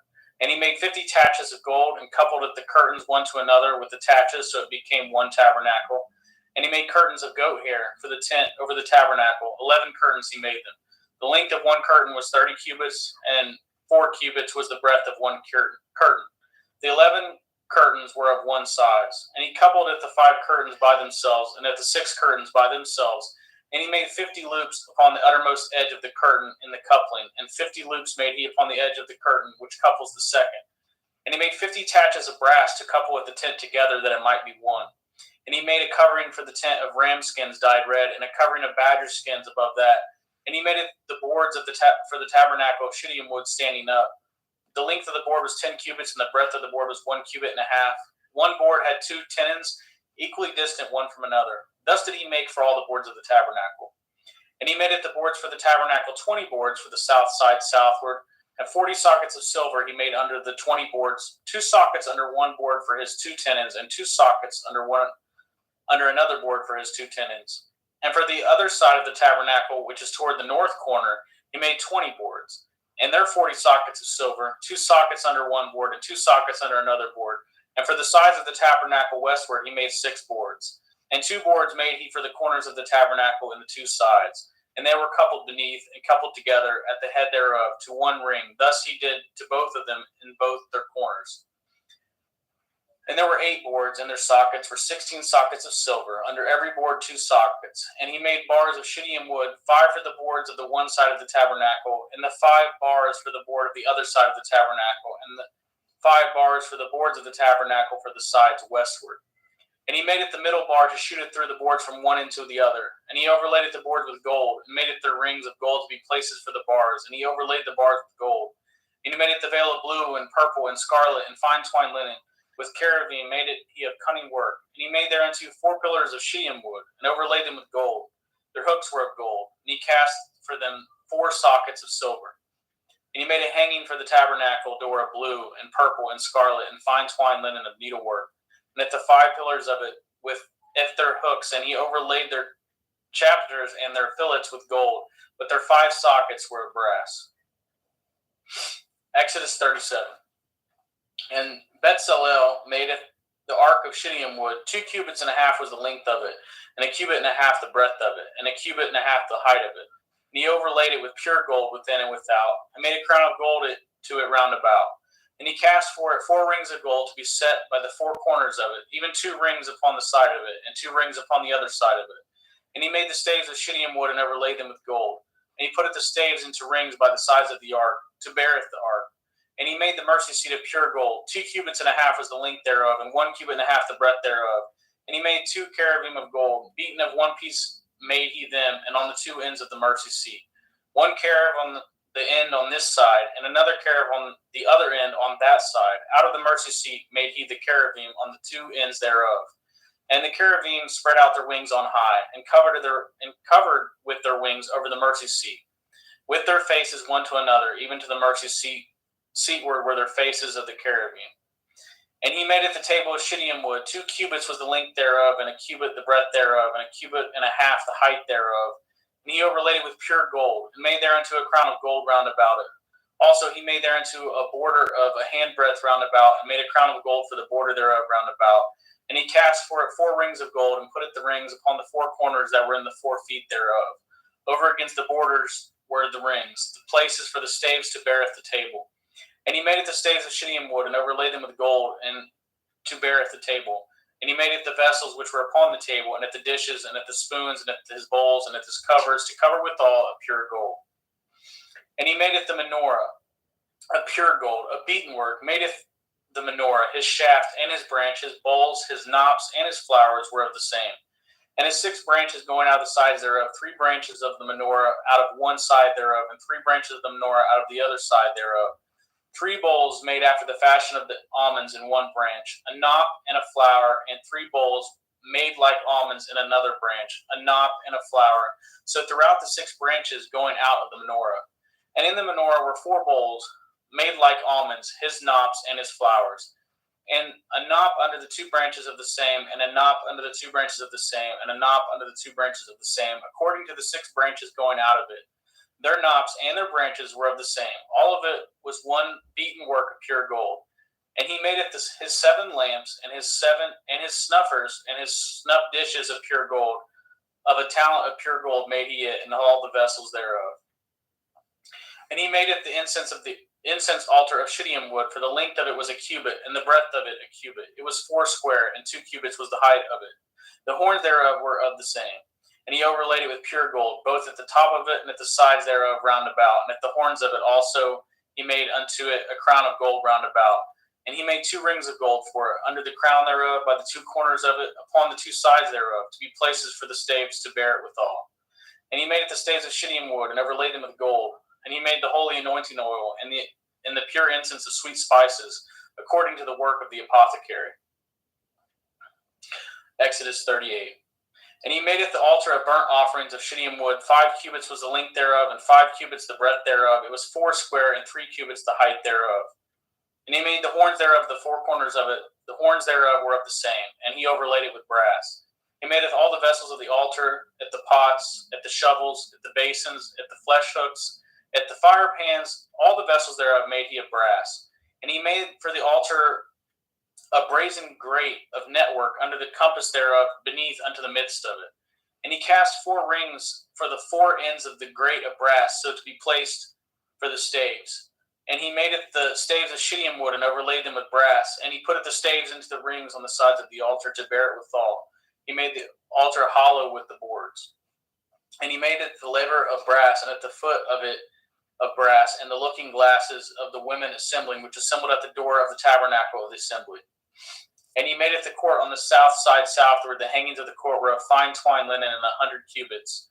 Their pillars were 20, and their brazen sockets were 20. The hooks of the pillars and their fillets were of silver. And for the north side, the hangings were 100 cubits. Their pillars were 20, and their sockets of brass 20. The hooks of pillars and their fillets of silver. And for the west side were hangings of 50 cubits. Their pillars 10, and their sockets 10. The hooks of the pillars and their fillets of silver. And for the east side, eastward 50 cubits. The hangings of one side of the gate were 15 cubits. Their pillars 3, and their sockets 3.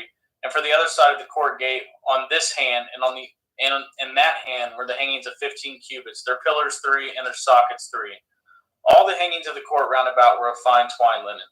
And the sockets for the pillars were of brass, the hooks of pillars and their fillets of silver, and the overlaying of their chapters of silver. And all the pillars of the court were filleted with silver.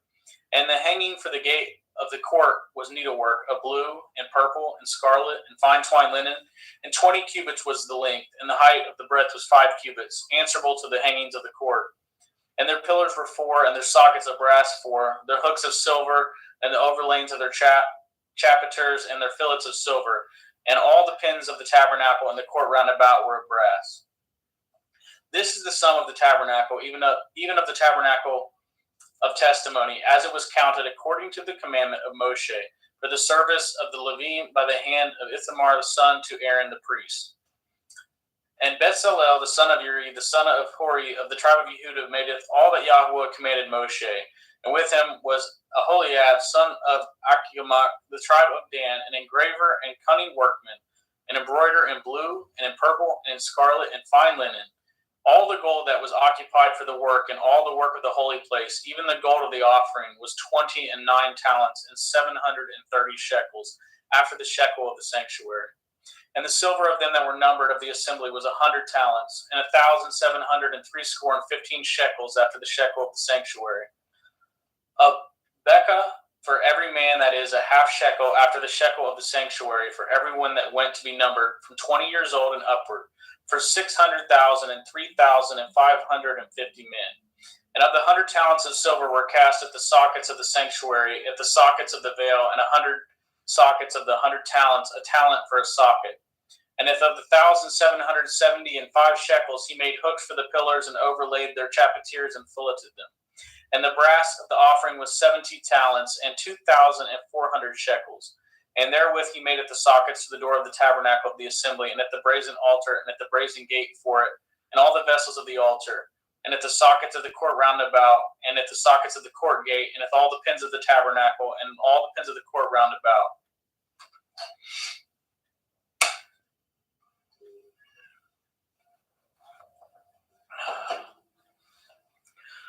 Exodus 39.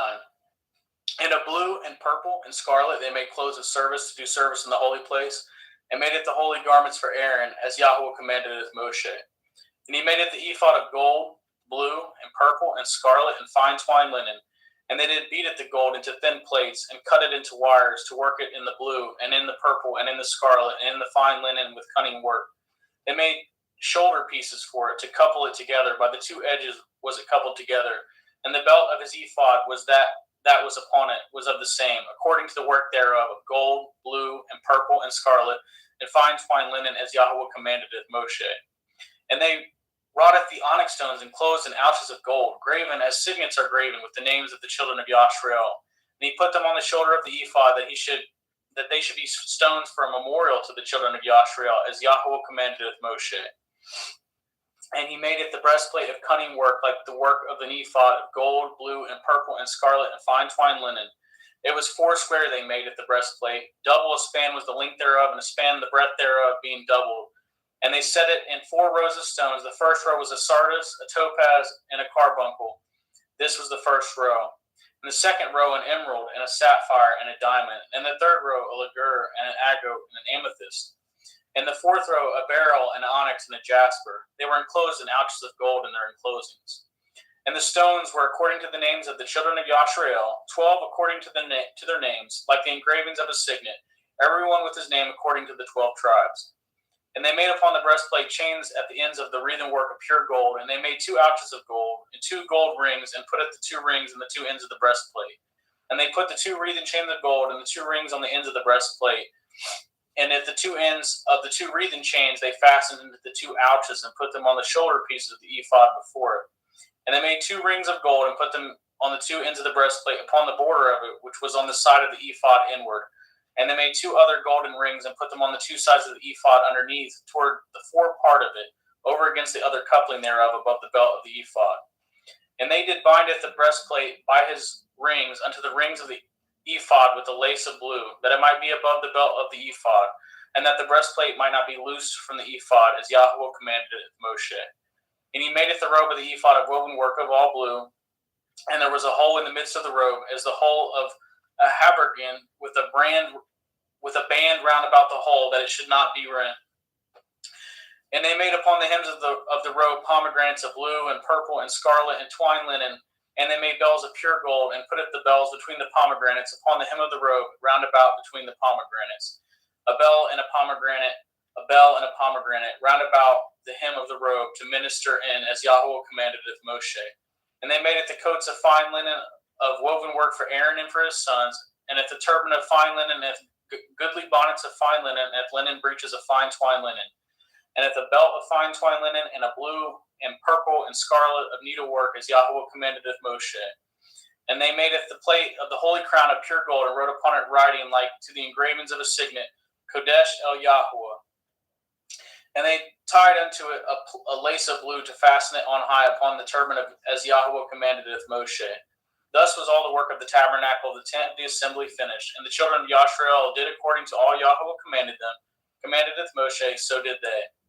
And they brought it the tabernacle unto Moshe at the tent, and with all the furniture, and his taches, his boards, his bars, and his pillars, and his sockets, and at the coverings of the ram skins dyed red, and the coverings of the badger skins, and at the veil of the covering, at the ark of the testimony, and at the staves thereof, and at the mercy seat, and the table, and the vessels thereof, and at the showbread, and at the pure menorah, and with the lamps thereof, even with the lamps to be set in order, and with all the vessels thereof, and at the oil for light, and at the golden altar, and at the anointing oil, and the sweet incense, and at the hanging for the tabernacle door. The brazen altar, his grate of brass, at his staves, at all his vessels, at the laver and his foot, at the hangings of the court, at his pillars, at his sockets, at the hanging for the court gate, at his cords, at his pins, and all the vessels of the service of the tabernacle for the tent of the assembly. At the cloths for the service to do service in the holy place, at the holy garments for Aaron the priest, and with his son's garments to minister in the priest's office. According to all that Yahweh commandeth Moshe, so the children of Yashrael madeth all the work. And Moshe did look upon all the work, and behold, they had done it as Yahweh commanded. Even so had they done it, and Moshe blessed them. Exodus 40. And Yahweh spoke unto Moshe, saying, On the first day of the first month shall you set up at the tabernacle of the tent of the assembly, and you shall put therein the ark of the testimony, and cover the ark with it the veil. And you shall bring it the table, and set in order the things that are to be set in order upon it. And you shall bring it the menorah, and light at the lamps thereof. And you shall set at the altar of gold for the incense before the ark of the testimony, and put at the hanging of the door to the tabernacle. And you shall set at the altar of the burnt offering before the door of the tabernacle of the tent of the assembly. And you shall set up the laver between the tent of the assembly and the altar, and shall put water therein. And you shall set up the court round about, and hang up the hangings of the court gate. And you shall take it the anointing oil, and anoint the tabernacle, and with all that is therein, and shall hallow it, with all the vessels thereof, and it shall be holy. And you shall anoint it the altar and the burnt offering, and with all the vessels, and sanctify the altar, and with all shall be an altar most holy. And you shall anoint it the laver, and at his foot, and sanctify it. And you shall bring it Aaron and his sons unto the door of the tabernacle of the assembly, and wash them with water. And you shall put upon if Aaron at the holy garments, and anoint him, and sanctify him, that he may minister unto me in the priest's office. And you shall bring it his sons, and clothe them with coats, and you shall anoint them as you anointed it their father, that they may minister unto me in the priest's office. Their anointing shall surely be an everlasting priesthood throughout their generations. Thus did Moshe according to all that Yahweh commanded him, so did he.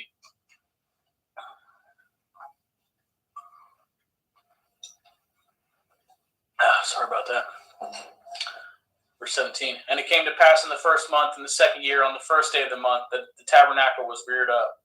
And Moshe reared up at the tabernacle, and fastened at his sockets, and set up the boards thereof, and put at the bars thereof, and reared up at the pillars. And he spread abroad at the tent over the tabernacle, and put at the covering of the tent above upon it, as Yahweh commanded Moshe. And he took and put at the testimony into the ark, and set at the staves of the ark, and put at the mercy seat above upon the ark. And he brought the ark into the tabernacle, and set up at the veil of the covering, and covered the ark of the testimony, as Yahweh commanded Moshe. And he put the table into the tent of the assembly, upon the side of the tabernacle northward, without the veil.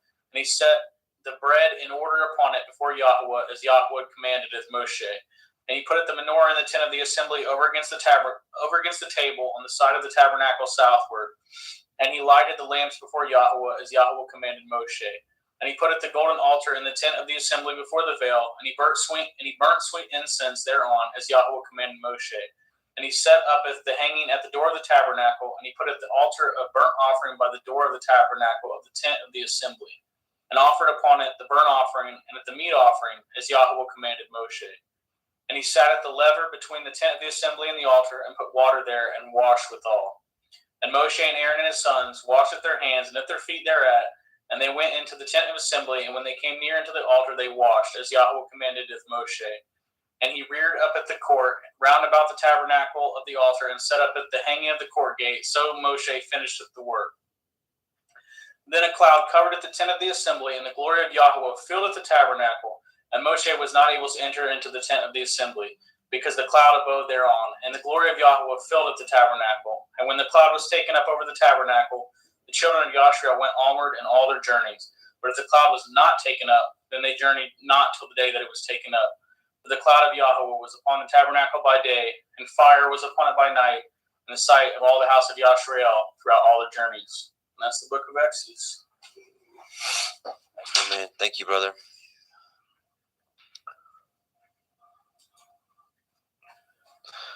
Okay, now we are ready to go into Vayikra, Leviticus.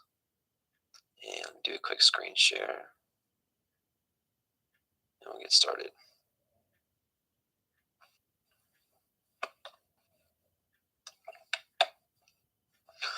Leviticus 1:1. And Yahweh called unto Moshe, and spoke unto him out of the tabernacle of the assembly, saying, Speak unto the children of Yashrael, and say unto them, If any man of you bring an offering unto Yahweh, ye shall bring your offering of the cattle, even of the herd and of the flock.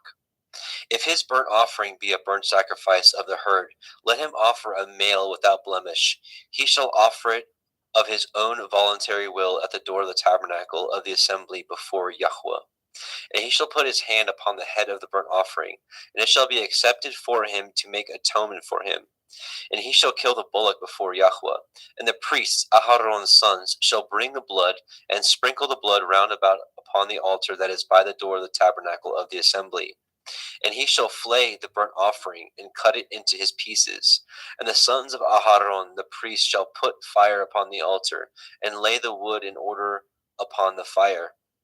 And the priests, Aharon's sons, shall lay the parts, the head, the fat, in order upon the wood that is on the fire which is upon the altar. But his inwards and his legs shall he wash in water, and the priest shall burn all on the altar, to be a burnt sacrifice, an offering made by fire of a sweet savor unto Yahweh. And if his offering be of the flocks, namely of the sheep or of the goats for a burnt sacrifice, he shall bring it a male without blemish, and he shall kill it on the side of the altar northward before Yahweh. And the priests, Aharon's son, shall sprinkle his blood round about the altar, upon the altar. And he shall cut it into his pieces, with his head and his fat, and the priest shall lay them in order on the wood that is on the fire which is upon the altar. But when he shall wash the inwards and the legs with water, and the priest shall bring it all, and burn it upon the altar, it is a burnt sacrifice, an offering made by fire of a sweet savor unto Yahweh.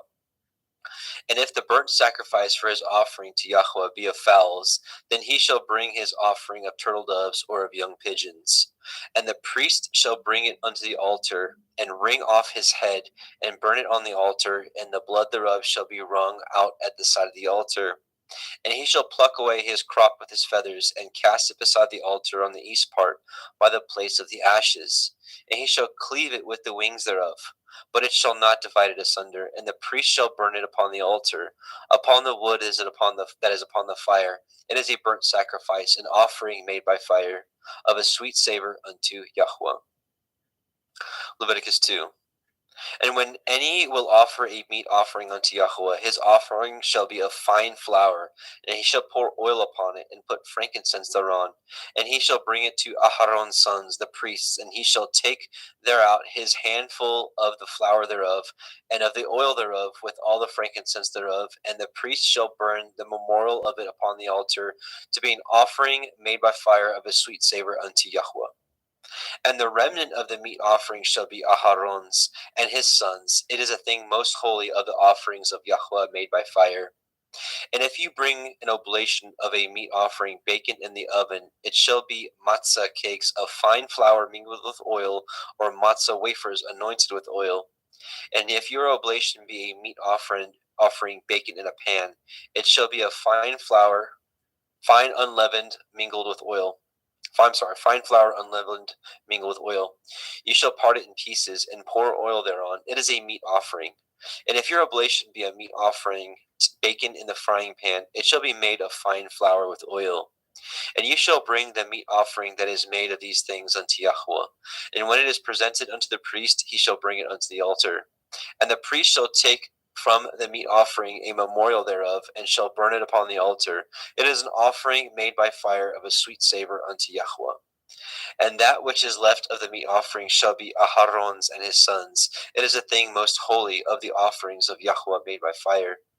No meat offering which ye shall bring unto Yahweh shall be made with leaven. For ye shall burn no leaven, nor any honey, in any offering of Yahweh made by fire.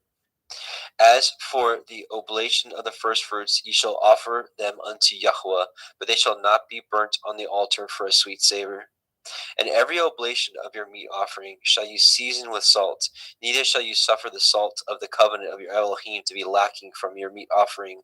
With all your offerings you shall offer salt.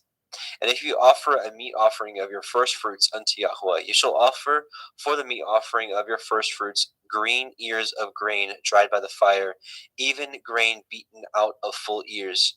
And you shall put oil upon it, and lay frankincense thereon. It is a meat offering.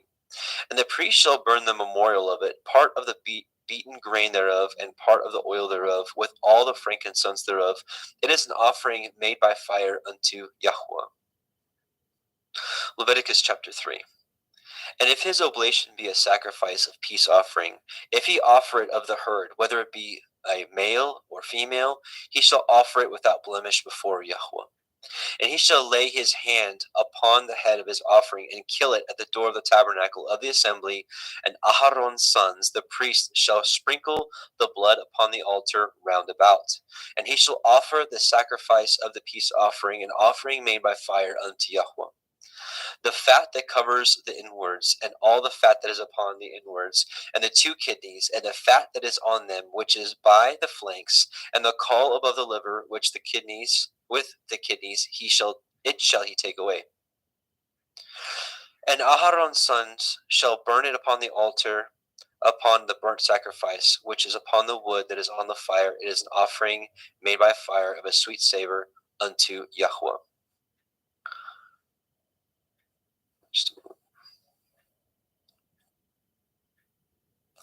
And if his offering for a sacrifice of peace offering unto Yahweh be of the flock, male or female, he shall offer it without blemish. If he offer a lamb for his offering, then shall he offer before Yahweh. And he shall lay his hand upon the head of his offering, and kill it before the tabernacle of the assembly. And Aharon's sons shall sprinkle the blood thereof round about upon the altar. And he shall offer of the sacrifice of the peace offering, an offering made by fire unto Yahweh. The fat thereof and the whole rump it shall he take off hard by the backbone, and the fat that covers the inwards, and all the fat that is upon the inwards, and the two kidneys, and the fat that is upon them, which is by the flanks, and the caul above the liver, with the kidneys it shall he take away. And the priest shall burn it upon the altar. It is the food of the offering made by fire unto Yahweh. And if his offering be a goat, then he shall offer it before Yahweh. And he shall lay his hand up upon the head of it, and kill it before the tabernacle of the assembly. And the sons of Aharon shall sprinkle the blood thereof upon the altar round about. And he shall offer thereof his offering, even an offering made by fire unto Yahweh. The fat that covers the inwards, and all the fat that is upon the inwards, and the two kidneys, and the fat that is upon them, which is by the flanks, and the caul above the liver, with the kidneys, it shall he take away. And the priest shall burn them upon the altar. It is a food of the offering made by fire for a sweet savor. All the fat is Yahweh's. It shall be a perpetual state for your generations throughout all your dwellings, that ye eat neither fat nor blood. Leviticus chapter 4. And Yahweh spoke unto Moshe, saying, Speak unto the children of Yisrael, saying, If a soul shall sin through ignorance against any of the commandments of Yahweh concerning things which ought not to be done, and shall do against any of them, if the priest that is anointed do sin according to the sin of the people, then let him bring for his sin which he has sinned a young bullock without blemish unto Yahweh for a sin offering.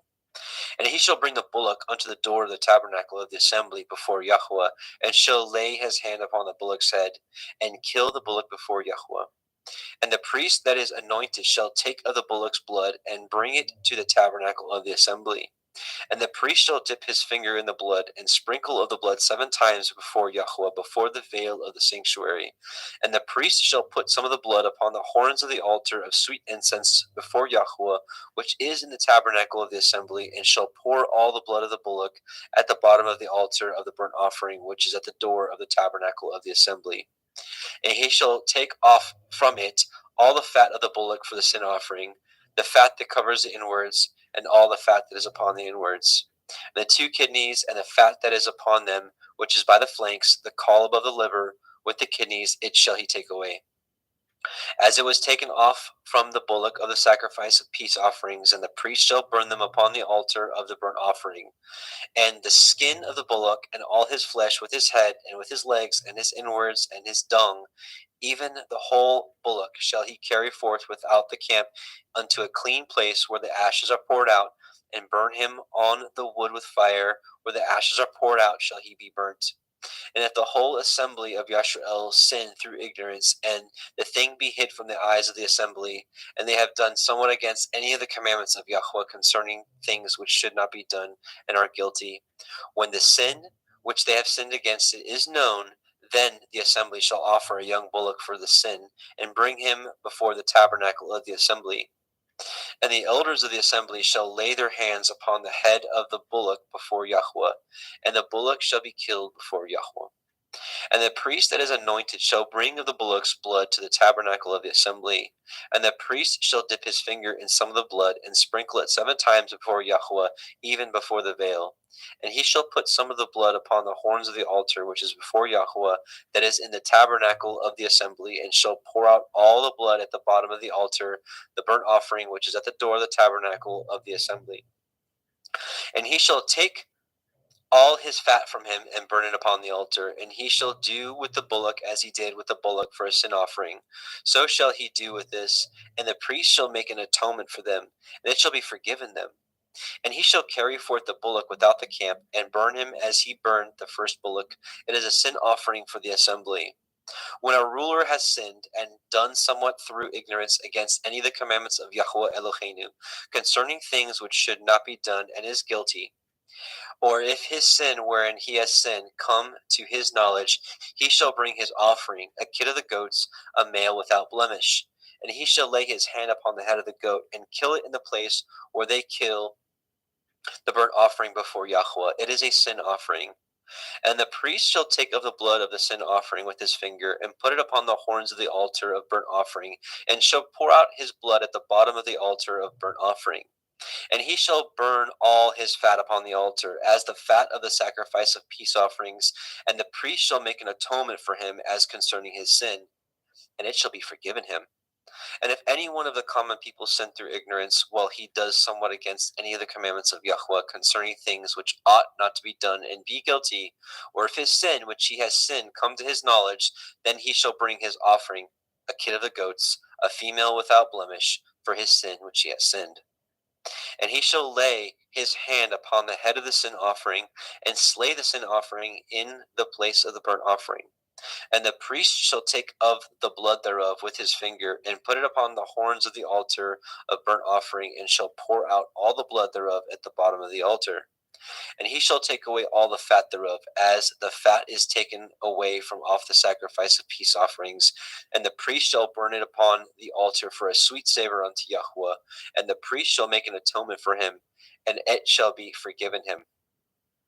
And if he bring a lamb for a sin offering, he shall bring it a female without blemish.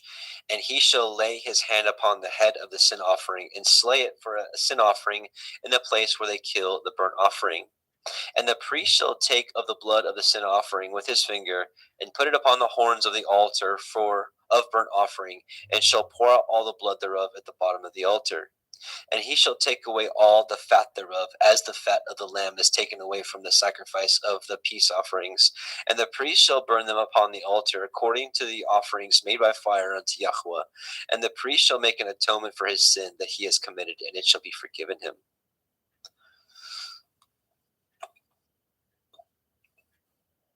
Leviticus chapter 5. And if a soul sin, and hear the voice of swearing, and is a witness, whether he has seen or known of it, if he do not utter it, then he shall bear his iniquity. Or if a soul touch any unclean thing, whether it be a carcass of unclean beast, or a carcass of unclean cattle, or the carcass of unclean creeping things, and if it be hidden from him, he also shall be unclean and guilty. Or if he touch the uncleanness of man, whatsoever uncleanness it be that a man shall be defiled withal, and if it be hid from him, when he knows of it, then he shall be guilty. Or if a soul swear, pronouncing with his lips to do evil, or to do good, whatsoever it be that a man shall pronounce with an oath, and it be hid from him, when he knows of it, then he shall be guilty in one of these. And it shall be, when he shall be guilty in one of these things, that he shall confess that he has sinned in that thing, and he shall bring his trespass offering unto Yahweh for his sin which he has sinned, a female from the flock, a lamb or a kid of the goats for a sin offering, and the priest shall make an atonement for him concerning his sin. And if he be not able to bring a lamb, then he shall bring for his trespass which he has committed 2 turtle doves or 2 young pigeons unto Yahweh, one for a sin offering and the other for a burnt offering. And he shall bring them unto the priest, who shall offer that which is for the sin offering first, and wring off his head from off his neck, but shall not divide it asunder. And he shall sprinkle of the blood of the sin offering upon the side of the altar, and the rest of the blood shall be wrung out at the bottom of the altar. It is a sin offering. And he shall offer the second for a burnt offering according to the manner, and the priest shall make an atonement for him which his sin which he has sinned, and it shall be forgiven him. But if he not be able to bring 2 turtle doves or 2 young pigeons, then he that sinned shall bring for his offering the 10th part of an ephah of fine flour for a sin offering. He shall put no oil upon it, neither shall he put any frankincense thereon, for it is a sin offering. Then shall he bring it to the priest, and the priest shall take his handful of it, even a memorial thereof, and burn it on the altar, according to the offerings made by fire unto Yahweh. It is a sin offering. And the priest shall make an atonement for him as touching his sin, that he has sinned in one of these, and it shall be forgiven him. And the remnant shall be the priest's as a meat offering. And Yahweh spoke unto Moshe, saying, if a soul commit a trespass and sin through ignorance in the holy things of Yahweh, then he shall bring for his trespass unto Yahweh a ram without blemish out of the flocks, with your estimation by shekels of silver after the shekel of the sanctuary, for a trespass offering. And he shall make amends for the harm that he has done in the holy thing, and shall add the 5th part thereto, and give it unto the priest, and the priest shall make an atonement for him with the ram of the trespass offering, and it shall be forgiven him. And if a soul sin and commit any of these things which are forbidden to be done by the commandments of Yahweh, though he knew it not, yet is he guilty, and shall bear his iniquity. And he shall bring a ram without blemish out of the flock, with your estimation, for a trespass offering unto the priest, and the priest shall make an atonement for him concerning his ignorance, wherein he erred and knew it not, and it shall be forgiven him. It is a trespass offering. He has certainly trespassed against Yahweh. Leviticus chapter 6. And Yahweh spoke unto Moshe, saying, if a soul sin, and commit a transgression against Yahweh, and lie unto his neighbor in that which was delivered him to keep, or in fellowship, or in a thing taken away by violence, or has deceived his neighbor, or have found that which is lost, and lies concerning it, and swears falsely, in any of these that a man does, sinning therein, then it shall be, because he has sinned and is guilty, that he shall restore that which he took violently away. The thing which he has deceitfully gotten, or that which was delivered to him, or the lost thing which he found, or all that about which he has sworn falsely, he shall even restore it to the principal. And he shall add a 5th part more thereto, and give it unto him whom it appertains in the day of his trespass offering. And he shall bring his trespass offering unto Yahweh, a ram without blemish out of the flock, with your estimation, for a trespass offering unto the priest. And the priest shall make an atonement for him before Yahweh, and it shall be forgiven him for anything of all that he has done in trespassing thereon. And Yahweh spoke unto Moshe, saying, Command Aharon and his sons, saying, This is the Torah of the burnt offering. It is the burnt offering because of the burning upon the altar all night unto the morning, and the fire of the altar shall be burning it. And the priest shall put on his linen garment, and his linen breeches shall he put upon his flesh, and take up the ashes which the fire has consumed with the burnt offering on the altar, and he shall put them beside the altar.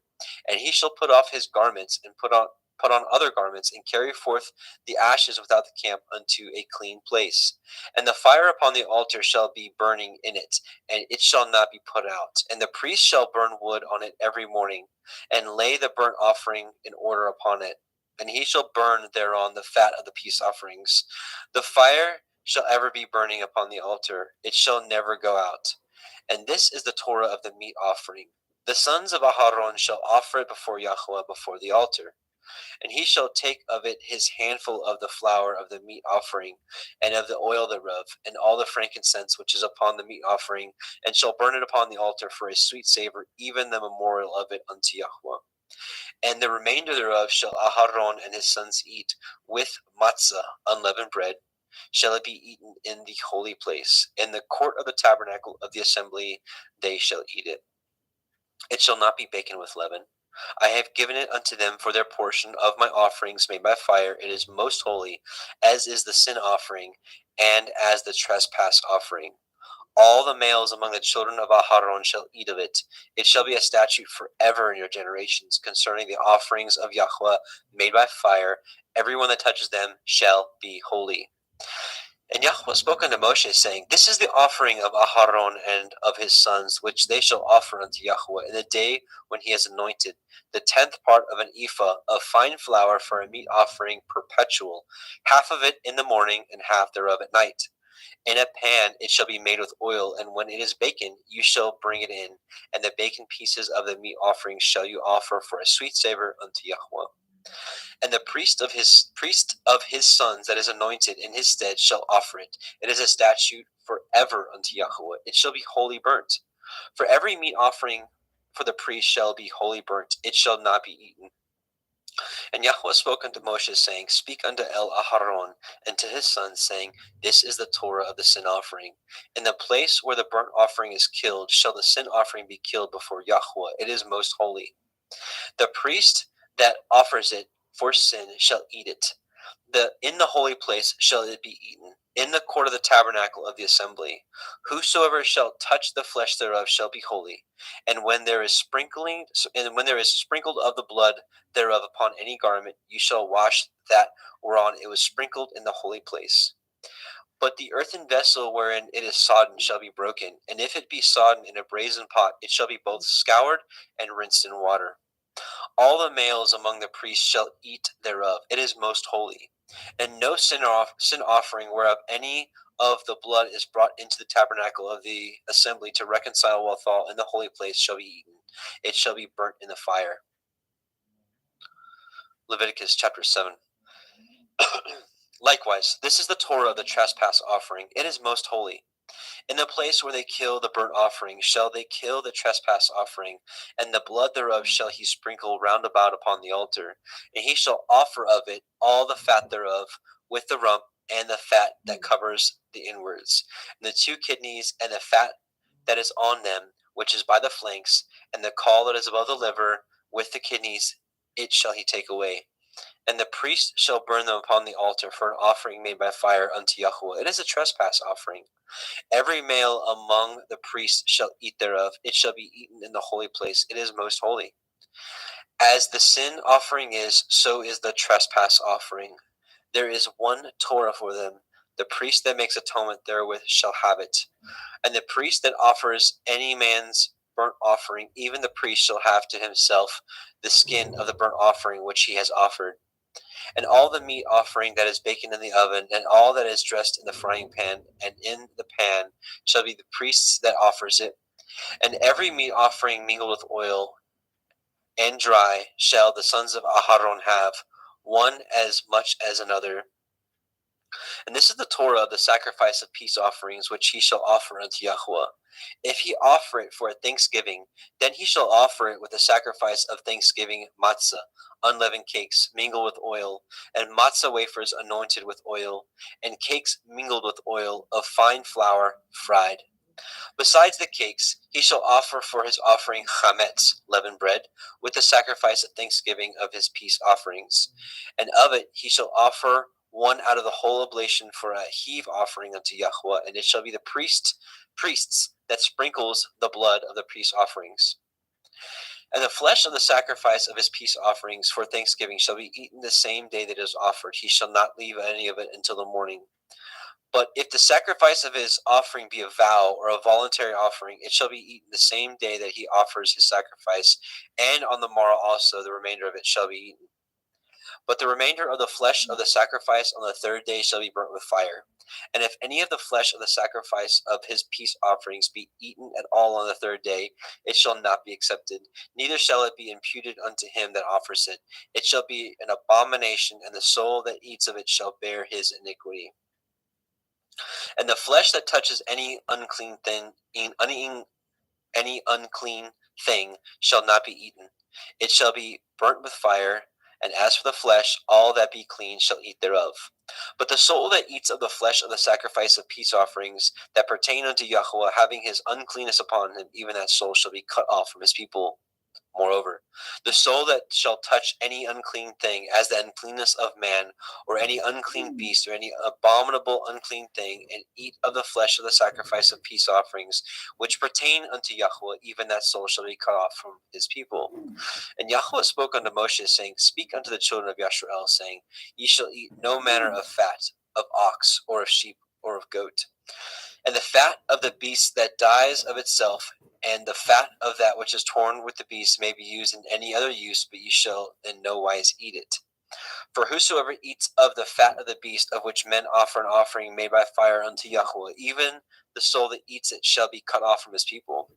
Moreover, ye shall eat no manner of blood, whether it be of fowl or of beast, or in any of your dwellings. Whatsoever soul it be that eats any manner of blood, even that soul shall be cut off from his people. And Yahweh spoke unto Moshe, saying, Speak unto the children of Yisrael, saying, He that offers the sacrifice of his peace offerings unto Yahweh shall bring his oblation unto Yahweh of the sacrifice of his peace offerings. His own hand shall bring the offerings of Yahweh made by fire.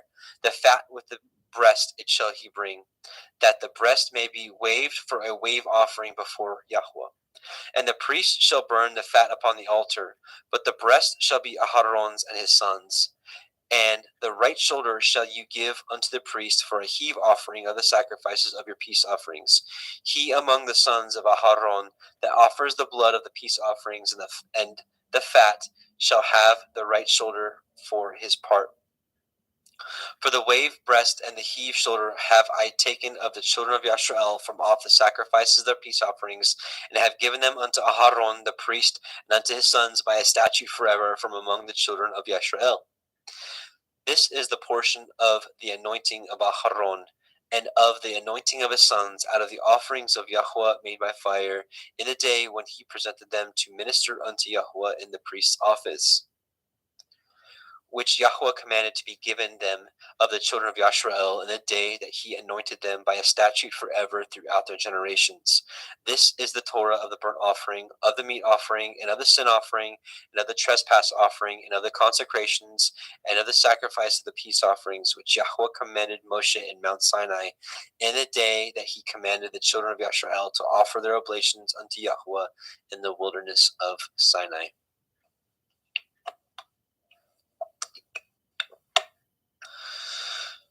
Leviticus chapter 8. And Yahweh spoke unto Moshe, saying, Take Aharon and his sons with him, and the garments, and the anointing oil, and the bullock for a sin offering, and the 2 rams, and a basket of matzah, unleavened bread, and gather all the assembly together unto the door of the tabernacle of the assembly. And Moshe did as Yahweh commanded him, and the assembly was gathered together unto the door of the tabernacle of the assembly. And Moshe said unto the assembly, This is the thing which Yahweh commanded to be done. And Moshe brought Aharon and his sons, and washed them with water. And he put upon him the coat, and girded him with the belt, and clothed him with the robe, and put the ephod upon him, and girded him with the belt of the ephod, and bound it unto him therewith. And he put the breastplate upon him. Also he put the breastplate of the Urim and the Thummim. And he put the turban upon his head. Also upon the turban, even upon his forefront, did he put the golden plate, the holy crown, as Yahweh commanded Moshe. And Moshe took the anointing oil, and anointed the tabernacle, and all that was therein, and sanctified them. And he sprinkled thereof upon the altar 7 times, and anointed the altar and all his vessels, both the laver and his foot, to sanctify them. And he poured of the anointing oil upon Aharon's head, and anointed him, to sanctify him. And Moshe brought Aharon's sons, and put coats upon them, and girded them with belts, and put bonnets upon them, as Yahweh commanded Moshe. And he brought the bullock for a sin offering, and Aharon and his sons laid their hands upon the head of the bullock for a sin offering, and he slew it. And Moshe took the blood, and put it upon the horns of the altar round about with his finger, and purified the altar, and poured the blood at the bottom of the altar, and sanctified it, to make reconciliation upon it. And he took all the fat that was upon the inwards, and the caul above the liver, and the 2 kidneys, and their fat, and Moshe burned it upon the altar. But the bullock, and his hide, and his flesh, and his dung, he burnt with fire without the camps, as Yahweh commanded Moshe. And he brought the ram for a burnt offering, and Aharon and his sons laid their hands upon the head of the ram, and he killed it. And Moshe sprinkled the blood upon the altar round about. And he cut the ram into pieces, and Moshe burnt the head, and the pieces, and the fat. And he washed the inwards and the legs in water, and Moshe burnt the whole ram upon the altar. It was a burnt sacrifice for a sweet savor, and an offering made by fire unto Yahweh, as Yahweh commanded Moshe. And he brought the other ram, the ram of consecration, and Aharon and his sons laid their hands upon the head of the ram, and he slew it. And Moshe took of the blood of it, and put it upon the tip of Aharon's right ear, and upon the thumb of his right hand, and upon the great toe of his right foot. And he brought Aharon's sons, and Moshe put of the blood upon the tip of their right ear, and upon the thumbs of their right hands, and upon the great toes of their right feet. And Moshe sprinkled the blood upon the altar round about. And he took the fat, and the rump, and all the fat that was upon the inwards, and the caul above the liver, and the 2 kidneys, and their fat, and the right shoulder. And out of the basket of matzah that was before Yahweh, he took 1 matzah cake, and a cake of oiled bread, and 1 wafer, and put them on the fat, and upon his right shoulder. And he put all upon Aharon's hands, and upon his sons' hands, and waved them for a wave offering before Yahweh. And Moshe took them from off their hands, and burnt them on the altar upon the burnt offering. They were consecrations for a sweet savor, and as an offering made by fire unto Yahweh.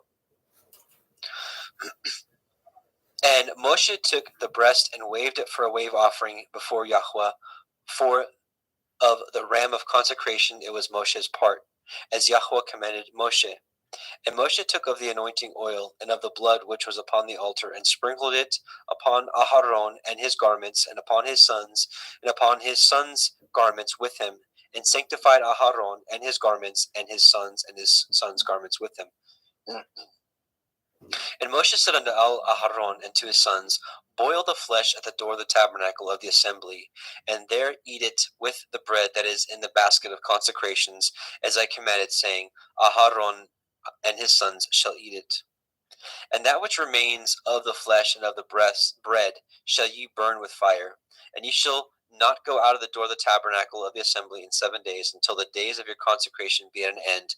For 7 days shall he consecrate you. As he has done this day, so Yahweh has commanded to do, to make an atonement for you. Therefore shall you abide at the door of the tabernacle of the assembly day and night 7 days, and guard the watch of Yahweh, that ye die not, for so I am commanded. So Aharon and his sons did all things which Yahweh commanded by the hand of Moshe. Leviticus chapter 9. And it came to pass on the 8th day that Moshe called Aharon and his sons, and the elders of Yashrael, and he said unto Aharon, Take a young calf for a sin offering, and a ram for a burnt offering without blemish, and offer them before Yahweh. And unto the children of Yashrael you shall speak, saying, Take ye a kid of the goats for a sin offering, and a calf and a lamb, both of the first year, without blemish, for a burnt offering. Also a bullock and a ram for peace offerings to sacrifice before Yahweh, and a meat offering mingled with oil, for today Yahweh will appear unto you. And they brought which Moses commanded before the tabernacle of the assembly, and all the assembly drew near and stood before Yahweh. And Moshe said, This is the thing which Yahweh commanded that you should do, and the glory of Yahweh shall appear unto you. And Moshe said unto Aharon, Go unto the altar and offer your sin offering and your burnt offering, and make an atonement for yourself and for the people, and offer the offering of the people, and make an atonement for them, as Yahweh has commanded. Aharon therefore went unto the altar and slew the calf of the sin offering, which was for himself. And the sons of Aharon brought the blood unto him, and he dipped his finger in the blood, and put it upon the horns of the altar, and poured out the blood at the bottom of the altar. But the fat and the kidneys and the caul above the liver of the sin offering he burnt upon the altar, as Yahweh commanded Moshe. And the flesh and the hide he burnt with fire without the camp, and he slew the burnt offering. And Aharon's sons presented unto him the blood, which he sprinkled round about upon the altar. And they presented the burnt offering unto him with the pieces thereof, and the head, and he burnt them upon the altar. And he did wash the inwards and the legs, and burnt them upon the burnt offering on the altar. And he brought the people's offering, and took the goat, which was the sin offering for the people, and slew it, and offered it for sin, as the first. And he brought the burnt offering, and offered it according to the manner. And he brought the meat offering, and took a handful thereof, and burnt it upon the altar, beside the burnt offering of the burnt sacrifice of the morning. He slew also the bullock and the ram for a sacrifice of peace offerings, which was before the people. And Aharon's sons presented unto him the blood, which he sprinkled upon the altar round about. And the fat of the bullock and of the ram, the rump, and that which covers the inwards, and the kidneys, and the caul above the liver. And they put the fat upon the breasts, and he burnt the fat upon the altar. And the breasts and the right shoulder Aharon waved for a wave offering before Yahweh, as Moshe commanded. And Aharon lifted up his hand toward the people, and blessed them, and came down from offering of the sin offering, and the burnt offering, and peace offerings.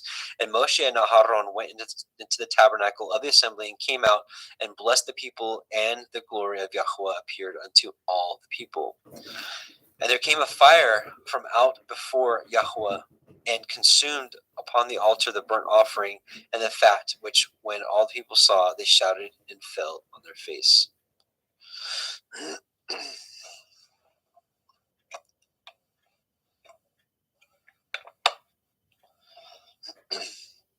Leviticus 10.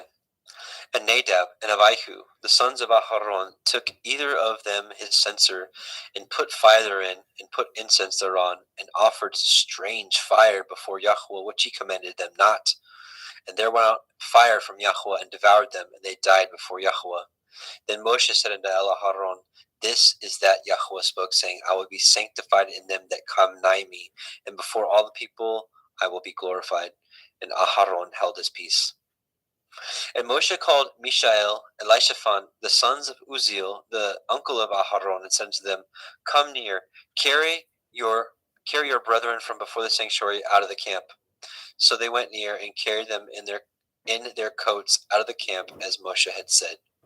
And Moshe said unto Aharon, and unto Eleazar, and unto Ithamar his sons, Uncover not your heads, neither rend your clothes, lest you die, and lest the wrath come upon all the people, but let your brethren, the whole house of Yashrael, bewail the burning which Yahweh has kindled. And ye shall not go out from the door of the tabernacle of the assembly, lest you die. For the anointing oil of Yahweh is upon you. And they did according to the word of Moshe.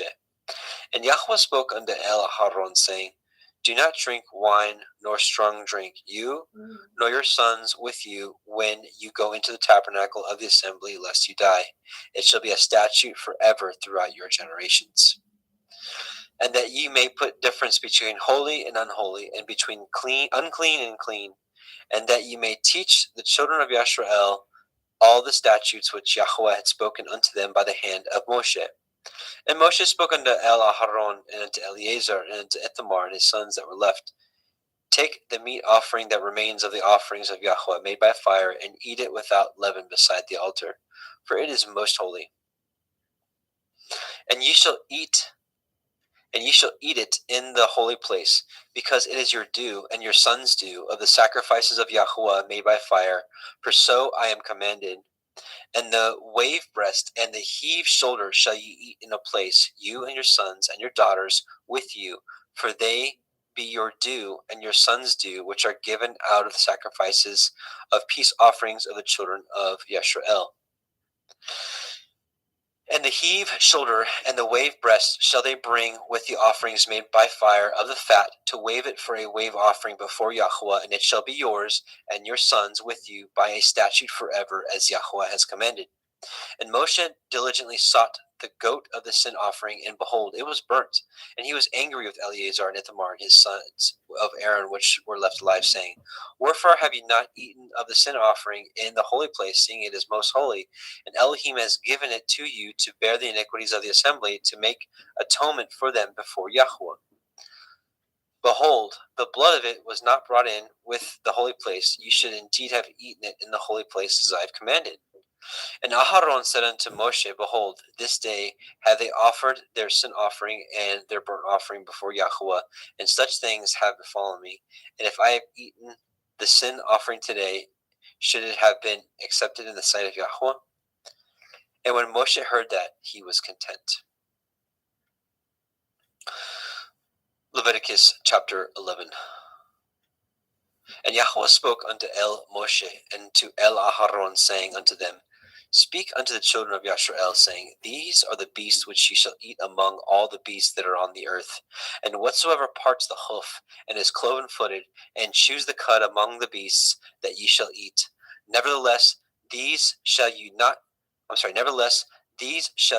eat of them that chew the cud, or of them that divide the hoof, as the camel, because he chews the cud, but divides not the hoof, he is unclean unto you.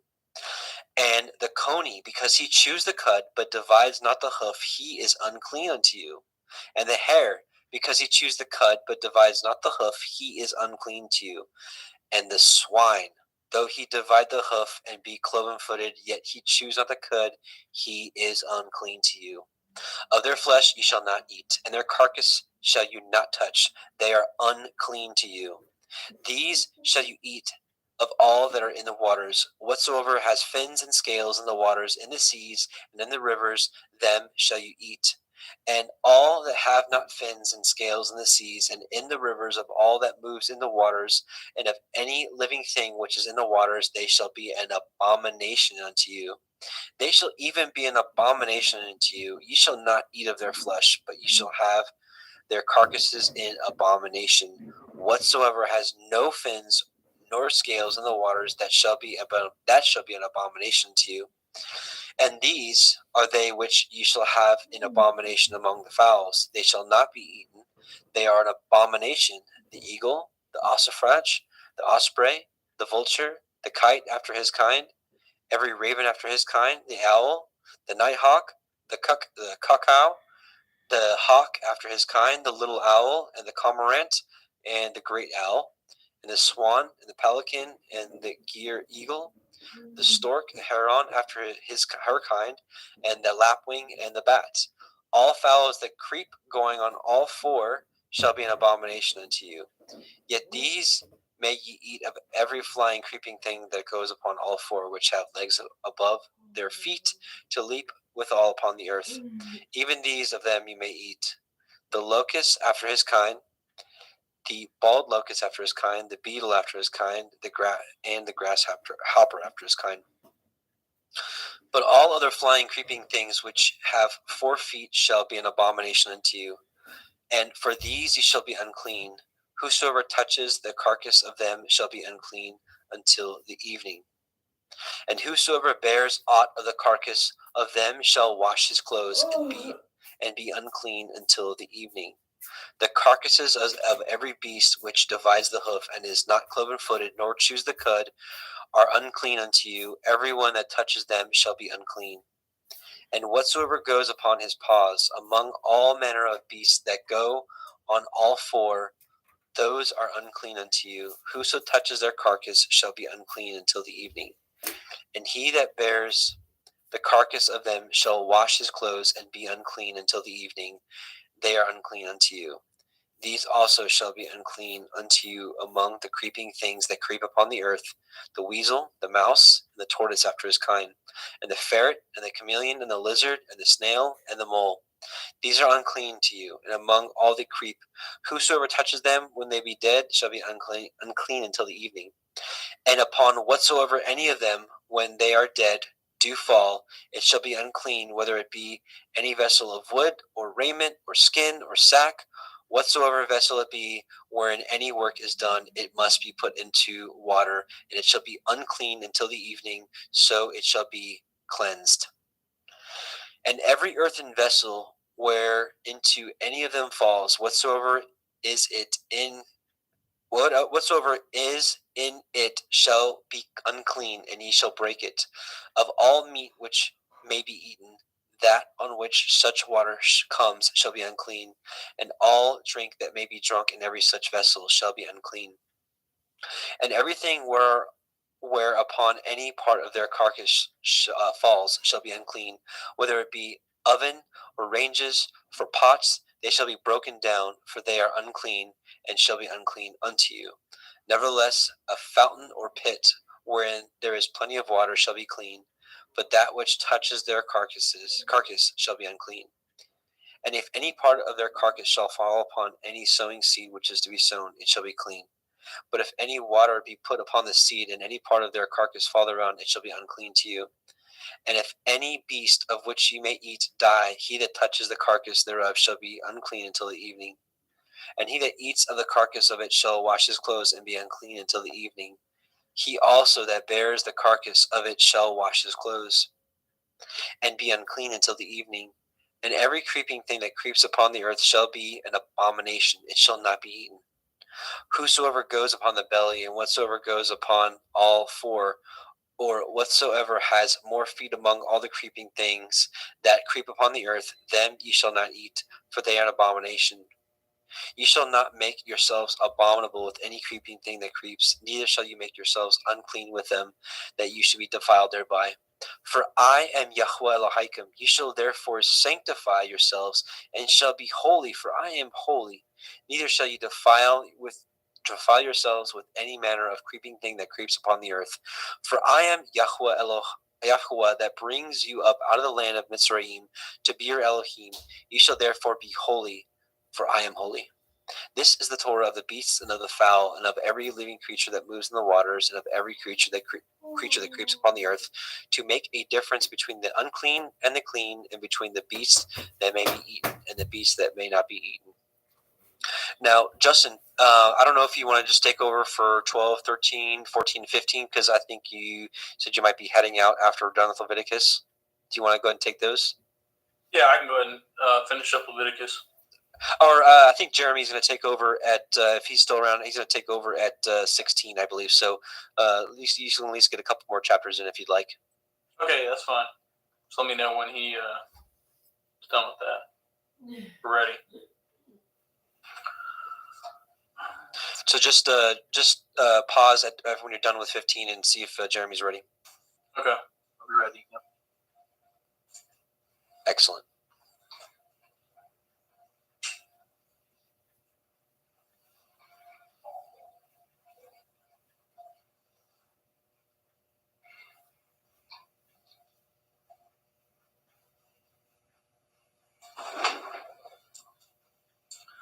Leviticus 12.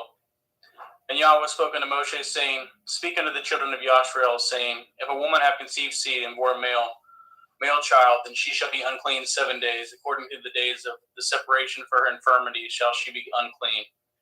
And in the 8th day the flesh of his foreskin shall be circumcised, and he shall then continue in the blood of her purifying 33 days. She shall touch no hallowed thing, nor come into the sanctuary until the days of her purifying be fulfilled. But if she bear a female child, then she shall be unclean 2 weeks, as in her separation, and she shall continue in the blood of her purifying 66 days. And when the days of her purifying are fulfilled, for a son or for a daughter, she shall bring a lamb of the first year for a burnt offering, and a young pigeon or a turtle dove for a sin offering unto the door of the tabernacle of the assembly unto the priest.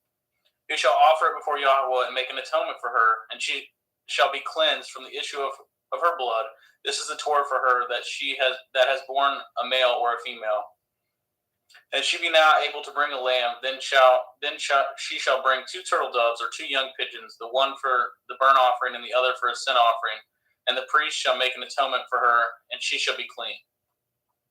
And Yahweh spoke unto Moshe and Aaron, saying, when a man shall have in the skin of his flesh a rising, a scab, or a bright spot, and it be in the skin of his flesh, like the plague of leprosy, then he shall be brought unto Aaron the priest, or unto one of his sons, the priest. I apologize, we're on chapter 13, verse 3.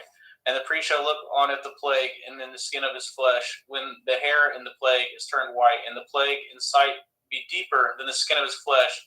It is a plague of leprosy, and the priest shall look on him and pronounce him unclean.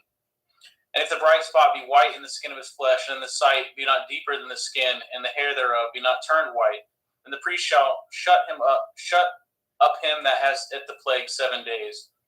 And the priest shall look on him the 7th day, and behold, if the plague in his sight be at stay, and the plague spread not in the skin, then the priest shall shut him up 7 days more. And the priest shall look on him again the 7th day, and behold, if the plague be somewhat dark, and the plague spread not in the skin, the priest shall pronounce him clean. It is but a scab, and he shall wash his clothes and be clean. But if the scab spread much abroad in the skin, after that he has been seen of the priest for his cleansing, he shall be seen of the priest again. And if the priest see that, behold, the scab spreads in the skin, then the priest shall pronounce him unclean. It is leprosy. When the plague of leprosy is in a man, then he shall be brought unto the priest, and the priest shall see him, and behold, if the rising be white in the skin, and have turned the hair white, and there be quick raw flesh in the rising, it is an old leprosy in the skin of his flesh. And the priest shall pronounce him unclean, and shall not shut him up, for he is unclean. And if a leprosy break out abroad in the skin, and the leprosy covereth all the skin of him that has the plague, from his head even to his foot, wheresoever the priest looks, then the priest shall consider, and behold, if the leprosy have covereth all his flesh, he shall pronounce him clean that has it the plague. It is all turned white, he is clean. But when raw flesh appears in him, he shall be unclean. And the priest shall see at the raw flesh, and pronounce him to be unclean, for the raw flesh is unclean, it is leprosy. Or if the raw flesh turn again and be changed into white, he shall come unto the priest, and the priest shall see him, and behold, if the plague be turned into white, then the priest shall pronounce him clean, that has it plague, he is clean. The flesh also, in which even in the skin thereof was a boil, and is healed, and in the place of the boil there be a white rising, or a bright spot, white and somewhat reddish, and it be showed to the priest. And if when the priest sees it, behold, it be in the sight lower than the skin, and the hair thereof be turned white, the priest shall pronounce him unclean. It is a plague of leprosy broken out of the boil. But if the priest look on it, and behold, there be no white hairs therein, and it be not lower than the skin, but be somewhat dark, then the priest shall shut him up 7 days. And if it spread much abroad in the skin, the priest shall pronounce him unclean. It is a plague. But if the bright spot stay in his place, and spread not, it is a burning boil, and the priest shall pronounce him clean. Or if there be any flesh in the skin, whereof there is a hot burning, and the quick flesh that burns have a white bright spot, somewhat reddish or white, then the priest shall look upon it, and behold, if the hair in the bright spot turn white, it be in the sight deeper than the skin, it is leprosy, broken out of burning. Wherefore the priest shall pronounce him unclean. It is the plague of leprosy. But if the priest look on it, and behold, there be no white hair in the bright spot, and it be no lower than the other skin, but somewhat dark, then the priest shall shut him up 7 days. And the priest shall look upon him the 7th day, and if it be spread much abroad in his skin, then the priest shall pronounce him unclean. It is a plague of leprosy. And if the bright spot stay in his place, and spread not in the skin, but if it be somewhat dark, it is a rising of the burning, and the priest shall pronounce him clean, for it is an inflammation of the burning.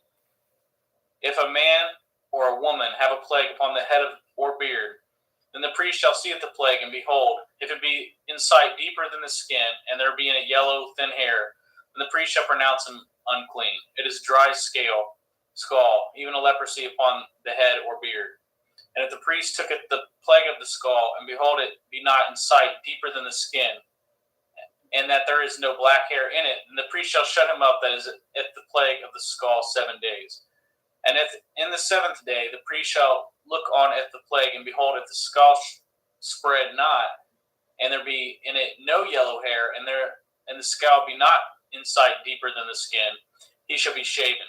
But if the skull shall be not shaved, and the priest shall shut him up that has at the skull 7 days more.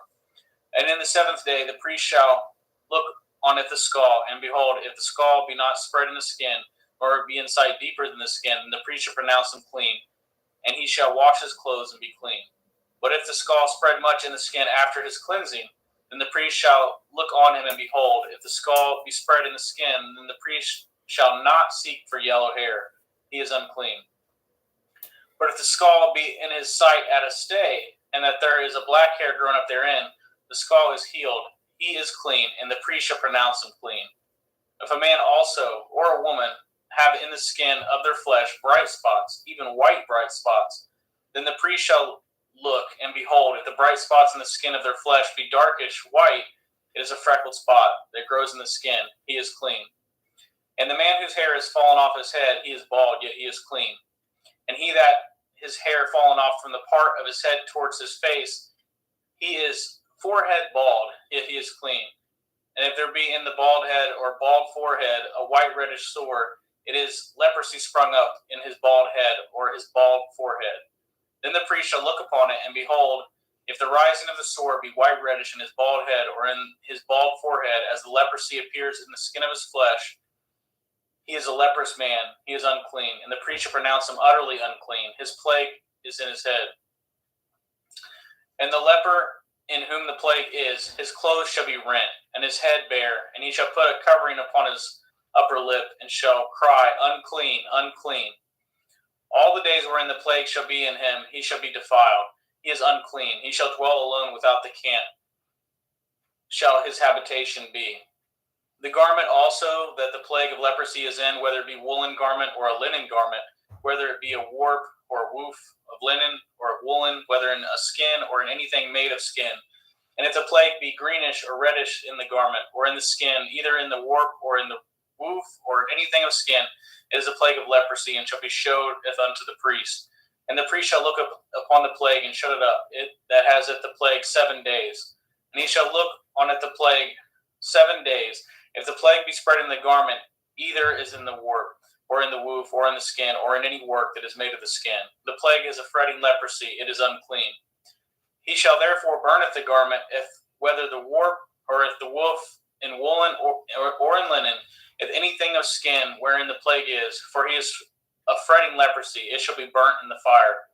And if the priest shall look, and behold, the plague be not spread in the garment, either in the warp or in the woof, or anything of the skin, then the priest shall command that they wash at the thing wherein the plague is, and he shall shut it up 7 days more. And the priest shall look on it the plague after that it is washed, and behold, if the plague have not charged with its color, and the plague be not spread, it is unclean. He shall burn it in the fire. It is fret inward, whether it be bare within or without.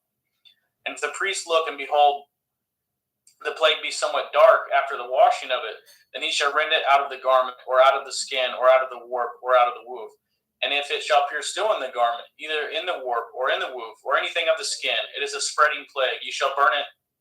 It shall burneth that wherewith the plague is with fire.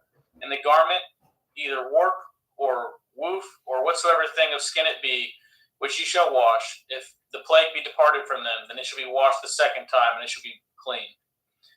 This is the Torah of the plague of leprosy, in a garment of woolen or linen, either in the warp or woof, or anything of skins, to pronounce it clean, or to pronounce it unclean.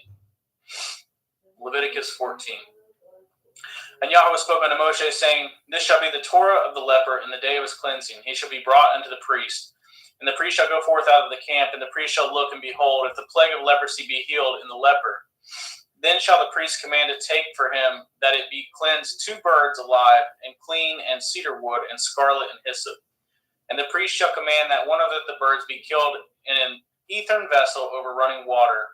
And if the living bird, he shall take it, and if the cedar wood, and if the scarlet, and if the hyssop, and shall dip them, and if the living bird, and the blood of the bird that was killed over the running water. And he shall sprinkle upon him that is to be cleansed from the leprosy 7 times, and shall pronounce him clean, and shall let a living bird loose into the open field. And he that is to be cleansed shall washeth his clothes, and shave off all his hair, and wash himself in water, that he may be clean. And after that he shall come into the camp, and shall tarry abroad out of his tent 7 days. But it shall be on the 7th day that he shall shaveth all his hair off of his head, and if his beard, and if his eyebrows, even if all the hair he shall have shave off. And he shall washeth his clothes, also he shall washeth his flesh in water, and he shall be clean. And on the 8th day he shall take 2 lambs without blemish, and 1 ewe lamb of the first year without blemish, and 3/10 deals of fine flour for a meat offering, mingled with oil, and 1 log of oil. And the priest that makes him clean shall presenteth the man that is to be made clean, and those things before Yahweh at the door of the tabernacle of the assembly. And the priest shall take it 1 he lamb, and offer him for a trespass offering, and if 1 log of oil, and wave them for a wave offering before Yahweh. And he shall slay at the lamb in the place where he shall killeth the sin offering, and at the burnt offering in the holy place. For as the sin offering is the priest, so is the trespass offering, it is most holy. And the priest shall take some of the blood of the trespass offering, and the priest shall put it upon the tip of the right ear of him that is to be cleansed, and upon the thumb of his right hand, and upon the great toe of his right foot. And the priest shall take some of the log of oil, and pour it into the palm of his own left hand. And the priest shall dip his finger in the oil that is in his left hand, and shall sprinkle up the oil with his finger seven times before Yahweh. And of the rest of the oil that is in his hand shall the priest put upon the tip of the right ear of him that is to be cleansed, and upon the thumb of his right hand, and upon the great toe of his right foot, upon the blood of the trespass offering. And the remnant of the oil that is in the priest's hand he shall pour upon the head of him that is to be cleansed, and the priest shall make an atonement for him before Yahweh. And the priest shall offer the sin offering, and make an atonement for him that is to be cleansed from his uncleanliness.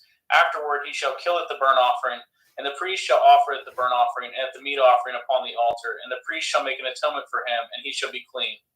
And if he be poor and cannot get so much, then he shall take 1 lamb for a trespass offering to be waved, to make an atonement for him, and 1/10 deal of fine flour mingled with oil for meat offering, and a log of oil. And 2 turtle doves, or 2 young pigeons, such as he is able to get, and the one shall be a sin offering, and the other a burnt offering. And he shall bring them on the 8th day for his cleansing unto the priest, unto the door of the tabernacle of the assembly before Yahweh. And the priest shall take at the lamb of the trespass offering, and the log of oil, and the priest shall wave them before a wave offering before Yahweh. And he shall kill at the lamb of the trespass offering, and the priest shall take some of the blood of the trespass offering, and put it upon the tip of the right ear of him that is to be cleansed, and upon the thumb of the right hand, and upon the great toe of his right foot. And the priest shall pour of the oil into the palm of his own left hand, and the priest shall sprinkle with his right finger some of the oil that is in his left hand 7 times before Yahweh. And the priest shall put of the oil that is in his hand upon the tip of the right ear of him that is to be cleansed, and upon the thumb of his right hand, and upon the great toe of his right foot, upon the place of the blood of the trespass offering. And the rest of the oil that is in the priest's hand he shall put upon the head of him that is to be cleansed, to make an atonement for him before Yahweh. And he shall offer the one of the turtle doves or the young pigeons such as he gets, even as such as he is able to get. If the one for a sin offering, and the other for a burnt offering, with the meat offering, and the priest shall make an atonement for him that is to be cleansed before Yahweh. This is the Torah of him who is plagued of leprosy, whose hand is not able to get which pertains to his cleansing. And Yahweh spoke unto Moshe and unto Aaron, saying, When ye are come into the land of Canaan, which I give you for a possession, I put the plague of leprosy in a house of the land of your possession. And he that owns the house shall come and tell the priest, saying, It seems to me there is as it were a plague in the house. Then the priest shall command that they emptieth the house before the priest, go in unto the sea at the plague, that all that is in the house be not made unclean. And afterward the priest shall go in to see at the house. And he shall look on it the plague, and behold, if the plague be in the walls of the house, with hollow stakes, greenish or reddish, which in the sight are lower than the wall, Then the priest shall go out of the house to the door of the house, and shut up the house 7 days. And the priest shall come again the 7th day, and shall look, and behold, if the plague be spread in the walls of the house, then the priest shall command that they take away the stones in which the plague is, and they shall cast them in the unclean place without the city. And he shall cause the house to be scrapped within round about, and they shall pour out the dust that they scrape off without the city into an unclean place. And they shall take other stones and put them in the place of those stones, and he shall take other mortar, and he shall plaister at the house.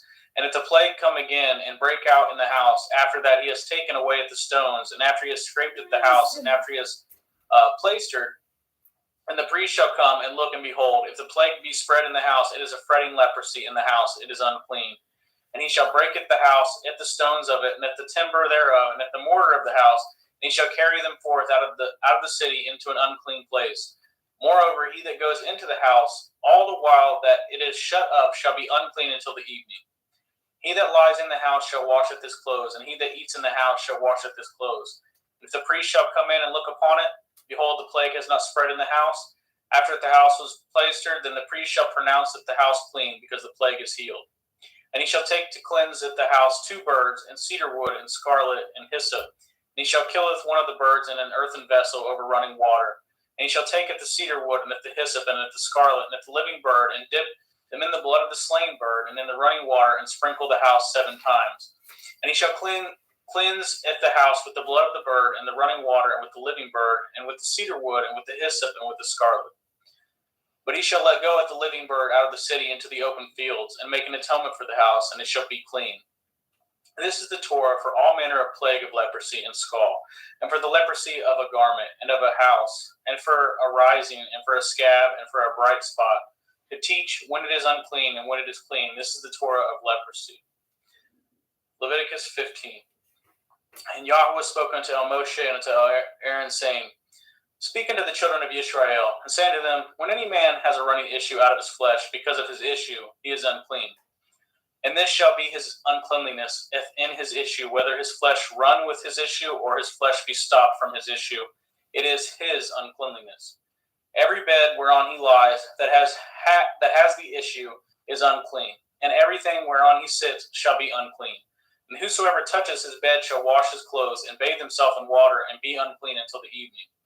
And he that sits on anything whereon he sat that has an issue shall wash his clothes, and bathe himself in water, and be unclean until the evening. And he that touches the flesh of him that has an issue shall wash his clothes, and bathe himself in water, and be unclean until the evening. And if he that has the issue spit upon him that is clean, then he shall wash his clothes, and bathe himself in water, and be unclean until the evening. And whatsoever he rides upon that has the issue shall be unclean. And whosoever touches anything that was under him shall be unclean until the evening. And he that bears any of those things shall wash his clothes, and bathe himself in water, and be unclean until the evening. And whomsoever he touches that has the issue, and has not rinsed his hands in the water, he shall wash his clothes, and bathe himself in water, and be unclean until the evening. And the vessel of earth that he touches, which has the issue, shall be broken, and every vessel of wood shall be rinsed in water. And when he that has an issue is cleansed of his issue, then he shall number to himself 7 days for his cleansing, and wash his clothes, and bathe his flesh in running water, and shall be clean. And on the 8th day he shall take to him 2 turtle doves and 2 young pigeons, and come before Yahweh unto the door of the tabernacle of the assembly, and give them unto the priests. And the priest shall offer them, the one for a sin offering, and the other for a burnt offering. And the priest shall make an atonement for him before Yahweh for his issue. And if any man's seed of copulation go out from him, then he shall washeth all his flesh in water, and be unclean until the evening. And every garment and every skin whereon is the seed of copulation shall be washed with water, and be unclean until the evening. The woman also with whom man shall lie with seed of copulation, they shall both bathe themselves in water, and be unclean until the evening. And if a woman have an issue, and her issue in her flesh be blood, she shall be put apart 7 days, and whosoever touches her shall be unclean until the evening. And everything that she lies upon in her separation shall be unclean. Everything also that she sits upon shall be unclean. And whosoever touches her bed shall wash his clothes, and bathe himself in water, and be unclean until the evening. And whosoever touches anything that she sat upon shall wash his clothes, and bathe himself in water, and be unclean until the evening. And if it be on her bed or anything whereon she sits, when he touches it, he shall be unclean until the evening. If any man lie with her at all, and her flowers be upon him, he shall be unclean 7 days, and all the bed whereon he lies shall be unclean.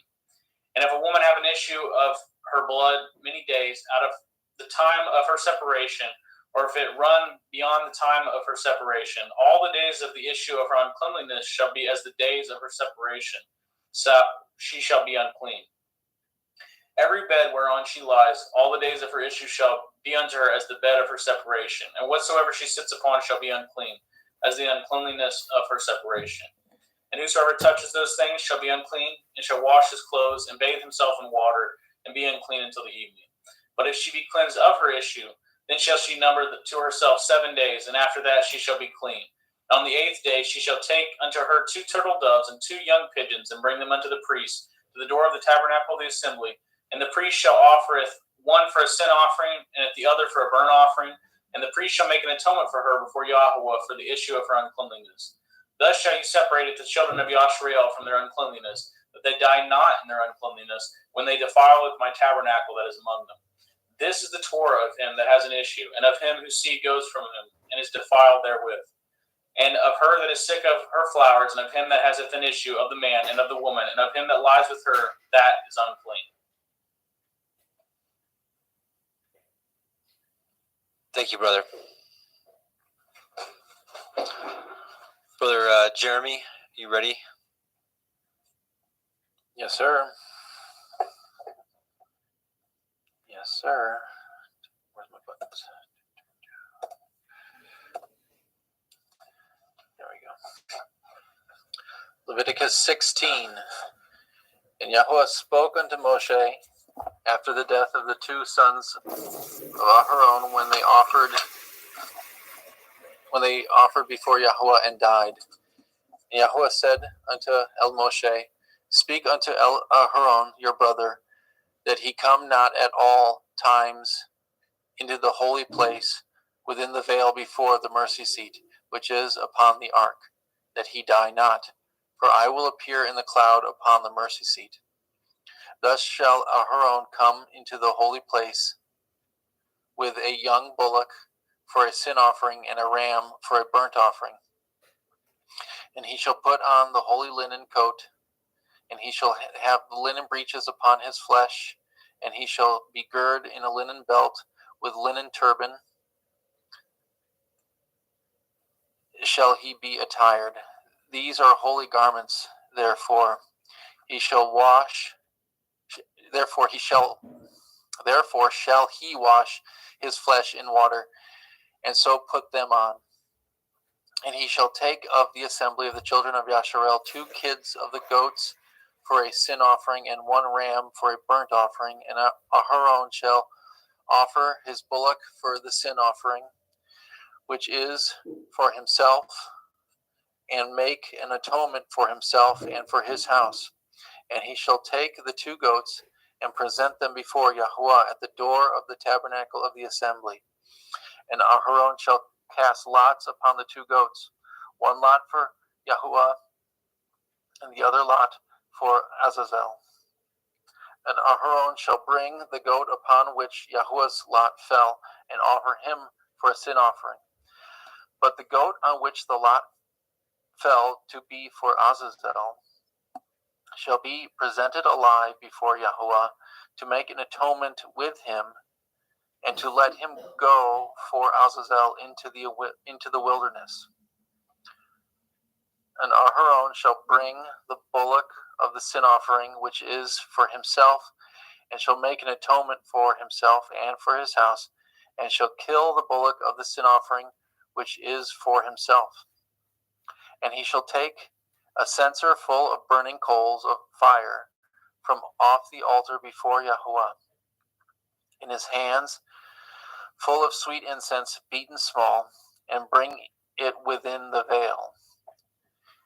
And he shall put the incense upon the fire before Yahweh, that the cloud of the incense may cover the mercy seat that is upon the testimony, that he die not. And he shall take of the blood of the bullock, and sprinkle it with the finger with his finger upon the mercy seat eastward. Before the mercy seat shall he sprinkle the blood with his finger 7 times.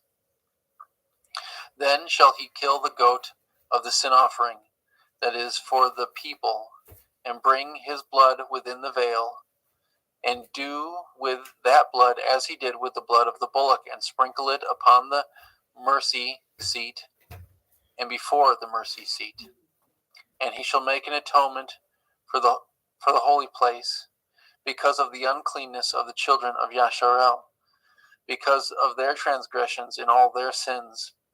So shall he do for the tabernacle of the assembly, and the remains among them in the midst of their uncleanness.